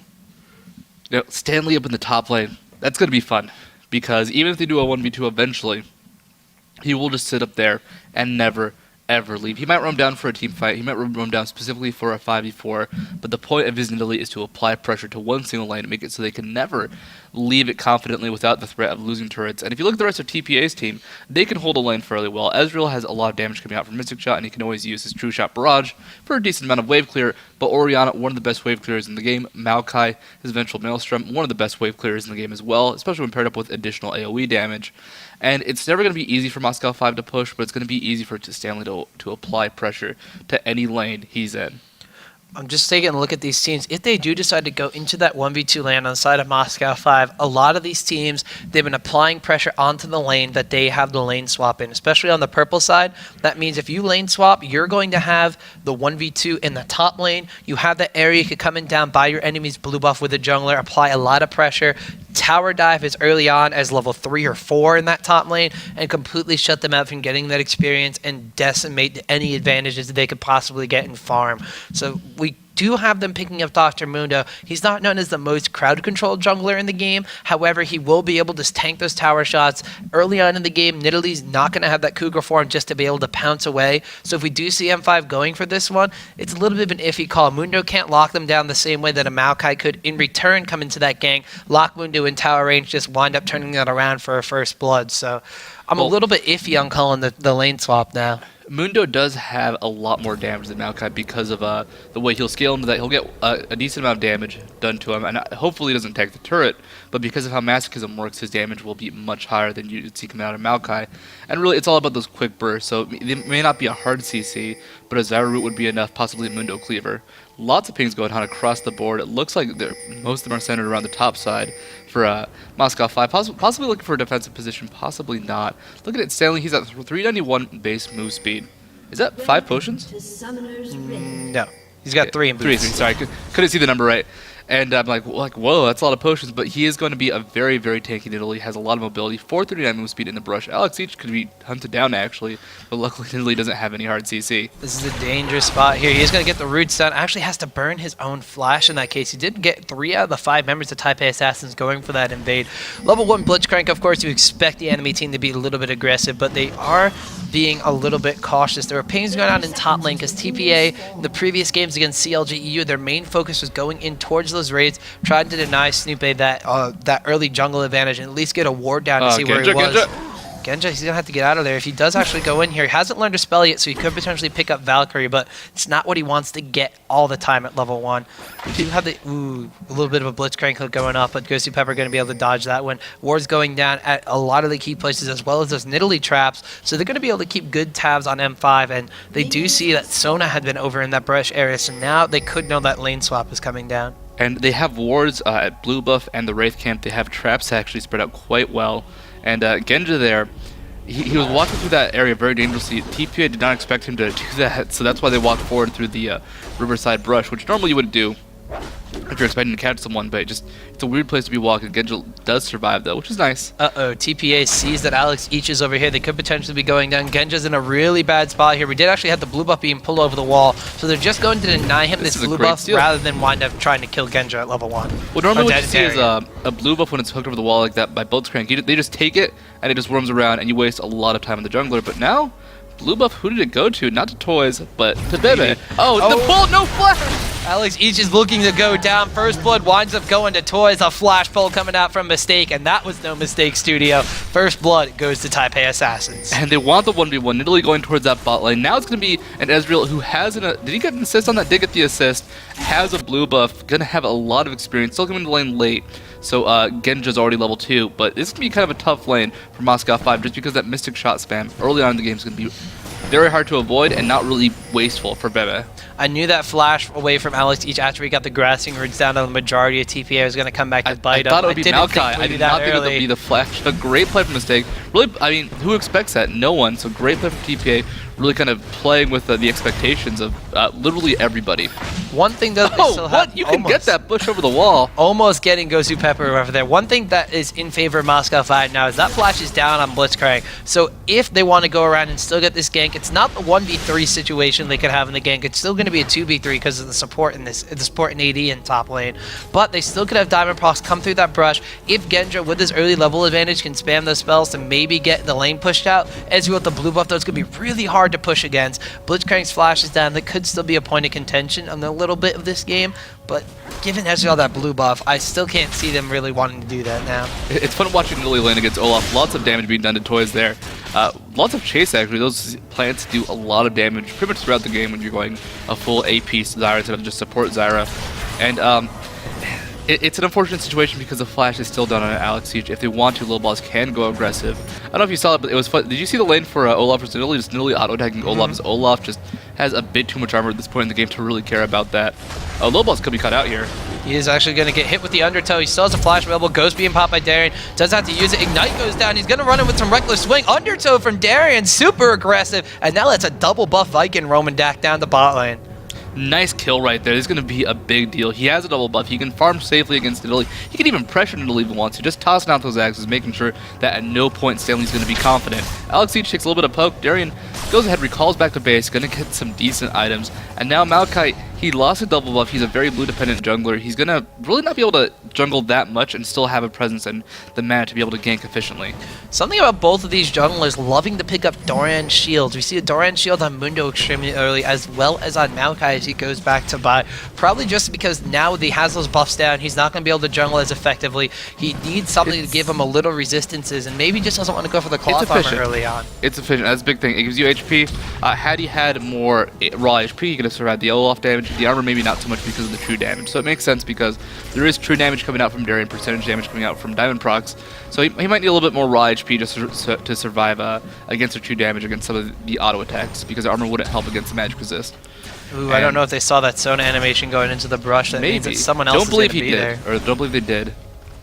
We are actually going to have in the mid lane, though, Alex Each. There is a Maokai here. Twisted Advance with a flash on the tower. Alex Each's flash is back up. Lilballz going to be taking that one. There is a shield there from Toyz, but he is not going to wind up going down. They do force the flash out of Alex Each once again. They force him back, but Lilballz also taking a brunt of the damage there. Doran's shield definitely helped with that tower dive. One of those fun things, too, that you always forget about. It's like, oh, yeah, you can really take a lot more tower damage because of that. The flash was used again, which means he is susceptible to Orianna, to Maokai. A lot can kill Alex Each right now. He is playing fairly defensively. 3 CS behind as Diamondprox going towards that mid lane. Pings onto him, though. They saw him roam towards that area. Walks straight through towards Diamondprox. He's going to use the threat of Mundo to apply some pressure rather than actually here. Genja, though, in a bad place. The exhaust goes off here. Mistake did pop the overdrive. Is he going to get the knock-up on him? Flash away from Genja, so they burn that one out. Bebe, in the meantime, was taking a decent chunk of damage. The Gosu Pepper applied a little bit of pressure back onto him. But this is pretty much what we saw last game, except there's no super hyper-aggressive Misfortune pickup in this one. It's a little bit more even, as Corki and Ezreal kind of the same style of AD carry, that they rely on a lot of spell damage to do this, and they're a bit more of that mid-game kind of champion rather than the early to mid-game burst that Misfortune was putting out. Well, great missing shots actually as a pull to Gosu Pepper. This might be what they want. The Mundo is nearby. Can Gosu survive though? Gosu is actually going to survive. Diamondprox making his presence known. There's a ward in that brush. He is going to wisely push back Bebe and Mistake. However, there's a lot of damage going on to Genja and onto Gosu Pepper in this lane. Still has a CS advantage of 52 compared to the 43 of Ezreal, probably just because he had a little bit of extra advantage in the lane getting there before Ezreal did. And surprisingly, that blue buff from Ezreal not giving him the advantages that I thought it was going to give him against Corki in this lane. It's fun watching Stanley go up against Darien, getting some very, very small pokes off, not getting the Q from her cap form, the auto attack enhancer. So it's going to be a very odd lane where Stanley, normally you build a lot of armor, maybe not so much HP, which is a lot of defense. So we might see a Warmogs come out and Stanley just to deal with Olaf and the true damage he does output. But overall, this is a chance for Stanley to really just apply non-stop pressure. He's a bit behind in CS, but he's going to be pushing so much, so often. If Darien ever leaves lane like he just did, a lot of CS can be denied. Do have the lane pushing back into the top lane. TPA going to deny a little bit of CS to Genja against that tower. We're doing a pretty good job of CSing as they back up against it. Goes to Pepper and Genja here. Level 6 on Genja, only 5 for Bebe, 5 for Mistake, but only 4 for Gosu Pepper. So a bit of experience differential in this top lane. Meanwhile, mid lane, we see both their mid laners going over to take their respective blue buffs. Alex each going to pick his up now from Diamondprox. Toyz not getting his. Look at Lilballz. Lilballz has it. Could have been a steal. At the same time, Lilballz is a little bit behind because of that early death, so maybe just to benefit him, he went to help. But still, this is going to be a bad situation for Toyz because, well, Alex each has blue buff. He can go ahead and spam Q on himself, as he did there just to get the last hit, and it's not really a big problem. It's going to be just a constant aggression coming out as Alex each can spam and just do what he wants. And it'll make sense for Toyz to go ahead, go back to base, buy, get that Chalice of Harmony, start going for the Athenes, and just have to play it back a little bit. Both of these champions in the mid lane have acquired their Chalice of Harmony. Fiendish Codex being picked up from the side of TPA, so 70 CS advantage compared to now the 65 that Alex Cheech will be able to put up. Taking those rates away from his jungler Mundo. It's going to be A-OK though, and as you mentioned, blue buff is going to let him spam spells more effectively than Toyz is going to be able to, so his farm is going to skyrocket, whereas Toyz, he might struggle to keep on pace with this one, so if Alex each can gain that advantage in CS, they might be at a little bit of a better space as they come into the mid game here. And we talked about it a little bit earlier, Stanley, he's a little bit more of a late game Nidalee. He wants to go for those items to give him survivability, and then goes to the Trinity Force for team fights later on in the game. I believe against CLGEU, he went and got a Spirit Visage, he got a Guardian Angel, I believe was the second item he acquired, or the third item he acquired, and he got a Trinity Force 40 minutes into the game. So he wasn't really looking to dish out the damage, he was looking to sustain himself in these fights, keep him alive, and rely on the high base stats that Cougar form damage output is going to be able to give you to dish out the pain. So if if M5 can get Zyra at a good space, if they can get Corki to his Trinity Force at the same time, if not a little bit earlier than Bebe might be going for one, then they have this mid-game team fight presence that they can try to capitalize on TPA, but they gotta group up and they gotta execute it properly this game. It's going to be a weird, actually, flash forced out onto Mistake right there as he went ahead, got caught up by Diamondprox, used the ultimate. The team fight presence coming out from both TPA is going to be very, very awkward just because it's the Nidalee pick. Nidalee is hard to make work in a team fight. It's almost an assassin, but it's not quite someone who can gap close like, let's say, Olaf with his Ghost Up just can't be CC'd, or someone like Akali. You have to kind of pounce up there. It is fairly quick, but it's also very predictable, very spottable. Mundo looking for another gang top lane, applying that constant pressure. They don't want to make sure Bebe does not get ahead like he did game 1. Peak ward in that bush. That ward, will it survive? No. Gosu Pepper actually gets pulled in. This might work out for M5. True Shot Barrage goes across. There has been a flash burn on the side of Gosu Pepper, though, so they said not to re-engage it despite it being a 3v2. Meanwhile, bottom lane, looks like Lilballz going to come all the way in from behind Darien. Sour has to pop the Ragnarok, so he can't get crowd control by that twisted advance. Malka is just going to back off of that one, but Stanley taking early advantage in this lane against Olaf. CS is relatively even, both of them going for that Phage first. We're going to have to see if Stanley does go for Trinity Force, mixes his build up a little bit more, and if Nidalee gets a Trinity Force before Olaf's able to get super tanky, we could see that team fight presence we were talking about for M5 just slowly be eliminated. We actually have Dragon being initiated on right now by TPA. They force Olaf back to the base. Not that much we use. Diamondprox actually being caught out. Use the ultimate. Can he escape this though? I don't know about that one. There was a flash there. There's the command shockwave coming out from Toyz in the mid lane. He's one to pick up that kill onto Diamondprox. Alchis in the meantime just disengaging here. We did have a kill going on to Gosu Pepper in the top lane. Wants to pick up Mistake. Mystic Shot not going to find home as Genja barely survives with any HP. BB's going to have to recall from that one after that because he has low HP himself. Although Diamondprox did fall in that engagement, they wound up denying the dragon, and I don't believe he had anything like an Oracle's Elixir of value to him. Unfortunately, the kill did end up going to Gosu Pepper though, so it's a goal that's not necessarily wasted, but not going to be as efficiently used, which is unfortunate, but still, 1-for-1 kill. Stopping the dragon is going to be a more important deal. It is worth the death to go ahead and sacrifice that dragon and not let it get picked up.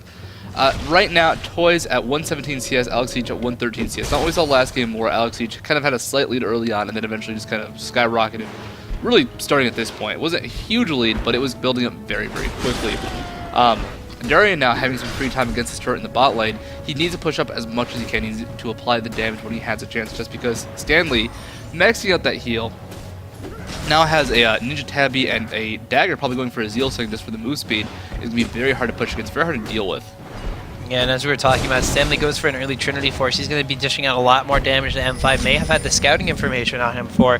We do also see here Diamondprox now going back and acquiring his Oracle's Elixir after he's died. M5 with the support and AD carry and everybody in the world putting wards down on that bush, going to contest this dragon. They forced TPA off of it early. If they can take this and convert it for themselves, they're going to be in a really good spot. Stanley, though, as well as Lilballz coming in from the sides, trying to stop them from doing this, but I think they're going to get it down. True Shot Barrage does not quite land. A bit too late. Of course, outspan that smite is very, very difficult. They go ahead, they secure the dragon. That's a nice pickup. That's a nice clean extra 1,000 gold for the team. We saw this last game, but this does give a lot of free time to Bebe up at the top lane. Who's 20 CS behind on Corki. Corki does pick up some jungle, but that's a lot of CS that Bebe can pick up to catch up, and a lot that's being denied to Corki. So it was still in favor of Moscow 5 as that blue steel not going quite as TP anticipated, and they might be punished for this. It is actually resetting on them. M5 is around this area. Still double ward center, but one pink and one normal there. So, that Golem taking this time to reset, but Diamondprox, Gosu Pepper, as well as Genja going to come over here. They do notice the ward over the wall. They want to get that down. Mistake just going to pull it back over the wall, though. In the meantime, it looks like bottom lane, Nidalee's going to want to pick up a kill on that tower while all this delay is going on over by the blue buff. Genja came down to try to defend it. Alex each now coming in, putting that plant down, saying, no, this blue buff will be mine. Ping still going down. Mistake is just going to sit here, and I think he just wants to waste all of M5's time. He can grab it again. Scared off by the plant, though, not going to go for it. And the ward is gone, so he doesn't have a good timing on when that dragon, or that blue buff will actually show up. Bebe being pushed out top lane by Olaf. Olaf with his chase potential and his very high base move speed can punish Ezreal even with that arcane shift if he has time to catch up and chase him in lane. Ezreal at about half HP, still doing at the turret. Has his True Shot Barrage, can try and keep the creep wave down. But it's going to be kind of scary if Darien does decide to go for the dive. Darien tower dives is going to be an interesting proposition. He does have the Ragnarok available. Lilballz coming around from the side, though. Bebe baiting this one out very, very well. Now Darien's in a little bit of trouble. Has to pop the Ragnarok here. Lilballz will get the twisted advance, but he's going to be able to turn this one around. Wants to go on Lilballz, but there's the shield of the wall from Toyz. Now he's trying to run away. Ignite taken away. Will wind up getting away for this one for now, but Darien, ultimate burn, not being able to get a kill on anyone from TPA. Oh, true shot barrage. Will it land? Will it land? It takes out Darien. Runs right into that one. Great aim there from Bebe. M5 going to try to respond to this one by taking down the mid tower, but that is a very nice kill for Very, TPA. very stylish, but this turret is going to be worth more in the end. Can they keep it alive? It's got so little left and does go down as the last creep had just died. Great timing there. Toyz trying what he can. Stanley now showing up for the fight, though. Looks like he is just going to pounce in here. Zyra Root's going out. Stranglethorn not being able to knock up Stanley. He's going to get the flash out. Wants to pick up Alex. Mistake pulls the God Hand from Genja, taking him off to the side. That is going to be a double kill in favor of TPA. And now Taipei Assassins, another kill lead, just like game number 1. 5 kills to 2, but they've also secured a tower and have a gold advantage on M5. Probably securing a second tower now as they are taking down this mid lane. And now that one goes to Toyz, and TPA looking fresh, looking good in this game number 2. I mean, Moscow 5 trying to really maximize the damage they could dealt. Just such a good grab on Mistake, and the chase from Stanley roaming from that bot lane. We normally don't see this, but that was a great fight. Just a 3v3 at the beginning, or 3v2, and that's kind of a situation Italy excels in. Those small skirmishes, those engagements where you're not dealing with heavy AoE, where you don't have to burst someone down because they have so much to protect them. A great fight for them to pick up, and Stanley, a nice hop over the wall, just going to go ahead, clear out this creep wave, keep pushing. And looking at his CS, it's 122 to 111, but he was much lower than Olaf at the start of this game. And it's going to be just, CS in that bot lane, and if he does find a chance to apply pressure, he can really do it efficiently as we saw. M5, though, they had Darien in the top lane. He wound up diving into that 3v1 basically behind the tower before he was sniped off from a nice true shot barrage from Bebe. He, like we mentioned in the champion select, they like leaving Darien on his island. They like putting him in that 1v2 lane and never really ganking for him. We haven't seen a lot of pressure in a lane with Darien. We've seen Darien applying pressure elsewhere across the map. He has a decent amount of CS, 122 compared to, like you said, to Stanley with 131. He's doing what he needs to do, but unfortunately for M5, the same kind of troubles that plagued them in game number 1 are coming back to haunt them in this game number 2. TPA, they're grouping up. They're going for 3v1 engagements against Darien, and Darien's not being able to survive them. They had that tower dive on him. He wound up picking up a kill with a true shot barrage. He's going in here into Bebe, but Mistake is here as well as Lilballz and Toyz. Diamondprox comes up, but this is technically going to be a 3v2, I'm sorry, a 4v2, 3v2 if they actually have Alex Each come in from the side as well, but they have to be very, very careful. They need to group up and they need to contest these team fights that TPA is forcing on them. And here's their chance right now, still 3v4, but they're so low over on TPA. Bebe about half HP, Toyz at about 1/3. Not a good fight for TPA. Luckily, Darien is fairly low himself, can't go for that aggressive dive. Ragnarok was used in case that Toyz did use the ultimate, so a nice defensive play coming out from Moscow 5, able to hold the turret. Stanley, though, just applying pressure, farming up everything he can. Gosu Pepper, you cannot hold this lane against Stanley. He's just going to go ahead, keep auto-attacking, keep making sure that any time someone roams away, if he's not being 2v1, he will be attacking that turret. And that is what they want. There's constant, non-stop pressure coming out from Stanley. The same thing is trying to be done by Darien, but unfortunately for Darien, he's being aggressed on very hard, and the rest of Moscow 5, they have to defend him. He cannot escape situations like Nidalee can quite as often, quite as reliably as Ghost. Still not quite up for him. There you go. Now you can go ahead and do the same thing Nidalee can, but it's on a much higher cooldown. It's very true. We're going to have to see TPA still forcing some of these team engagement on M5. I think it's the Achilles heel here. Communication from M5 has seen less than stellar for the majority of this tournament. They really excel when they're able to have Darien win his lane, when they're able to have all of their lanes pretty much win outright for them. They can push them down, and then they're going to be able to take advantages that way. They're doing a really good job grouping up and taking Dragon, taking these global objectives for their team, but they're not really worried about putting pressure on their towers. They're not really worried about pushing a lane all the way through to the inhibitor. Whereas on the side of Taipei Assassins, we saw against CLG EU last night, and we saw in the previous game, all they have to actually do is win one lane to win the game. Definitely. He's taking a lot of damage. Stanley trying to show up and back him up. The pull does get him back. Can he survive, though? They're going to get a trade there. 1-for-1. Darien winds up killing Mistake. However, Stanley winds up picking up the kill on Darien. So that is going to be yet another kill going to the very scary Nidalee. Now 3-0. In the meantime, the rest of M5 down here going to be going for that second Dragon of the game. They're still securing these advantages. They're still staying even in the gold counts. But last game they had a gold advantage and they still wound up losing. So I don't know if that's all they need to keep themselves in this game. Well, luckily for Moscow 5 TPA, their AoE is not quite an AoE team comp as we saw last game. I mean, there is a lot of AoE presence for sure. It has that blue buff. It does go go to LXH, TPA Toyz. You're not going to be able to snag that with that ball. It's already dead. That top turret's going down, and the team fight from Moscow 5 is a bit more equal in terms of TPA. They had their plans before. They had really good assassination, really good burst, but never really came through. As Stanley just pushing up top lane. He can 1v1 Genja fairly safely just because he has the experience advantage, almost has a Triforce completed, but doesn't really want to risk it. We do have M5, 3 members grouping up in the mid lane, but it's more to defend than apply any sort of pressure back on the side of Taipei Assassins. Toyz couldn't steal out the buff from M5, so he is going to be securing his own. Bottom lane, we still have all the lanes rotating around. The AD carries and the top laners keep going into these 1v2 situations after a fairly standard lane just flip-flopped on the map where the top laners were in bottom, the AD carry and support were in the top lane. But now Diamondprox coming around, does find Mistake waiting in the wings over here. Can he and Darien wind up picking up another kill? It's going to be the momentum shift that M5 needs. However, in comes Toyz and Lilballz. It's another 2v4. Darien's going to wind up taking out Mistake, but now Toyz is going to wind up taking out Darien. So even though Darien keeps going 1-for-1 in these trades, they keep eliminating the support for the top laner, and now M5 can't fight. I mean, M5, they could try to fight, but Toyz to use his ultimate. True Shot Barrage still up. Everything is up except for the Ignite on and Toyz. Olaf. and yeah, and Olaf is also gone as well as Mistake. So, alright, support for the top laner, hell yeah, I'll take that trade. They don't need Mistake to initiate the fights, and that's important. Blitzcrank, when he's the crux of the enemy team, when he's the only person who can reliably start a fight, taking him out is going to be an awesome pick. But they have Toyz, they have Lilballz, even have Stanley, who may not be the best initiator, but if he walks in there with a ball on him, that shotgun's going to be amazing. We do have Stanley farming up these golems. Genja's going to find him over here. Is he going to try to get the Gatling gun done? No, just firing some rockets into Stanley's face, backing him off. Now Stanley trying to apply some pressure back on the Genja. Pounce goes off. Look at the damage that he's able to output. He has acquired a Trinity Force now, so Ninja Tabby as well, and Double Doran's Blade, just taking chunks out of Genja's HP. Genja, in the meantime, has gone for that BF sword after Phage build, whereas Ezreal has gone straight for a Bloodthirst. So Ezreal may have a little bit more damage, Corki a bit more sustainability health-wise, but that Bloodthirster, of course, is going to make Ezreal win out in trades. And just look at the damage that Stanley is putting down on Genja. M5 is going to have to do something about that, or at least push somewhere else to make Stanley split pushing less effective and start taking towers of their own.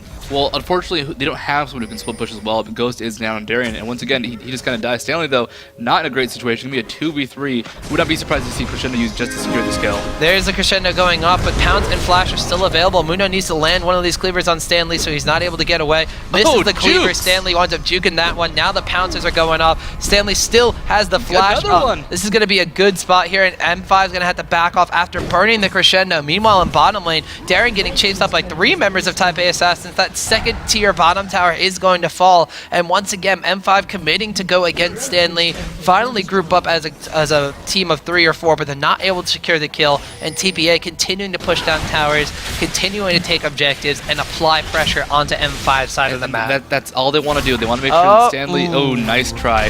Better try right there. Baited him into the Toyz ultimate. The command shockwave goes off, and it looks like Alex Each is going to absolutely melt. Now there's 2 members down from the side of M5. Actually, only 1 member down from the side of M5. That's Alex Each goes down in that mid lane. And now Taipei Assassins, 5 members strong, really looking to take the fight to M5. They secured about a 3,000 gold advantage, a little bit more than that one. Oracle's Elixir is still taken away on Lilballz, so he's being able to clear out the vision from M5. True Shot Barrage going down on the side of this bottom tower to clear it out, but Darien is actually going to secure this one. So second tower of the game winds up going down for M5, but TPA have 5 towers already. There's 2 down in the mid lane and the bottom lane. They have a clear path over to the base of M5. And look at Stanley. He's split pushing and split killing. Genja has to Valkyrie over the wall. There's the flash burn from Stanley. He wants to pick up this kill, going through the tower. Exhaust goes down from Diamondprox's Mundo, though. Is Stanley going to fall? Ultimate goes off from Mundo. Is he going to wind up going down? Mundo in the bush. Oh no, Nidalee's passive getting a little bit of extra speed boost, making her get away from that one. Genja doesn't die, and that's important. They keep the top turret alive. They have at least 1 outer turret. That outer turret, when it does go down, is going to leave Baron wide open for TPA. The Oracles on Lilballz, they can clear out the topside jungle. The team fight is going to be just there for TPA if they have a gold advantage, if they can get good catches as they've done in the past, whether it's Blitzcrank Hook or Orianna Ultimate. But the problem Moscow 5 has is they can't deal with Stanley. They're trying to go ahead, trying to pressure him in the top lane, maybe get a kill onto him, but as you can see, that's requiring at least 2 to 3 people to chase him out, barely. And because of that, because they cannot secure a kill, because they can't do anything after they've chased him out, that leaves bottom open, that leaves middle open. And TPA, not quite to the degree we hesitant with split pushing, but they're going for a heavy split push. But instead of using, the Stanley as their sole split pusher, they're doing the big plays when Moscow 5 roams top. So they're forcing two people to deal with Stanley because they need that in order for him to be shut down for that split push. In the meantime, we saw 3 members of TPA in that bottom lane took that second tier turret while M5 was up there wasting their cooldowns trying to catch an Italy from Stanley that they just weren't able to. So 8 kills to 4, 5 towers to 2, pretty much the story. The gold advantage, only about 3,000 gold now in favor of Taipei Assassins. Moscow 5, they had TPA come from behind and beat them in last game. Can they do the same thing to the Taipei Assassins here? That Toyz ball is very, very scary considering that Command Shockwave has come off of cooldown. Alex each felt the wrath of Command Shockwave last time around. Darien, though, he's kind of go forward here, wants to go in. The rest of his team not necessarily feeling the same exact way. They built things down knowing that Stanley's coming over. And what does M5 have to do to try to get themselves back against TPA? Well, the good news is Darien deals an incredibly high amount of damage right now. He went for a Triforce, not a common build on Olaf. Normally you might see a Brutalizer as his only DPS item, but then quickly into a Reverie, into a Warmogs, into just a lot of tankiness. But right now, Darien, he has that Triforce. He deals so much damage because of Undertow's spam ability. He just needs to catch up to either Toyz or Bebe. The problem is going to be that, well, once he goes into the fight, the rest of M5, can they follow up? Not so much Toyz with Command Protect onto either Lilballz or even Stanley, or just a good placement with Command Attack can Shockwave and really shut down their team fight. So they need to have Darien approach and still have TPA able to go ahead, get past that ball, get into the fight, and get a Zyra ultimate down. It's possible, but it's going to be tricky just because of the good positioning coming out from TPA. If they can catch out Toyz with a pair of vines, that might be it. Well, now we settled into the point in the game where TPA, they're just waiting in the wings for Blitzcrank to get a pull. They're waiting for M5 to make some sort of mistake to try to commit to Stanley's split push, to try to take him out and then push elsewhere. Mistake's still just hiding over these walls. We see a ward being placed down outside of M5's base. They're going to clean that one up. In the meantime, also, Bebe was able to take down the Dragon. TPA has complete control of the map, and they know it. They are camping on M5's side. If you take a look at the mini-map, we have right over here a complete... Just look at this. It's all theirs. It's coverage. all their vision. All wards. It's all Nidalee traps. They have complete dominance over this map. M5, there are only 2 wards now on their side of the map. One of them in the mid lane and one of them over by their own jungle entrance between the mid and top lanes. They are completely afraid of Taipei Assassins. Just take a look at this. They have no idea what awaits them outside their base. They only see where Taipei Assassins is when they decide to pressure one of these towers. Stanley, in the meantime, he's off in the split push. He's pressuring mid tower. The rest of the team over here waiting behind this bottom tower. Bebe's trying to bait them out. As soon as somebody walks up towards this ward, they know it's there. They know they want to clear it out, but Mistake is going to instantly hook someone over that wall as soon as they approach it. At Moscow 5, their turrets are being pushed. They're at the brink right now. This game could so quickly end. And this is Taipei Assassins. They beat them at Worlds. They beat them in group stages. They want this victory. This is the one win that they had to have, and so far they have not gotten it. If they lose, they're going to go home. They're going to go home sour, going to go home angry because the one team that's beaten them in the past so harshly is beating them again and beating them really, really badly. Well, not really badly, but pretty badly. We saw a mistake, missed that Blitzcrank hook. Alex, he's actually going to flash away from the Toyz ultimate. Gosu Pepper gets caught and it has to flash away as well. But now one of the initiation methods from Taipei Assassins has been burned. The other one being used on Darien as he pops the Ragnarok. Lilballz going with that Twisted Advance. Vengeful Maelstrom has to be popped. It's going to be the turnaround they need. Zyra Roots go over the wall. Mistake flashes away from the Crescendo though, so he is not going to have that one go down. Now it's the Stanley show as Lilballz Twisted Advance on the Alex Eats. Zyra Roots Stranglethorn goes out. Lilballz is actually going to fall to Darien, so M5 draws first blood in this engagement. Now Darien trying to chase down the Stanley, lands the undertow. There's the Rekkles swings. Flash away from Stanley, but Darien is so fast. Landing those Trinity Force VOD. Stanley goes down. That's a shutdown spree for Darien. Rest of TPA comes in here, but M5's going to back up. There's the Roots going down to the BB. Dodges the hook. Alex each turning around, going back into this one. Diamondprox takes a chunk of damage from Israel, but he misses the Mundo Cleaver, and it looks like the M5 going to come out on top of that fight. And M5, they're feeling it. They have this fight. They have a little bit of a comeback. They can't try and go for that Baron. Nidalee is down. Maokai is down. Still, though, they don't have that much time. They're looking at it. They need Genja. They need Genja there now. Sapling's going down. They will tank Baron. Possibly? Do they tank Baron? No. They're not tanking, but they're providing a little extra damage. But a lot of, it's a lot of damage really coming out. They need Genja here now. They're going to let this go to them, it seems. Toyz has a chance to go forward. Doesn't have that much HP. Maokai is back up, and they secure the Baron. They're still alive. They're still fighting. They can still take out TPA. They at least need a game off of them.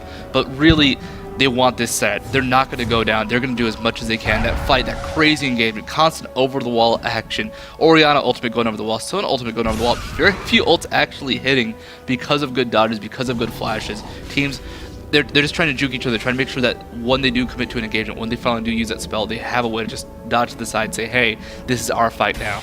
Well, we saw something very similar happen for Taipei Assassins in game number 1. They wound up winning a team fight, they took that Baron, and they were able to ride that into a victory against M5, who had been in control of the entire game for the early stages.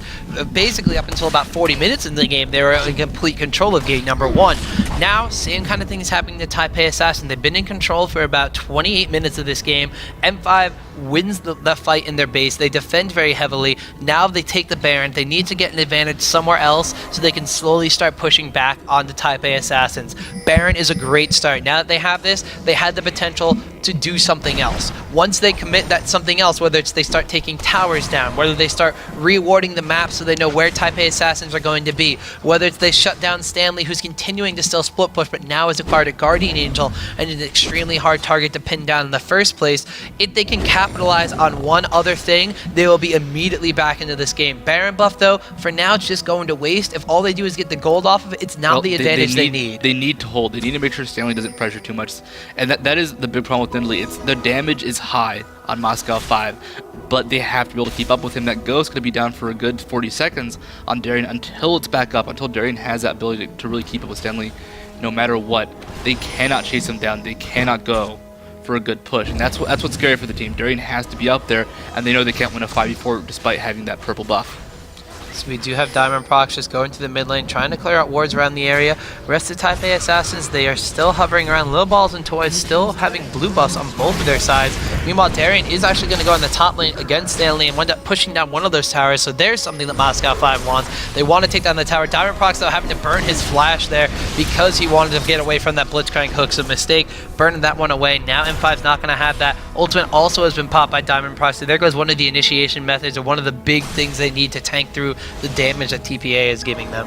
TPA, they're grouping up, well, it's 45 against the 5 from Moscow. They don't know Darien is there, but they are playing back, they are playing cautiously. Actually spotted by a ward. They do know he's there.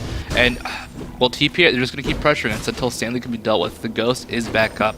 Darien not too confident he can win the fight, though. Does now have Triforce, Warmlogs, and Last Whisper. A lot of damage coming out from that. And a lot of survivability against, well, really both the physical and magical damage because of his ultimate. So, not the highest MR, not the highest armor, but it does get amped up quite a bit when he presses R. It's going to be all about Darien being able to hold against Nidalee. And that's the scary part, because it's so easy for Nidalee to leave that lane, to roam to somewhere else, just by hopping over walls, by making sure he's in a good position. And they have to be cautious about that. Well, we see Alex each now going for the Chain Vest as well as the Null Magic Mantle, completely indicative of going for that fan favorite Guardian Angel build from M5 style. On the other side, though, we have the AD carry of Corki. Trinity Force now being completed in addition to a Bloodthirster to combat the Last Whisper, Phantom Dancer, Bloodthirster that Ezreal has acquired. At the same time, oh, Dragon's a thing. I forgot about that. It's been a small part of this game. It is why Moscow 5 has about a 3,000 gold disadvantage at about 5,000 really. But it hasn't been the major point of contention in many fights. Ooh, mistake pulling a creep there. If you want to get a hook on the Darien or Diamondprox, it would have been an initiation that M5 might have not have actually wanted. With this Baron buff, they are going to take the second tower down in the mid lane. Now they're going to have to be on the fallback, though, because TBA is trying to come in here. Stanley, though, tanking on the top side. Mistake was taking on the bottom. There's another Blitzcrank hook that's not going to land, so M5 getting out of this one. But they do have to fall away. Baron buff has now disintegrated from M5's team. Stanley, though, he wants to continue to apply pressure, chasing after them. Jumps away, just quick little pounce. Lilballz looking for the initiation with the Twisted Advance from Maokai, but M5 takes the tower, backs off, and now Baron has faded away.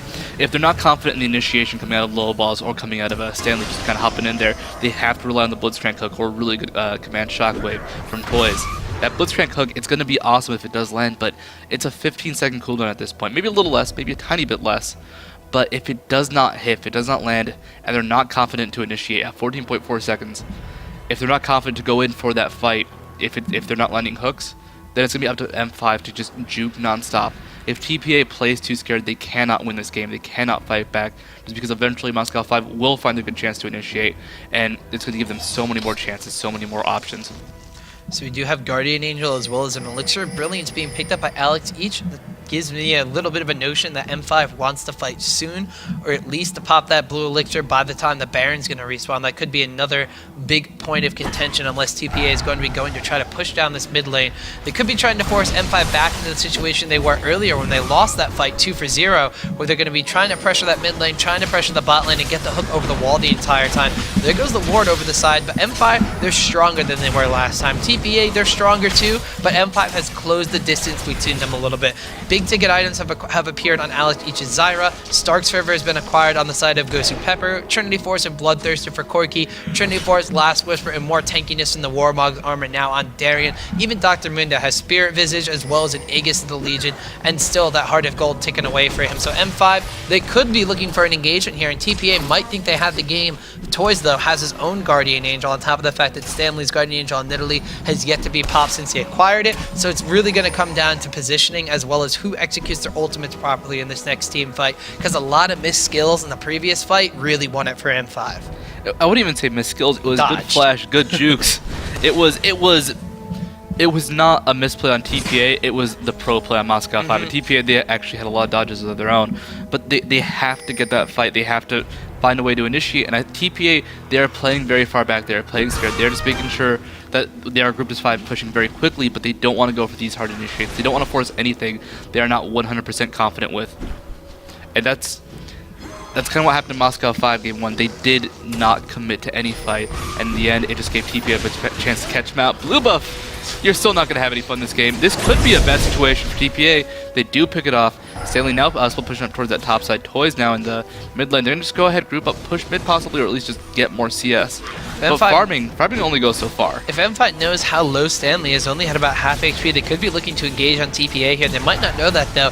Bebe did want to take that blue buff away from Alex Each on the side. So they, Genja actually in Rambo mode, getting caught out over the side. Is he going to be able to flash or Valkyrie over the wall? Winds up doing it just straight forward though. Stanley at very low. Darien in the meantime getting blown up, has to pop the Ragnarok, but Toyz is going to be on a rampage because that Sona Crescendo goes out as well as the Stranglethorn from Zyra.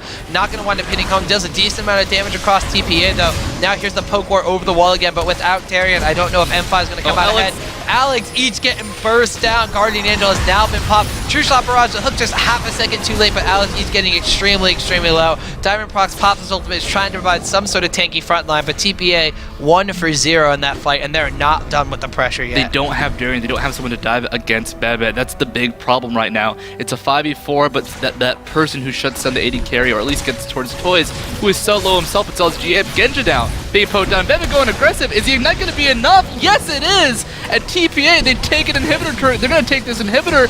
I mean, they just got control of the game back. They're no longer scared. They can roam towards Barrier. They can do what they want. This game is not over, but Moscow 5, they're at the ropes. They're so close to being eliminated, taken down as the 4th place contender of this tournament. And do they want that? No. They need to keep fighting. They need to keep going, and they're so close to being just out. They need to engage with Darien. They need Genja not to be caught out on the side. It's same thing as last game. Darien wants to go in and fight when the rest of the team doesn't want to. Genja gets caught off to the side trying to flank. You're the AD carry. Your team is supposed to protect you. You're not supposed to be the one setting up flanks. If anything, Darien or Diamondprox should be the ones flanking from this. And Alex Each, he can come in from the side and come in from behind and flank. We've seen him do it very effectively on champions like Zyra and Evelyn in the previous games of this tournament.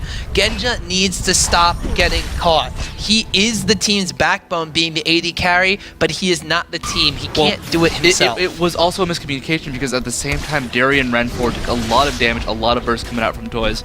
And it was a two-way street where Genja was going to escape. He had the Valkyrie, still had a flash available. It might have been a blown summoner, which it sucks. It's not a good situation that you have to use it just for an escape like that. But hey, you still survive. You keep yourself alive. But at the same time, Darien ran forward, took so much damage, had to retreat, had to go tick down to an Ignite really. And the question is, why did he go forward? What was the communication? Something happened, and the miscommunication just let them get so punished on Moscow 5 and TPA. They were looking for that perfect opening. They found it. It's very rare to find good situations like that, but they found it and they punished it perfectly. I want to know what was going through the mind of Genja when he decided to Valkyrie straight backwards and rather go over the wall just into to get the away. safety of his own base. That was an okay situation. He didn't want to have to run to the wall, but he was still in an okay spot. But now the Baron buff is too much. The inhibitor is going to take it out. The fight has started. Oh, there's the initiation from Maokai and the command shockwave. Gosu Pepper winds up popping down the crescendo, but Alex Each is already gone from this fight. Genja trying to get away, does wind up dodging the hook, but Diamondprox going down. Guardian Angel has been popped on his side. TPA camping on top of Mundo like it's some sort of FPS game there. Mistake winds up going down. Toyz taken very low, but he still has a Guardian Angel available. Only 3 members of M5 are left alive. Can Darien, Genja, and Gosu Pepper save their tournament hopes? Oh, there's a hook going down from Mistake. Pulls in Darien. Darien gets rooted down by Maokai at the Twisted Advance, and Toyz picks up the kill, and it looks like TPA going to be 2-0, advancing to the lower bracket finals. They are hungry for this tournament. They want that first place. They want to take down the loser of FNATIC against World Elite, and TPA eliminate M5 from the tournament. They took them down at Season 2 finals. They take them down early in the tournament to send them to the lower bracket, and they take them out in the lower bracket semifinal. Toyz 413 CS, the 39-minute mark. The CS in these games have been absolutely insane. But TPA, they're advancing, they're confident. That was a solid game from them. There were a couple moments where I did not know if they could do it, if they had what it took, if they had the confidence, and still they found their chance and they punished Moscow 5. They played well. They played well this entire tournament, but just a couple small mistakes really did shut them down at the end. Some miscommunication, someone wasn't on the right wavelength, and, well, we saw the results. Still, though, TPA, I mean, they now take at least third. They want to take first. They've taken it before. Why stop now?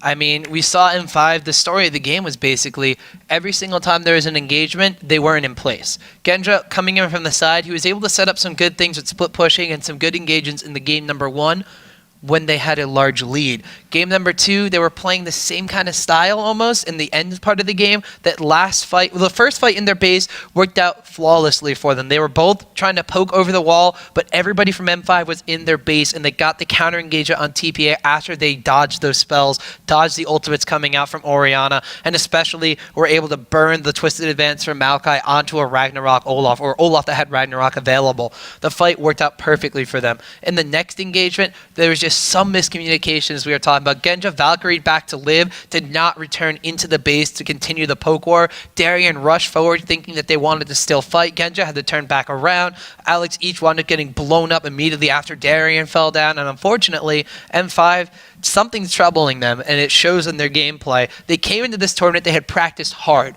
We spoke about it many, many times. Their manager said they were training for this tournament. They wanted that first place victory. More importantly, they probably wanted the revenge on their Taipei Assassins for taking them out of the Season 2 championships. But and they were group stages even too. They were beaten twice by TPA. Yeah, just a very, very solid fight, our game, where they got, I'd say, a little trashed actually in group stages, and then this past game, Game 1, they had the lead. They could not do anything with the game. Or Game 2, well, they never had their moment to shine. They never had the moment where you confidently saw them move forward and do something. It was a cool fight where they really came back in Game 2 and got the Baron as a result. But that was TPA initiating. That was them trying to counteract the fights. And in the end, TPA, they did not leave that many holes open for themselves in Moscow 5 because they were scrambling, trying to constantly do something to catch out TPA. And it never worked out, left themselves open as a result. Still, though, TPA, they're advancing. I don't know. I don't have the result quite yet for FNATIC versus Weave. Not too sure if that's over. It was FNATIC up 1 game in the past, but the loser of that will be playing TPA, and the winner of that match, they go on to grand finals. They go on to try and take first place. These teams, these top 3 teams, they want the gold. Silver, not worth it. Bronze, they've never even heard of it. They want to take number 1. They want to be there, and they want to beat the best. M5 taking 4th place in this tournament. You really can't discredit them, though. Who did they lose to? 5. Group stage TPA. Group stages, they lost to Taipei Assassins, who are currently in the lower bracket finals. In the first round of the winners bracket, they lost to World Elite, who are currently in the winners bracket finals. So they lost to 2 teams that potentially have the chance to still take a 1st and 2nd place victory. To the many fans out there, that's an awesome kind of tournament. To M5, I can't help but think that it's not the result they want. They're not satisfied because they would need to at least beat TPA. They're not happy because they're not taken first. And that's something I can be happy about that. I can know that Moscow 5, they're going to take this loss. They're going to go ahead, get really angry, rage a bit in solo queue, but then they're going to get better. And they're going to keep getting better. And that's just going to be the case all around. All these teams, they're going to get stronger. They're going to come back at IPL6 and just be even more awesome. But still, that's for the future. IPL5, we're not even done yet. We're not done at all. Although, We are done on this stream. We are done. We Stream personally 2. are done. This is our last match for the tournament, so I want to give a quick shout out to, of course, all the awesome sponsors that make IPL5 possible. You see them right here on your screen. But ladies and gentlemen, once again, it was an honor and a privilege to cast. Big shout outs to IPL5 and all the tournament organization. Big shout outs to the guy running the stream right here. That was very awesome. He's been working with us for a while. Cool guy. Sitting right here. You can't see him because he's on the opposite side of the camera. Let's move the webcam. We can't turn it around. But regardless of the fact, Studio, it's been awesome. It's been a pleasure. Very nice working with you here. And ladies and gentlemen, it's not done for League of Legends yet. You can flip on over to the main stream. Go right now to stream. Back on the main stage. They could potentially still have FNATIC and World Elite going on. I know we're going to rush over there to see if it's still going. Oh, it's 1-1. We got a score update. It's 1-1. World Elite took game 2. So it is still going. So feel free to flip on over to the main stage. We still got losers bracket finals and the grand finals to go. Those are all going to be on the main stage. I believe it's going to be Red Baron and HatPerson casting the next match, not FNATIC and World Elite going on now. I believe that's Phreak and Joe Miller casting that right now. Then we have Baron. That's freaking Baron too as well. Freaking Baron, okay. Yeah. So Phreak and Baron casting that one. And then we have the TriCast, the Trinity Force of casters, as we heard on Reddit. That's a fun one. So ladies and gentlemen, once again, big shout outs to all the sponsors, big shout outs to IPL and the organization they've done, big shout outs to all the casters, the players and everything. We are done. We need to go run over and check game 3 of World Elite and FNATIC, guys. So thanks once again. Big props to everybody involved, and especially to viewers like you. Yeah. We are sponsored by PBS a bit. We so are. Definitely. It's not on there, but we definitely are. So, all right, guys. Thank you very much. Tune on over to the main stage. If you're not, I don't know what to say. Well, just, you know what? It's speed stick. Don't sweat it.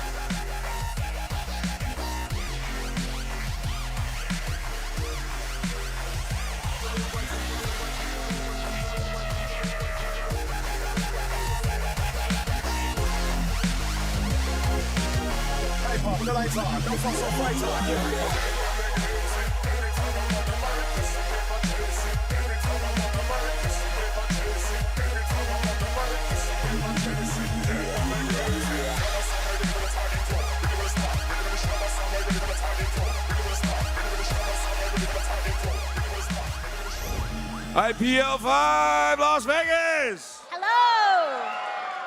Not Draven, Draven. Your soul is not lost. Hi, my name is Cristina V. I'm the voice of Riven. I've been helping out all weekend announcing the teams. How are you guys doing? Great to hear it. I'm Eric Bra, I'm voice of Jackson Draven, and we're out here obviously to announce the competitors. So let's get right to it. Okay. On this side over here, Taipei Assassins. And on this side, Team FNATIC Raid Call. And of course, we want to hand it over to our shoutcasters right back here. We got HatPerson. And the Red Baron. Have fun, guys. Bye. Thank you. Thanks a lot, guys. I'm really looking forward to this match, AJ. It's going to be a really cool one. FNATIC versus TPA, the rematch of one of the better games of this tournament. I mean, we've seen some really sick games, and I'm curious. TPA, they actually did like an interview where they said that this game in particular, it lit a fire under them. They were just shocked that they lost to FNATIC, and since then, they've been making their way through the losers bracket and looked really impressive. Yeah, it was a pretty convincing 2-0, and remember, too, this is a very brutally structured tournament. Because of that early loss, essentially, TPA nearly had to play twice as many matches just to get back up to this point. And look at this, SGS 2-0, Cristina 2-0, CLG EU 2-1, and then off stream during this last match, M5 2-0. Fnatic, though, equally as impressive. Following the TPA win, CLG Prime, 2-1. But World Elite brings us to the situation we're in now. Yeah, and again, with that double elimination, the losers bracket has been so intense. You're absolutely right. And I think it's cool, some of the evolution we've seen of TPA, because a lot of times, or a couple of these games, we've seen them fall behind game number 1, and then respond in game number 2 with a different strategy. Stanley, his split pushing throughout the tournament has been superb. It's been insane. Like, if the game goes on too long, then it seems like there's no way to deal with it almost. Like, he puts on so much pressure around the map, Rengar or Nidalee. And Toyz is one of the best defensive mid players in the game. He's so effective about shutting down any early aggression and trying to turn it around on you. And I think that's really TPA's strength. So it's going to be interesting. I think there's a lot of unique matchups here. Rekkles, we saw in the first time they played, he was playing that Vayne pick. And TPA, they went with a more aggressive strategy. They were trying to force some fights. And FNATIC, they actually had the perfect counter for it. They were able to respond. Zyra in the second game, countering out the Vayne, or the Diana pick in the mid lane. But xPeke's Katarina snowballing the first game when TPA tried to force the fight up top, and FNATIC caught them by surprise. I think I heard a champ select sound, but I don't think we're actually. I think we gotta get actually back into the lobby here because we. Okay, well that's fine. So we are into champ select. This is gonna be really exciting. We get to check out some of these picks, and right off the bat, you see Toyz' top champions, Anivia and Orianna, both being banned out. I mean, this is kind of what you have to expect against Toyz, because with those champions, he can stall out the game forever. He prevents any sort of early aggression from FNATIC, which we've been seeing them use to snowball the game, and that really opens up Stanley to have that late game play and do some really interesting things in the other lanes. There's the Rengar ban as well, so that's been dominant with TPA. Once again, guys, check out the voting below. Taipei Assassins with the lead right now, but you can vote throughout the entire match. So if you go on the website, ign.com/IPL, or have an iPhone app, then definitely check that out. Yeah, remember, you can change your vote during the game, too. So if you want to be a part of the crowd, if you want to go along with the swings, like, oh, they just got Baron, I think you might want to change, you can do that. And there's an Evelynn pick for Yes. FNATIC. So they had the first pick. They left open the Diana. So they're going to allow TPA to get the Diana. And it's interesting if TPA decides they want it. They could also go with Karthus, which actually might work against Evelynn, but it's going to be interesting to see what happens there. Grabbing the Cho'Gath, definitely very strong for them. But the scary thing with that Evelynn is we've seen xPeke, how strong he is at snowballing games. And when they had that Evelynn against World Elite, that was the game that they stomped. Once World Elite had the Evelynn in the next 2 games, I mean, it was a close match, but still, that Evelynn was a game changer. And it's interesting, if TPA decides to go with that Diana pick potentially off of that Evelynn pick, those are actually the games that we've seen TPA lose this weekend. When they try and go on the aggressive, on the offensive, when they pick Diana, when they pick TF, though we did see a couple of really impressive TF games from them. But it's the Diana pick, they know that it's such an aggressive champion, but a lot of teams, they've been strategizing against TPA perfectly. They've been catching them out of position, and they've been countering that pick. So really, I think TPA a little better when they're on the defensive end and slow the game out and play that kind of game. We did see the Cho'Gath pick on FNATIC, actually, in both games when their previous set during the winners bracket. So it is interesting to actually see it over on TPA, so we'll see what they do with it. And then considering the Olaf here on FNATIC. Olaf this could be for interesting. FNATIC and Ezreal as well. So, we knew that they're going to go for the Ezreal pick. The Olaf kind of expected to take that away from TPA, and it's very smart picking from FNATIC, and that's something that we've seen the entire tournament. How they manipulate the pick and ban phase in order to get advantages against the other team. I really like that TPA banned out that Zyra Blitzcrank, which put on a lot of pressure in that second game of that previous series. But it's going to be cool to see what else they do here. Yep, there's that Ezreal pick too. So one of the two that Rekkles is pretty much only playing. The other, of course, being the Vayne. So we'll see that, and also wondering what kind of support we'll be seeing. Unfortunately, not the Blitzcrank. Ooh, there is the Caitlyn. And most often in this tournament, we've actually been seeing the Caitlyn paired up with the Nunu for that aggressive split, aggressive push lane. But with the Sona in there, that's going to be quite a bit of range harass actually coming in out of that double lane. Yeah, it's going to be a really aggressive lane. It still has a lot of pushing potential. It's interesting, a lot of people think that you kind of can't play that Caitlyn without the Sona, but there it is, the TF pick. And I was thinking it was coming because when they've run the Caitlyn Nunu in the past, they actually ran it with the TF, and it was able to give them a really early advantage. They're able to abuse people. So that's definitely a really exciting pick. And FNATIC grabbing the Shen, and we saw game number 1 versus World Elite, as well as game number 3 3, Shen actually put a lot of pressure around the map, and that's going to work perfectly to counter out off that TF. If TF's trying for aggression down in the bottom lane, FNATIC can respond, but then also the Leona pick on nRated, and it used to be one of his strongest champions. He shut down Double Lift in the CLG NA versus FNATIC games, and guess what? That's going to make things very difficult for Toyz in fights on TF. Yep. We haven't seen a whole lot of Leonas actually throughout this weekend. Nope, not a lot. It's nRated's the only one that I know of. Yeah, but it's strange. Actually, coming into this weekend, many of the teams, like one of the top 1 or 2 played supports for most of these teams, has actually been Leona. Oh, really? Yeah. That's interesting. I'm wondering where all the surprise Leonas are coming in from, because she's kind of dropped off for a bit, and people are a little concerned once you if you lose the lane as Leona, like if you get out harassed at all early on, then she really quickly loses lane presence. She still has a lot of burst damage later on, and the CC, the fact that she can penetrate into your back line is absolutely brutal, and it sets up perfect fights for them, which they have a nasty AoE team right now. And look at that. They have the Evelynn Shen that we saw in game number 1 of FNATIC versus World Elite. And that's going to open up opportunities for xPeke to get some early kills. But then later on in the game, if they keep on going, they're just going to have so much AoE. They're going to try and wipe the board with TPA. But TPA, I'm really excited to see what they can do with this TF and what they've learned after that first FNATIC series. Because the first series, they did play the TPA game number 1, and FNATIC turned it around. Well, if Evelynn's chasing them down and picks up a triple kill or something early on, that's GG. I mean, that will be very difficult for TPA to deal with. But if the aggression works, it could really benefit them. Yep. And we're starting to see a little bit more Vladimir actually come in now as we approach the last day. I believe it was a FNATIC who actually had him last, though. He was in that 2v1, I believe.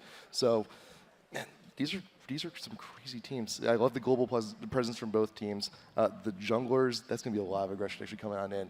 And we've been seeing a lot of Caitlyn here too. I'm enjoying starting to see a few more of these champs, and especially since the recent buffs to Ezreal, Nurse to Ezreal. We've started to see champs, ADs stray away from that holy trinity. We've been seeing champs like Vayne, like a little bit of Misfortune too, actually now come into the woodwork. Yeah, but it's interesting that Ezreal is still one of those champions, and it's kind of a different play the way we're seeing Ezreal now. It used to be just a really safe pick, and it still is, but we're seeing Ezreal's going for more harder DPS earlier on. Ezreal used to be like a burst DPS, or you go to the Triforce, you try and just like insta-kill people in fights, get some quick damage. Now we're seeing a lot more sustained damage from Ezreal using the survivability as essentially another steroid, and it's really worked out well. I think it's definitely Rekkles' #1 champ, but we'll see what kind of happens in this match. Yeah, it's him and Rekkles, his Ezreal and Vayne, they're very close. They're very close. Just as a personal preference, I like the Vayne better. Well, the Vayne's exciting. Yeah, I mean, exactly. Later on in the game, if you see Vayne get kills, or if he gets kills early on in the game, that's like incredible. But the thing is, Ezreal, they know that TPA, they have an aggressive team. So Vayne, if TF keeps on porting bot, they can really screw over Vayne pretty quickly. And then there's also the fact that TPA is very good at stalling the game sometimes. So, that could benefit a Vayne. If it's going to stall, then they can go into that late game. But I think that, they might be a little bit concerned with the split pushing and whatnot from, TPA. So slow it down a little bit.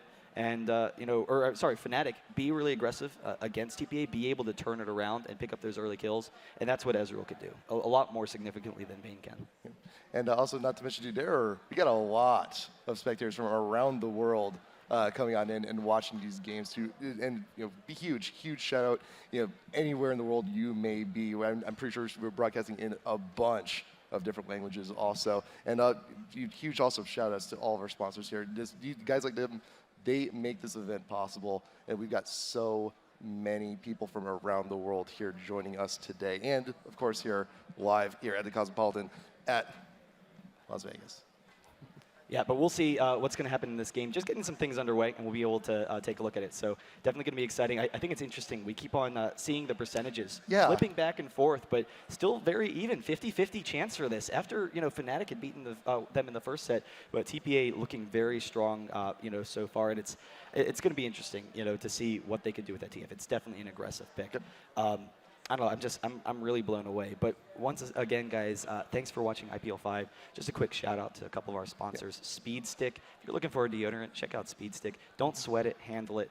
I always love that catchphrase, but definitely a big thanks to everyone supporting IPL5. We got a few issues actually getting on into the game, so I think we're going to take a quick commercial break. We'll be right back. We'll fix those. And soon, coming on up, game number 1, Losers Bracket Finals, FNATIC versus TPA. We'll be back in just a little bit. This is IPL5.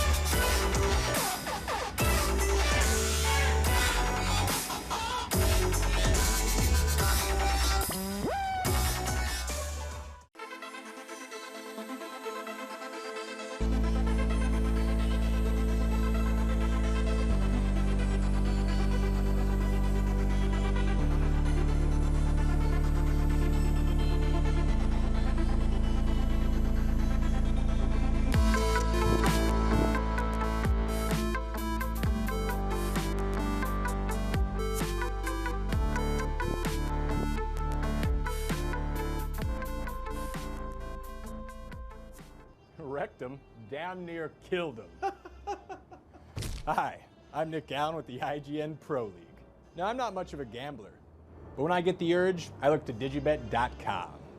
With digibet.com, I can wager on my 3 favorite things: dog racing, football, dog racing, and most importantly, esports.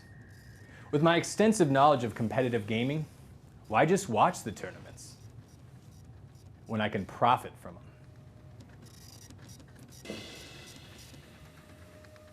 If you're daring enough, try digibet.com.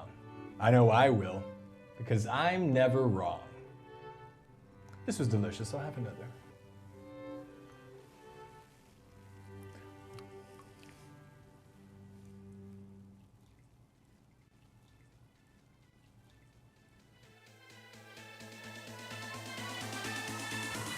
Wrecked him, damn near killed him.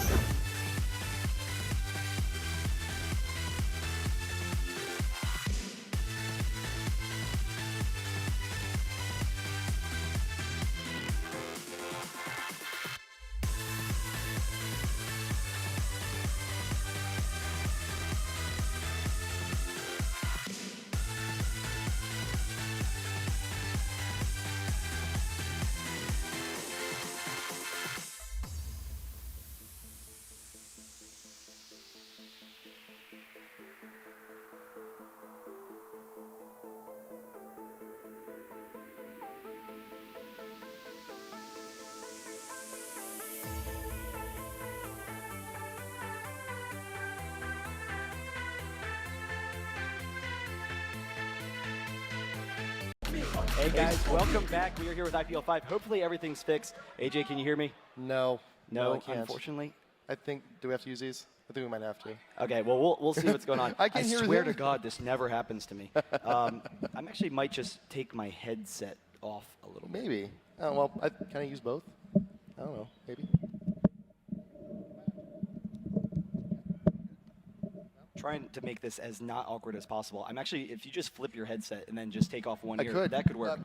And we'll be right back in this game. So we have booted up Champ Select. We're just going to go live with it, no more delays. And we'll be able to see what these teams can do. I'm definitely really excited to see this match between these two teams.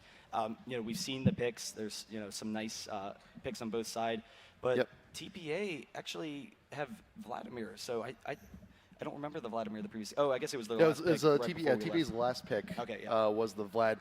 These are not the actual bans. We're going to recap the actual bans here. FNATIC banned out Anivia, Orianna, and Rengar. TPA taking out Lee Sin, Zyra, and the Blitzcrank. Okay, yeah, so that's definitely kind of expected, a lot of those bans. But both teams, you know, have a really strong comp. Both teams kind of feel they manipulated the, you know, game their way.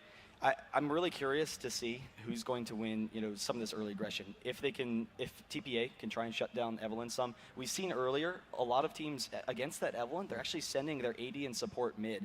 And that's something that TPA has done a lot in the past. In that, you know, Garena League, a lot of those teams, they actually started doing that. And they like sending their AD and support mid. They'll send someone bot. In this case, it's going to be tough. Like, I don't know that they want to send TF into one of those side solo lanes because it puts them at risk of ganks. But we'll have to see. That's always an option. Yeah, granted, TF can actually stay down there for quite a while. I mean, he has the blue card. He's not going to be running out of mana anytime soon. But it's just a matter of how long can he actually stay there. It's a matter of his health, not his mana, because he can actually be easily dove. And the ultimate, well, it'd be kind of a shame to actually use it exclusively as an escape. Yeah, and here we go, guys. We're getting into this game. sOAZ taking the teleport, so 2 teleports to deal with that TF. He knows that, you know, when his ultimate's down, that's going to be a weakness for them. So really interesting. We'll see some aggressive play there. But once again, guys, a shout out to ChampionSelect.net. If you haven't checked them out, they have really cool picks and, you know, ban suggestions. Or if you have certain champions, you know, they say, hey, what's a good matchup for you? So check that out. But here we go. We're in the game. There's the competitors. Look at the fierce intensity on their faces. Reminder to everyone, too, this is a rematch of the first winner's bracket. And FNATIC did actually take that match 2-0. And also keep in mind, too, this is Season 1 versus Season 2 winners.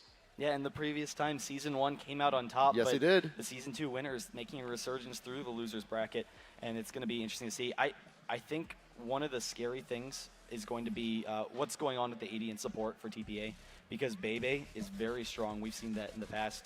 But Leona on nRated, he's been able to make plays. If he can pick someone off, then, you know, that can always snowball TPA very easily. But he has to worry about that harass from Caitlyn and Sona. It can very easily wear down Leona to the point where maybe she can't go in aggressively. However, if they can't get that harass against the Leona, then Leona can easily dive onto Sona and pick up a quick kill for Ezreal and snowball that lane. Sona is really squishy, has to worry about that. And not to mention that both of those supports get extremely volatile once they both hit 6. Those ultimates, massive amounts of initiation coming from both of those. Starting on out, FNATIC going over to their side entrance over onto North River. Toyz actually getting camping out South River Brush just for a little bit. And also remember, xPeke on Evelynn. This is one of the best things you can have a level 1, the ability to scout this early on without being seen. Yeah, they're all playing a defensive position, keeping an eye on each other. nRated just getting rid of that trap. You know, he can heal back up. He's already back to full and, you know, prevent some of that vision. TPA dropping a ward outside of their jungle in both sides. So they want to prevent any early invades from Cyanide. And Olaf is such a fast jungle clearer that we've seen that a lot in the past. So it's going to be interesting to see, you know, what happens there and where the pressure is going to be from these two teams. If it's, you know, going to turn into kind of a passive game early on until some of these guys get their ultimates like TF, like Evelynn, or if maybe we see some aggressive early play. Because we've seen a lot of, you know, really aggressive early level strats from TPA. Yep, and also just a lot of flat-out entertaining level 1 fights nearly this entire weekend. It's been a very action-packed weekend. A lot of great fights and a lot of pentakills too. Hopefully we can see some more of those today.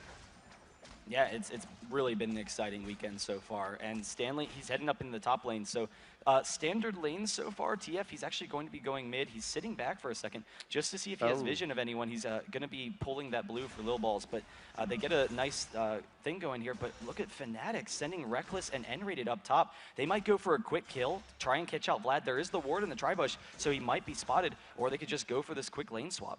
And nRated assumably will be having that stun flash attack onto Stanley. Could actually be more than enough. So as camping out in the brush, Rekkles going to be we've seen all this. There is the level 1 taunt down onto Stanley. Looking to close the gap, buys the pool. Level 1. He waited. Stanley did the smart thing. He did not buy his first ability just yet. He knew, he had a feeling something was up. He was right. Manages to use the pool and gets the safety. Well, it was more than a feeling. You know, he saw him there and was able to respond pretty effectively. But having that flash down is going to be really dangerous in that very aggressive lane if Leona can pick him off. And then Shen, he uses the teleport to get down bottom lane. So a lot of times when you see that teleport, you kind of expect that early, you know, cheesy kind of play, you want to say, but really aggressive level 1 from FNATIC to get them a lead. And not only that, all of this CS going to be missed by Stanley. So while Shen's okay bot, he was able to teleport down. Vladimir definitely in a weak position. Cyanide also getting a little bit aggressive here, finding out Lilballz. They both have their double buff, I believe. So Lilballz also just holding the fort top lane. And you see Bebe coming up top lane here with Mistake. They want to go for the swap back. Look at them pinging off Cyanide. They ping him right down the river, or right down the jungle. So you know he's coming after Toyz. Toyz starts to back off now. He's going to be okay, but no, he's still being aggressive. Still kind of peeking out. So yeah, he's in a nice position here, defensive. He can keep an eye on Cyanide because they have that ward there. And very will be safe. Very smart ward placement early on too. Just you have every single one of your defenses covered, and also notice it's TPA being protective of their north jungle. They know they may be wanting to make a lot of plays up there on the top side of the map, but Toyz is a little bit too far out. Popping the Ghost, Cyanide trying to get in, throws down the axe, but not gonna be enough. Toyz brought down to about half, and also Ignite used in that attempt. Yeah, and he had to use his flash, so he knew that Olaf was in the area trying to pressure him mid. A little bit surprising he's able to get in there, but level 3 up top, Leona jumping onto Sona, dropping him very quickly. Rekkles trying to get the kill, one more attack, gets the first blood, and they had the level advantage. They pressed it the second they hit level 3. Impressive play from FNATIC. Early kill, that's gonna start snowballing things a little bit in FNATIC with an early 1K gold lead. Just off of that, just a little bit of farm. Most of the, look at the farm too, between sOAZ and between Stanley. That is 20-7 early on. Sitting mid though, Lilballz coming in. They have the vision of xPeke. If Toyz can hit that stun, the stun in the rupture. They chain a little bit, but xPeke gets the flash out of there. Very well done. So he's going to be safe in that mid lane, but the flash down, you know, it's going to open up both of those laners to throw off some aggression. So that's just killing a little bit of time for Mistake to actually arrive back here in top lane. Bebe, that is one of the advantages of Caitlyn too, that huge range. You can still farm relatively safely. Granted, yeah, it's still, you still have to juke a few things here and there, but not completely out of luck there in the top lane. Yeah, but Rekkles getting off to a good start, which is really significant for FNATIC. And, you know, we've seen in the past, when he gets off to a good start as Ezreal, he's very good about pushing it, so as duking it with Stanley, and he should have an early advantage there. But, you know, if Rekkles gets off to a good start as Ezreal, that could help snowball xPeke into this game. And the second Evelyn gets going, it's really hard to stop her. See Lilballz making his way back here in the top lane. Nice pink ward. Where is it? There's the applause. I missed that. But Lilballz, after clearing out that ward in the top try, he's going to decide not to stick around all too much. The wave is being pushed back there in top lane. It's going to be a little bit more... Sitting mid, though. Oh, he is They're actually good walking out mid. It's a 3v2. Cyanide actually in pursuit. There goes the gold card down. Evelyn rupture following sOAZ, missing the taunt, but Lilballz is in a very bad spot. Forced to use a flash gold card once again, coming in from Toyz. Lots of aggression, but no kills. That could have been a kill for FNATIC. So as we had seen him hit so many taunts, so many flash taunts throughout this tournament, you know, he's been really impressive with it. But missing there, and that would have been a great situation to get xPeke a kill. He has the early Dorans to prevent some of that harass from Toyz, but really he's looking for some early kills, chasing down Toyz a little bit. So, you know, he's pretty comfortable in that mid lane. So far in, we're looking on to the 7th minute. The early gold lead that FNATIC had from that early kill on some of the early farm is starting to go back. Mistake, though, caught out using the exhaust on Rekkles, but the cleanse will keep him clear. Bebe, though, in a full rush, trying to get back in tower, drinking that health potion will be fine. That is 2 kills already onto mistake. That was the threat coming into this game. The fact that nRated, he could be harassed down a little bit, but if Leona ever catches out Sona, she's just going to die, and that's going to snowball Ezreal very easily. But look at this, xPeke making his way up through the top. They don't have vision of him. They have to ping out that he's out of there, but Leona jumping onto Bebe, gets the stun, is chasing him down. The cleanse from Bebe, but he's under the turret, and xPeke, he's holding onto that ultimate. That shield is going to allow him to tank, but he has to worry because TF and the rest of TPA are coming up in this top lane. Bebe knows he's there, because remember, that was a pink ward top lane. Here comes the Shen. Oh, but Toyz very quick to respond with a gold card. Gonna be getting a kill onto Evelyn. sOAZ is slowed and ignited. Can TPA follow up with the pursuit? Gold card for the double kill.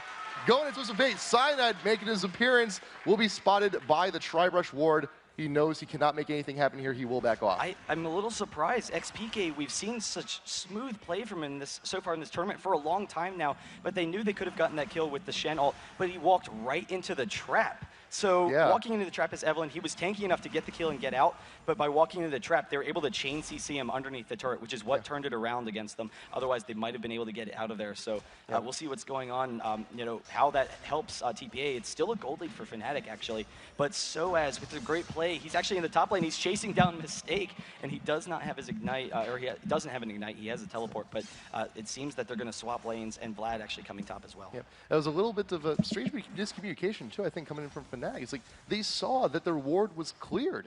They should have known that that was pinked. Maybe xPeke could have taken a different route, perhaps, but it happened. Might as well just move on. Yeah, and we'll see TPA, Toyz grabbing the blue. Caitlyn actually sitting up top for a little bit, but is recalling now. And Shen, we've seen sOAZ leave the lane a lot, be very aggressive. There's the ultimate from nRated, though, on the Toyz. The jump in. xPeke is going to enjoy that kill if he can get it, but just not in range. Toyz able to back out of there, throw off the stun, and get himself to safety. Not enough damage quite yet. xPeke does have those Magic Pen boots and that ring, but he's a little bit more oomph to actually follow up on that kill. Mistake walked right into nRated. That is the quick push check face. Mistake does use the flash, try to get out of there, but there is a sOAZ to block the path, grab the kill, and that's a dragon. Yeah, they're going to be able to get the dragon. The objective gold is going to be great for xPeke. You have to imagine they're kind of hoping that xPeke is going to grab some of these kills, but even so, the team's in a really great situation. Rekkles is 3-0 right now, so he's 20 CS, also ahead of Caitlyn, and with that dragon, that actually puts him 1,300 gold ahead of Bebe right now. So that's a really significant lead early on. There's the dash in from Bebe, or onto Bebe. They four-man dive him. He drops very quickly, and guess what? xPeke, he got that one, so he's going to be fed as well. There was no escape, no feasible escape from that one, but the best thing you can do is at the very least push the other lanes because everyone is displaced, and that's exactly what Toyz is doing here in the mid. That's a very hefty minion wave that hopefully xPeke can get at least some of it, and there is the gold card laying away for Toyz, and also very smart getting that pink ward for the mid because let's face it, going up against an Evelyn, you're going to be calling a lot of Mias. Well, and he dropped the pink ward just barely out of vision of xPeke. And if xPeke is trying to go in on Toyz, because with the Shen ult onto Evelyn, they can get that kill very quickly. It gives Toyz a little bit more reaction time to get that stun off, but it also it allows them to get vision of if he's leaving lane. Rather than throwing it in the river, he throws it in the middle of the lane so that if xPeke ever leaves that spot, he can warn the rest of his team. Evelyn going to be past the blue. She's going to really need it. Her pool's pretty low. Lilballz, though, with a relatively early Oracles, expect to hear a lot more cheers from the crowd on that one. Rupture into the brush. I don't think he saw nRated on that one, though. We may see another Rupture, but actually, you know, hopping really quick into the lane, the minions will spot her out. Yeah, and Lilballz, he always goes for that aggressive early Oracles. It allows them a lot of map presence, and when they're down at this point, they need it. They can't allow FNATIC to have the advantage in that regards.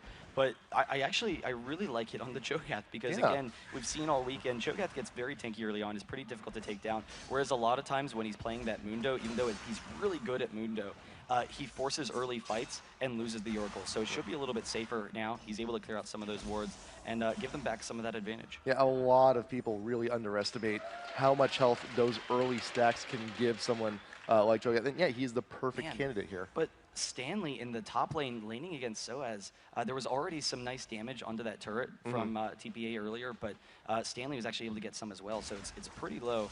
And that could be a focal point. If they pick up a kill, they start snowballing some of those turrets. And Lilballz making his way down bot once again. He'd already cleared out the wards. If he can land the Rupture onto nRated, he might go down.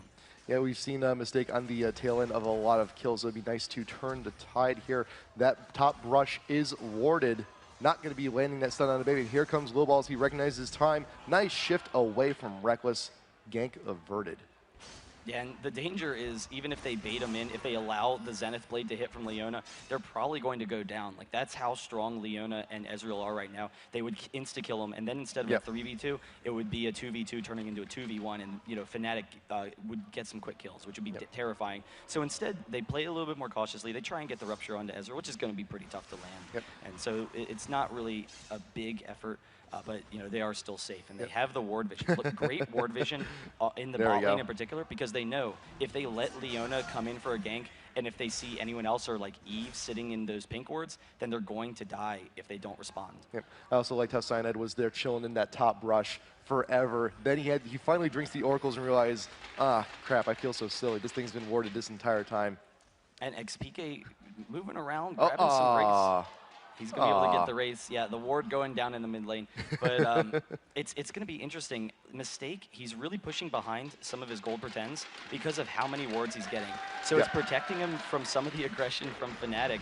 But the concern is then that he doesn't fall too far behind and can't come back, doesn't have enough gold for wards later on. And Cyanide now checking out the blue. He's actually in a situation where if he doesn't see any wards, he might consider going in behind the turret, but he has to watch out for TF because they don't have vision of him right now. There was a ping actually going beyond tier 1 in the mid. That was a really great ward placement from TPA too. They recognized, they remembered what happened last time against that Caitlyn. At the very least, try and prevent it from happening a second time, but alas, the bot tier 1 does go down on TPA's side. Yeah, so a nice early advantage. 2K gold lead for them right now. And Cyanide, he's sitting by trying to go in for that blue, but they have to be concerned until xPeke joins them. But now that xPeke's joined them, they can consider it, because if TF ports in, xPeke's going to be waiting for him and just instantly burst him down, or just try and cut him off. xPeke's actually running off to zone Toyz for a little bit as they're going for this blue. This is a pretty aggressive steal, but Toyz does have the ultimate up if he decides to use it. No. Cyanide will grab that blue and also clear out another ward here. Well, it would just be such a dangerous fight for them to do anything. Once they recognized that 4 members of FNATIC were there, there was just no way they were going to be able to fight it. Toyz is out of position, though. xPeke trying to get in on him. He's going to use his ultimate, try and close the gap. nRated as well uses the ultimate, trying to get him the Zenith Blade, jumping onto Toyz, but the Rupture is going to turn it around. Toyz just barely surviving the Ignite. It finally takes him down, and they back off. But Leona actually going down to TF before he drops, but that's still a nice benefit, getting those kills onto Evelynn. Hey, I would trade a support for an AP any day. That's just me, but that was a fantastic kill right there. Great pursuit, wonderful flash, perfectly timed. And remember, this is also a very aggressive support game here, nRated with the Ignite and the flash. That is a lot of damage. Yeah, and any kills early on onto Evelynn are just absolutely terrifying. But, we'll see how they can start to, take advantage back. They're really good, TPA, at playing a more defensive game and splitting out the lanes. The only issue is Shen, he's in a pretty decent control of that top lane. So yes, Stanley is building for team fights, which is not something you see a lot. He does have the Hexac Revolver, which really helps him out there, but the Haunting Guys is a little more for team fights, though it does help a lot against sOAZ. And there's not going to be the same split push that we see a lot of times from TPA. And Caitlyn usually would be in control of that bot lane, but the 3 early kills from Rekkles gives that advantage completely to FNATIC. Yeah, but Bebe's doing the right thing, though. Staying down, farming on up. There's still a little bit of a creep disadvantage, and also remember that each kill is roughly about 20 creeps worth his going period. There is the teleport coming from Toyz, trying to get away, but there will not be enough time. The CC's too much. He used the ultimate. We used part 1 of the ultimate. We will not be seeing part 2, the Reckoning. And it's the Oracles in the early advantage from FNATIC that is resulting in just no map control from TPA. Toyz, he keeps getting caught out. They can't get the wards down because Olaf is just clearing them out. And then Cyanide getting that undertow, able to set up nRated very effectively. And so they have great initiation as a team. FNATIC does, and everyone's very weak. Lilballz is actually walking into him. I don't think they're going to go for this, but actually the ultimate for Leona, he seems a little too tanky though. But there's xPeke though with the Shen shield, flashes pushes beyond the tier 1 turret in mid, and Lilballz will be left behind. That is a downed Oracle's. Bebe has to use the flash just to get out, but it may not be enough. Mistake also getting very low, but there's Caitlyn ult. Nice body block from nRated, and FNATIC will get out of there. But it's an 8-3 goal lead right now. It's a 4K advantage. Ezreal, he's going to be able to push up the bottom lane some and then group with the rest of his team. Because everyone's so low on FNATIC, though, TPA is in a great opportunity to push down this mid turret. They should be able to bully them around off of that turret, get that map control back after they take it. Yeah, this should be a relatively easy turret. They cannot, right now FNATIC cannot defend it. They know they can't. They know they can't. Bring the disadvantage only to about 3K. It's still something manageable at this point, but they are still at a somewhat of a severe disadvantage because that's equal to a few major map objectives. Yeah, it's a serious loss right now, and the concern is not only are they down 3.5K gold, but it's also the fact that FNATIC has a ridiculously strong teamfight team. TPA, if they kite effectively, they do have really nice poke. If he keeps himself away from Evelynn, then he's going to be able to stun lock as they retreat, and that's actually going to work really well against the rest of FNATIC. But the concern is it's so easy for FNATIC to just hard engage that it's going to be difficult for TPA to respond. Though the Cho Rupture will help a little bit in that disengage. The Cho Rupture will help, but also remember we have now a downed Oracles, which against someone like Evelynn, you kind of need. She's very tricky, and she also needs to be seen in order to be engaged upon.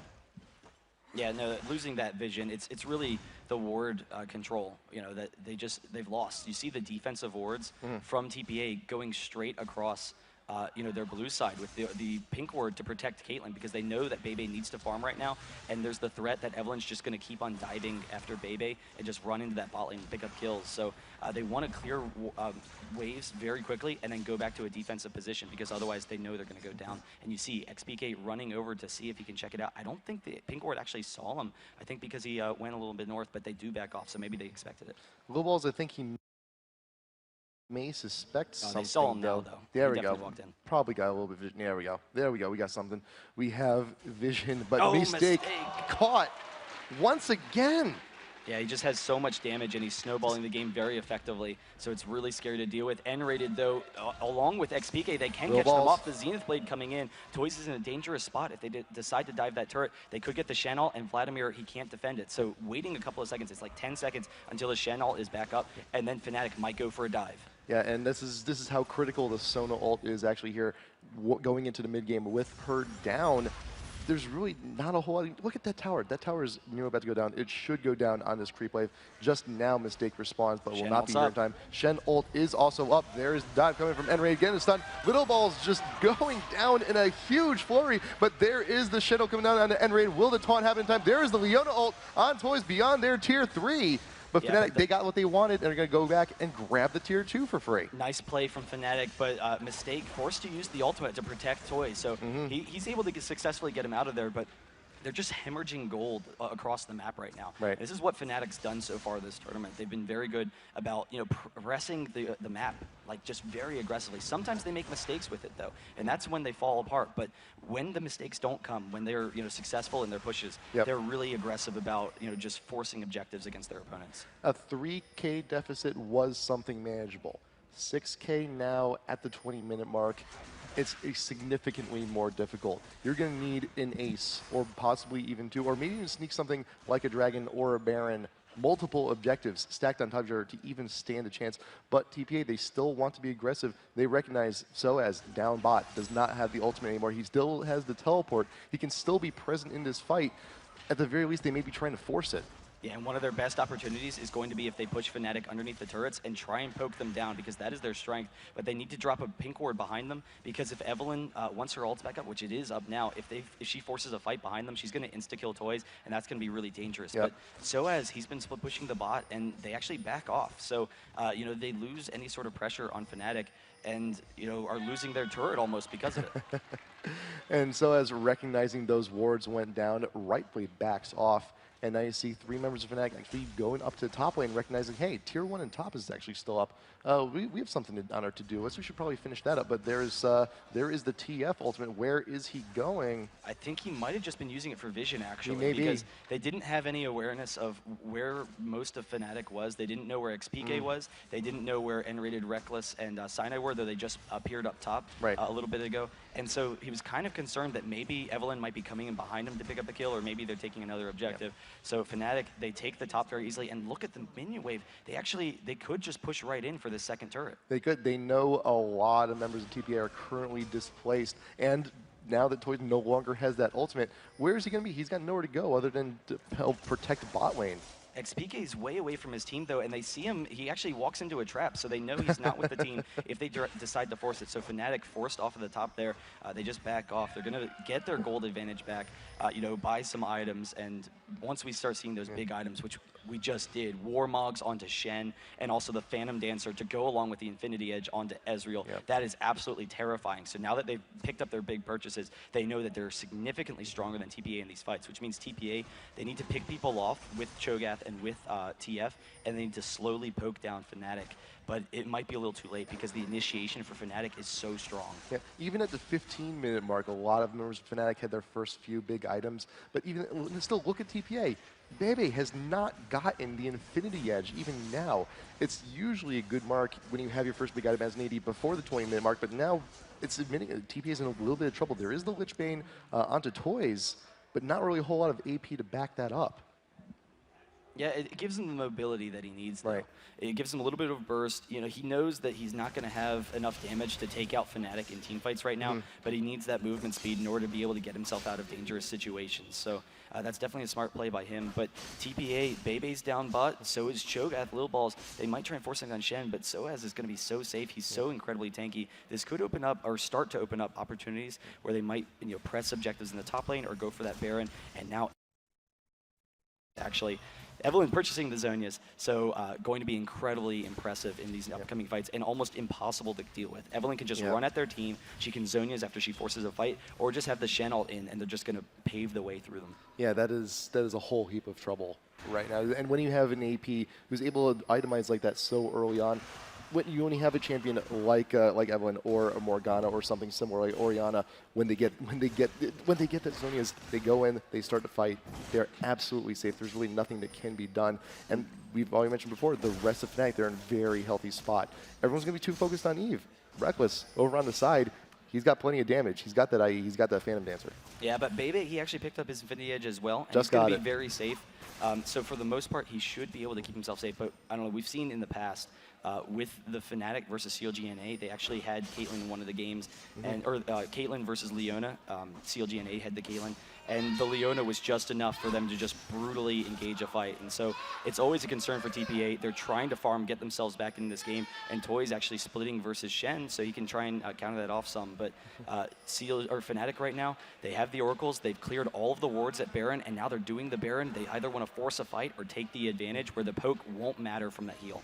And you see everyone. Stanley's walking into them. He's making move, and Rated will not be able to get some, but there is the TF ult up and ready to go. You got the pursuit. xPeke, Shen will be in the right position, but there is a lot of fire going on. xPeke does not even use the Zhonya's. Why did you buy it? Rupture going down on two members of FNATIC. Immediately eaten will be the Leona. sOAZ, can you get out there at the very least? To watch out, though. All the members of TPA, you got Stanley and Lilballz, they're very low. Toyz also somewhat weakened, but that is a quick 2 for 3. Yeah, and Rekkles, he almost could have turned that around if TPA had decided to pursue, so they knew that he had to get out of there, but perfect play from TPA. Yeah. They had the TF come in, and even though he's porting into an Evelyn, he knew that he had the CC with his team to protect him, and so they were able to burst down Evelyn, and that was like the turning point of that fight. Bursting down Evelyn and Caitlyn coming in, she had the Infinity Edge, so she had a lot of damage, and that actually could be a moment that's pretty key in this game. If TPA makes a comeback, if they win one more fight like that, that can slowly bring them back, but if they have vision of Evelyn and TF's ult gives them that, and can lock down xPeke, that's going to be really important for them. Yeah, another fight like that. That could be a Dragon, or it could even be a Baron right off of it. And part of what you saw was a big split from FNATIC, which is what resulted in that fight. They had a couple of members in the jungle. It was Vladimir, or it was nRated and xPeke. They were trying to force the fight. Another ward from Cyanide. They were trying to, see if they could pick someone off, but the rest of FNATIC had to walk all the way around the Baron pit, so they were late to that fight, and that advantage gave it to TPA. But now they're doing the Baron, like you said, it's dropping very quickly, and TPA, they're not going to be in range in time, so they're going to lose this, and nRated actually using his ultimate to make sure there's no potential for the steal. And remember, Toyz' ultimate was down over in that last skirmish, so he couldn't use it. He could not get the vision he wanted. And we mentioned before about the map control and lack of it coming in from TPA, and that's pretty much all they got, apart from a few wards and a few cupcakes over in their own jungle. That's all they have. Yeah, and now with that Baron regen, the poke from TPA, it's not going to matter. So, all it is for FNATIC now is to push into the base. TPA, they can clear out waves very easily. They have 3 strong wave clears, and so they're going to be able to stall a little bit. But the concern is, with the Warmogs on Shen, if he buys an armor item, or maybe he doesn't even need to, he's going to be tanky enough where he can just tank that turret. Same thing with Leona. Leona's very tanky as well. And so it might not even matter if TPA can wave clear, because FNATIC, they could just force a fight underneath the turret or just bully them off the turret and take it down. Yep. For the time being, though, everyone itemizing up the last Whisper. Now onto Ezreal, going to be melting faces all over the map. Yeah, no, that's really dangerous. Now, I mean, he's basically completed his build. Yep. All that's left for him is, if he wants to upgrade his damage or, get some survivability, but he doesn't need any survivability. They have no means of pressuring Ezreal, and that means that now that he has all that damage, he's going to be really effective about just auto-attacking and, eating through TPA. So TPA, they need to continue with this play that they're doing now and make something happen. They need to grab someone. Stanley actually out of position there. sOAZ chasing him down a little bit. He's going to be fine, but you look at FNATIC, they're trying to force a fight down bot. Rekkles is going to push up this turret, and they have to watch out that this doesn't turn into a 4v5 with Shen ulting in on xPeke, coming in right behind them, and Bebe's in a dangerous spot. This could be bad. Bebe way out in front, but they know something else might be up. They let the tier 2 in bot fall. They need to regroup, defend over at their tier 3. Bebe still a little bit too far out in front. You have the Rupture just to dissuade FNATIC. Yeah, the next minion wave is coming up soon. You saw xPeke, because Bebe still has his cleanse and his flash, xPeke didn't want to waste or use his ultimate. He might have been able to get the kill on Bebe, but he wants to be able to hit a number of targets from TPA and just win one ace fight. So one pick-off isn't as significant to him now. They want to pick off or ace the entire team, while sOAZ is just slowly splitting down that top lane. And FNATIC, they know they're in a really good spot. Of course, by the Olaf dancing is always a class act. Love that guy. But sOAZ here continuing the split push to top tier 2, now falling. He's not going to stop. He's just going to stay up there. He has the ultimate. He has the teleport. He has multiple ways to get to where he needs to be. If TPA, though, if they can get vision of xPeke and chain CC him before he gets off his Zonias and the Shen ult, that could maybe work out. But that's a lot of HP that you're talking about when you consider both of those factors. So there's not really a good target for TPA on the entire team from FNATIC. So they're just comfortable with sitting back, trying to defend the turrets, defend their base, not allow too much harass. But the longer this goes on, as the Baron's about to end, since it doesn't have a lot left, it's closer to the fact that FNATIC will force it. And there's the flash taunt from sOAZ, taking down Toyz. And we've seen that many, many times from sOAZ so far. It's just so aggressive. And now that top tower, it's in a really dangerous spot. sOAZ actually just tanking it rather than backing off for a second. There we go. Now he finally gets out of aggro range, and Stanley here, he has something to say about it, but he could be hurting quite a bit. We saw how much damage Stanley took when sOAZ got to jump on him in top lane, but he knows he needs to be careful because there are still 3 members of FNATIC here down into bot. Just every single creep wave pushing on up ever so slowly. And right now, Caitlyn is preparing that bake sale with all those cupcakes, but it's not going to be enough. sOAZ, he went back to base, he bought a Negatron cloak, and he bought a Thorn Mail, which means he's going to be unkillable, but nRated jumping in. sOAZ is going to have the teleport back. Bebe cleanses and is able to get out of there, but Mistake is down. Lilballz is going to drop as well, and TPA, it's going to be hard for them to defend this. I think this may very well be game. That was 2 really quick kills on TPA. Cyanide out in front. Wants to push everyone back. Next, first inhib here for FNATIC. They have a naked inhib up top lane also. They can transition out of that. The mid tier 3 is gone. It's already gone. There you go. Yeah, they're going to be able to get all 3 inhibitors off of this, but Toyz poking down xPeke a little bit, trying to force them back. FNATIC, actually, they just take their gold lead and 1 inhibitor and back off. Because they're a little bit concerned that if they get too low, now that they have Cho'Gath and Sona respawning, maybe TPA could chase them down. Maybe they could force a fight while FNATIC's not prepared. So very safe play from them.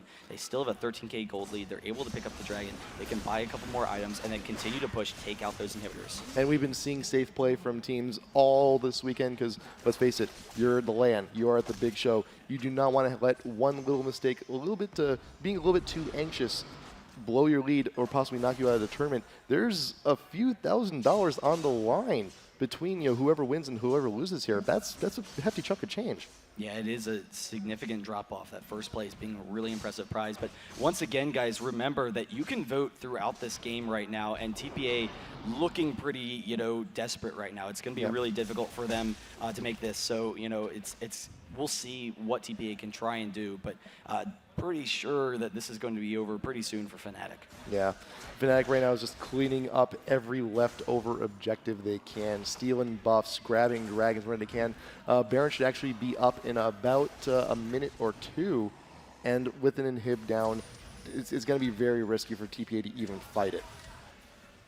Yeah, we'll see. TPA mistake. He has an Oracles. He's trying to come down, but the Oracles and Cyanide, he's been able to hold on to it the entire game, and it allows him to clear out that vision. And now Shen's this could be big. While they're going to be forcing this top. No, get back in the brush, Sona. They're going to collapse on him. They could. TPA's out of position. They are. Mistake once again off on the side, away from the rest of the team. But here comes the TFL walking right into the cupcake. And there's the Zonias coming in for xPeke. Rekkles over off on the side, shifts over the wall. Stanley taking quite a bit of damage. xPeke is out of the fight right now. nRated coming in for stun onto Lilballz. Cyanide taking a little bit too much. He does have the ultimate up nRated. Stanley very low off on the back side. Somehow getting away from the fight. nRated cannot reach with the blade. There will be no stun. And TPA decides to back off, getting their one kill. I can't believe that TPA was able to take them down, but a big part of it was sOAZ. His ult wasn't up when that fight happened. So FNATIC getting a little excited. They knew that they had a massive advantage. They knew that they had TPA in a position where TPA couldn't run. TPA would have to fight them. And so xPeke, he was trying to chase them down. He kept walking into traps, and that allowed TF to ult on him. Even with the Zonias, he wasn't able to survive. They bursted him down because the Shen ult was down. And that allowed TPA to be really reflexive, because once the cooldowns are out for both Evelynn and Leona, if they can pick off Evelynn or kite out the Evelynn ultimate and the Leona ultimate, then they have a great poke and kite team that can just slowly win fights. Like those really long protracted fights, if Evelynn's down and TF's okay, will be seriously in their advantage because of the TF spammable stun. Yep, and also I feel that the fights over in the jungle actually benefit TP a little bit more, because you have someone like Caitlyn who can actually get not only at range but over very obstructing structures like the trees, like the forest walls and things like that. Yeah, Cyanide trying to drop some more of those wards. He will get that last one. There you go. So they still have advantage of that Baron vision. But sOAZ, he's not only split pushing, he's just going to split take the inhibitor. Caitlyn's actually coming back too, though. sOAZ, he actually engages on Toyz, and this is the opportunity for FNATIC to take this Baron. TPA, they need to pick up sOAZ quickly, or they need to engage on the rest of the team. They're deciding on sOAZ, so they're just going to let up that Baron for FNATIC. sOAZ taking way too much damage. He's distracting TPA for quite a deal. But meanwhile... Oh no, they backed off! Oh, the Ignite, barely taking down sOAZ. But if they hadn't gotten that, that would have been brutal. But meanwhile, in the Baron pit, look who's got it. FNATIC finished it up rather quickly. Yeah, and TPA recognized they were going to get the Baron off of that, so they just decided to take sOAZ. They realized, all right, the Shen ult is up. We're not going to be able to force a fight here. We're going to lose this situation, and Shen is possibly going to get an inhibitor on top of that, so they have to give it up. And now it's just hoping that they can defend. The issue is they're not going to be able to poke him very effectively. But Stanley. Stanley. Ooh, nice. The Tides actually revealed the location. Well, he doesn't know who's there. He knows someone is there. No, yeah, it does. It doesn't reveal him, but he sees the Tides going towards him. He knows to get the hell out of there, and so he does. But we'll see. FNATIC, they had that inhibitor a while ago. The inhibitor is actually close to respawning. Right. There it goes. Actually, a red inhibitor will respawn soon, and it'll be interesting to see now. They have the Baron. If they can just bully their way into the space and take all three inhibitors. Hey, they are naked. There is no protection. There are no tier 3 turrets any longer, and sOAZ now back. It doesn't matter if he's all the way back in spawn. He's got the ultimate still it's going on Bebe. xPeke trying to take him down. Bebe is able to back out of there, but he's very low. The ultimate is down, and Caitlyn is able to heal back up off of those minions now. And the Eve ult being down, that's a serious issue for FNATIC right now if they force a fight. But we've seen the distraction tactics before. They may still be able to get something huge off this. The mid inhib below half. sOAZ also now with the team. One money taunt can actually end this game right here. Yeah, but the flash is down for sOAZ, so they can keep their positioning a little bit better, but the inhibitor drops, and I feel like if TPA, if they split up a little bit, they can be a little bit more aggressive with their harass because they outrange FNATIC. And so as long as they don't allow multiple members to get caught by the Leona ultimate or anyone key, then they should be okay to try and wear down FNATIC some. The only issue is FNATIC is so tanky at this point that it's really difficult. But they've managed to take it unexpected before, but there is the taunt coming from sOAZ. Bebe will use the cleanse just to back off, but once again, the bot inhib now slowly being poked away. It's only a matter of time. One more minion wave, that should do it. It's very safe play from FNATIC right now. They have the Baron regen. They're not taking hardly any damage, and they're just slowly poking it down every couple of waves. There we go. Rekkles over on the side should be able to take this down once again. One more shot. That is 2 inhibs down, and a taunt on the side. Over on the Lilballz, uses the flash to get out. Quick heal from Sona and a back from FNATIC. They have one more inhib to go. Then all 3 lanes with super minions. That's near doom. Well, in TPA right now, because they're so far behind, they're allowing FNATIC to walk all over him. There's the taunt actually trying to get him. The Ezreal ult is also down, so TPA, they need to be aggressive. Once this 3rd inhibitor is down, there's almost no chance for a comeback. There's sOAZ off on the side, does get gold carded, but that's xPeke's time to go and uses the DFG on the Bebe just to back him off just a little bit, but off on the side, you see Cyanide. Few axe swings there, Stanley out in front, forced to use the pool. sOAZ still looking for some CC, looking for that taunt, but that is the last inhib now down. Mission accomplished from FNATIC. You got all the inhibs. Now it's just a matter of the base. Yeah, and they're pretty low on gold right now, and they're all very full, so they're just going to push their way into the Nexus. Cyanide a little bit low, but the Baron regen will bring them back.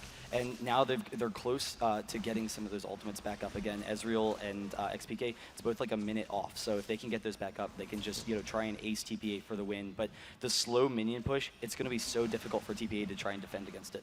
Flash is also almost back up for sOAZ, so Flash taunt could end it, but there's a quick stun down on Lilballz. He's caught away from the rest of his team. xPeke, he knows he's a big target, but there's not enough. Cho'Gath will fall. Stanley will be next, along with Mistake. Full on route inside their own base. Toyz, just not enough damage to take him out just yet, but there is the taunt to keep him still. Rekkles also still on the side, but Gabe, do not underestimate Caitlyn. Still throwing down the ultimate to only onto nRated, not going to be enough. sOAZ leading the charge. sOAZ is too tanky, though. With the Thorn Mail, they're going to be able to bully off this Nexus. Bebe and Toyz, they had a lot of damage in that fight. They were able to wear them down, but there's nRated trying to get in. The taunt on the Toyz from sOAZ, and he's going to try and pick up that kill, but regardless, they're going to be able to bully down this Nexus. He doesn't have enough damage to grab sOAZ. sOAZ flashing, trying to get on the other side, make sure they can get it. TPA almost grabbing him, but the minions and everything will turn this into a Game 1 victory for FNATIC. Really great early play, taking down TPA. And we saw what happened when they first met early on in the winner's bracket. We may see a repeat. We may see another 2-0 here. Yeah, and I think part of it is TPA forced into that aggressive style. They ban out the Orianna and Anivia, which are TPA Toyz' really best champions, and he can shut down any game. Like if you try and get a lead against Orianna or Anivia on Toyz, he'll basically just say no. He shuts it down. When he's playing TF and when they're going with his aggressive team, they've had some success with it in the past. But it forced TPA into dangerous situations where they're trying to take early kills and whatnot, and the team from FNATIC was ready to deal with it, with the Evelynn, with the Shen. Once Evelynn gets going, or in that case, once Rekkles got going, once Ezreal got going in that game, they were able to easily push for a win. The team, once Rekkles got a couple of kills, it was just brutal, and that's why I think Ezreal is definitely Rekkles' strongest AD carry. Now that TPA has that first pick, we'll see what's going to happen in game number 2. Toyz can maybe get one of those other champions, or maybe they just decide to grab Ezreal. Bebe, it's definitely one of his stronger champions. If they leave enough mids open where they can grab Ezreal and then still get a mid on the second pick, that can maybe work out. Yep. I just hope that exhaustion is not taking its toll on TPA, because remember, FNATIC did bring them down into the losers bracket very early on. They've had to play nearly twice as many matches. They're actually up here earlier. They're up here earlier today. It's a lot. It's a lot to play in a very short weekend, and you see small mistakes. Like Mistake, he got caught out how many times? Way too many. That's how many. So hopefully they'll be able to come back a little bit from that, get a little bit of rest, maybe have a snack or two. We hope you're having a quick snack, little quick break, because we'll be back in just a little bit. Game number 2, FNATIC and TPA losers finals. Winner here goes on to the grand finals to play against World Elite. We'll be back in just a little bit. This is IPL5.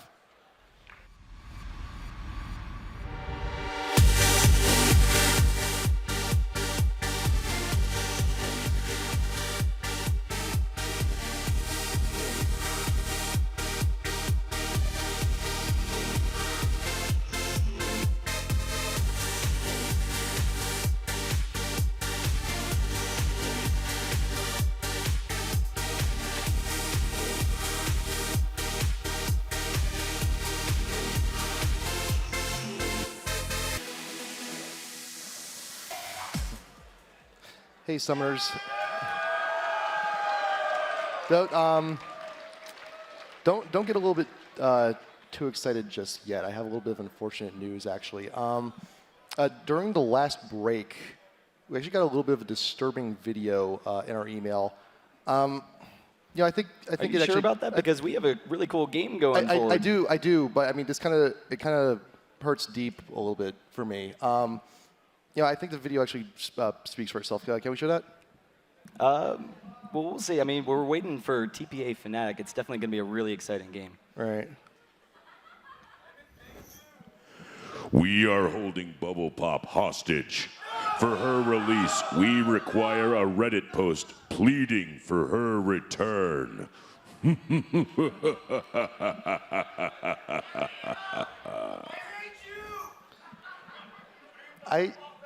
Yeah. Well, hopefully we can get that resolved. But we do have a match. So at the very least, we can distract ourselves for a little while with FNATIC TPA game number 2. Yeah, no, I'm definitely excited for this game. It's going to be really cool. FNATIC in the first game. This is like, we're ramping up this tournament. It's been such an awesome tournament so far, and FNATIC looked dominant in that first game. Yes, it did. TPA, I think, is a little bit stronger on that blue side because they get the first pick. It means that they can potentially, get one of those champions open on Toyz that, can hopefully help them in that game. But I would expect to look for a slower game from TPA, try and not take too many risks, and prevent FNATIC from snowballing at all. So they'll play a defensive game, a reactionary game, and try and beat FNATIC in the long game. Yep, and we've seen TPA how effective they can be in that passive game. Actually, in the Curse match, actually really beat them at their own game, and it worked out very well. And also, before we get into this, if there are any TSM fans out there, I think there are a few.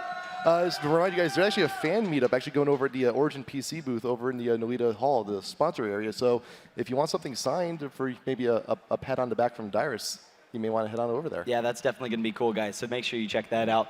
But we'll see. We're very close to getting this game. Remember, you can vote down below. It's actually on the IGN stream. If you go to IGN.com/IPL, vote and change your vote throughout the game. We'd like to see. It's kind of fun to see, how the vote goes. You get a sense of how you feel about the game, and we actually, if enough people are voting and we see enough swing throughout the game, we actually could do some cool stuff with that, where we see charts of how the teams are doing and whatnot. Yeah, it's a little bit like the stock market, except instead of huge amounts of cash, you could actually win a computer. Yeah, that would be a very cool thing. So yeah, definitely go for that Origin PC, but we'll see. Coming this next game, I'm really interested to see what TPA is going to do, and what kind of style they might play. One concern, if they do a split pushing style with Stanley, if they don't give him someone that he can join with his team, like if they do Nidalee or something, Rengar's going to be banned. Like, there's no question there. Oh, yeah. But if he does like Nidalee or something, yes, in a really long game, that split push would work, but FNATIC, they're very aggressive early on in the game. Like, they just look to take objective after objective. They're constantly forcing fights, manipulating the map. And Nidalee has the movement speed to join with her team, so that's an advantage. But it's questionable whether or not she has the damage and survivability early on, particularly when Stanley likes to go for those laning builds. So he's a little tankier, but doesn't quite have that same damage. Yep. I think we may be just about ready to get into this too. And I am still worried about TPA and their composure. They're pretty exhausted in playing for quite a bit this weekend. Mostly the fault of FNATIC because they are the ones who dropped them down to losers. And hopefully we'll see a few less mistakes come on in from Mistake. But real quick, guys, it's 60-40 on the fan vote right now, actually 54-46. But I want to hear what the audience here is thinking, because that's a real live atmosphere. So if you think that FNATIC's going to win this game, give it a row. Yeah. And I said row. I don't know what row means. That's pretty good, but I remember a certain chant that I heard over at World Championships. Can you guys remind me anything? Something? TPA? TPA? TPA? I don't think they remember. So that chant was very similar to TPA's playing style because it got off a little bit slow. It wasn't really going, but then it slowly built up and definitely carried on. So we'll see what's going to happen. I think it's probably about 50-50, and we'll see what's going on. Evelyn being banned, though, That's a disgusting pick on xPeke, but he has a number of really strong champions. That's a concern with a lot of the members of FNATIC, is you're like, okay, if I ban one of them, then I'm leaving open so many other things. Yep. And Zyra is open right now. Only so champ even, open, yeah. Even though Diana is open, it would be a tough pick for TPA, because then xPeke, he could throw Zyra in that mid lane, and we've seen before how nice that pick is. Yep. Against Diana. Yeah, the only champ to escape the bans this time around is that Zyra. It's right now TPA. They saw that Evelyn. It did way too much damage. You cannot let that happen there. So we got a few more seconds counting on down. What's going to be the first pick for TPA? I'm not sure if they know. There's the Olaf. Yeah, and Cyanide took it in the previous game with the second pick, and Olaf is just incredibly strong, and in particular, it's incredibly strong on Stanley. So it gives him a champion that he can win his lane, he can split push a little bit, but then joining down with his team, he's going to be very strong in the early game. There's the Zyra pick, so that was kind of expected. Regardless of where they're going, they can give it on to nRated, or they can give it on to xPeke, so they have some flexibility here. I have to imagine, though, nRated, he kind of wants to grab that Leona, but nope, going with the Zyra. So they actually picked Diana and her counter and have a really strong early game team. And also Diana, if correct me if I'm wrong, but I think the most contested champ this weekend. 100%. She was coming in. She was incredibly strong.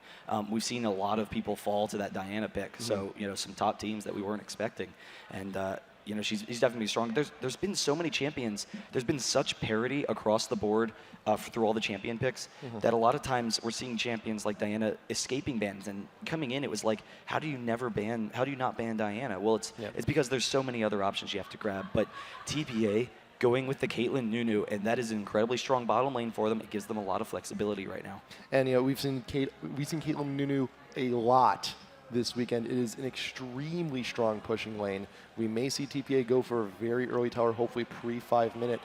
Ooh, I wouldn't mind that. Is it okay? Everyone's begging for the lock. Go for it. Well, they have the Ezreal already sealed, so that's going to be Rekkles. The Ezreal is going to happen, but Rammus has been pretty weak for a long time. Yeah. I can't remember. It's been 6 months since I've seen a Rammus played. I think Legion was like the last one. The Cho'Gath makes a little bit more sense. So send Cho'Gath in the jungle. That's going to be a really safe lane for them, or jungle for them. It's one of Cyanide's stronger junglers. It is his strongest jungler, actually. Yeah. You look at the numbers, he's actually had the biggest success and one of the most played junglers. It's just right there, top of the list. And we saw TPA with Cho last game. Didn't quite work out, and if I recall correctly, I think that may have actually been the first time Lilballz when he was on Cho'Gath, really for the past few months. Yeah, no, it's definitely pretty strong for Lilballz in months. I have to imagine he's been playing it a lot, even if he hasn't played it in this tournament. It was a strong pickup for him. So they won't have that option in the jungle. I'm guessing that he's going to pick up the Mundo here, but one issue with the Mundo is how much separation the rest of FNATIC's team can give them. With the Cho'Gath and with the Zyra, Mundo and Olaf, they have to rush in, and if the Cho'Gath and Zyra split off the team of TPA, they could really easily win fights off of that. So that's pretty scary for them. But Mundo would do well against Diana when Diana's trying to come in, but there's the Shen pick, so they actually might send Olaf into the jungle, and there's the Karthus. And Karthus so far, when Anivia and Orianna have been banned, has been the strongest champion for Toyz this weekend. So, maybe get something going there. It will actually work pretty well against Diana, but the concern is that Karthus, he's going to have a tough time shutting down Ezreal. Ezreal's just too survivable, and if Karthus is trying to get into the rest of the team, Zyra can just close that off. She throws up a snare, she ults on her team, and then they can pick off Karthus. But it's a very transitional team, actually, looking at TPA, because you see the potential here for early objectives with the Caitlyn and Nunu together, but you also remember, Caitlyn, one of the things, once you get into late game, is she becomes pretty much an exclusive auto attacker, so you need something on the rest of the team to make up for that, and Karthus, he's definitive great late game champ, given the proper farm and plenty of gold, which hopefully some early towers will actually give him. Yeah, so we'll see where you can go with that. Now for the top lane, against that Shen pick, most likely, I'm assuming that they're going to send Olaf into the jungle. xPeke, or sOAZ, he has a couple of options, but we've seen some unusual picks from him. Malphite would actually work really well with their team, but if he decides to go something like Elise, which we've seen a lot of in this tournament, Stanley's grabbed it. Jace, one of his strongest champions. Now, Jace actually, they turn into kind of a poke team. They have some nice poke. Oh, there we go. I think people are excited for the Kazakhs, though. He did lock in, so it's going to be a Kazakhs. And now, here's the thing. We've seen Kazakhs pretty strong this tournament. Now, this is actually what FNATIC ran the first game against TPA in their winner's bracket match. They brought the Kazakhs in. They threw him in there in the top lane. They also had Cho'Gath in the jungle that game also. And well, let's for anyone who may not know, what does Kazakhs bring to the table here for FNATIC? Well, it's kind of interesting because he gives really quick burst damage. Kazakhs, he has such a long range on his leap. He can pick up kills very easily. And we've seen some successful Kazakhs that they used it in TPA, right? Yes. Game 1. So that really worked out well for them in that first game. So he's going to be able to dive on some of those backline champions, and their goal is going to be to pick people off quickly and then Kazakhs to jump back out of there. So if he gets going, once he gets a Brutalizer and then he goes for Bloodthirster after that, he just has so much damage. He can almost kill anyone in the game. So that's going to be a really interesting lane. I'm curious what's going to happen if Kazakhs can actually farm against Shen early on, because I would think Shen has kind of an advantage, though Kazakhs, he does have a heal. Yes, he does have that heal. He's going to be in very close quarters. I think he should be okay. But I think the most important part here is that now Diana has a dive buddy. Diana is someone who can jump into a fight with her with that leap, which we may see. We may see if they're going to be going. We'll have to see where Kazakhs evolves into those first few levels. The burst, they could take down Karthus very quickly in a lot of these fights, and maybe even early in the game, they try and pressure that mid lane. And sOAZ, we've seen him all the time. He likes roaming down from that top lane and ganking mid. So that's one of the biggest things that he likes doing. And so if he's able to do that successfully, they could really put Toyz behind as that Karthus. And this is a great, unusual pick, something fantastic to see here on main stage on the final day of IPL5. Remember, if you want to learn a little bit more about Kazakhs, because we haven't seen them a whole lot, remember championsselect.net if you want to learn a little bit about the champs, their counters, and who they win against, and things as like. And remember, we still have our iOS app too. We have the votes. Remember, you can vote during the match if you see those huge swings. You want to get in on some of that voting action. Yeah, it will be really cool to see how that progresses throughout the game. So hopefully a lot of people get on, vote. It's going to be cool. We're looking forward to it. You get points if you continue voting and you pick the right team by the end. But there we go. Everyone, given their good luck, have funs in the chat. They're all really respectful, and we'll be in this game very shortly. Yep, FNATIC moving down all 5 members here in the mid. TPA, Bebe off on the side, Caitlyn down bot, maybe putting a few cupcakes there. Laying in wait over on the tri-brush just in case. Axes down, a little bit of vision, and those layways also coming in just in case. There's quite a bit of fireworks in that one small side brush over the river, but Toyz, he's fishing for information. He needs that vision. Yeah, and that Zyra bind, if they had been able to take out Toyz, we'd seen, I think it was CLGNA versus TPA. In game 1, they had a quick bind on Toyz, and we're just able to burst him down and set him really far behind. But he seems to be okay. They're going to check the lay waste here, and FNATIC, they've actually backed off. There's great ward coverage from TPA, though, coming into their bot and into that jungle. So if FNATIC decides to come in for a steal, they're going to be able to check him out. We'll see if they actually run into this Caitlyn trap, because it seems like they're going for a red steal. But if someone pops it, then that could give some vision away. There it is. Diana just could not resist that delicious treat. Just could not do it. It just looked so good down there, but they will back off now. And so it could have opened up an early aggression. Oh my gosh, but FNATIC, they're going to go back in. So a lot of times you expect teams to just leave, and they're going right back in for it. Bebe drops another trap, though. Don't walk into it, Cyanide. He was almost on top of it, and he just barely got out of there. There is a very limited amount of vision you get when you initially drop that trap. I'm not sure if FNATIC was actually spotted in there. Yeah, it doesn't seem like it. They're not playing as if they had spotted him, so I'm pretty sure they didn't. And they're actually going to be giving Lilballz his blue, so he's going to be safe up there. If they see them taking this red, then Lilballz could maybe go in for a steal, and Bebe checking, so he's actually going to walk into the ward. They're going to take this. Cyanide actually getting the red, so it's going to be safe there. But now they know, and Lilballz, he can react to it. Yeah, Bebe, that time with the trap, definitely saw a shift. He's like, why is the lizard over there? They must be taking it, and goes on around the right side. And yep, Cyanide grabbing that, going to be double on back, and I think he's going to rush over to his own red. Right now, FNATIC's red is also being crazily pinged over by Lilballz. Went straight there. He's going straight there. He's only there. level 2, though. This could be a very huge conflict. And right now, this is the correct move from TPA. It's like, hey, they took our red. We need to take theirs as quickly as possible. And he's getting right onto his Cyanide. As soon as he finishes the race, he will notice that something is up. It's just a matter of will sOAZ come down to help. The Lizard is not quite at half, and you burning the Ghost.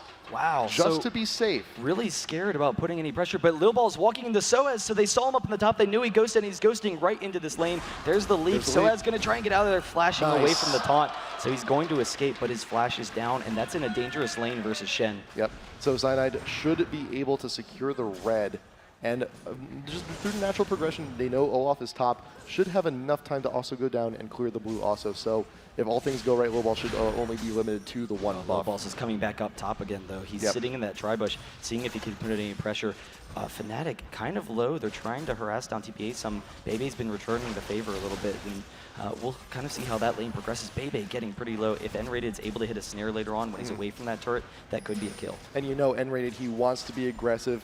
When you see boots first on a support, they want to be aggressive. They want to make sure they can dive in, dive out, and get whatever CC they need. And it's also that was also very indicative on the invade. You will not usually see boots on support unless they really go aggressive. Bebe getting caught by those vines, one free missing shot there. And xPeke going, doubling back, grabbing the Wraiths to try and help supplement the farm already getting in mid. Yeah, and the binds from nRated, being able to hit so many of them, it's putting Bebe in a kind of tight spot because he's taking some harass. He's had to use all of his health potions. But normally, I would kind of expect Caitlyn Nunu to be able to harass down Zyra some, but she's just such a strong support. And one of the cool things with Zyra is the range. When you use the range saplings, you can actually just cause them to target champions just by clicking to attack. You don't actually even have to attack, and it's really dangerous. But there's the ignite onto Bebe. Cyanide coming down. They're trying to force this. He got still shots down. Mistake is bound inside the brush. Cyanide going to scream just a little bit, get those silences in. A little bit of CC, make him back off. Lilballz, he was present down here in the bot. There will be no kill here, but there were some ignites used at the very least. Yeah, and I'm kind of surprised. nRated, he used his ignite very early on without hitting the snare, so just trying to get Bebe low enough. I think the idea was to pressure Bebe off of attacking. So, you know, by using that ignite, getting him low, it prevented Bebe from feeling as comfortable, and they were trying to see if they could force something. But TPA, with the follow-up from Lilballz, they're playing very safe right now. So they didn't go in for any kills very aggressively because they don't want to threaten giving up an early kill to Ezreal. And Lilballz still down here in the bot, looking for free damage on the Rekkles. The axe keeping him slow, but it does manage to shift out of the way. But nRated almost ate a net to death. Nice flash, just right in the nick of time. Yeah, that was really scary for nRated. The quick burst, and if that built over Peacemaker had hit from Bebe, that would have been a kill, and that would have really helped them in that bottom lane. But we'll see how this kind of progresses. Karthus, Toyz, he seems to be pretty comfortable in the mid lane, but so is xPeke, and xPeke has an early blue, so he was able to get that blue from his team, and that's really going to be really strong for him in harassing down Karthus in that mid lane. They want to shut down Karthus and prevent him from farming. So Karthus, he's probably going to be forced into a Catalyst, which is very strong. Yeah. But if he's delayed on damage, that could allow FNATIC to be aggressive early on without having to worry about that ultimate. And talking a little bit about aggression, Cyanide, when he went to buy the move 5 boots. So he wants to have a little bit more map presence. We may see him gank a little bit more often than usual. And once he gets those GP10s, he wouldn't really need to spend a whole lot of time in zone jungle. He can just continually pressure those lanes. There's that first pink ward. There's that first clear. Yeah, so that's really important for them to keep control of that bush so that Cyanide can't get in without them recognizing, or even xPeke, because xPeke likes to roam a lot. He hits Toyz a little bit, just wearing him back, and Toyz, you can see, is kind of scared in this lane now. He has to realize that the damage from xPeke is very, very strong. It's very quick. He does have the wall to try and slow xPeke down, but it'd be tough. xPeke could probably get out. A lot of damage. xPeke goes for the Wraiths, and he actually jumps right into him. He's forced to flash out because they're pursuing him. Olaf and Karthus right on top of him. Yeah, a little bit too aggressive. Just fall back, grab your own, for at least for the first few levels before you can take it. Then nRated getting chucked out way huge again, but there's the stick with the flash, followed up with the Shen ult. First blood with the Karthus ultimate, followed on up. Second one going to Stanley. And those are the kind of early advantages that'll really help TPA in this game, because FNATIC, they're very aggressive early on, but being at a gold disadvantage, it's going to mean that they can't really put that much pressure on for a couple of minutes for TPA. So that's a huge swing in this game, guys. If you want to change your votes, go ahead. But it's a 2K swing Pre-10 minutes. That is huge. And they do control the Dragon, so they're able to take that xPeke being zoned off, so he doesn't have to worry that much. Stanley's able to get over there too. So a nice 2K gold lead, really impressive play. Yeah, I wonder if sOAZ can actually take out that top tier 1. That would be the most ideal situation to try and counteract some of the gold that was earned by TPA over grabbing that Dragon. And Stanley, he knows he's just taunting wherever he can. He's like, I don't care, I'm taunting the air. I just need to get back to top tier 1.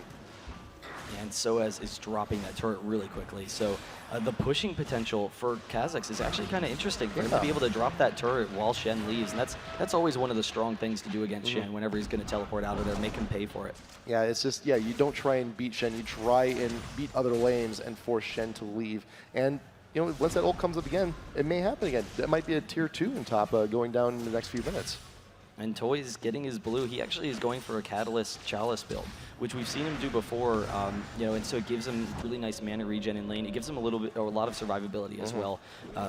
When he knows he's going to be threatened by that Diana, so he can hopefully just sit back and farm. But it is a defensive build. It's expecting to just have a really long farming phase. So if FNATIC puts on any early aggression, it could throw him behind. Yeah, and while Toyz is going for the defensive build, xPeke, he's going pure offense. Doran's Ring and needlessly large rod. Oh, wow. That's pre-10 minutes. That is huge. Yeah, and that's interesting. So I'm assuming he's going to go for a fast Zhonya's. That'll allow them to force fights, particularly on Karthus. He can dive on the Karthus and then Zhonya's, but sOAZ, he actually jumps over the wall, coming down for mistake. The Arcane Shift over the Caitlyn trap, trying to take down Nunu. He's going to ult, but he's going to go down, and sOAZ, that's going to give him a refresh. He's actually jumping onto Caitlyn as well, able to pick that up. 2 quick kills.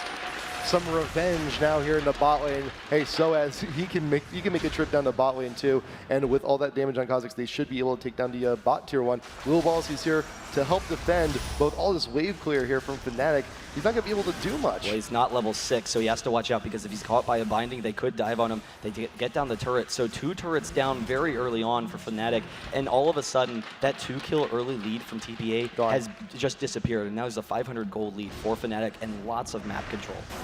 So much right now. And Stanley, he's trying his best here to free farm top lane. There should be plenty of time actually for sOAZ to return because Cyanide will be holding down the fort in top lane just for a little while. He is level 6. He's starting to get those feast stacks up, and he's moving very fast with those move 5s. And he's got his first GB10 too, so some of that income is going to start rolling in. Yeah, it's a really nice build. It gives him a lot of map control. He gets tanky fairly early on. And a quick oracles is possible too. Yeah, that's what I'm kind of thinking, feeling from Cyanide, because they want to put on that map presence. They already are at an advantage, but TPA, they actually haven't been dropping wards now, but if you look at their inventory, you see a lot of them waiting. So FNATIC knows, or at least that TPA at least has the intention of dropping a lot of wards. And Lilballz, he had an early oracles as well, and we always see that, like 10-minute mark every single game. Lilballz has his oracles. Usually Olaf is going to be safe because of his ultimate and Ghost, but he still has to watch out because if Diana catches him, she's going to be able to burst him down pretty quickly, and a loss of the oracles is always brutal. Yeah, and Ghost, not too effective getting out of that whirlwind of pain as a Flash normally would be. Oh, Zyra engaging onto Bebe, though. There's the ultimate from Ezreal as well, trying to chase it down. The Arcane Shift, taking them down, but Shen trying to turn it around. nRated's forced to flash out because Stanley would have gotten them. But this is perfect though. This is great for FNATIC. They forced out Lilballz the Shen out of ult. position though. He's walking into sOAZ and he's going to drop very, very quickly. If xPeke gets over, he flashes into him. There's the lost oracles, and that was the biggest threat against this high burst damage team that FNATIC has. For them to lose that early, that is a massive disadvantage. And look at the dive potential coming in for FNATIC. It's like, oh, we got a wall separating it. Too bad. I can blink on over to you. And I've got a leap. Who cares? That actually happened. The exact same thing happened in game number 1, I believe. For FNATIC TPA, because they had the Kazakhs pick, he came down mid, and Lilballz, he caught him out of position, and they had the burst damage to drop him with that oracles. Yeah, and it was perfect because imagine what would have happened if Shen didn't use the ultimate to go down bottom. He would have been relatively close by. He could have been there to make a difference, but you know what?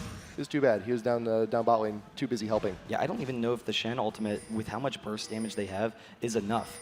They have so much single target burst that they should be able to eat through that Shen ultimate pretty quickly, and that's kind of scary. Yeah, and that's the worst thing to have happen to, like in late game. You try to Shen ult someone, you try to save them, you're doing your best. Taking the mid, but so 3 turrets down.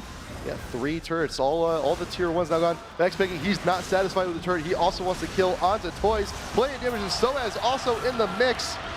Yeah, and so xPeke, he knows he doesn't want to leave himself without that Moon Rush, so he backs off. He gets the quick damage. It allows sOAZ to jump in, get the reset, and then jump back out. And that is the real strength of that Kha'Zix pick. And they're still bullying their way down the mid. xPeke, he actually jumps onto Bebe, trying to take him out there and forcing him back. But we'll see what kind of pressure they keep on putting on, because they are just in complete control of this map right now over TPA. And TPA, usually we see, is one of the best teams in the world at map control.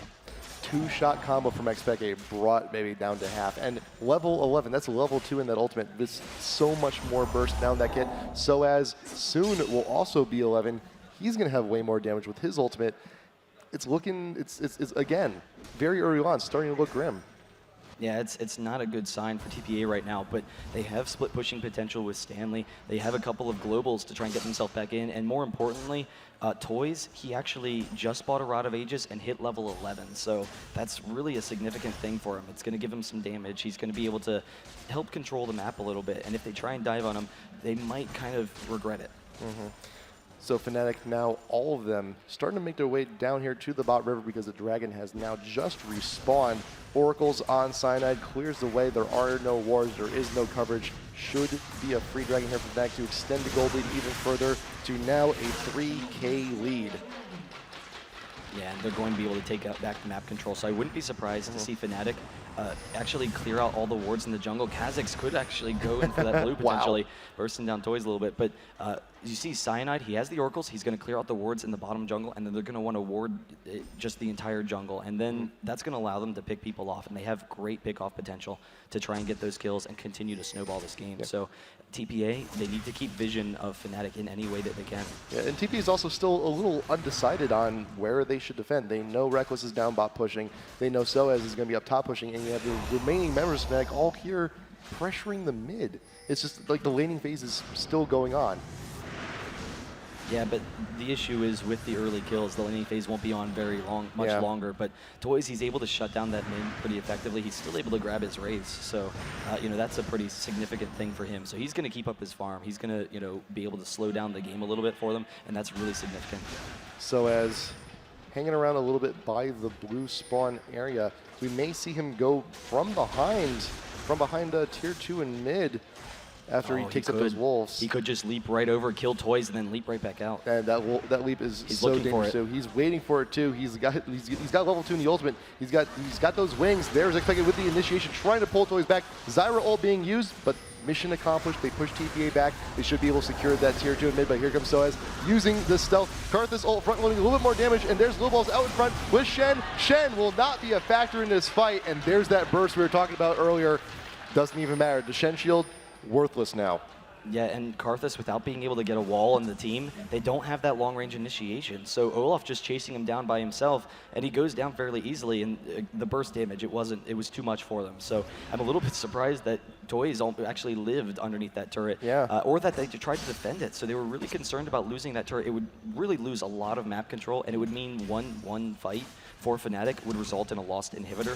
But Zyra, when Zyra used the ultimate, it completely zoned TPA off of that turret. So then after that, they were like, okay, some of their cooldowns are down. Let's just try and see what we can force. But they don't have the initiation, so FNATIC can just retreat very easily.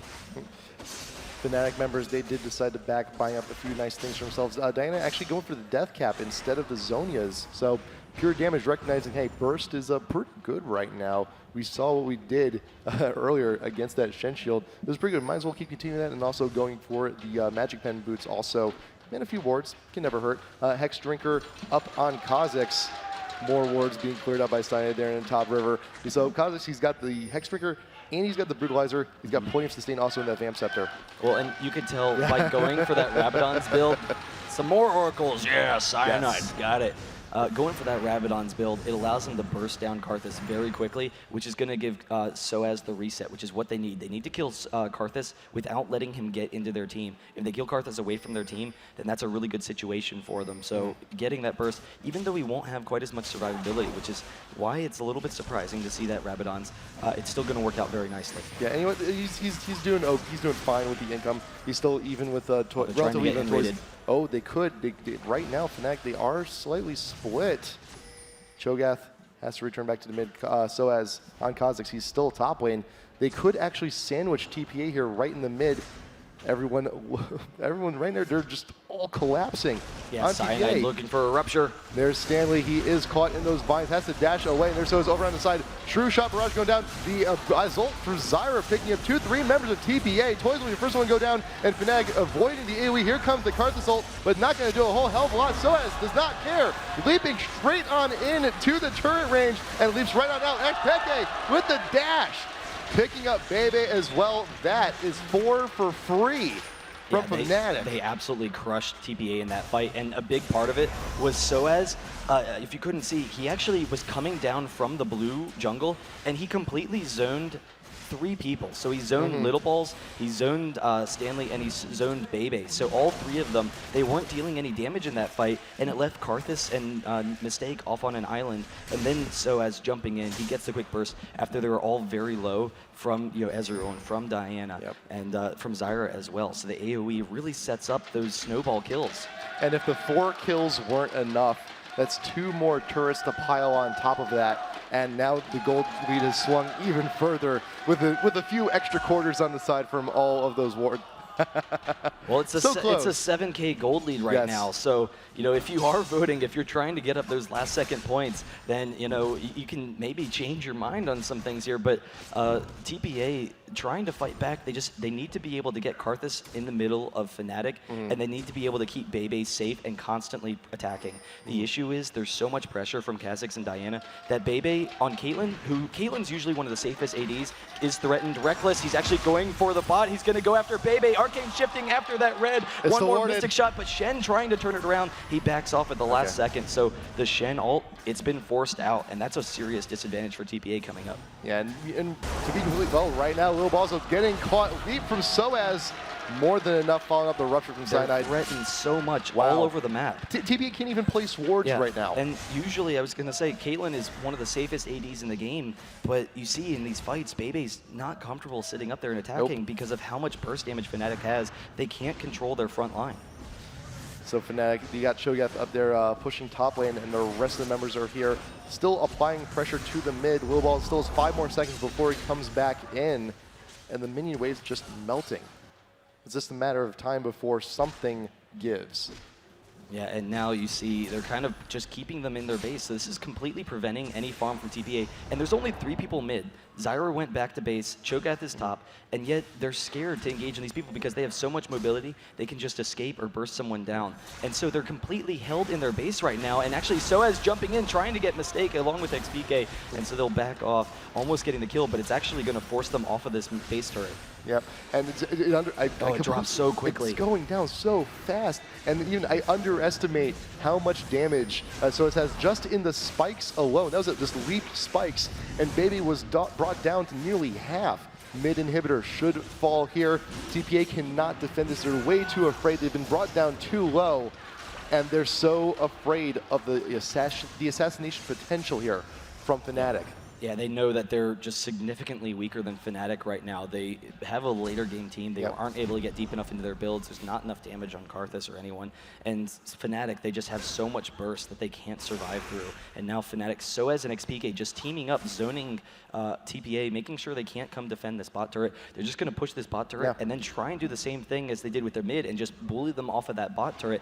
And I'm curious if TPA is just going to be forced to force a fight that they might lose. Meanwhile, mid sOAZ, Bebe trying to keep the minions from pushing there in mid, but that pressure's more enough. xPeke pulling back 3 members of TPA, but here comes Toyz to help. They're stalling them. They xPeke and sOAZ, they're trying to see if they can get kills, but in the meantime, FNATIC's just taking the turret, and it prevents TPA from being able to defend at all. They're just not giving TPA any options. All of the outer turrets are now gone. Inhibitor down in the mid, and sOAZ is actually still in the mid, helping the super minions push further on in. He can leap from behind a tier 3 without issue if the rest of FNATIC decides to go in for a dive, but they can.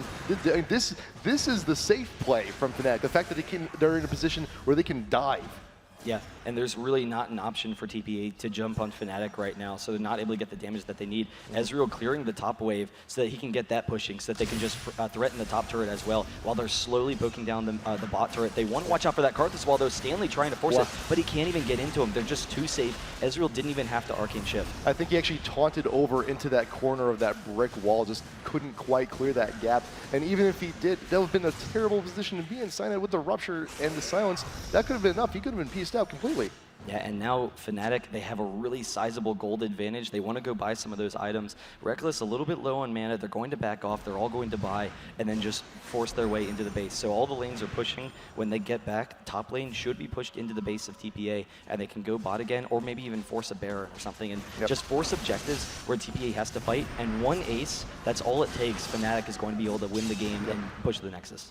Many members of FNATIC have decided to back on out, buy a few things nice for themselves. Cho'Gath with the Aegis BF sword on Kha'Zix. They're trying to rush this Baron. It's one of their only options. They know that FNATIC just went back, but they actually don't have enough time on it. Karthus has a lot of damage, but they have to back off. I guess they're just checking it to make sure they're not taking it. And so they back off, and they're going to be just forced into their base again. And it's preventing them from farming. So very slowly, FNATIC is just building and building upon their lead. Yeah, and even if TPA did decide to go for Baron or contest Baron, you still have super minions in the mid pushing. It's still going to be an issue. And by the time, when you, even if you do get Baron, you're going to come back home and everything's going to be wrecked to pieces. Yeah, no, it's a really no-win situation for TPA right now that they find themselves in. Well, he's a big guy. He wants cupcakes. I mean, come on. Oh, he needs to keep his appetite up. But exactly. sOAZ looking for Toyz. He might actually go in for this. We'll see if he actually does. He actually, right after they get out of that turret, sOAZ bursting him down, the exhaust and the wall. FNATIC, he might actually go down, but he flashes. He's going to be able to get out of there. He pops his ultimate as well. Yep. And so TPA, they can't engage anyone. They don't have the pickoff potential to get back in this game. Right. So I mean, for sOAZ to be that aggressive and not go down, that's pretty devastating for TPA. That is one of the few weaknesses of Kha'Zix, though. If you do not get the reset on the leap, if you do not get that kill, assist, or anything, that's it. You are committed to a fight. You really have few other options. He needs xPeke with him as his dive buddy so they can secure those kills with that amount of burst. But sOAZ has managed to distract TPA down bot lane, clearing the rest of the team to secure the Baron for free. Yeah, and with that Baron buff, it's going to be really dangerous. They can start tanking the turrets. TPA, they just won't have enough poke or anything to wear them down. So TPA, they really need to just hope that FNATIC makes a mistake right now and put themselves in position to capitalize on those mistakes. Getting a Karthus wall, if FNATIC, if they try and press in with some melees to attack the turrets, Karthus wall, pick up some kills, see what you can do. And look at just how much damage the Q from Diana does to Lilballz right now. Caitlyn, Bebe mistake their bottom, which means they've lost their top turret. They can't even defend it. They're going to lose the inhibitor as well. So just losing their entire base without much of a fight. Yeah, TPA knows the only thing they can logically defend right now is the Nexus. At the very least, they will have another turret there to support them. You got top inhibitor now down, and FNATIC still ravaging the base of TPA. There is still the matter of the bot turret and inhib making their way right now. Toyz out in front, a few layways here and there, but it's not doing anything really. Zyra with the vines, and you may see a Karthus zoned off from the rest of the team. There is the scream to silence them. Stanley once again not getting a taunt anywhere off of that, and that is the inhib down. That is the pullback from xPeke. The Zyra ult popping on all members of TPA. The feast coming on down. Mistake cannot even get to the fountain. All the members of FNATIC are well and healthy. 3 members of TPA are down. The Nexus about to fall. FNATIC has defeated the current world champions and will go on to the grand finals of IPL5. And that's going to be a rematch of FNATIC and World Elite, and that was a hell of a match earlier, but FNATIC seems to have TPA figured out. TPA didn't lose to anyone this entire tournament except for FNATIC. FNATIC 4-0'd TPA, and they were their only losses the entire tournament, which is a really impressive showing. Season 1 versus Season 2. Great sportsmanship. A lot of respect from these players. God. These guys are amazing. Really impressive play from FNATIC. These guys are amazing. You know what? Right now, Alternate's got to be kicking themselves, man. Yeah, well, you know, alternate, they're not Fnatic in this They are not. situation. They have a strong team in some aspects, Yeah. but they've kind of been struggling recently. So for Fnatic to get that opportunity to come in here, that's fantastic for them. That's Yeah. really an incredible opportunity, and they've really shown what they're capable of after a couple of disappointing performances. Yeah. And it's really just the biggest surprise of this tournament. And we saw earlier today, WE versus Fnatic. Fnatic tried to make a comeback in game 2 and 3. Well, they're going to get their chance, their second chance now. It's a best of 5 with a 1-game advantage. So WE, they need to win 1 game in order to pick up or they need to win 2 games in order to pick up that victory. Fnatic, on the other hand, they need to win 3. So it's going to be an exciting matchup, and see what happens there. We will see what happens in just a little bit. Grand finals on the way. Fnatic and World Elite, the rematch coming on in. It is going to be a fantastic series. Please stick around. You don't want to miss this. We'll be back in just a little bit. This is IPL5.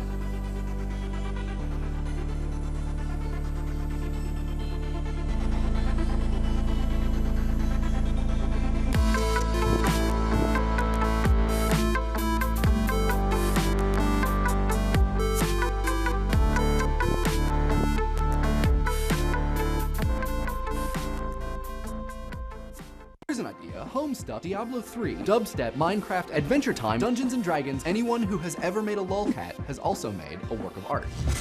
Anais Nin said that it is the function of art to renew our perceptions. Yes, I know, it sounds a little weird, but the truly significant work of art is the one that prepares the future. It's a high-speed collaboration between people recombining everything into new forms. What do you guys think? What do you guys think? Love it. We agree. I'd buy that for $1. Let us know in the comments. And if you haven't, you should subscribe.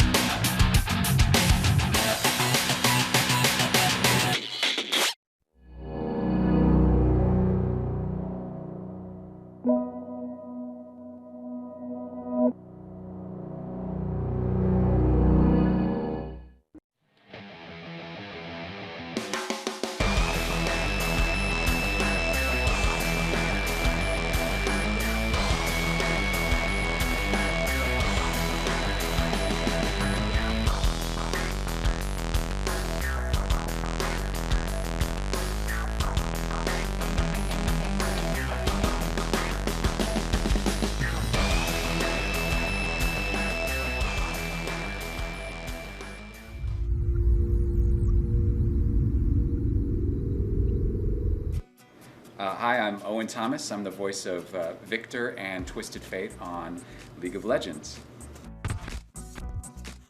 It's always different. It depends on what they send you. Sometimes it's a little paragraph description of what they send of the character, and you have to kind of take your best stab at it. And you can take multiple stabs and send that in. And sometimes they push and pull and tell you where to go with it. But most times when you get an audition, if you're lucky, they'll send a picture, like with Victor, and I was able to just sit and kind of stare at that for a while and take a couple of stabs at it. It's basically, you have to kind of imagine what you would hear if it came out of that character. My process goes is, with most voiceover auditions, you don't see another person. Everything's done mainly from, I do it from home, and send in an MP3, and they call me if I get it. So they called me in, and basically they actually had for Victor, I remember, they didn't have this for Twisted Fate. For Victor, they actually had the animation, him just kind of walking around on a grid. And so you could see him shaking and doing this thing, you know, and all will soon change, you know, and that really helped. So, like, 'cause you'd be staring at this, doing the readings, and they'd show you different actions of what he could do, and with his staff and everything, and that really helped bring the character out. And that's rare a lot of time to see an animation in front of you, and that I think really helped me bring out the character a lot. But thank you, Riot. Basically, I love doing the Russian accent, and I kind of started with the typical Russian way of speaking, and then tried to make it as deep as possible.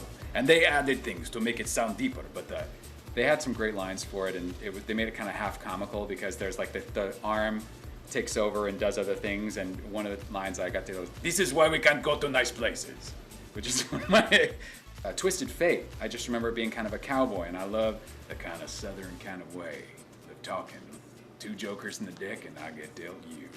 So they're both really fun characters to do, and I am blown away by the popularity of it. I knew I did Victor, and then a fan, Stefanos Rex, I think he calls himself, he went to my website, heard another voice I did, and thought, he was like, "Is this you?" and showed me a footage of Twisted Fate, and I said, "That is me. I didn't even remember doing that." And then I saw the picture and remembered it all, so it's really cool, and it's great to be a part of.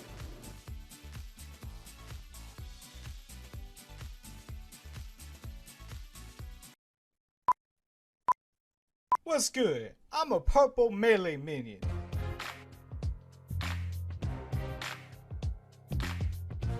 Some people like to call me the purple sweetness. Oh shit, here I Come, Mini, I'm the reason people say Mini OP.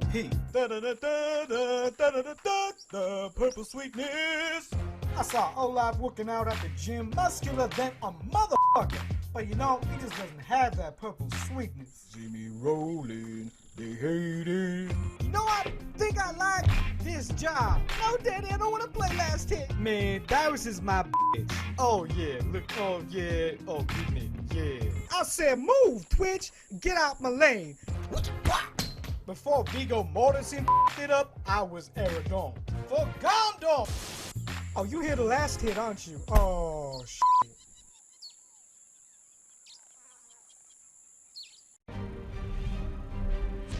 Hey guys, this is James Rauman with this week's IGN Pro League Top 5 Plays. At number 5, we have an AP Tristana play for the second consecutive week.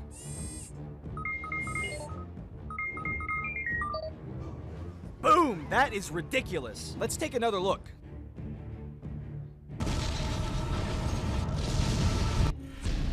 At number 4, we have Shadow the X. He's going to ult right on top of the enemy team as they're doing Baron, picking up 3 kills almost instantly, and with the Baron's help, he will actually go down, but there's the triple kill. Can he get the quadra kill as well? One more attack from the Baron. Yes, he picks it up. Great save from Shadow the X. Number 3 comes from the OGN Summer League with Startail versus CJ Entis. 그래도 신지드는 예전부터 어머니가 쫓아가지 말라는 얘기가 있어요. 이거는 싸움이 안 되는데요. 버드라키. 버드라예요, 버드라. 버드라 백파티. 로커도 백파티. 이런 걸 한번 우리도 MSL처럼 중창 한번 해보죠. 하나, 둘, 셋. 백파티. 제제. 로코노코의 날입니다. 로코노코가 오늘.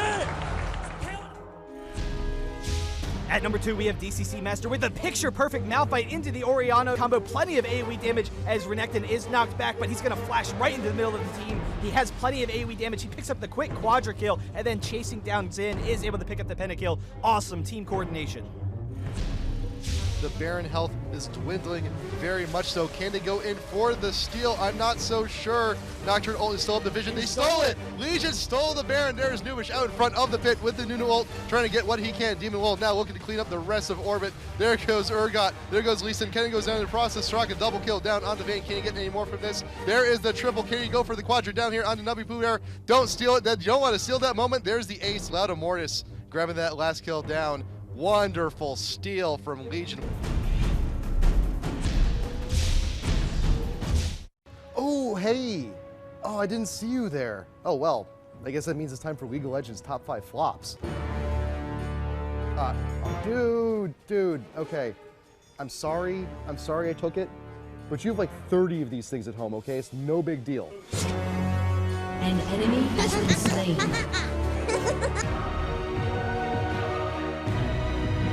Lead me to battle.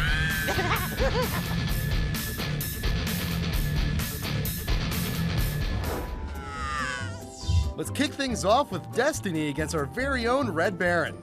You want me to pop down there? Wait. Now do it. Look, my Corky's coming down. You idiot! I healed you! What?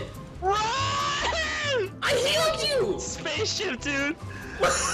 What were you doing? I healed you! Why didn't you ult yourself? My God. Why didn't you ult yourself? It wasn't up! It wasn't What do you mean up. it wasn't up? It's green next to your thing, bro. I learned that in my placement matches, bro. Come on. For number 4, we got our Lee Sin trying to get this gank off this Poppy. We got the kick against the wall, keeping her pinned. Yeah, and Lee Sin's gonna try and get the damage off, but Poppy just barely able to get out of there, throws off the ultimate onto Hecarim. He's actually going to turn back onto Lee Sin. They can't take him down. How unfortunate. And with number 3, we have Nunu chasing down Timo, but he's actually going to go invis at the Baron. We got the Nunu, we got the Ash Arrow and the Kaz Poison. He's going nowhere.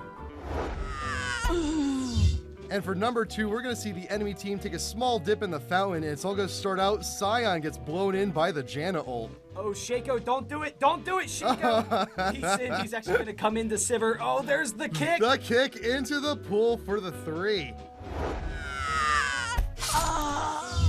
And for our final play, we have Vladimir dueling off with Shaco here. He's going to fight the clone 1v1. Oh, don't do it. You're going to get really low. You kill that clone, you're going to get hurt. 1 health. He dipped to 1 health. How is he alive right now? I don't even know what was going through his mind. It's, right oh, wow. Arrow missing. Barely missed your, but you know, it's okay. We're fine. We're back at shop. Nope. What?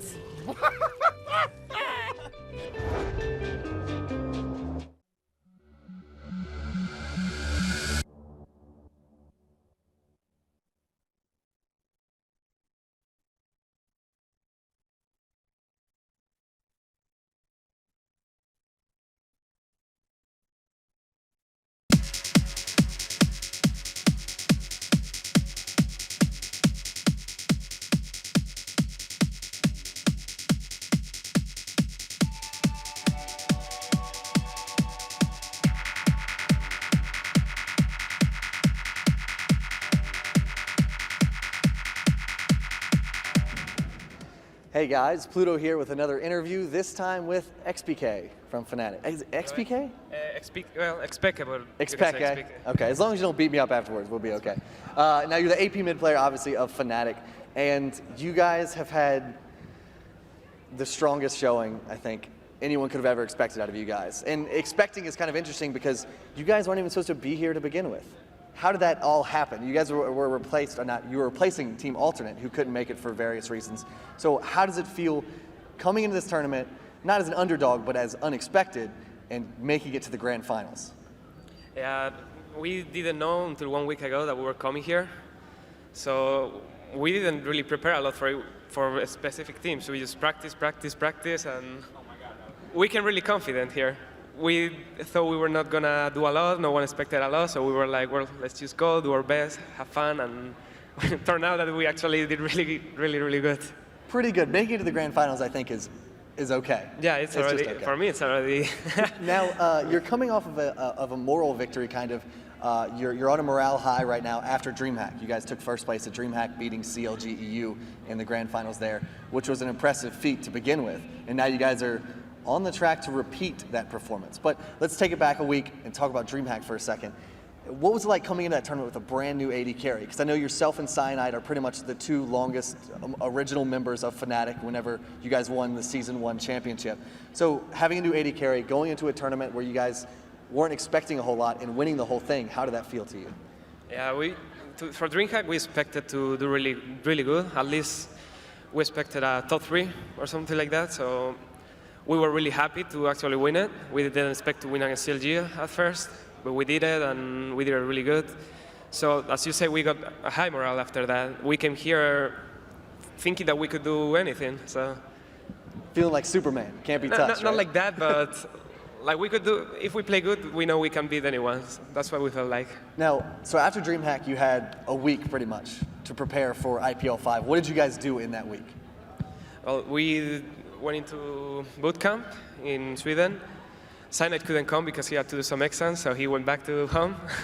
But we were the other 4 of us there practicing for 4 or 5 days. We didn't practice anything specific, just play pre-med and strategies, and that's it. That's all we did. Now, the interesting thing about y'all's picks and everything and y'all's team comps has been nothing short of phenomenal. I mean, you've been playing Diana expertly. We've seen sOAZ on Kha'Zix, which was kind of a crazy pick. We don't see a lot of Kha'Zix. And I know a few games ago you guys had a Kha'Zix-Katarina combination. How exactly did you guys think of that? I mean, the whole reset thing was mind-blowing. Well, we thought about it a long time ago, more like joking. Something funny, like just think about it, Kha'Zix-Katarina. Just kill one, reset, and kill all the team. But then we saw a chance of getting Katarina. It was really good to get her against TF. And then Kha'Zix was good in lane, so we were like, let's do it. sOAZ was feeling good with Kha'Zix, so we just went for it. And it worked out, apparently. And it worked out really well. You guys are playing really well.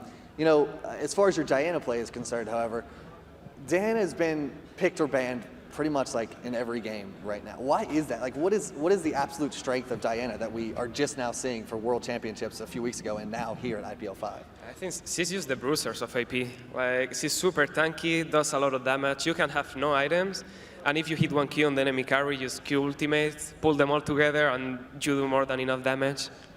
Well, you know, I really hope you guys continue your success. You have another match, a rematch kind of, or the Wii match against Team WE coming up very, very shortly for the grand finals of IPL5 here at the Cosmo in Las Vegas. I'd love to give you a chance to give any shout outs or anything to any sponsors or teammates or friends or family. Yeah, thanks to FNATIC and to all the sponsors, Rekkles, Misaya, and all the others, and to all the fans that have been supporting us. Like, I know we have a lot, and they were expecting a lot from us for a long time. So we finally can show you some good games. I think their trust is well placed, and I think you guys should be able to perform here in the grand finals. But first, we do have a set from our DJ up on the stage, DJ Mike Realm. Stay tuned. We'll be right back with more great League of Legends actions, interviews, and some fun music as well here at IPL5 at the Cosmo in Las Vegas. Stay tuned.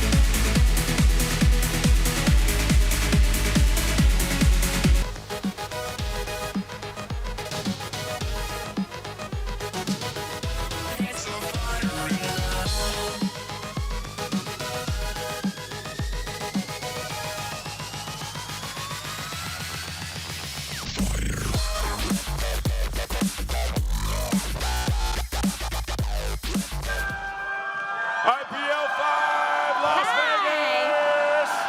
Let's hear you!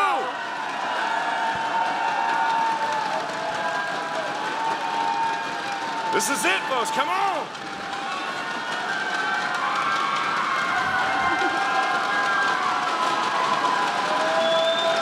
Welcome to the League of Draven. Wow. You guys are amazing. Thank you. Are you ready for the grand final, summoners? Grand finals. Please welcome from China, Team WE.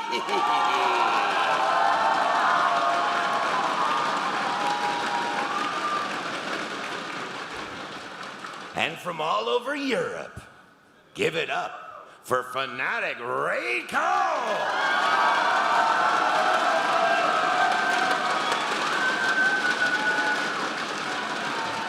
And now please join me in welcoming the casters for the grand finals, Joe Miller, Deman, and Jatt.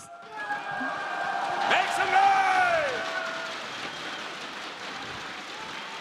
So welcome everybody to Las Vegas, the IPL5 Grand Final. It's been a long weekend, an amazing, amazing weekend of endless games, hours and hours and hours of awesomeness, and it all comes down to this. It should be fantastic. We've seen FNATIC have been playing all morning. They've been working hard. We've already seen these teams face off against each other twice in this tournament. 2-1 in a best of 3, 1-0 in the group. Can FNATIC turn that tide? And the way this is going to work, actually, it's a weighted best of 5, so there's a 1-game advantage for Team WE. If they win 2 more, they're in. If FNATIC wins 3, they're going to take it as well. And it's going to be so interesting. This entire tournament, I think we haven't had a tournament on LAN that's had this many games. There's been over 70 games played in just 4 days, which is an unreal number. And the work these guys have had to put in to get to this point, we'll see if fatigue sets in. And that's the real question here for FNATIC. They've been sat on the stage all morning long, doing a lot of work to come into this one. Jatt, you probably know better than the two of us. How is it to play a tournament that lasts this long? How mentally draining is that on you? It's really mentally draining. It all depends on just sometimes how close the games are, because the really close games drain you way more than the stomps. The good thing for FNATIC is that last game they had against TPA could really give them a lot of confidence because they destroyed them in that match. Sometimes we've seen these loser bracket teams come up with a lot of momentum, so even though they're very tired, they've had more time in the environment to get used to it. Team WE has played less games, substantially less games in this tournament than FNATIC, because they just 2-0'd their group, got out of that right away, 2-0'd all their games up until FNATIC, and then just cruised into the finals. So they've really had the winner's bracket easy road to get here. And of course, you can see the percentages on the screens there. 56% to FNATIC, 44 to Team WE right now, or World Elite, whichever you'd like to refer to them as. You can vote on that. It is ign.com/IPLLOL. It is on the website. You just need to simply click it. You can use the iOS app as well. There's all sorts of peripherals you can use to vote in this and to watch this finals, because if you're not watching it, everyone's going to say, oh, did you watch that game? Oh, no. No, I went out, I slept, I had a coffee. Watching the VODs is just not the same. So make sure all your friends know that this one's going on, because surely, after everything that we've had in this tournament, I don't want to jinx it, but surely, Jatt, this is going to be an amazing game. Maybe we'll have one that's longer than 69 minutes with the Embers bouncing back and forth. And it's going to be really crazy because just today, these guys played 3 games against each other. So it's really almost like an extended best of 7 within this only day. It's already been 2-1. We have potentially 4 more games coming. And just some patterns that have came out. Every game against Team WE, FNATIC banned Twisted Fate and Rengar. So they're not going to let Misaya have his big money champion. And likewise, they banned Zyra and Lee Sin every single time against FNATIC. So some of the most banned champions in the tournament just showing through again in this matchup. And how much of a mental block will it be, the fact that they did play each other this morning? And FNATIC was so strong in the first game, they effectively threw the second game. And then they lost the 2-1. They've already lost 1-0. The mentality between these teams, you know, they're going to have the mental edge, Team WE. They know, well, we've already beat these guys a few times, but is that dangerous? Can they get overconfident?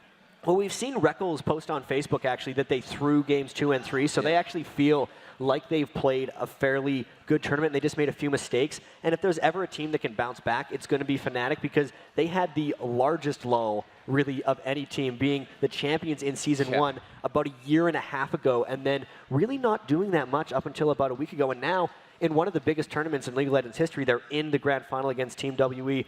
Likewise for Team WE, getting back to your point, the overconfidence could very well be an issue. Those were some really close games they had against FNATIC, and they really haven't had a chance to lose in this tournament, so they haven't been able to adjust to what's happened to them. And if they lose a bit in FNATIC early, they could just get wiped out. Well, this is possibly one of the most amazing stories in League of Legends as well. Let's not forget, FNATIC shouldn't even be here. Yeah. They replaced Alternate at the last minute to come to IPL, and they're in the grand final. That's not a bad return, is it? I mean, you just turn up. I think you saw xPeke have the interview early on. You know, they didn't really know who they were facing. They just had last-minute replacement. They just quickly practiced. But that's actually maybe given them a bonus. They haven't ground out stuff. And the fact that they've already just won a tournament at DreamHack, the confidence is already on a high level. You know, the best form of practice is tournaments. And they'd already played in a very strong one, beaten COG EU. And they're really just riding that high. Even after the DreamHack final, after they beat COG EU, most teams would have just countered off and practiced. As we see a Lee Sin locked in, that's actually a big surprise. But they actually went and scrimmed immediately after their win in DreamHack. Well, you say surprise. We saw sOAZ on Lee Sin earlier on in the actual lanes. He lanes that in top lane or bottom lane, whichever one you want to be in, whichever one they're switching around. So, what will WE do? We see Diana getting locked in there, a very popular champion this tournament. Yeah, and even Olaf is an incredibly popular champion this tournament as well. If you actually look at the pick ban percentage, Olaf is number 4, Lee Sin is number 2, Diana is number 1 in percentage of games pick banned. So really, the trends of this tournament showing through all the way to the finals. Ezreal actually the most picked champion, never banned in this entire tournament. So really, these guys are just trading their what have been considered to be power picks back and forth. Not too much specifically for individuals quite yet. And Evelyn banned out there, we saw in all 3 games of that best of 3 earlier on as well. So I guess FNATIC, or World Elite even, I mean, they kind of switched between them in that best of 3. I guess neither team were really like, do we want Evelyn in there? World Elite the ones to ban her out in the end. Well, we just saw xPeke playing Evelyn, didn't we, against Type A Assassins and absolutely demolished them. Obviously with the help of Rekkles. Rekkles on Ezreal has been so strong. So let's talk about the 2 ADs. Rekkles versus Weixiao. Ari has been locked in there, so it's going to be xPeke and Ari versus Diana. And this is something we haven't seen in a while. In the World Championships, we saw no Ari really the entire time. Then there was that one match where Ari showed up for, I believe it was it WE? Yeah, and they it was the semi-finals. Right, it was like, boom. It was like 15 kills to 0 against COG EU, and then she was gone again. So a nice pick here. xPeke loves playing assassin champions. That's why you see him on Diana, Katarina, and Ari as well. Can really just go in and assassinate. WE also picking Amumu here, so these picks are actually coming out very fast, and they are changing up a bit because this is not something we've exactly seen in the previous 3-game set. This is actually something, if you remember, WE against Moscow 5, was it? I believe it was. They had a similar comp to this. They had the Amumu, they had the Sona. Wow. They comboed it so well. Yeah. But that is going to be Genja in the jungle and Leona. That's a hell of a lot of stun control. This is just the dive team that FNATIC is picking up. We've seen almost all tournament when they pick Kha'Zix or when they pick Eve, they are living in the other team's turrets. They just extend fights, and this is a team that is extremely potent at extending fights based on their team comp. Let's actually just kind of regroup here. What does WE have left? They just haven't picked their AD carry, so most of their composition is just decided already. I'd expect him to play Corki. Weixiao, really, that's his favorite, it seems. Well, he certainly proved to be one of, if not the best AD carry. I think everyone has a hard time in lane against him. He seems like he never misses his CS. He's just such a fantastically talented player. And there is the Corki. And when he gets control of the lane, it just seems like WE just feeds Weixiao so much for him. He's always able to take the lane up. Then he starts living in the enemy's jungle, always taking their red buffs and so forth. This is going to be a really epic match because these teams are pretty cool. So let's go through the two team comps. You can see them on your screens. It is going to be Lee Sin, Xin, Ari, Ezreal, and Leona versus Olaf, Amumu, Diana, Corki, and Sona. Jatt. What are we thinking here? What are you feeling between these two teams? I'm thinking that FNATIC is going to be very much about roaming and just diving in for team fights. Everyone is a go-in champion except for Ezreal in the back. It's almost a quadra dive. We've talked about dive buddies, dive trios. 4 of them right now. They're going to be going all out towards WE. For WE, though, it's about trying to dive through Amumu and their ability to protect and combo. Misaya is going to try to go in, get that Diana vacuum in, and they'll combo it with Sona ultimate. So really both teams, FNATIC all about diving in, WE still about diving in, but more about AoE and crisp team fighting. And the thing is, we have a lot of players on champions that they are super comfortable with as well in this game. I mean, you've got Weixiao on Corki, we've talked about that before. Misaya, fantastic Diana player. You know, it's not quite his twisted fate, but he just never gets to play that one anyway, so he can probably forget about that coming forward. Then you've got nRated, that Leona that we've seen from right back at IEM Hanover when he played it for AAA in that bottom lane with Yellow Star. Proved to be an amazing Leona player that can make a big difference in these games. So there they are on your screens, ladies and gentlemen. Who do you want to win this one? Team WE coming in. They've only dropped one game. It is the FNATIC. If you'd like to see them take it, give them a cheer, please.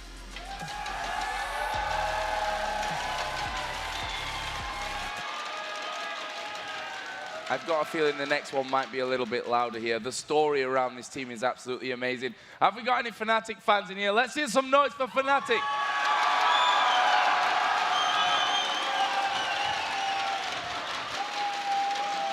So, as you would expect, the FNATIC are the favorites. They were the Season 1 champions. Can they regain some love in the world of League of Legends? They drifted away for so long, and they have come back just after the Season 2 finals, of course, knocking the Season 2 champions out of the tournament as well. I mean, that's a big thing in itself. Type A Assassins, so strong, yet beaten 2-0. And really beaten 4-0 by FNATIC because they are the ones who knocked him into the losers bracket initially. FNATIC's worked so hard through this, winning in the group stage, not even thinking they'd come into the tournament, and now it's almost like W is the final boss for them in this IPL5 tournament because they've played so many games and they finally have to finish them off.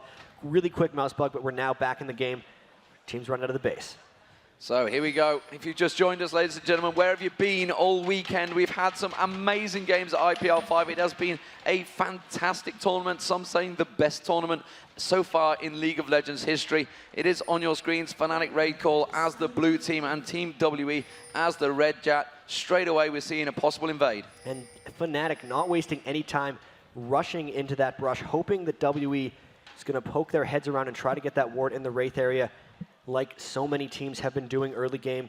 Somehow WE sniffed it out a little bit. Normally you would want to put a lot of defensive wards out if you're in a Amumu jungle against a Xin Zhao. Xin's very much about early aggression in the jungle, and Amumu's very prone to early counter jungling.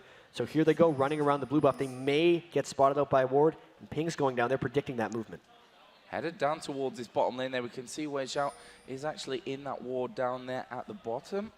Currently FNATIC not spotted anyone from World Elite, in a tense moment here at the start. We've seen games can be decided with this kind of opening. There is the ward put down from FNATIC. Will be right on top of the World Elite ward, and it looks like they will simply back away from this one. Weixiao may choose to exchange a bit of damage here as he actually dodges the shot coming out from Rekkles.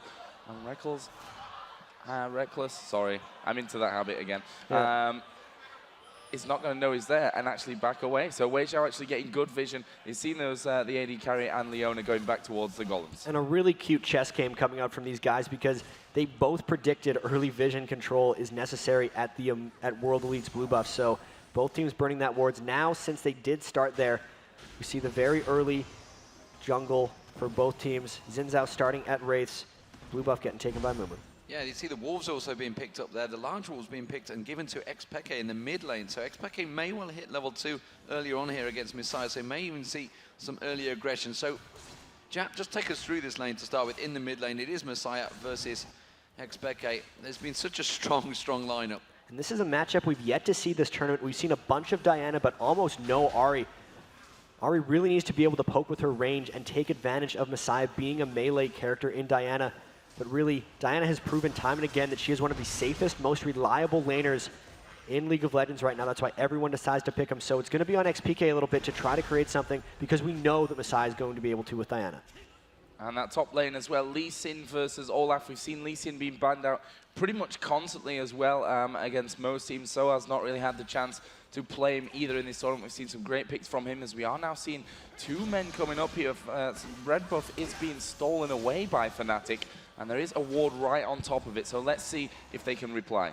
Doesn't look like they want any part of Cyanide right now. Clearlove just biding his time, trying to stay alive in the jungle. So they know exactly where Xin Zhao is coming up top for a gank, but Caomei is very cautiously near his turret. Cyanide's just positioning himself. Instead, he's going to go back to Golems. Clearlove is there. Goes straight in towards Clearlove, and that is why he doesn't want a part of it. Just look at the exchange straight away. Red buff helping him out there. Does get the knock up and immediately backs away. sOAZ comes around to protect him. It does mean that top lane will back away. They're not giving up on this one yet, Joe. They're not giving up on this one. They're actually pushing in. Olaf just on that top side. Doesn't want to face check through that brush without having the proper vision. There's sOAZ back to lane. Cyanide going to back away to his blue. But nice buff steal at the start. sOAZ and Cyanide are really going to be a tag team coming through for this. Zin's going to be able to dive in very easily with his E, and then Lee Sin can just shield in with him and wreak havoc together. Sneaky little Wraith steal by xPeke, not letting Misaya steal any of those Wraiths. That mid lane is going to be a really dynamic matchup when they hit 6. Yeah, so let's have a look at this bottom lane. You see Rekkles versus Weixiao. And Weixiao, you know, he is the top AD in the world. I don't think there's a question on that one myself. Rekkles actually keeping up in the CS and ahead of him slightly. Ezreal versus Corki, it's a standard lineup that we've seen so often in this tournament, but nRated on Leona. Honestly, I would put him as the best Leona player in the world. I would honestly, if you're making a case for this tournament alone, Rekkles and nRated are making a play for being one of the best AD carry support duos possible. There were multiple times during the TPA game where they were killing Mistake just in straight up 2v2s against TPA. So this is going to be a very, very interesting matchup because there was only one game where Weixiao didn't do well, and that was against CLG EU Game 2. Everything else, he's been absolutely crushing. Rekkles on one of his favorite ADs. His Ezreal has been epic this tournament. Let's see if they can do something in this matchup. Well, currently controlling that lane, like you said. Let's have a look towards top there because Olaf has pushed that lane right out. sOAZ did go back to buy, come back in there with that Doran's Blade. So can have a bit of extra damage in there. And obviously the health will give him a good boost as well. That lane being pushed right up on towards his tower, which I don't expect sOAZ to have any problems with as Weixiao takes damage in the bottom. So up top, we can just see sOAZ and Caomei really not trading much back and forth. Such safe top laners in all honesty. People seem to be picking Olaf, especially WE, just as the safe top lane pick. It's on Olaf to make sure sOAZ doesn't snowball out of control. Really going to watch for when he teleports in somewhere because that's when FNATIC's going to try to make plays. So currently the gold advantage very much level past 6.8k to 6.8k. We can see that down the bottom Rekkles, slightest of advantages, still in that 5 CS lead. In the mid lane, it is Misaya that is leading the advantage at the moment. That's really about when Peke went up and tried to help out on towards that red buff, though. Yeah, and once these guys hit 6 is when this lane's really going to begin. Neither of them have their go-in spells until they get their ultimates. Burst to 6 is Misaya. Sometimes they look to get crazy aggressive immediately, but because there's a larger creep stack for xPeke, he might not go, but the threat is definitely there. Here is Cyanide once again headed on towards the enemy jungle as sOAZ and Caomei finally exchange a bit of damage in this top lane. But here we go, Misaya going in on towards PK. Straight in there, and you can see PK burning down. Is Misaya going to land the crescent? Actually flashes through, misses it, hits the tower, and there comes Cyanide. That's first blood for Cyanide. So well duped out. They knew he was there, but they had to go aggressive, and that just countered badly for them. xPeke brilliantly flashing away from that last Crescent Strike. He'd expended all 3 of his ultimate charges and then just dipped to the side as Cyanide crushed in, and that was just an outplay of Misaya. Such a close matchup. Beautiful juke. He was down in minions, but now with that assist, and especially the kill to Cyanide, we'll see how they can take this advantage elsewhere.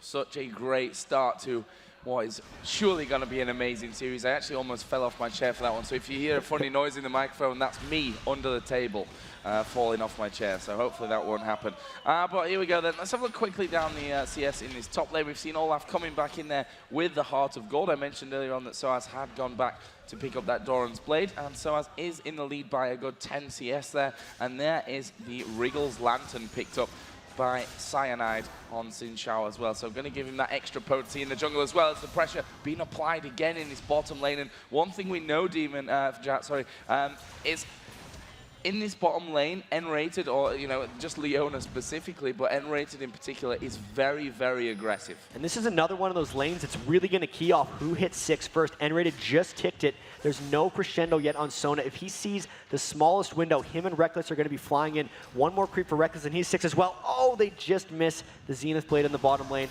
And there they come. They're going straight in. His Weixiao seems to be the target. The True Shot Barrage misses. They try and turn their aggression back on towards Fzzf and do force him backwards. Meanwhile, in that top lane, we did catch a glimpse of Ari going aggressive on Caomei. Caomei being forced away. Blue buff being picked by Mumu, not given to Misaya.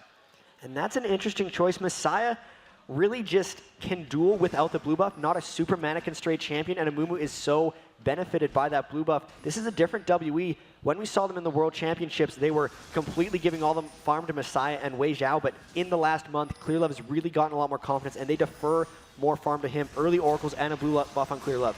Here is Weixiao down the bottom, getting a lot of damage in onto him. Actually, Rekkles not really offering the damage back as nRated falls very low. Now it's Rekkles who's been pressured. There's a Valkyrie, and the flash from Weixiao. He picks up the 1 kill. Can he take down Rekkles as well? Not quite got the damage, but here comes the teleport. sOAZ now in onto Weixiao, kicks him against the wall. 2-1, a kill coming down for sOAZ, and he's not done yet, Deman.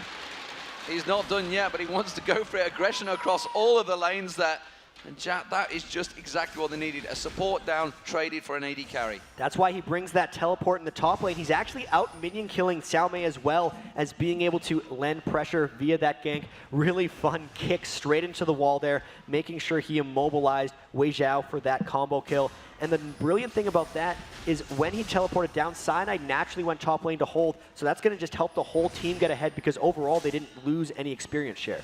So Clearlove now got the Oracles out as well. We've just seen him clearing that ward up by the red buff. Obviously that was stolen away by Cyanide earlier stages of this game as well.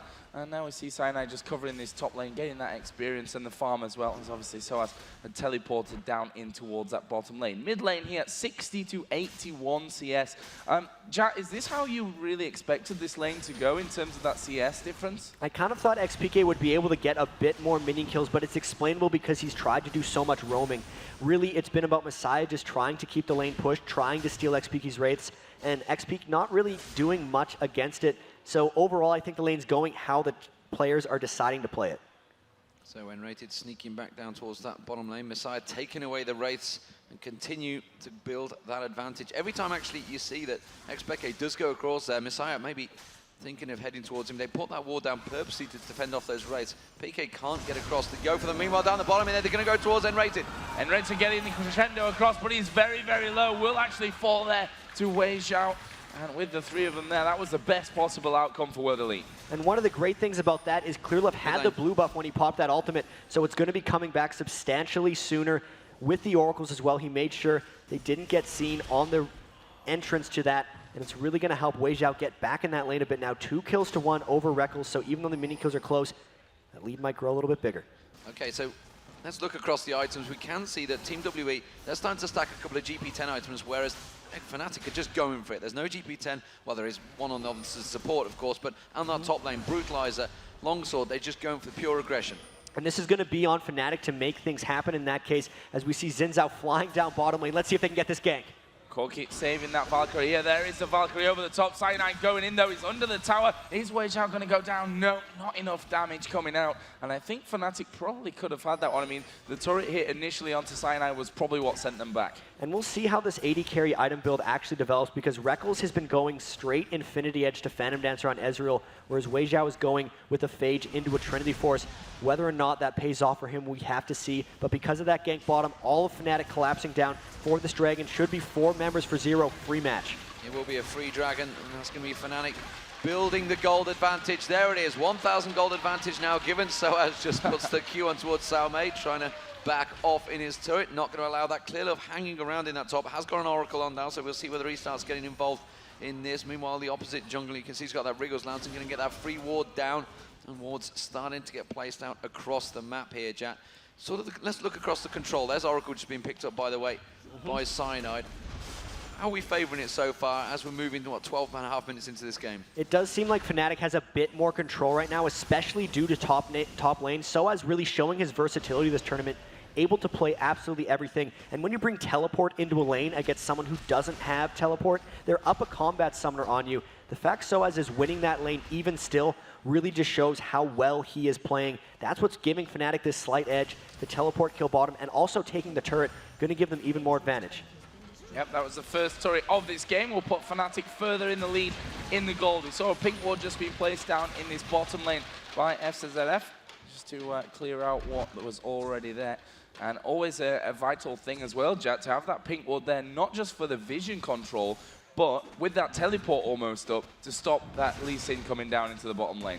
And Joe, it's going to be very, very vital that they keep ward control there. You can see FNATIC with the top turret down, though, in the right side of the jungle, really just looking to make something happen. They're waiting for Misaya to come back in lane. They're going to try to potentially 3-man dive him right when they see him and get that blue buff off Misaya. This is going to be tense. Yeah, there goes. Misaya seems to be the target. There lands the Q. The ulti kick wasn't quite enough. Actually put him into the wall. Peke wants to follow up, landed the charm, but again, he avoided the damage very well there, Misaya. Had to burn the flash, but, you know, when you get out of a situation like that, it's safe. They're going back towards sOAZ. sOAZ going in there, bandage toss, miss. Oh, what a move! What a move outside of the Amumu ultimate. A split second before it goes off. That was fantastic microplay, Jatt. An inch away from death there for sOAZ, and Lee Sin is just so slippery as a champion. You always think you can get him, but he will just run across the entire map, jumping away. So close. That's not even a bad ultimate by Clearlove. That was just superior reaction time by sOAZ. And maybe a little bit of luck. He's going to keep that 120 to 100 minion kill advantage and probably take it right back to top lane. Okay, so items working out now. Phage being built out by sOAZ in that top lane. Or not so much in the top lane. He's been roaming around that much. He's been pretty much everywhere. Cyanide picking up a ward. Meanwhile, with the Oracle, he's going to turn it towards Misaya, trying to put a bit of pressure down. He will get the knock up here because Misaya's already burned the flash a moment ago. The charm lands down. Peke gets in there, and xPeke absolutely destroys him where he stands. That's all about that flash being burnt a minute ago. That is just a repeat gank coming in, so well executed by FNATIC, and they seem to just be outplaying WE right now. Got to take advantage of these things because, as you pointed out earlier, there are the 3 gold per 10 items that have been built onto the other side, and they have an edge here since they didn't go for that. Need to keep taking turrets, need to keep taking kills so they don't fall behind. And that was teleport coming in now from Lee Sin as well. Where is he going? Down towards that bottom lane. Actually goes in behind as the ulti's all coming down on toward Fzzf. There is a crescendo, but there's a Lee Sin behind you. He's going to kick Corki. Fzzf getting away. Weixiao is there. Rekkles not finished yet. He's going to snipe off Fzzf. And there is sOAZ to pick up the double. And he gets away from the tower as well. Amazing. Again from FNATIC. sOAZ is really just the catalyst for everything that's happening here. Misaya's going to try to come down and shove them off this, but I don't know if he's going to be able to make it. Helping Rekkles in this bottom lane. The second teleport gank has been successful, and they're just taking this pressure, but he's going all the way in. Misaya goes in, it's nRated, seems to be the target. He will get him down. No, the stun comes out, the ultimate used. He's just distracting him away from it. It will be a kill, but Caomei being forced away by xPeke and Cyanide there. xPeke is not giving up on this one yet. The charm, just within a hair, and gets away from it. Towers being pushed across the map. They didn't take the bottom turret because Misaya did get down and defend it, but it's only a matter of time here, Jatt. 3,000 gold advantage. It's a good tower hold by Misaya. They have to make sure they can stop this snowball. If they lose that third turret, it's going to be even more trouble. But that middle turret being so important, and that Oracle's on Cyanide clearing out more wards, really going to be giving them map control. They need Olaf to start getting to his items. They have to get that Abyssal Scepter on Misaya, and it's going to be about forcing team fight at this point for WE because they're getting ran around a little bit.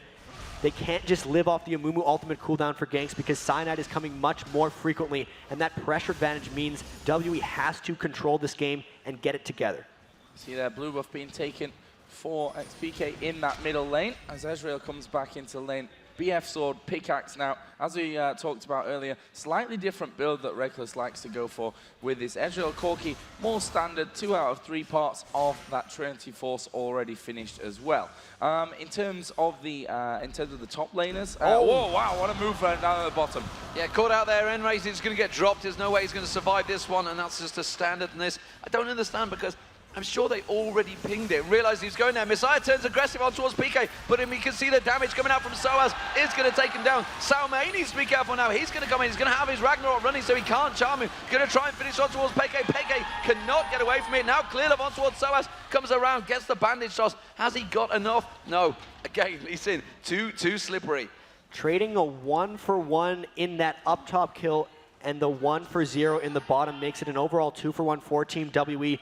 Slight bit of control there, but that burned the Amumu ult. Let's see if they can continue to press this on. But with all members in mid here, sOAZ coming around for the back. Are they going to try to hold this? Lee Sin waiting there, Cyanide on the front of the tower. The Q actually landing on FZF, and as he comes in there, and will dash straight across to his minions to get back behind the protection of that tower. And FNATIC managing to hold on to it for now. That was about the best move that sOAZ could have made to stop that, but now the Dragon is up. Ari and Diana are both rezzed running towards the Cyanide getting caught out. Phase check from Cyanide. He's actually managed to survive though. A 4-man dive with the bandage toss and he gets out of the danger, but it also means they don't have the smite. They are going to give this one surely to Team WE. Can they try and get a steal? They've got no true shot barrage available. You can see FNATIC trying to poke around the Dragon. It's getting only at half health. They're looking like they might want to go in. It would be a 4v5, but with how long they've held the Dragon, they're getting a bit low. sOAZ is very strong. They might go for this.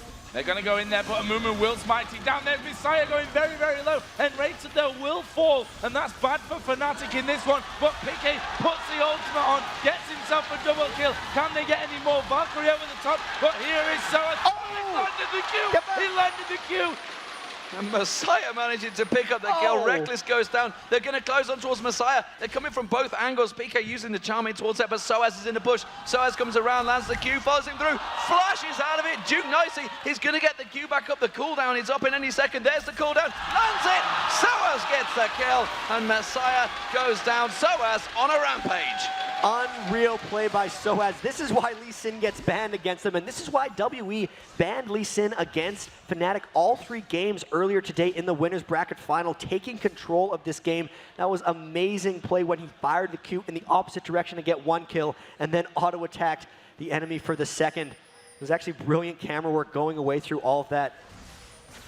Now let's see how FNATIC continues this because these chaotic fights are giving them ever much advantage. xPeke behind 2 members of WE. It's a tricky situation. I'm not sure that they've actually spotted him in there, though. That's the funny thing about it. He managed to run a ring around World Elite. They're going to clear out the one ward. PK says, well, that's 1 down, but I'll stick 1 right in there again. Blue buff now being started off, but they have to be real careful here, FNATIC. We'll see. They're pulling out the blue buff. They know that Olaf is stuck farming top lane, so they could potentially have a 5v4 over here. But they're pushing the mid turret with sOAZ and Cyanide while they take the blue. WE's going to have to respond to this somehow, but they're cut off.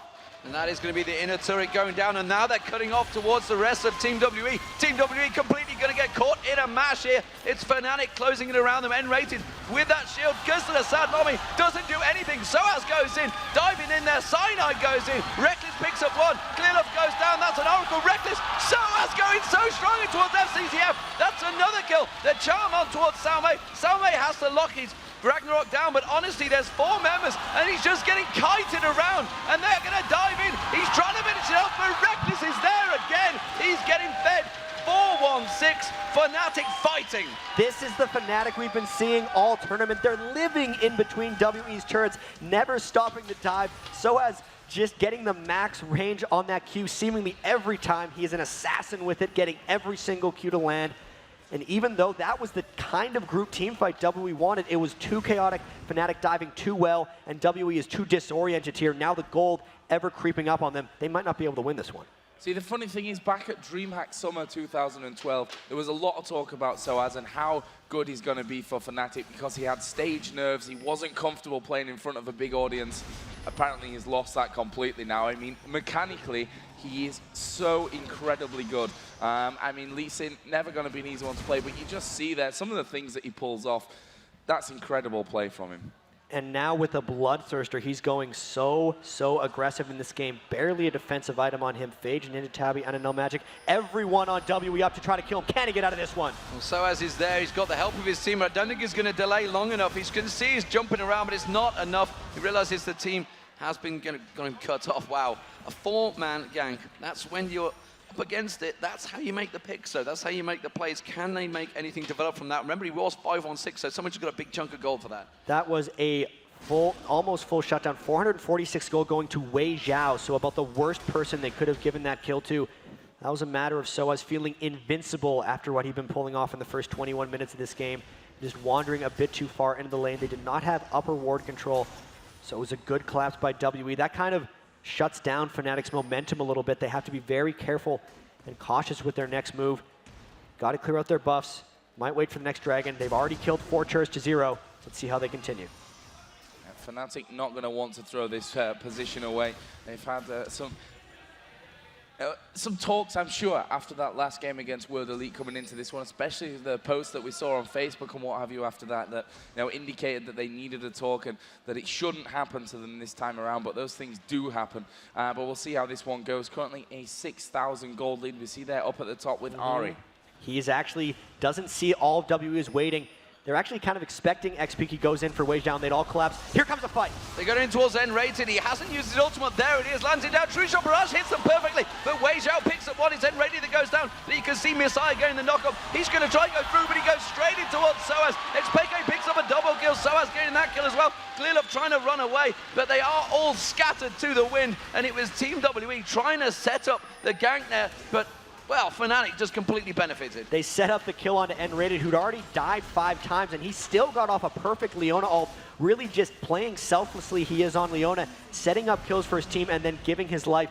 Really fed Rekkles going to be coming through soon. He's really starting to get that item threshold with 419, 9,400 gold to 8,000 over on Weixiao. Now that they've taken control of that red side of WE's jungle, won yet another team fight, got the momentum back, they might look to force something around Baron here. Yep, they were just pinging that Baron area. Are they going to set up the trap or are they going to go for it? Cyanide with the Oracle will clear out the ward, and this is the perfect situation to set it up, Deman. They're diving up towards Clearlove. The charm comes in. He had no chance, and it's Rekkles that picks up yet another kill. 519 now on their AD carry. 618 on the top lane, at 618 on the mid lane. This is disastrous for start for Fzzf and his team of, well, to be honest, champions, because they've been unstoppable throughout this tournament, Joe. They're going to go towards Caomei here. And you can really just see FNATIC taking control of this jungle and entire upper quadrants of the map. The middle inhibitor's already down. Clearlove can't even think about going in. He should not have been in that double golem spot. WE's going to have to try something creative. Hope they can catch FNATIC at Baron. FNATIC's not going to make those Baron mistakes again. It's just a matter of closing at this point. There's a Giant's Belt being picked up for Cyanide as well, so he becomes innately more tanky through that one. Clearlove down the bottom side, going to be clearing out that wave that's pushed up there. And FNATIC doing a great job of pushing all these lanes out here. Look at the ward coverage in the jungle as well, Jatt. That's almost overkill. That's total vision that they've got right there. That could actually be a little bit overkill. Sometimes you see teams get a bit over-aggressive with wards. When you set up that many wards, you're really looking to get picks in the jungle and force a Baron. If they don't pull off an objective or some substantial turrets off of all those wards, it's going to be a poor investment for them. They're getting the dragon for free. After this, they might look to force around Baron. They know WE is trapped in their base, and because of that crazy ward control, they have a small window to go in for that Baron. Some of those wards only have about 60 seconds left. They're all pinging on a Baron. If WE wants to come and contest it, they'll know exactly where they're coming from. Here they are starting up on Baron. Yeah, a lot of those wards were placed, though, during that fight, so they were just getting vision through them bushes. They are starting off on the Baron here, and honestly, though, they have complete coverage. They realize this is going to be completely for free. WE not even going to get close. FNATIC with the Baron. And WE was really just trained not to go into their jungle. All those wards created Lee Sin heaven if he wanted to position anywhere in those team fights with his W. all the pressure they've put on WE in the past 26 minutes has really just accumulated into this Baron buff. All the teleports from sOAZ, all the combos by Rekkles, all the initiations by nRated where he dies himself. Now they're going to look to dive this inhibitor turret. Let's see how this one works out. Q's going out from Lee Sin, the charms as well. And it's a case of catching the right target and then getting straight in there from FNATIC's point of view. Let's see what they can do here. In the middle lane, sOAZ is actually pushing straight through, trying to take away those minions. Obviously, inhibitor is already down on that side. And with that, he's going to force one man to come over and do a bit of cover work onto him, Jatt. So sOAZ really doing his work to split push here. Lee Sin wants to force skirmishes. All of Fnatic really does want to force skirmishes overall as a strategy. WE gonna have to try to force something. You can see the poke just coming down right onto Caomei. The dive could be instantaneous death if they pull it off right. That turret taking a lot of chunks. The charm just trying to go out there, flashing past Clearlove, trying to take him away from it, and there is the turret going down. Then they realize they can't really fight this one, but they're going to lose another inhibitor if they don't engage, and that is going to mean 2. It is sOAZ that goes in, he kicks out Weixiao. Weixiao, Valkyrie's out, they can see the curse to the side bomb down. Weixiao yet to go down, xPeke manages to come in, xPeke picks up 2, on towards Clearlove, the charm comes up, xPeke gets in there, it's Cyanide that picks up the kill, triple kill for xPeke as well, and Caomei the last man standing. FNATIC diving in towards the Nexus turrets. This is going to be game. This is going to level things off. It's going to be 1-1, all square. We have 4 matches left. Who will take the championship at IPL5? What a play by Fnatic, really just evening out this series immediately. Is so what about the losers bracket, because game on for WE. That's a message with how well they were able to win that match. Really, sOAZ and xPeke did such an amazing, xPeke did such an amazing job just crushing through with the assassination. Weixiao, the carry so much for WE, could not get involved in those fights because there were too many people diving right on his face. We talk about stories before this one, and coming into this grand final, obviously the winner bracket has that advantage, 1-0. That's now all gone. We're back on a level playing field. The question is, which way is it going to go from here? Are World Elite a little bit, well, they're obviously going to be a little bit down. Like, you never want to lose a game, that's for sure.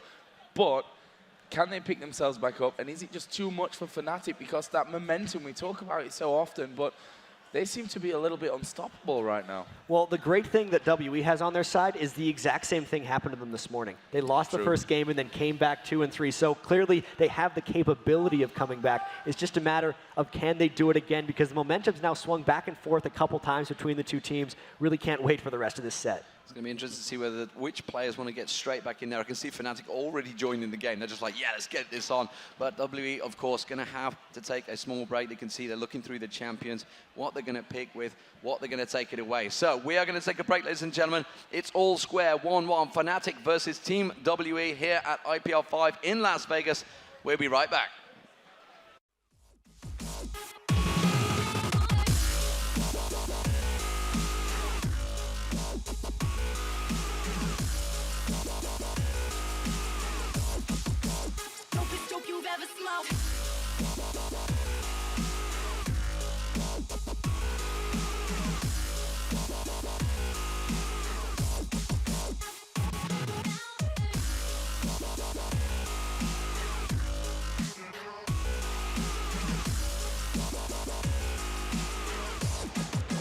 Dopest dope you've ever smoked.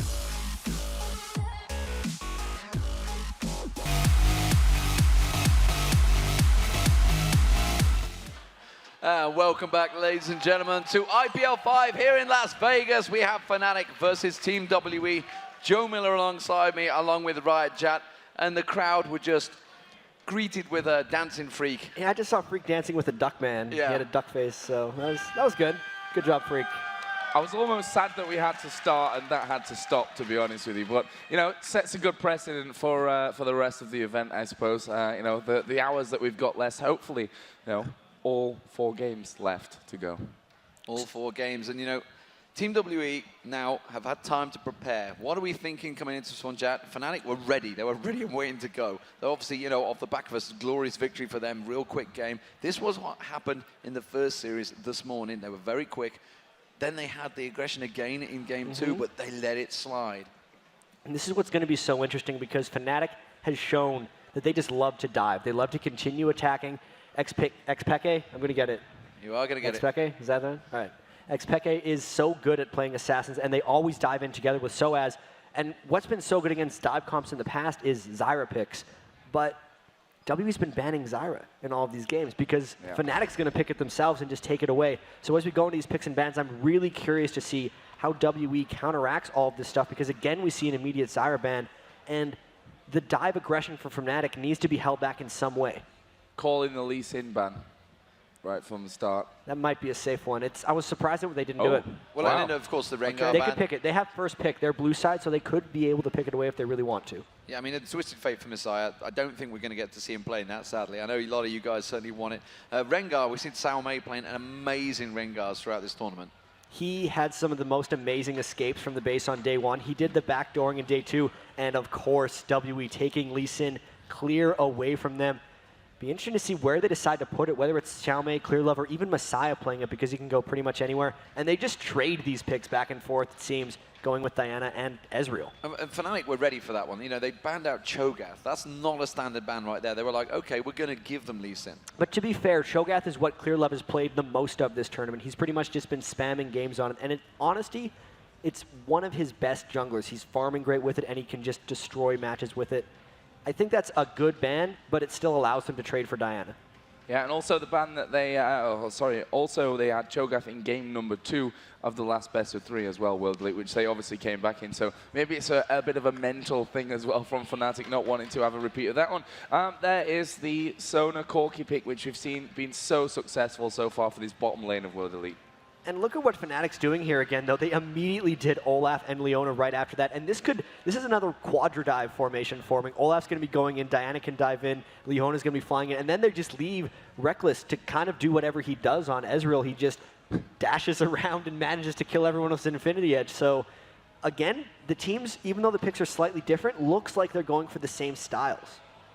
Oh, Rise. Rise coming out in the mid lane. So Misaya on Rise. Alexich's favorite champion according to the video, but we didn't see him play at this tournament. We saw a lot of APE. What will they react with? They've got Diana versus Rise. That's a fairly decent lane. Yeah, and this is a really curious matchup because this is something Pobelter actually played earlier in the tournament against Mandatory Cloud, and I had a conversation with Scar while this was happening, and he was talking about how, why would you ever pick Rise against Diana? Diana beats that matchup, and then Pobelter came back after he actually won the matchup with Rise and said, no, Rise beats the matchup. So clearly they're having some discussion on who is the better thing about that. For Rise, it's all about dodging the Diana crescent sweeps, the Qs, and if he does that, then Rise can kind of take over, but that's going to be a great skill matchup in mid there. And that is the final pick coming down for FNATIC, and that will be Shen.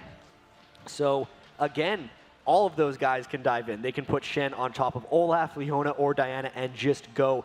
The Shen from sOAZ in this tournament has been amazing. Jungle Olaf is probably what they're going to be throwing out there for Cyanide. They've done this very similar comp. I'm not sure if it was exactly this, but it was very close against TPA in Game 3. And it's going to be Shen in the jungle, I think.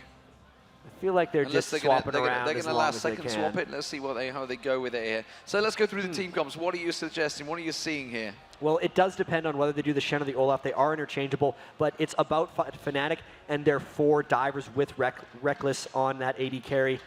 Rekkles is wrapped into my mind. He's got teleport, so he's got to be staying with it. He could be. I can see teleport Shen as well, but that would make. They might still swap it last second. For Team WE, it's going to be. There's the swap. Okay, they had to swap it last seconds because he had flash, and that doesn't make sense for Olaf. Yeah. But here we go. FZZF again on that Sona. It's going to be about them trying to go in and create with the Rise. Then Lee Sin and Aurelia are going to dive in after them. This is a more almost combat-oriented Team WE instead of team fight-oriented. They're looking for more of the skirmish fights to try to keep up with FNATIC because they really got outpaced last match. And something I want to point out is the fact that both supports have Ignite. There's no exhaust at all across the entire team. That is really curious. So much of these guys that are diving in, though, aren't really auto-attackers, right? Like, they dive in and they use all their spell damage to spike out. They're looking just for cleanse. They're looking for the AD carries not to get dove on. So much of this is Diana going in with Vacuum, and that's a slow after that. Aurelia can stun. They're looking for the AD carries to stay as safe as possible, and then they just want the Ignite so they can aggress in lane, I suppose. Well, there we can see on the screen, on the left-hand side, FNATIC, of course, and World Elite on the right. I think it's about time we gauge the crowd again, Demon. We could gauge the crowd, so I think I'll start it fairly. So, Team WE coming into this one, they've only dropped 2 games. Both of them are to FNATIC in the 2 best of 3s they've played so far. The question is, this is a best of 5, so they have many more games to go. It is all square 1-1. If you'd like to see World Elite take game 2, give them a cheer. I want to hear like the roof being blown off with this one. I think so. If you want FNATIC to come right back and win this one from the lower bracket here at IPL5, let's hear you.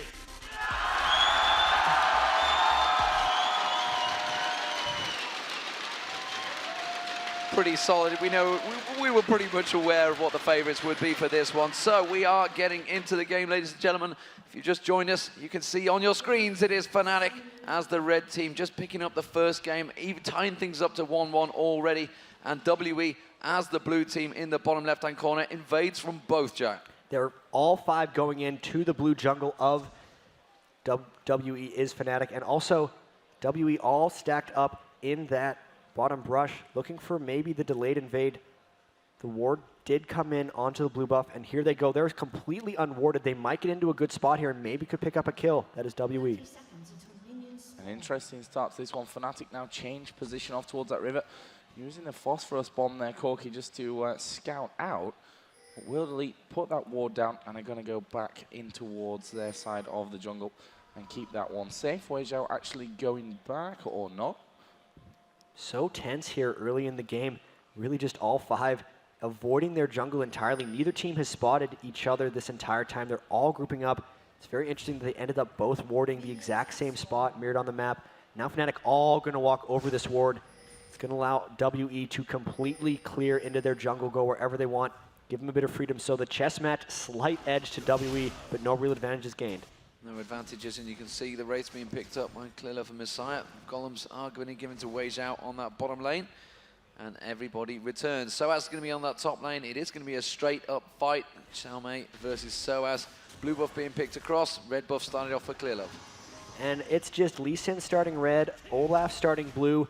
We'll see if Clearlove can put out any early ganks. We haven't seen much of his Lee Sin this tournament, mainly having forced into picking it away from FNATIC, and sometimes that works out great, but sometimes you pick yourself into a champion that you're not super comfortable with. Lee Sin, one of the most technically complex champions in the game to learn.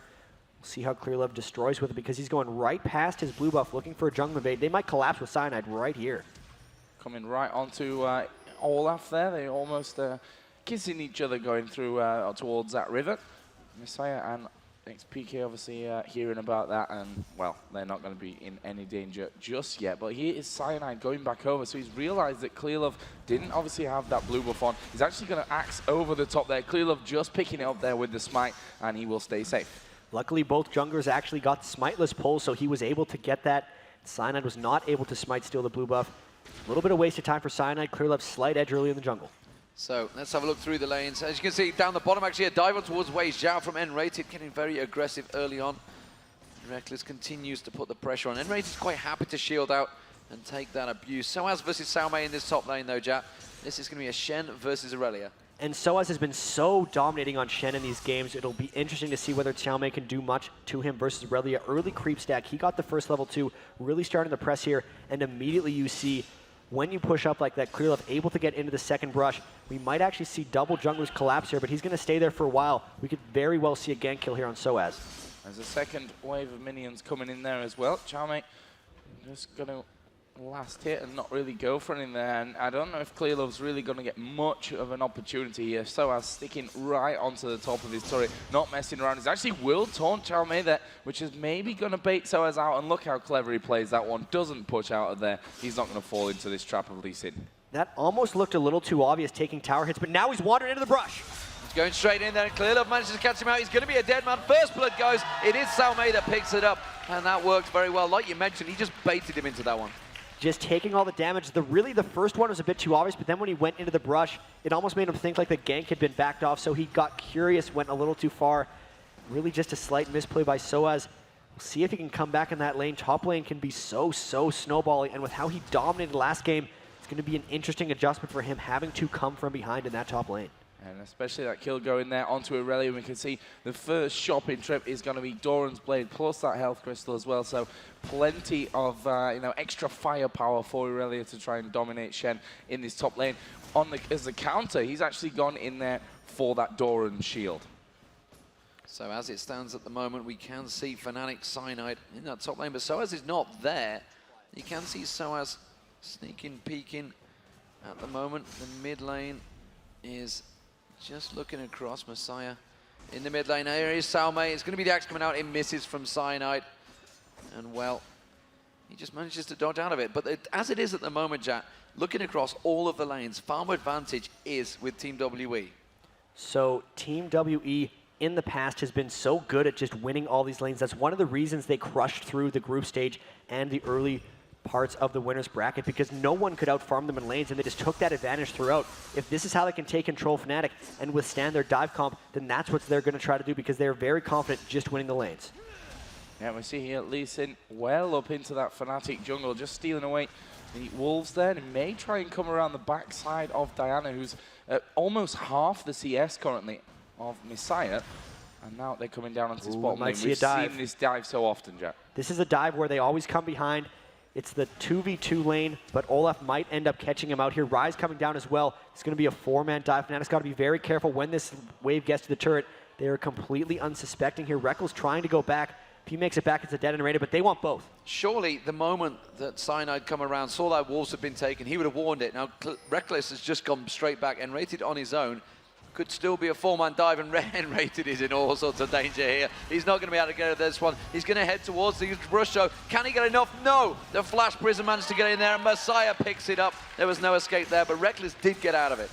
That was actually a pretty good escape by nRated. He managed to burn a couple flashes from WE. Misaya burned it, and Fzzf had to burn his Ignite. For killing a level 3 Leona, it doesn't even give that much experience, so good dive for them, but a decent avoidance by nRated.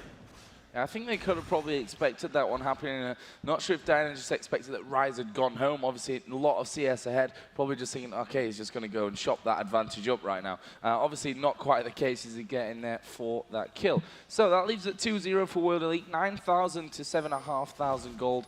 Currently, as Olaf trying to get in here, there's a pullback. Misaya could be in trouble. They're going straight in there, and has he got enough? He puts the prison down. He does follow it up, and xPeke gets straight in there, destroys him. And Cyanide also took the Wraith away. All advantages back in Fnatic's favor. And you knew they communicated that very well. xPeke said, Misaya has no flash used at bottom. Let's dive him as soon as possible. The dive follow-up and the gank support that Diana can lend is one of the reasons she is the most picked and banned champion in this tournament, really putting the pressure down onto WE. Now, Rekkles in that bottom lane, come back in. Double Doran's Blade, Corki slightly different with the Vamp Scepter, Ruby Crystal, and a Doran's Blade in there as well. So we'll see how that one all develops. Top lane, as I said before, that Shen, the sOAZ did decide to go in for that Doran's Shield after going down and giving that first blood up. We'll see how this lane continues to develop, because Caomei is just really pushing sOAZ into the turret. He's not really doing much damage though, so it's just a farm off. He's taken that early lead, but he's not really extending it. sOAZ should be able to reach his way back in this game, especially since he's level 6 now with Shen. Going to be able to lead gank support almost anywhere he wants. Because he's so troubled in that top lane, I'd almost expect something to come down bottom lane. Anytime WE tries to aggress, they might try to turn it around. Big thing they have to worry about here, though, is nRated being level 4, quite far behind in levels. When Fzzf gets that crescendo, they're going to look to kill. They're going to be looking to maybe dive for it. Meanwhile, in the mid lane, you can see 7 vs 6. Clearlove is just around these wraiths, but he's going to get spotted out by that ward, so no sneakiness being given there. Also, Cyanide spotted out by the ward as well, but he's not looking to be sneaky. He's just going to brute force it up there, take a little bit of a lane tax. They have got a 3v3 situation here, but it looks like they may well back away. And Clearlove actually there as well, so they'd be able to counteract that gank. There's a pink ward in Clearlove's brush, but we'll see how that works. Olaf headed back now up towards this middle lane. Diana actually just going up there to support as well. So will they try and get in on towards Ryze? They are pinging that one. And did they quite spot him? You can see Ryze just going back to the defense of his turret. Doesn't want to be losing out on that blue buff or dying here for a second time. Smartly played. And they've always got to factor that Shen into things. That's something that you can't lose focus on, Jatt, when you go aggressive anywhere on the map. That you've got to always have in mind, Shen is there. He could be there at any time. I think it's a big part of what's in WE's mind right now, because they really haven't tried any big aggressive plays quite yet. They're just content out farming these lanes and trying to accumulate this small gold advantage. You can see it's still at 1,000, but every lane doing a little bit better, including the jungle. Really, the 88 now to 64 minion kill advantage in the bottom lane is going to stack up. Weixiao actually being 500 gold ahead. We'll see if they can continue to extend that. Looking like they might go for a dive in the mid lane. They have, and you can see Clearlove got in there, but didn't manage to land the Q on towards xPeke. And he avoids the damage once again. Olaf stacking in the bottom lane, though. They realize that he is going to be a 3v2 in this bottom lane. He needs to push the lane out a bit, though, so he can try and sneak into that bush, but there's a ward there already, Jatt. Meanwhile, the top lane's just back and forth. Not really a lot happening here, but the farm is being won out. However, it's actually slowly being gained back by sOAZ. sOAZ doing a really good job coming from behind here. When you got that early gank kill, I almost expected Caomei to punish him a little bit more. He's not to deny him any CS. He hasn't denied him any experience, and the farm is coming into sOAZ. Here comes round 2 almost, though, because Clearlove sat camping in that brush. But with the way the lane is, I'm almost expecting him to give this one up right away. And the funny thing is, we were watching there with the fog of war, actually from FNATIC side. I think they didn't see Lee Sin go into that bush. However, we are going to see him coming around now from that tri-bush side. Will he actually just Diana steal bottom away? as well, though. Diana bottom it is. Peke going in. He's going in towards Weixiao. He manages to catch on towards him. There's the counter stun. No! The crescendo lands beautifully there. nRated did manage to get in, but great support work from Fzzf. Really just so much of that was WE deciding to get away. And again now, FNATIC trying to go in for the Dragon while there's 3 members of WE up top. The kick not quite being as successful as Clearlove would have hoped here, but he may get that Rune Prison flash away from sOAZ. They've burnt that one, but in the meantime, FNATIC saying you can four-man gank that top lane. Guess what? We're going to take Dragon. sOAZ doing a great job stalling here. It's going to be a turret for Dragon, but that's pretty much unavoidable. Gold about 1,000 now, and the stall from sOAZ in that lane is pretty admirable. We'll see if they can start punishing them now, though, since they've taken that turret and the added map control may be in the jungle. Yeah, they can see the 3-man stack has started to back off, so sOAZ is going to be alone. He's going to get a lot of farm in that top lane. You can see Peke doing a heck of a lot of damage on towards his mid turret, almost taking it down, just trying to chew his way through it before the mid lane does return. He was up top for too long, and Peke might even get this down. No, Misaya's returning. We'll see how PK continues to crush this lane because he's up 100 to 80. This has definitely been an advantage for him. Getting the gank kills, continually farming out almost both rates. It's going to end up hurting Clearlove at the end of the day if he continues getting his own jungle stolen away from him. I'm wondering where xPeke is going to go to get creation happening because he's usually, him and sOAZ, the creators for this team. Still just a farm out in mid, though. Cyanide coming around, actually going to be spotted here by this ward. And Clearlove knowing his exact position, and they may try and close in on this one. Misaya coming in around the side. Actually, Cyanide is going to pop his Gosu to try and get away from this one, and it will be successful. Summoner burned and 3 members in mid lane here. We'll see if they can hold the turret. There's now 4 actually creeping up for WE. But the wave clear from Diana is very great, and it looks like WE is just dispersing back to their lanes. Yeah, Ghost Ragnarok pop there. There was a 4-man stack in that mid lane. Just looking across the items actually here, Jatt, there's no GP10s being stacked out this time from WE. They have a statement of intent. They realize their possible problem in the first game. They just didn't have enough damage at the time, and they could be able to... Really, they've got the advantage currently, so, you know, can they capitalize on it? Every time they've tried to go for these ganks, it's not really working so far. Well, I can see there is actually a Heart of Gold snuck into Clearlove's Lee Sin build. They're not going entirely away from it. There is a superior GP10 count for FNATIC, though, because Cyanide has went for the double. I don't think this is quite as big of a power curve difference as we saw in the last game. Both teams being very, very even right now, really having to wait for the right moment to initiate. Neither team has any kind of advantage to actually snowball yet. It's really just kind of turning into a farm off with Diana winning mid lane and with Weixiao out minion farming Rekkles in the bottom lane. They're kind of trading advantage for advantage. Yeah, we've not really seen those oracles coming in yet. Certainly not one on Cyanide up until now. And as far as I'm aware, not one on Lee Sin either, which, you know, gives them less of a chance to really dominate this map, as we are seeing Diana coming in from the back of this bottom lane as well, wondering if they'll be able to get in there. It will have been called that she's gone away. Here we go, they're going to go down onto Weixiao. Weixiao getting caught out there, and they're going to try and finish it off. They haven't used the crescendo. Nothing was really burnt out other than the flashes. No ultimates plowed out. And, well, Rekkles kind of didn't even get following up on that one, and Peke didn't even get involved in the fight. Immediately they back off though, Jatt. They're going to pick up the turret. xPeke really just tried to come in from the back, but that was a flash initiated by nRated. There was no way he could creep up there. Trying to invade the jungle actually a little bit, putting a ward there, worried about the collapse down from Misaya's rise. Trying to rush down this turret, but WE is frantically trying to get back to this lane. While this all happens actually, you can also see that in the mid lane, they're trying to push. Remember that mid turret is very, very low. And Cyanide's trying to keep them busy there. If they back away too much, you can see 4-man stack right down towards that bottom. It's going to open it up for Cyanide to keep pressuring on that turret. And in this whole game, though, Fnatic giving away the first blood and actually playing defensive quite well, crawling back to pretty much dead even gold. The farm has been caught up. Fnatic actually out-farming Team WE overall a little bit. They're waiting in that bush at the bottom. And here they come. They are waiting in there, Weixiao. Oh, Ultimate comes out, the Crescendo doing well, but there's no tower there. There is a crazy strike landing. Here comes the barrage, and Weixiao going very low. Can PK finish him off? There we go. There's the one kill. They decide not to dive in onto Sona. And now they're going in towards the mid turret as well. That's going to be a turret advantage picked up. So kills, turrets, gold advantage, switching to Fnatic, and they have it down. It is a 2-1 turret advantage, and they're stacking both lanes here, Jatt. They're pushing both. They're really putting the pressure on. Caomei going, Shadow going in. Here's another dive. Yeah, PK coming down there with that Shen ultimate on. Oh, that was a little bit risky. Fzzf going low though, but they'll allow him to get away from this one and say, well, there is the turret. We'll be happy with that one. Cyanide, don't think Misaya's really got the power to burst him down yet. And that is another tower taken down here for Fnatic. They are now 3-1 up in towers. And you see that gold swung by 2,000, Jatt. And you almost just kind of blinked and they took the 2 turrets extra. Got this advantage on. The aggression is just flying through there. Again, they were just between the turrets of WE, forcing them to take things so good. The xPeke and Shen diving in together, really what they needed. Now they have the Sunfire Capes completed, the Magic Pen. WE trying to counter off this push. They know everyone of Fnatic just went back to base, trying to take the mid turret of their own. Taking away the advantages, taking away the vision, and trying to balance things out as quickly as possible. But that bottom end of the turret is a vital, vital thing to be taken down. It means they can pressure.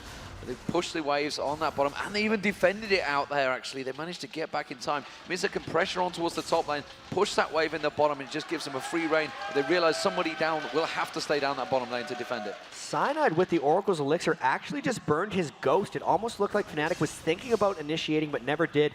He's got to be a little bit careful now that he doesn't have that Ghost, but he's wearing that Oracle's Elixir. He is a priority target for WE when this next fight starts breaking up. Everyone's still grouping around the mid, fighting for ward control. We could really see something soon because once those towers start going down, the fights really start happening. And he just walked straight over the top of a ward there, which I'm sure he's not too happy about, or won't be when he goes back and realizes it's there, and he's giving his position away. Worldly actually with this 3-man stack in the middle now, looking to push up, but hard against someone like Diana, who's got such a great wave clearing ability. And in the top lane, you can also see the minions pushing very heavily on towards this inner turret. But the Dragon is up right now, and Fnatic just cannot afford to go away. They're going to have to eat that damage onto the turret to potentially get a fight here. Here comes the sOAZ taunt. They managed to catch up towards Caomei, nRated using his ultimate, but didn't land it. Team WE successfully avoiding that damage, realizing that Fnatic now up against a dangerous move there. Lee Sin lands in the Q on towards PK, and Team WE, they seem to have the positional advantage here to push onto the turret. They might try to finish off this turret. If not, they could peel for Dragon, but at any moment, xPeke could go in for this initiation. Fzzf has his crescendo up as well. This fight's going to be very explosive. You can tell both teams really posturing around this Dragon. It's going to be a very important fight if it happens. Ults have already been burned. There's no Leona ult. Shen ult is still on cooldown. WE might have a slight edge since they are sitting on all of their ultimates. That's why WE is aggroing the Dragon. Will Fnatic decide to go in? Here we go, Fnatic moving in towards it. Dragon still got half of its health as they focus in on towards sOAZ. He's down to half HP already, and they are going to go in. He will taunt himself away, and they've turned it around. There comes the crescendo. They're moving in now onto Fzzf. There comes the true shot barrage, and they're all low. There's the first kill coming out, and it's PK that goes down. There's Lee Sin dropping as well, Demon. Clearlove going down. Caomei taking very low. Does he eat an axe? They're pinging back on towards Misaya there. Remember, the Dragon wasn't taken. nRated waiting to see if he can manage to land a spot there. No, flashes out, gets caught out, but will they turn it back? They don't really have the damage, and Team WE have managed to regroup and focus. They're going towards nRated, but Rekkles is completely kiting out Misaya here, Joe. Yeah, doing some good damage in there as well. nRated holding them up. There is Rekkles, and there goes Leona into the middle. Misaya going to go down. Weixiao will fall. It's a double kill. What a turnaround from Fnatic. Nobody expected them to go back in there, especially WE, but Fnatic all dove in together. That's that suicidal nRated creating for them with that Leona play. And in that fight beforehand, they did such a brilliant job zoning out Weixiao from that entire battle. It looked like Fnatic had actually lost it until they surprised WE with that. The fight kill and the Dragon, they've come back in this game and they are winning. Absolutely mental stuff, and again, it's all about nRated. Catching the stun on all three of them. They just stood there, said, fine, go at me. But, you know, Team WE thought they had them in the chase, but nRated completely juked them in there. And the communication to say, okay, go in, and everybody instantly turned around, finishing it off, caught them all off guard. And that's going to give them a big, big advantage. It was so close up to that point. That fight could have turned the game for FNATIC. And the big thing with that is Rekkles has again finished that Infinity Edge on Ezreal. He's got the item advantage on Weixiao. Those 3 kills really coming in big. So Weixiao did outlane him. He got more minion kills and he was farming better, but because of the team fight capability and the coordination of FNATIC, they have now allowed Rekkles to pull ahead once again. Keep swapping those names back and forth. We'll see if they poke around Baron here. Cyanide still has his Oracle's Elixir. W's got to be afraid of FNATIC's team fight potential. He's 1,100 gold ahead now after being, what was like 15, it was like 50 CS behind almost. Look at the mid lane as well, 6.5 to 5,500 advantage for PK. Top lane, actually Aurelia does have the edge there, mostly due to that CS over Shen. So that's still where the advantage needed to be for Caomei as well. The big thing about all this gold advantage, though, is it's 1,000 more for nRated over Fzzf, and that just shows you, generally when supports have that much more gold, that just gives you the feeling of the game, what the objective, what the pressure has been for the teams, and having about 25% more gold really just shows the control FNATIC has held throughout. And you know, you can see the difference that the Rekkles did get that double kill in that fight, took him to a 3-0-3, completed the Infinity Edge, and it's just given that little power spike. Weixiao still at 0-2-2, has just completed the Trinity Force, will try and balance out the damage a little bit, but the top lane now being pressured and pushed by Cyanide. We'll see how much farm he ends up getting here onto Olaf. They're really trading farm a bit better between the junglers and the top laners. Both junglers actually, 6,800 gold on Cyanide. He's doing very, very well, but look at this. Clearlove coming in from the back. They're trying to turret dive. They're trying to get in here, but nRated is around there. Is PK getting down very, very low. Clearlove actually will dive in, but he is going to fall for the price. There's a true shot barrage. Cyanide coming around the side. Well, are they going to chase them down? sOAZ is split pushing the bottom lane while all this is going on, though. They're going in towards Rekkles. Rekkles getting taken down very low. He has been shut down by Weixiao. Misaya taken down by nRated. Cyanide too deep, though. He cannot take 4v1, but that doesn't matter because sOAZ is on the inhibitor turret. The rest of the team now need to back away, and nRated backs off. 3 for 2, considering that was a 4v5 and they got the turret pressure bottom. Not that bad. Really, he needs to be able to finish off that turret to make it entirely worth it, though. And here comes Caomei. I think he's going to stop him. Yeah, it certainly looks that way. Caomei coming in. sOAZ actually getting stunned up there just as he landed that taunt. And now they're going to try and stop him from getting away. Trinity Force obviously is finished on this one. So sOAZ won't be too easy to get away. Now we have Corki and Sona coming in from the top side. sOAZ decides to change direction. He's going to taunt. Missing the taunt over the wall. Everyone collectively groans. The first real skill shot he's missed this entire tournament or set, it seems. His Lee Sin play in the last game was so exquisite, having to die in that setup. So that overall trade is actually really big for Team WE. They got 2 big kills down onto Weixiao, and it's really going to help their chances as this game moves on. They actually managed to get onto Rekkles, which shows them that they can. He's been so slippery. He doesn't really have a lot of protection for himself, aside from the 4 allies he has diving in for him. So if WE can actually get onto Rekkles during team fights, it's going to be trouble. Yeah, and really all that time, that fight started off, it was in the jungle. They were just off the side. FNATIC weren't really grouped. They weren't really ready for that. And Team WE very much invaded, went the aggressor, and it seems to be working for them. 7-9, still a 2k gold advantage for FNATIC, though, so they have that slight edge on them, and as it is, 3v3 on turrets. 3v3, 3 and 3 is what I'm after. But sOAZ is going to get a big chunk of farm in that top lane. nRated actually coming up to try and farm some of the experience with him. So it is split push Shen time, but his ultimate is actually not up right now. So WE having a small window while he's up in that top lane by himself to roam around the map. They're really looking for something to happen. Clearing with oracles, but looks like they're just going to farm out as well, deferring to Weixiao. Yeah, Weixiao in his bottom lane, double buffs on for him. He's going to give him a lot there as they are going to dive in. Caomei getting a bit caught out here in the middle. xPeke going to dive on top of him. There's a true shot barrage, nicely dodged by Caomei. And he's missed the Crescent Strike, and that will be Caomei getting out. They're coming back around the side here, Clearlove and Fzzf. It has got a crescendo available. It isn't going to go for it. Actually, Crescent Strike does land. It forces the flash from Fzzf there. Caomei is still backing off. Oh, the teleport just at the right time. Must have been holding his breath as he pressed that B. Cyanide caught, and Misaya turns back on towards him. Weixiao comes around the side. Cyanide's gone away, and Weixiao goes down to Rekkles. Rekkles comes around. Rekkles on towards Clearlove. sOAZ gets the kill on Clearlove. FNATIC disengage. This is how League of Legends should be. So many of these fights are incredibly close. Everyone just going for it. That time it got turned around by Weixiao. Brilliant collapse by FNATIC to save Rekkles' life. And again, the fights are getting just outplayed by FNATIC in this game. You can't even say that W is making that many mistakes. Really brilliant play by FNATIc. And we saw earlier in the tournament, World Elite looked like the most coordinated team that we'd seen the whole time, but FNATIC taking it one here step comes further. xPeke. Up on towards the top, they're going in towards Misaya. It's xPeke gets on towards him on the turret though. Has he got the Rune Prison down? Has he got enough damage? He needs to go for xPeke. xPeke's got no mana left. It's sOAZ that needs to catch on to him. No, they realize that Caomei is there. Now they need to hop foot it away. They've got to get out of here or they will get caught out. You can see coming around the backside Caomei. Then actually go back towards the top. You can see him. He's going to get on there. It's sOAZ. He's caught down. Misaya is not going to join him, but he should have enough. He's got the Ignite down. He gets the kill, and Caomei's there. And now you actually saw a couple pings going down to Baron. They know xPeke is out of health and mana, and they've killed sOAZ, so this is a very dangerous time for them. Rekkles was actually killing the Dragon. He's got to hightail it back to the Baron here. Everyone on WE doing this. They might actually look to peel, or they just take the Baron. Either way, high tense moment for FNATIC. It's really big that they stop them here.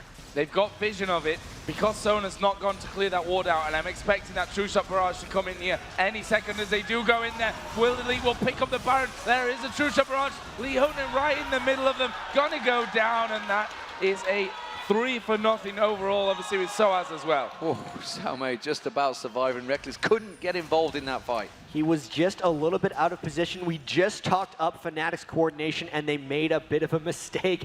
Curse of the casters there, but big time Baron play by WE there. They're still down in gold, which basically means that if FNATIC can withstand this Baron buff duration for Team WE, they're still going to be okay for this game. It is not a disaster.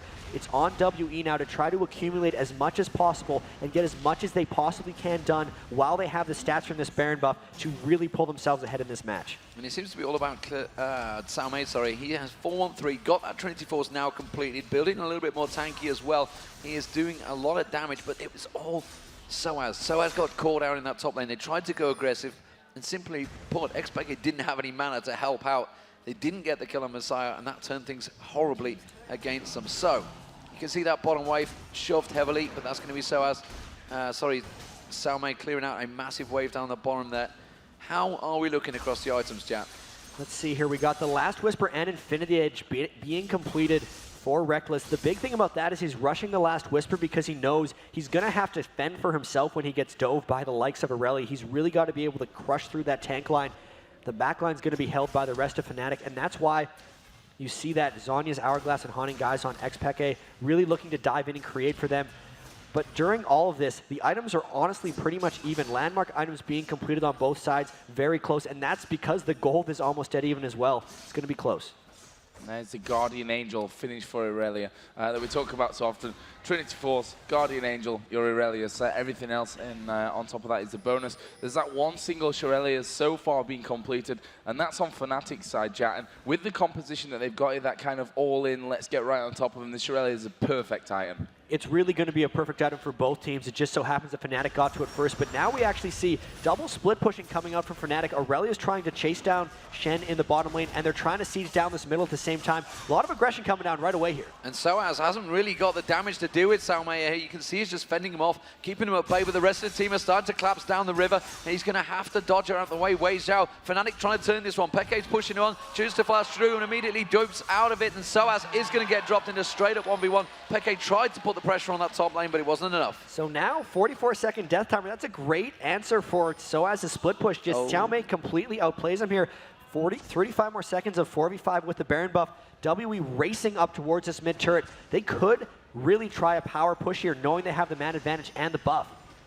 Yeah, we see xPeke actually having to recall there to get back in position for this one. Doesn't want to be getting caught away from his team coming from the backside, but World Elite are going to have this one for free. FNATIC deciding they can't hold on to it. They're going to have to back away. They're just going to keep going here because there's still 10 seconds down on sOAZ. You can see Clearlove trying to tank the turret a little bit. Minions arriving now. They might look to push the inhib tower. They're going back and forth at the moment on the turret. They're trying to clear the wave out. Cyanide getting in there, Peke clearing in there. It's good wave clearance though for FNATIC, and they do manage to force them to back. They have to go deal with top lane. There was also the death timer and ultimate being up for sOAZ, so even though he had just rezzed, he would have been able to ult in if there was a team fight. That is most likely why Team WE decided to back away. Even still, 100 gold is separating the teams right now. FNATIC just pinged to the bottom turret. They're just saying, yep, we're going to go there. So is sOAZ looking to maybe just continue shoving that bot lane?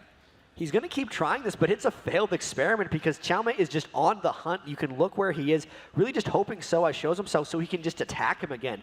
He is so much seemingly stronger right now. 2,200 more gold than enemy sOAZ with that Triforce, always getting Phageprox to run him down. He might look to go for him if he sees any kind of window.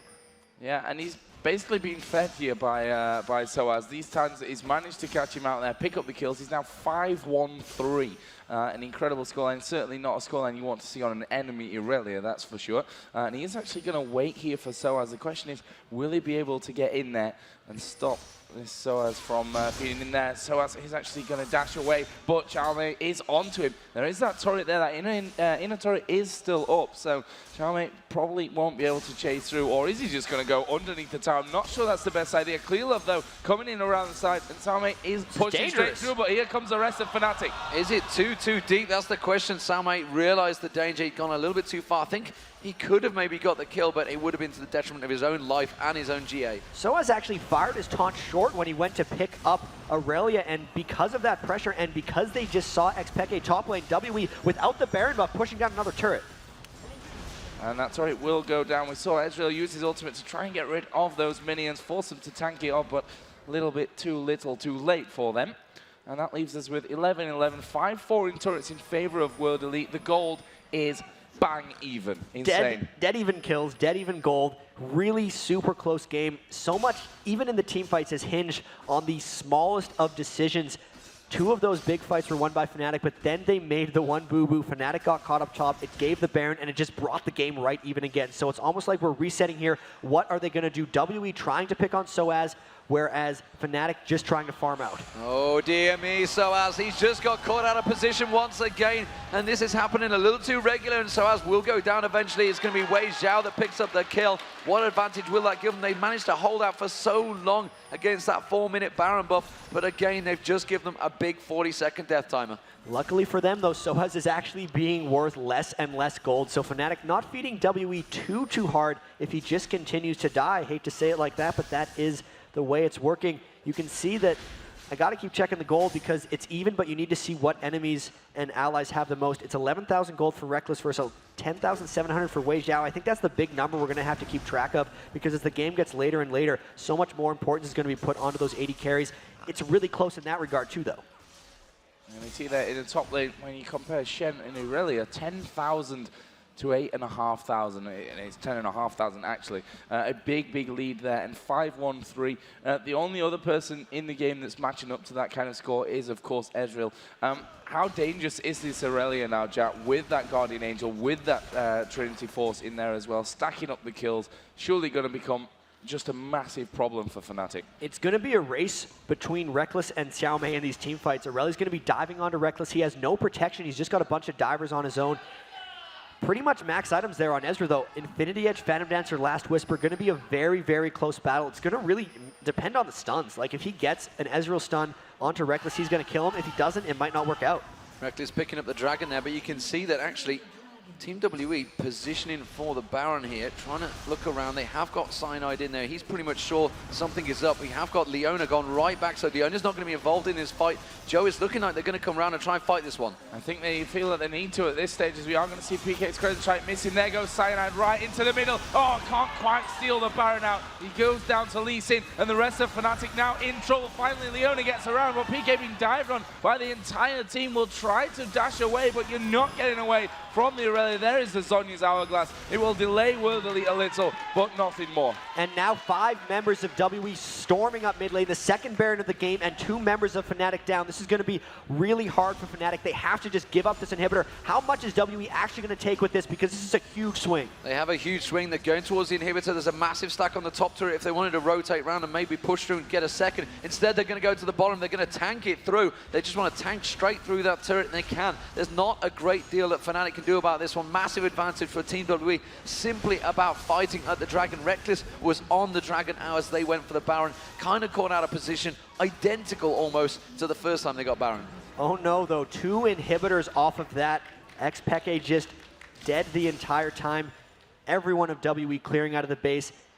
Could just be the second Baron that does it for him. Again, a bit of a positional error there by FNATIC because no kill set up that Baron buff. They just straight up rushed it and then outsmited Cyanide attempting to steal. They're just stacking up their global objectives, stacking up that teamfight presence, and we haven't actually seen a big teamfight clash in quite a while. It's just been WE out team playing FNATIC and positioning better for this win. Let's have a look down the gold now. After that one, there must be some big totals to spend here. You can see quite a lot of them up above 1,500 gold. And Corki on Irelia, the 2 which are going to be probably meaning the most in these fights coming forward. I'm sure that they're going to be having a nice shopping trip once they finally get down there. You see Caomei actually up to almost 250 creeps now. He's approaching the level of the AD carries, and that's a scary thought. We'll have to see how this works out because there is so much power on Rekkles in these team fights, but it has to come through because they have to actually team fight. With 2 inhibitors down, it's going to be so difficult for them to just even look outside their base. Everyone of Team WE now is going to be going up towards that 3rd inhib, and if we learn something in the Team WE versus CLG EU 70-minute game, it's that WE knows how to split push and keep a team corralled in their base, even if they're losing team fights, and we haven't even seen that they're losing team fights. So this is going to be real tough for FNATIC. And FNATIC not able to really pick anyone off. They realize that top turret may well be the next target. Can they find someone in the jungle? They have gone forwards, Clearlove. That's going to be the moonfall. They're going to try and catch him out, but again, Lee Sin so slippery. They catch him again with the taunt down. Might be able to pop the G on Clearlove, but no. The Clearlove just avoids it, kicks them back out, and now Caomei in there. They're going to turn towards it. Who is the focus of target? GA has been popped by Clearlove. They're going to go towards Weixiao. Weixiao just off the side there. Can they get him down? Can they get the damage on? They managed to get Misaya down. Cyanide as well. And Rekkles is still in there, still fighting. This is the 1v1 he's got with Caomei. sOAZ taken down. Flash is out of there, but followed straight away by Clearlove. Clearlove, GA already pops. Oh, Weixiao from a long way back with the ulti. And now they're pushing on towards the final inhib turret. And the Baron buff just keeping them alive so much here. The regen coming through. That 1v1 was so close. They got the Shen ultimate to come in on top of it. And with this 3rd inhibitor falling down, I don't know what they're going to do, Joe. A long fight there. Now Rekkles fighting off these super minions. World Elite have taken that 3rd and final inhibitor down. But I think with the health that they've got, they decide to back away again. They must be sat on a lot of gold after everything that's been going on. Yeah, see 2,500 there for Corki to spend when he gets himself home. Irelia actually picking up a Warmog, so if she wasn't strong enough, she's now going to be even healthier with that one. And it was actually quite a battle that happened between Rekkles and Caomei in that team fight, but what ended up happening is the other 4 members of Team WE really just outplayed FNATIC. They had the Baron buff. It's a little bit stronger. It was a very clustered team fight, so Rise got off a lot of AoE. Misaya, even though he's 1-4-10, is really contributing some damage in these team fights. And when you lose all 3 inhibitors at the same time, you get those double super minion waves coming up every lane. There's going to be 6 3,900 health super minions arriving in FNATIC Raid Call's base very shortly. Team WE really going to just group up and try to push for an end this one. Well, we saw a similar situation against CLG EU. Rekkles having the reset there on the red buff. Not really what he wanted, but he'll pick that up pretty quickly. We saw a similar situation against CLG EU. They did at least manage to keep at least 1 inhibitor spawning. They're trying to defend this one out. The bottom 2 actually will spawn very soon. But with those massive creep waves, you can see them keeping them at bay. It is giving gold to FNATIC, but honestly, you can see now Team WE just regrouping, and they're going to go for the final push. Everyone farming up. We'll see Weixiao. Actually surprised we don't see more elixirs coming through from Team WE because this very well could be the final push. Everyone on FNATIC having to turtle up. You can see they need to power up as much as they can. Here comes everybody on Team WE. They are pushing right in for this one. Lee Sin not actually with them, but for now, the Chinese side just trying to push those minions back, give them as much open field to work with here inside of that FNATIC base as they can. Lee Sin now going to join the party. FNATIC actually getting Cyanide in trouble. They're going to go down for this fight as they all jump in. Cyanide actually getting deleted from the map so quickly. They just don't have the damage to counteract this one. And that's a double kill for Caomei. Shen ultimate's not going to be enough. Weixiao picks up a kill. That's a kill for Misaya. That's a kill for Clearlove. And that is the ace for Team WE. They will take game 2 here. That's going to make it 2-1. All advantages back with Team WE. And actually, all 5 members of FNATIC give the GG well played after that one, because that was a very well played match by Team WE. FNATIC had the edge there, and WE just kind of pulled themselves back in that very hard to make those comeback victories in the grand finals like this. So, weighted best of 5, 2-1 now for Team WE. Game on. Yeah, this is game point. Let's not forget that one now. FNATIC have all the pressure on them. All the pressure is on their back. They're certainly a team that could come from this, but they'll probably be feeling a little bit of deja vu at this stage from that upper bracket final. Won game number 1, then lost 2 in a row. If that happens here again, World Elite will be the champions of IPL5. And especially in the first best of 3 they played earlier today, they said they threw the second game at the Baron. That's kind of reminiscent of what happened here, because sOAZ got caught out in the top. They did a failed dive. All that aggression that's been paying off for them this entire tournament finally backfired for them just once there, and they kind of just lost their mojo after that dive there, and they fell apart near the end of the game. We know they can regroup, though, because they've already come out of the loser's bracket. And they never really had a fight. They had the 5v5 fight at the Dragon.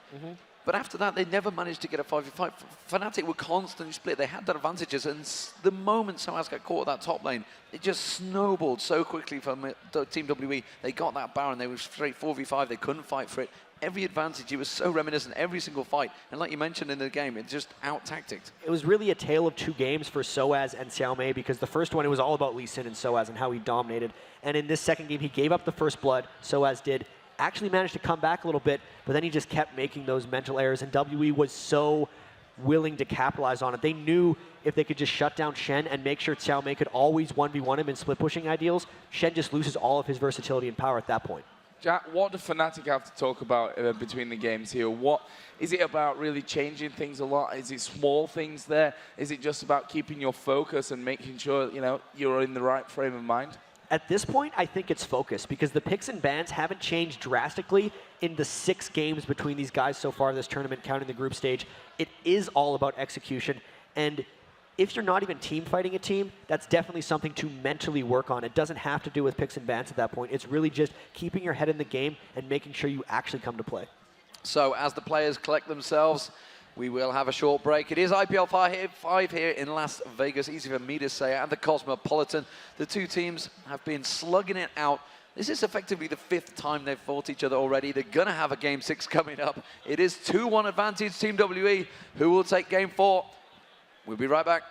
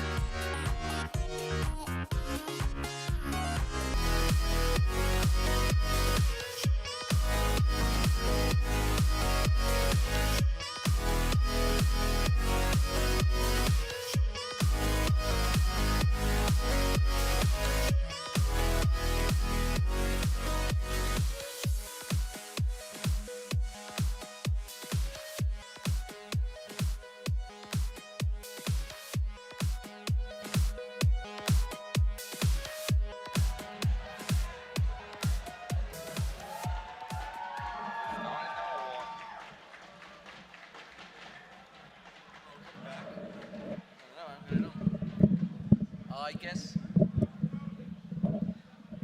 Well, we're back here at the dark IPL5. We didn't realize we were starting, and it's dark again. But it's all about The fun, the tension. There's the lights. Yes. The lights are back. So yeah, we're moving into the next game. The scoreline 2-1 in favor of World Elite. They are now on match point, championship point, IPL5 point, whatever you want to call it, Jatt. It's going to be really, really tricky here for FNATIC because they lost the first game of their last best of 3, and they lost 2, or they won the first game of their last best of 3, and then lost the next 2 rolling through. Looks like WE has the momentum straight back in there, but honestly, the team fight play from both of these teams when they happened in the past 2 games has been absolutely unreal. I don't actually expect much to change during the picks and bans because it does seem like with how many times these guys have played each other, they're very content just smashing into each other. So you can see the picks and bans coming out, and they are, as you predicted, very much standard. Twisted Fate, Rengar, Blitzcrank, Lee Sin, all taken away already. Will Diana be the next focus? It didn't really work out for Peke in the last game. Will he maybe switch it up? Will we see an Ahri again? I don't really think we're going to see another Ahri. Like, that was almost a Gambit pick. It seems like when Ahri comes out, I don't actually know why, comes out for 1 game and then disappears again. It's like they don't think it's going to work twice. Lee Sin actually getting banned this time, so Lee Sin was victorious in both of these first 2 games. What didn't happen here, though, is Zyra wasn't banned initially in all of this. I wonder if they've let that ban go by the wayside. Will FNATIC pick it up right now? Because it's very, very interesting here. FNATIC loves to dive. Zyra's great against dive. It's got to be a first pick Zyra. And there is Zyra.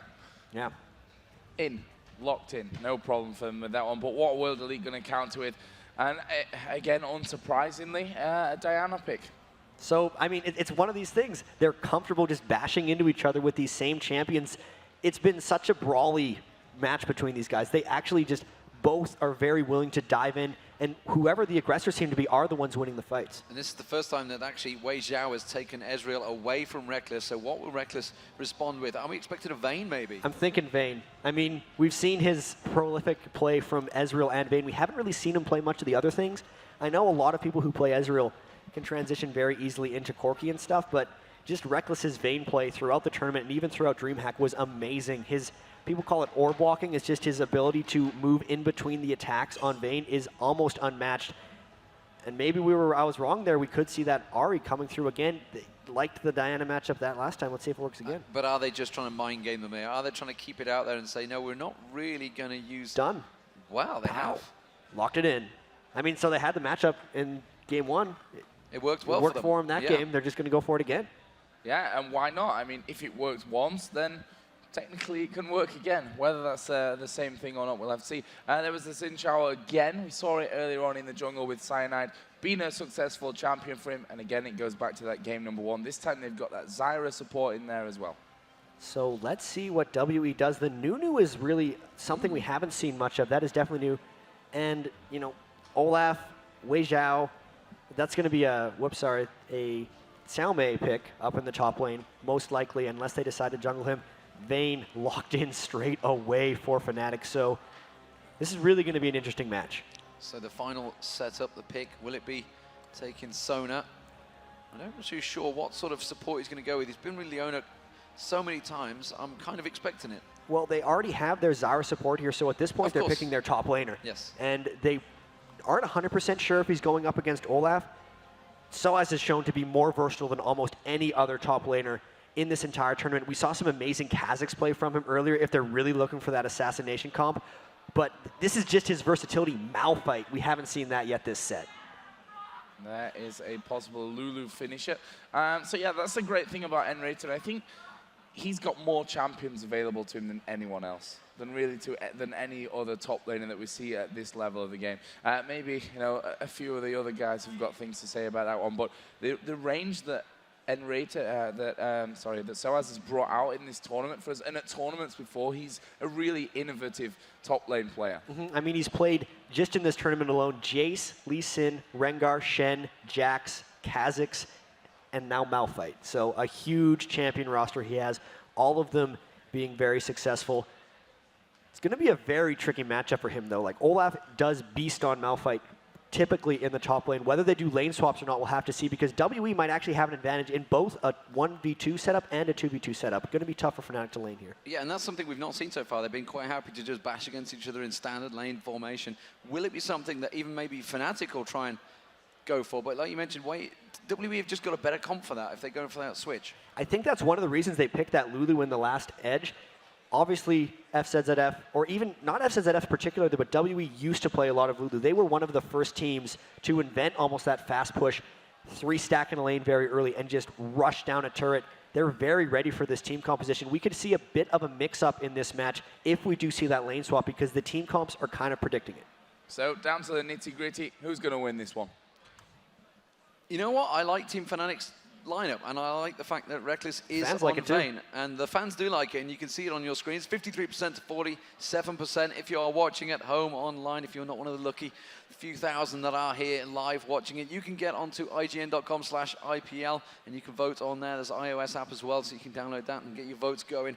As it stands, the Europeans are still awake. It's 2 a.m. currently in the UK, so there's a lot of people staying up late in Europe to try and make sure they can finish this one out. But it is game point for Team WE. Cannot wait to see how this plays out. Going to be into the loading screen here. These guys have been playing all weekend. So difficult. Fnatic having to play all day already. They've been here since 10 a.m. playing matches. See if that fatigue sets in. It doesn't seem to have happened yet. Yeah, they have to have that stamina, and they have to keep focused, and that's really the hard point of it. Not playing so many games in a day, but keeping the focus throughout those games, because when they're at home, they'll play easily this many games in a day, but they're not going to be solidly focused. And against a team like World Elite, you can't take your finger off the button for any length of time.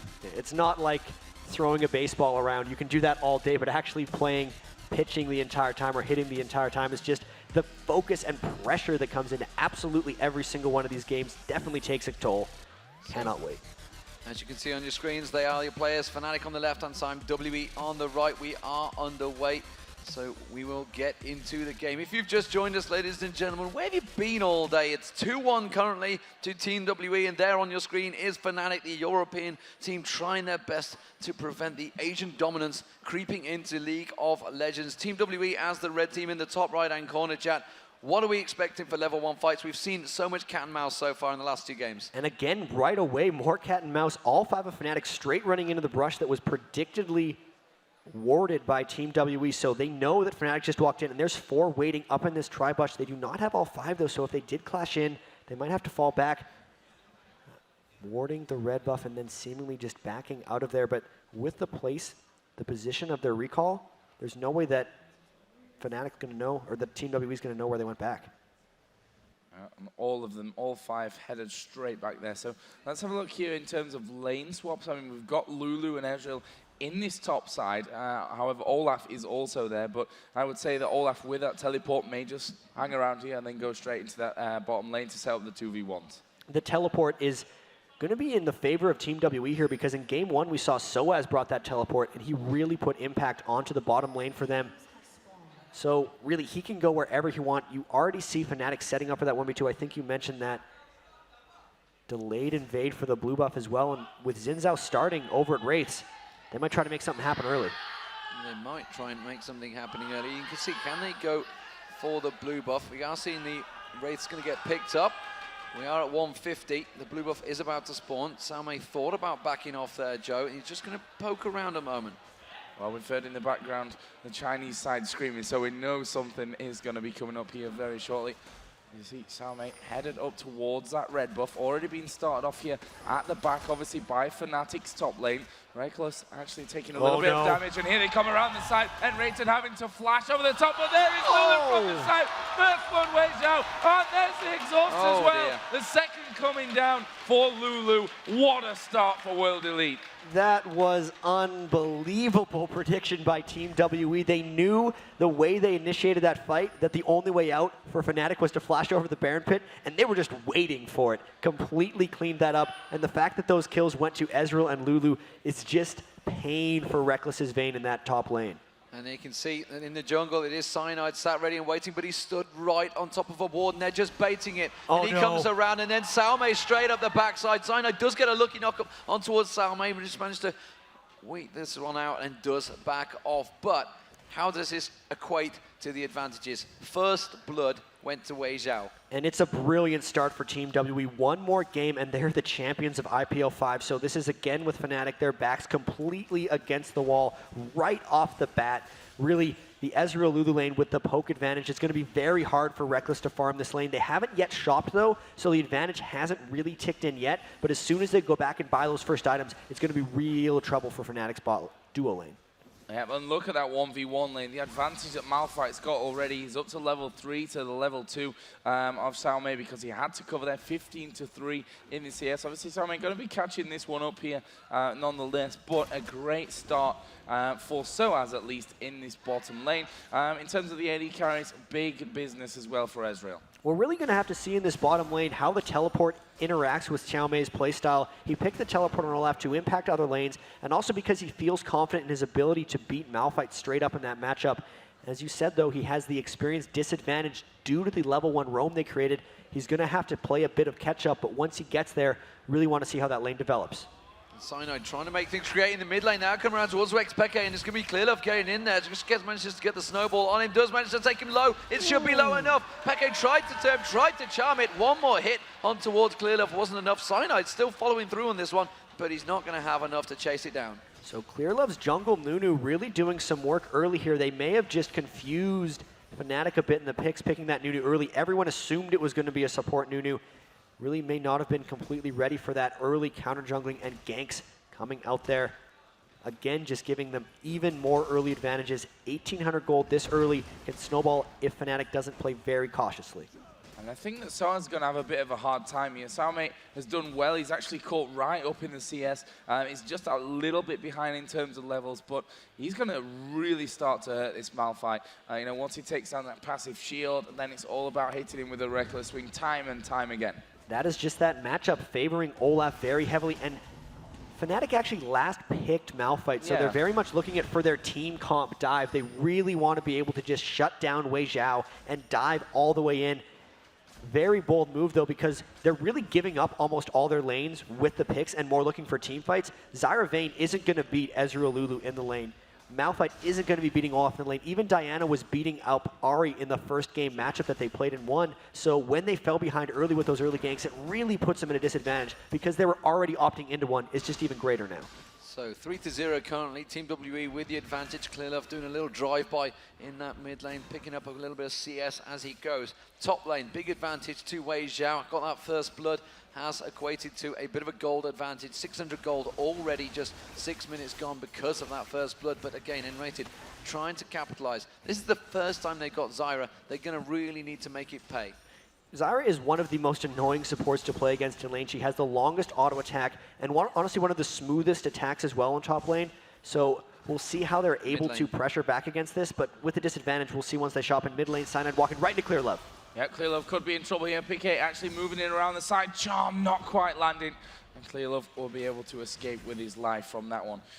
In this top lane, obviously, we can see here that Weixiao, we already know, got that CS lead, being able to bully his Fnatic lane around somewhat. And is it all about Cyanide here getting involved in this top lane to try and get that snowball running for Vayne? It's one of the trickiest situations when you have a very important lane losing, because ganking a losing lane is one of the most dangerous things a jungler can ever do, especially because it's usually covered in wards, and if the enemy jungler's there for a counter gank, you're probably just going to screw the lane over even more. So he wants to put pressure on there, but they have to be very cautious in the way they do. Nunu is amazing at setting up counter ganks. So, looking at this bottom lane at the moment, sOAZ actually winning out in CS, but sOAZ, you can see he's got a big chunk of farm there. Mid lane still even between those two, despite the fact the kill advantage is with Misaya. Top lane as well, slight advantage to Weixiao. Of course, that gold as well with the kill. Just seeing whether Cyanide's going to help down bottom. Not really going for any aggression on any of the lanes at the moment. It's just letting the Flames farm themselves out. And you can see Rekkles trying to put the pressure onto Fzzf on that top lane, but we do see an invade come in from WE. And you know that Fnatic is trying to play this one soft because they've had that 2,000 gold disadvantage for a while. Cyanide getting hurt. Cyanide flashing actually back in there. He's actually got PK for support, but Cyanide gonna drop me. Cyanide trying to get away. Here comes the teleport as well from Olaf, and that's gonna be more to secure this one. Actually popping Ragnarok and nRated in the middle of nowhere will flash away. Well, right now they are starting off this blue of nRated, gonna be in trouble. Rekkles can't really join the rest of the team either.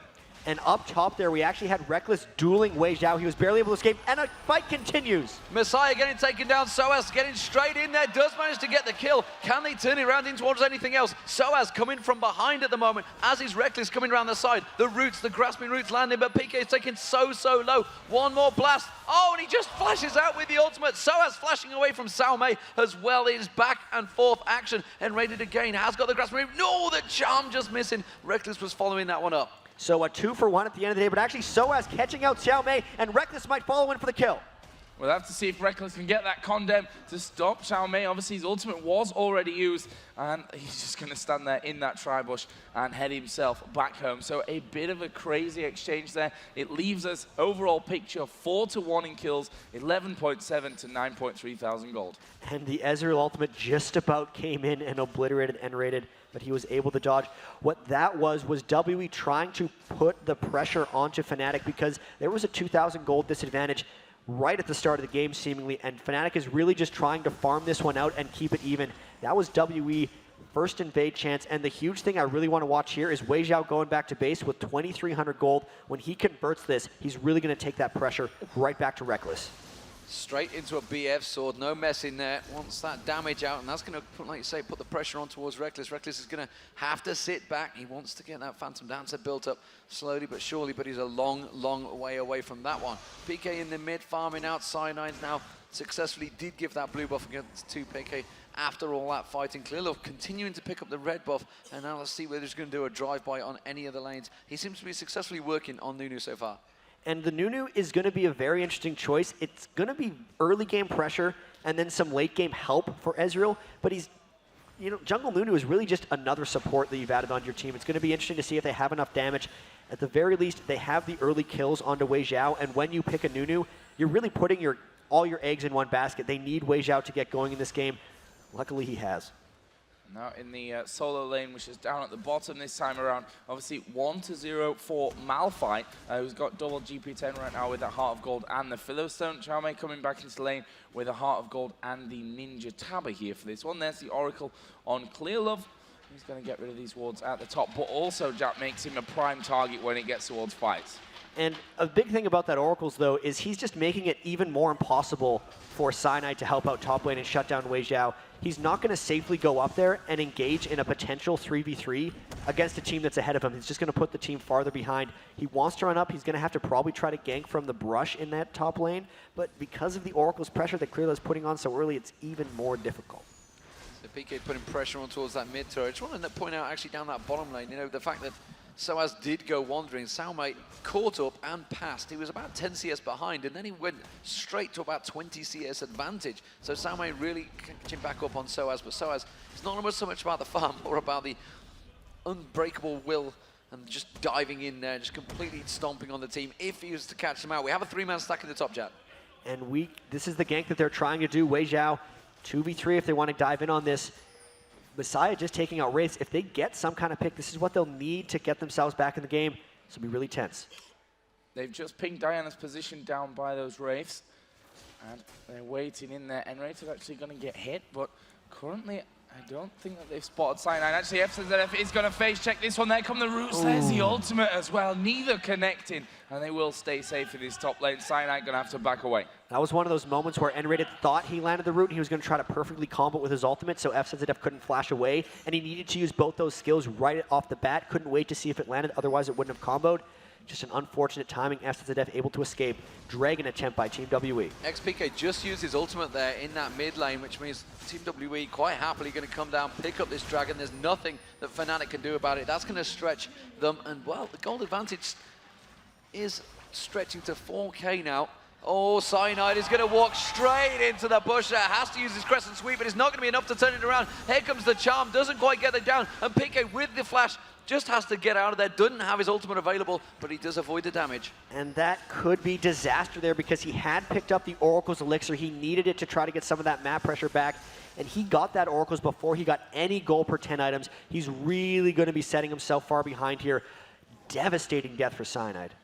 Yeah, but that's what we didn't really point on.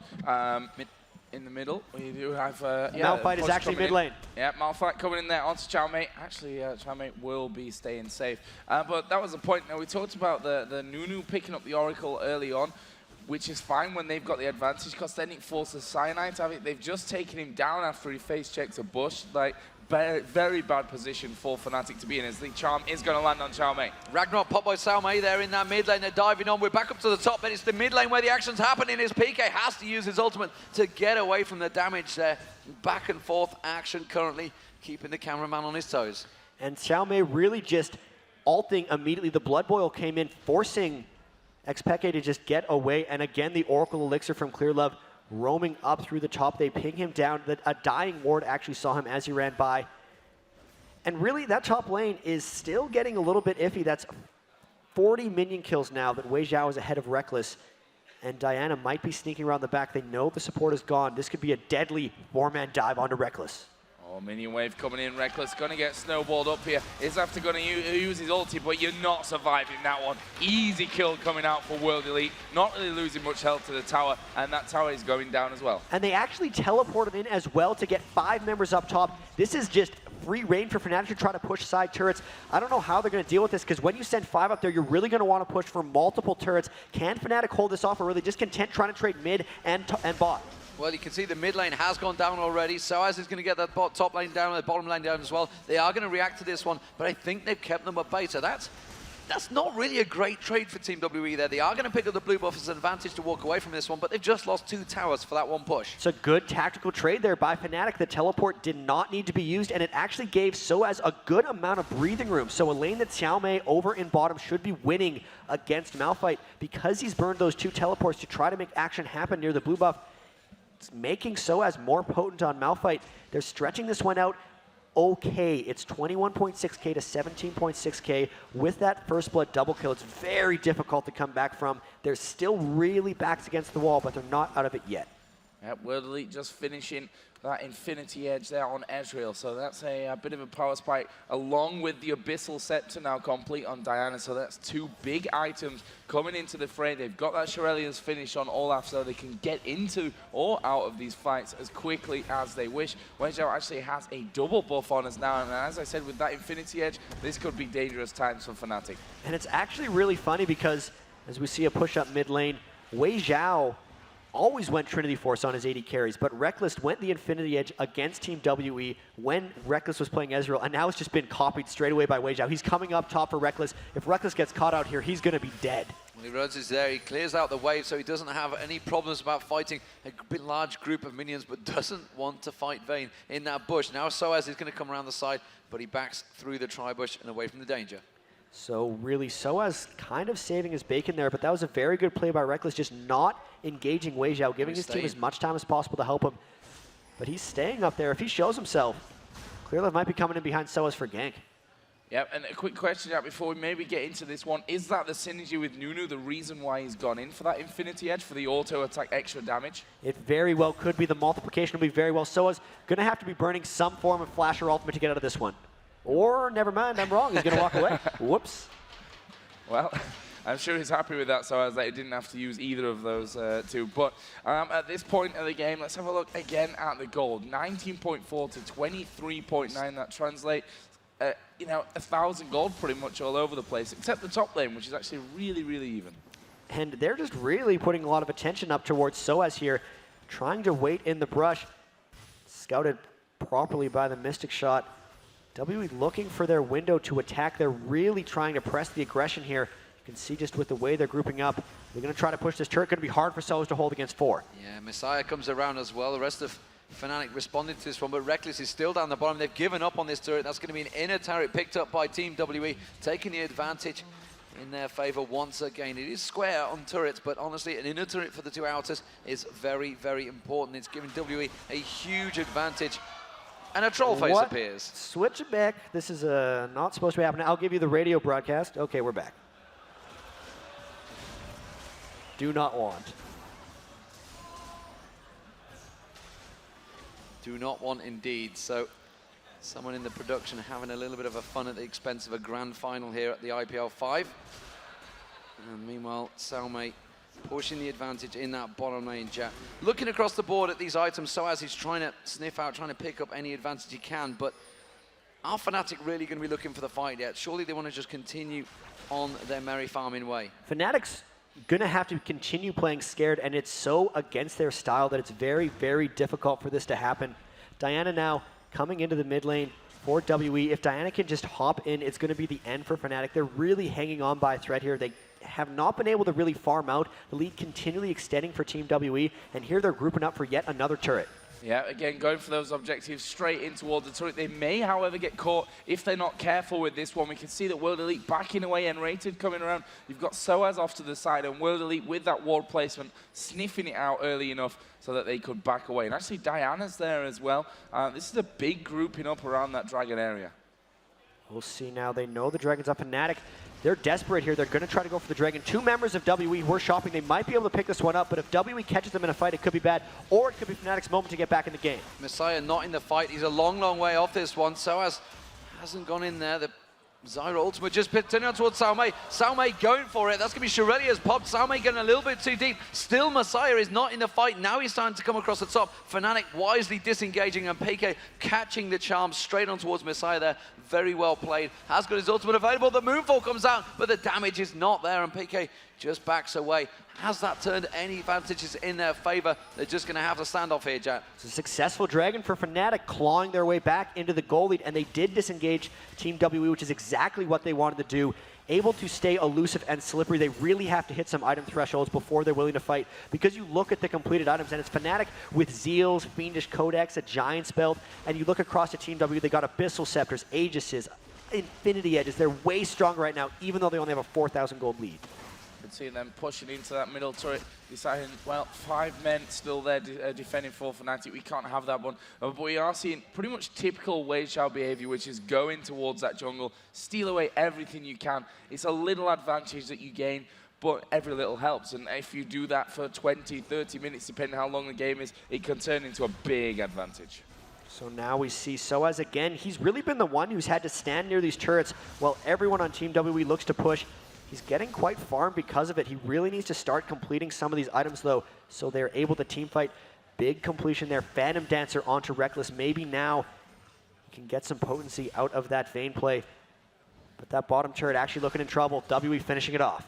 WE and his Misaya getting down there, so that gives the advantage in turrets to Team WE. 3-2, 6-1 in kills still, and that 5k gold advantage. It's a pretty big gold advantage when you're only talking 30k between the teams. And it's just that percentage gold lead has almost stayed standard the whole time. At one point, it was 7,000 to 5,000, and they've just continually increased it. Still, so much pressure has been applied by Team WE this whole time. A lot of it really just off the back of that early game double kill. It's almost like ever since that second game where they caught sOAZ out, FNATIC hasn't been able to teamfight because WE made some kind of brilliant tactical play that just allowed them to get the upper hand and hold it. They're playing so well as a team right now. This is really such an impressive weekend showing for them this entire time through. They've almost looked unbeatable.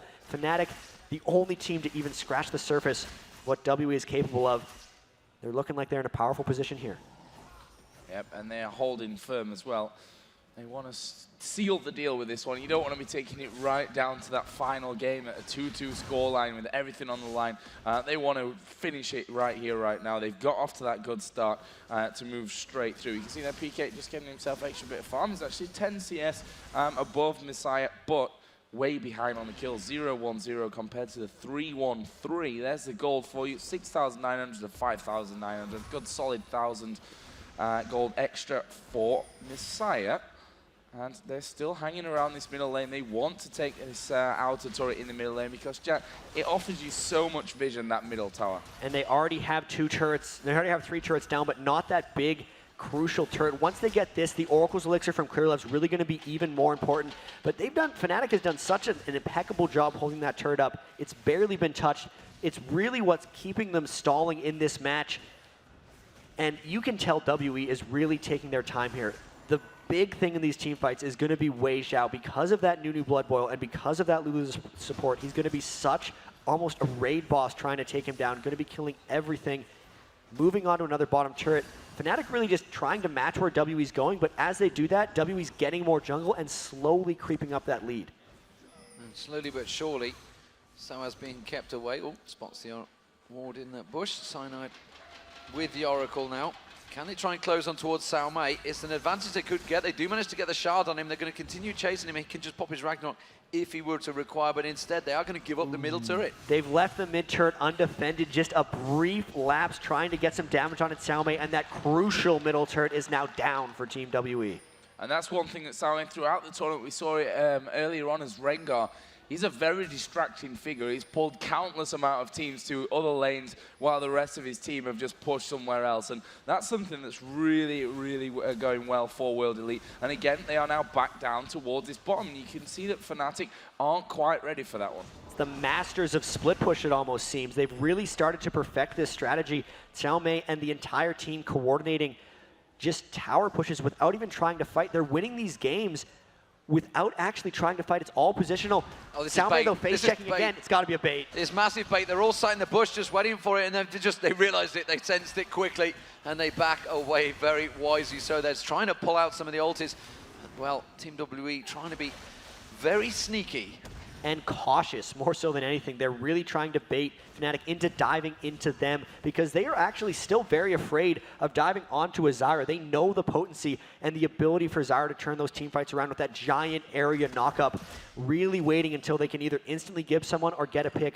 And why not? Because this entire game, these last 2 matches, the 5 matches they've actually won against FNATIC this entire tournament, that's how they've executed. And FNATIC just trying to farm up as much as they possibly can. I mean, you look at the difference there between the 2 AD carries. Yes, Vayne is going to get stronger and stronger, but to be honest, the way that Weixiao is building here, he's just going to have, quite frankly, more power until we see the next big item, that Infinity Edge or Bloodthirster coming out of Vayne. And in all honesty, I don't know if Rekkles is ever going to get more powerful than Weixiao in this game. Yeah. Mainly because of Nunu, you know. Ezreal will slightly outrange, and here comes Rekkles getting crushed off. Absolutely caught out there, condemned away, but he's not going to be enough. Uses his ultimate. Oh, and he flashes away. Oh, the last minion hit's coming in. Oh, it's not quite enough. And Cyanide crescent sweeps Misaya away, and Rekkles avoids damage with a just slither of health. That was really clever escape there by Rekkles. I thought for sure Misaya had finished him off there, really cleansing out the last second of the Ignite damage. But again, because they've taken them out of the fight, because they burned the Xin Zhao ultimate, they were thinking about the Baron buff. FNATIC, though, warding out, giving themselves vision. And again, Malphite is not there. And the difference between those two is, you know, Caomei can stay bottom here, keep Malphite away from the rest of his team, and if they do go to Baron, he can pop that teleport and get straight in with them. This is actually brilliant because normally Malphite would be able to stop a teleport with his unstoppable force, but if Caomei popped his Ragnarok and then teleported, there's no way sOAZ could interrupt it, so he can always make it up to that Baron buff if they decide to force a 5v4. So Rekkles going back towards that top lane, trying to farm it out, trying to catch any advantage, but Dragon being picked up, Weixiao farming that one out quite happily. Slowly, they might catch someone in the jungle here. There's a whole plethora of them moving through. The wards are there, and nRated very cautiously makes his approach, but another advantage gain. Tower down, 5-2 in turrets now, and the gold lead continues to stretch in Team WE's favor. And this is a methodical execution of killing towers. That's now 5 turrets down, and they've never had to fight for one, really. Like, they haven't gotten a kill in quite some time, but their advantage continues to grow. And Weixiao, with the Infinity Edge, Phantom Dancer, and a Negatron Cloak, he's 50 minion kills ahead of Rekkles. He's a kill ahead as well, and the Nunu Blood Boil from Clearlove, which is at 3 points, giving him an extra 45% attack speed, is just going to be brutal if FNATIC ends up trying to force a fight. And it almost feels like the Moscow 5 Azuma Blaze Game 2, which was the one that ended 12-0. They took literally everything on the map, and they just couldn't fight or didn't want to fight. Just methodical play here from World Elite, going tower to tower. That split pushing working brilliantly, as you said. Caomei, once he's got Ragnarok on, you can't stop him teleporting with that unstoppable force anyway. So what does Malphite do? He can't leave because he's going to lose towers, but he can't really stay either, as we are going to see sOAZ coming in there. Flash and ultimate burn there for nothing. He just couldn't quite get him. I think Fzzf flashed the unstoppable force from sOAZ. Yeah. That's really going to hurt sOAZ's team fighting ability. And like you said, Joe, it's just they got the early edge, and they've been so flawless in their execution of this strategy that they're kind of just winning. FNATIC can try to stop things, but the windows of opportunity just aren't being presented by Team WE. They're playing so cautious and so well. And in bottom lane, you can see Caomei just continually farming up. They know they've gotten some harass down. They could do that teleport strat. They know the Unstoppable Force isn't even up, so he could save his Ragnarok for when he goes into the fight. This is danger coming up for Fnatic. Well, Rekkles is on the red. He could move down towards the bottom of the game. The ping's coming out, and Caomei just continue to pressure. Oh, they're camping out on the blue. And Cyanide, this is very dangerous position for them. Team WE are collapsing in. Their ward gives their position away. There's 3 members of Fnatic split away here. They're not too sure which way to run. Ragnarok it's going to be the chart. Ragnarok comes in, nRated. It's going to get around. There's going to be Ragnarok straight in there. Caomei. And that is going to be a free Baron. There's just nothing Fnatic can do about that. Fnatic sent 2 members into the bottom lane to try to kill Olaf. Caomei, again, with being the split push master, just gives them this free Baron. There's nothing they can do against it. There's nobody here because they spent 2 members down, split pushing, so distracting. The only thing that could happen is Cyanide could come in for steal, but it's too early. It's too early. He comes in crescent sweeps. He's just popped where he stood. He came in blind, and that was going to be another death. 9-1, Baron advantage. Huge, huge position for Team WE versus Fnatic here in the match that could win it for them. They're going right to the brush. They're going to fight this one out. There's the condemn. Weixiao actually will get over the wall. Unstoppable Force comes in. This could be good. There's a Lulu ultimate go down. The Absolute Zero as well. And sOAZ going to be ripped to pieces with that Lulu ultimate in there as well to help. That was almost an absolute desperation play by Fnatic. They were so tired of not fighting, but really they were committing themselves to a 5v3 against a Baron team. Sure, they were low, but that's just not something that's really going to work for them. Snowballing this advantage even more for Team WE, and now that there's 2 members down yet again, they're probably going to take an inhibitor off this one. They're pushing the base hard. They're going in. Misaya diving straight on towards nRated, and he's just going to get caught out where he stands. xPeke coming around. He does manage to get the jump. No, misses the glitter ball. The charm fires past as well, and Misaya baits him away. While this is all happening, the inhibitor's going down as well. Peke does pick up the kill, so that is the AP carry down, but well, Team WE hit and run. Inhibitor down. It's another one of these plays. These guys are so good at communicating. They're creating distractions for Fnatic, which is allowing them to take huge objectives. We saw it with the Baron, Caomei taking up Vayne and sOAZ's time, then just getting the hell out of there with his teleport. And even with the inhibitor, Misaya just decided to suicide in, and they got the free inhib completely uncontested. That could have been a lot more difficult if there had actually been a fight to stop it. They have the Baron buff. That 20-second death timer doesn't really matter for them, and this lead has ballooned. And one thing that they did that we didn't point out with that Baron is Olaf went up and put 2 wards inside of the jungle to wait for anyone to come down. As soon as they spotted Vayne, that's an easy call for that one. And we see there again, Thornmail just actually being finished up, and that's going to really stop this Vayne. I think we saw in CLG versus World Elite that massive, crazy 70-minute game that at the end, Rengar had a Thornmail, and Kog'Maw 1v1 him actually was killing himself more than anything. I think it was more of a 1v4 at the end of that game with Kog'Maw killing himself. Caomei just is a monster right now. For a team fight to happen, xPeke and sOAZ are going to be diving all the way in, so even though they have a fair bit of magic damage on Fnatic, Caomei's just stacking up 299 armor because the only thing he's worried about is Rekkles. They're going to be going in for more inhibs here. That's got to happen. Well, they just caught out in the blue buff, obviously, there. True Shot Barrage from Cameron Cross didn't quite get it, but it does also give them vision and realize that they are only 4-man on this bottom turret. They're not going to push it, though. They're not going to dive. They do have the Baron, but this, as you mentioned, methodical play from Team WE here, just slowly but surely pushing every advantage. And oh my god, look at Weixiao's items. Infinity Edge, Phantom Dancer, Last Whisper, and an Executioner's Calling. That's a build cap right now. It multiplies so well with what he's doing with Nunu right now. This dive is, if they fight here, even if they tank the turret, it's going to be so hard for Fnatic to stay in it. Could this be it for World Elite? Cyanide taking a bit of chip there. The Axe's coming in as well. sOAZ obviously the one that has to really control this fight with that Unstoppable Force to give Zyra the ultimate positioning as well.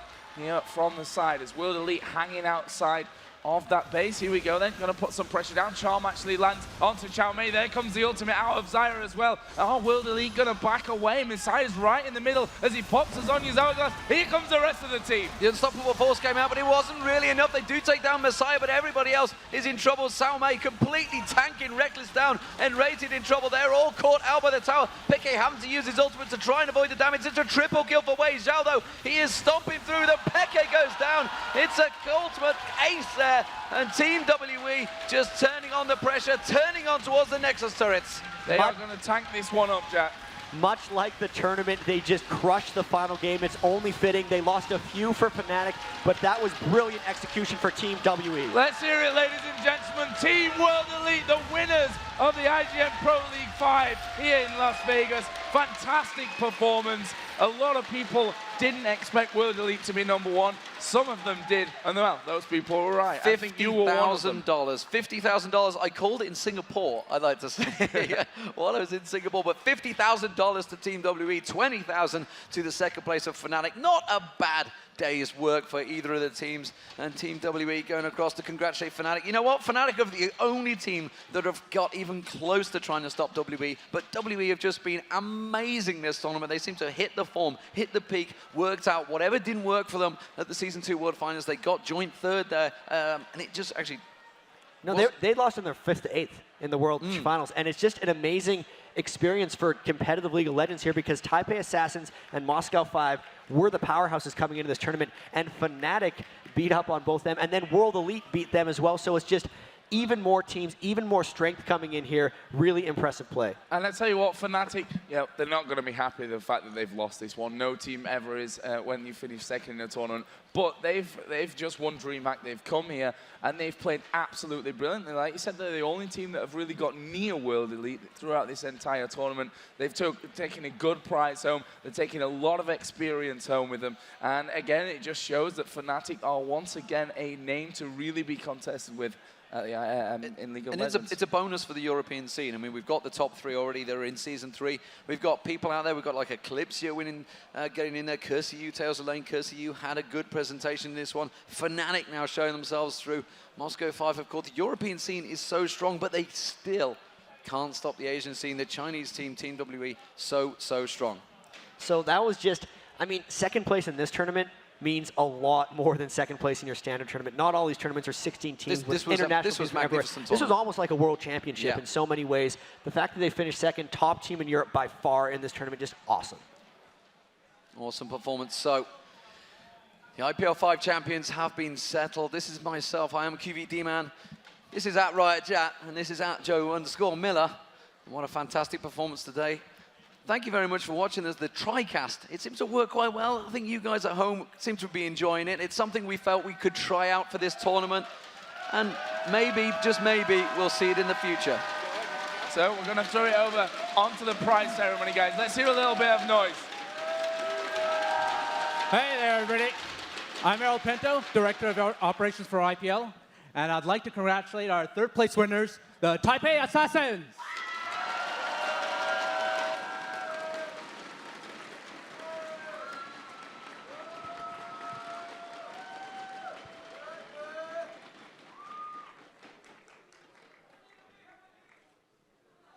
Congratulations. Congratulations. Great job, guys. Congratulations. Thank you very much.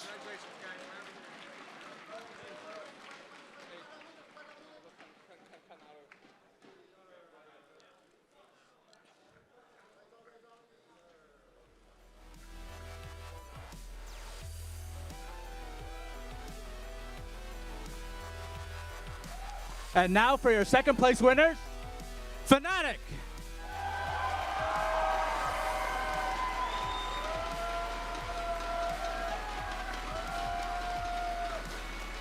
Congratulations. Great, congratulations. Great.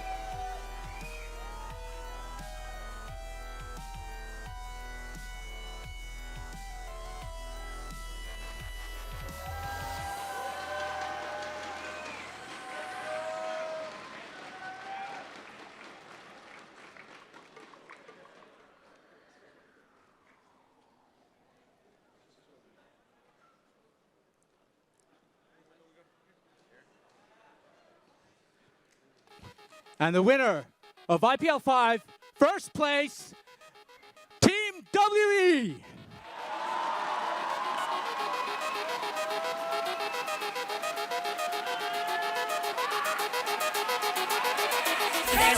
Yeah! Congratulations, guys. Great job.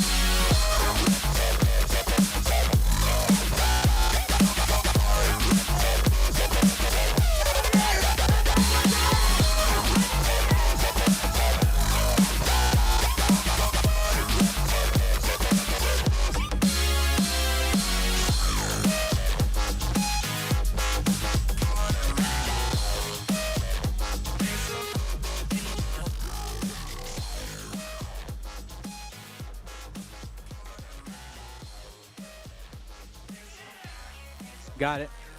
I hope you guys enjoyed the show. A lot of work went into producing IPL5. We spent weeks and weeks and many hours of work to get this done. And it couldn't have been possible without all the help of the production team from IPL. So I'd like to give a great round of applause to everybody from IPL production team and ops team for making IPL5 happen.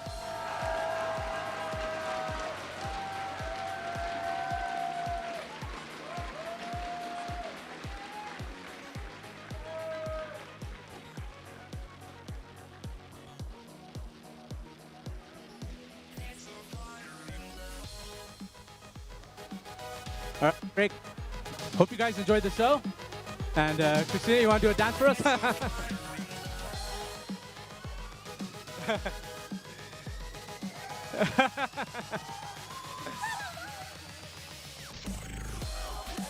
Awesome.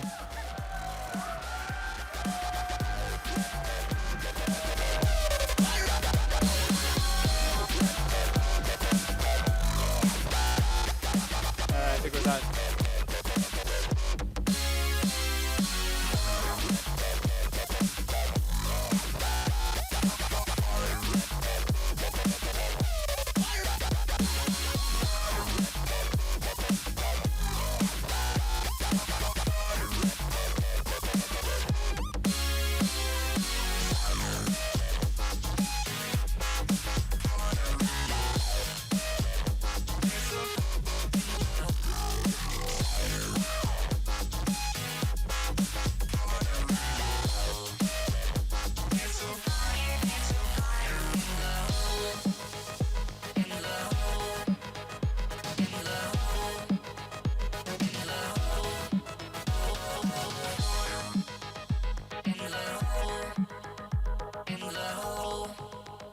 It's a fire in the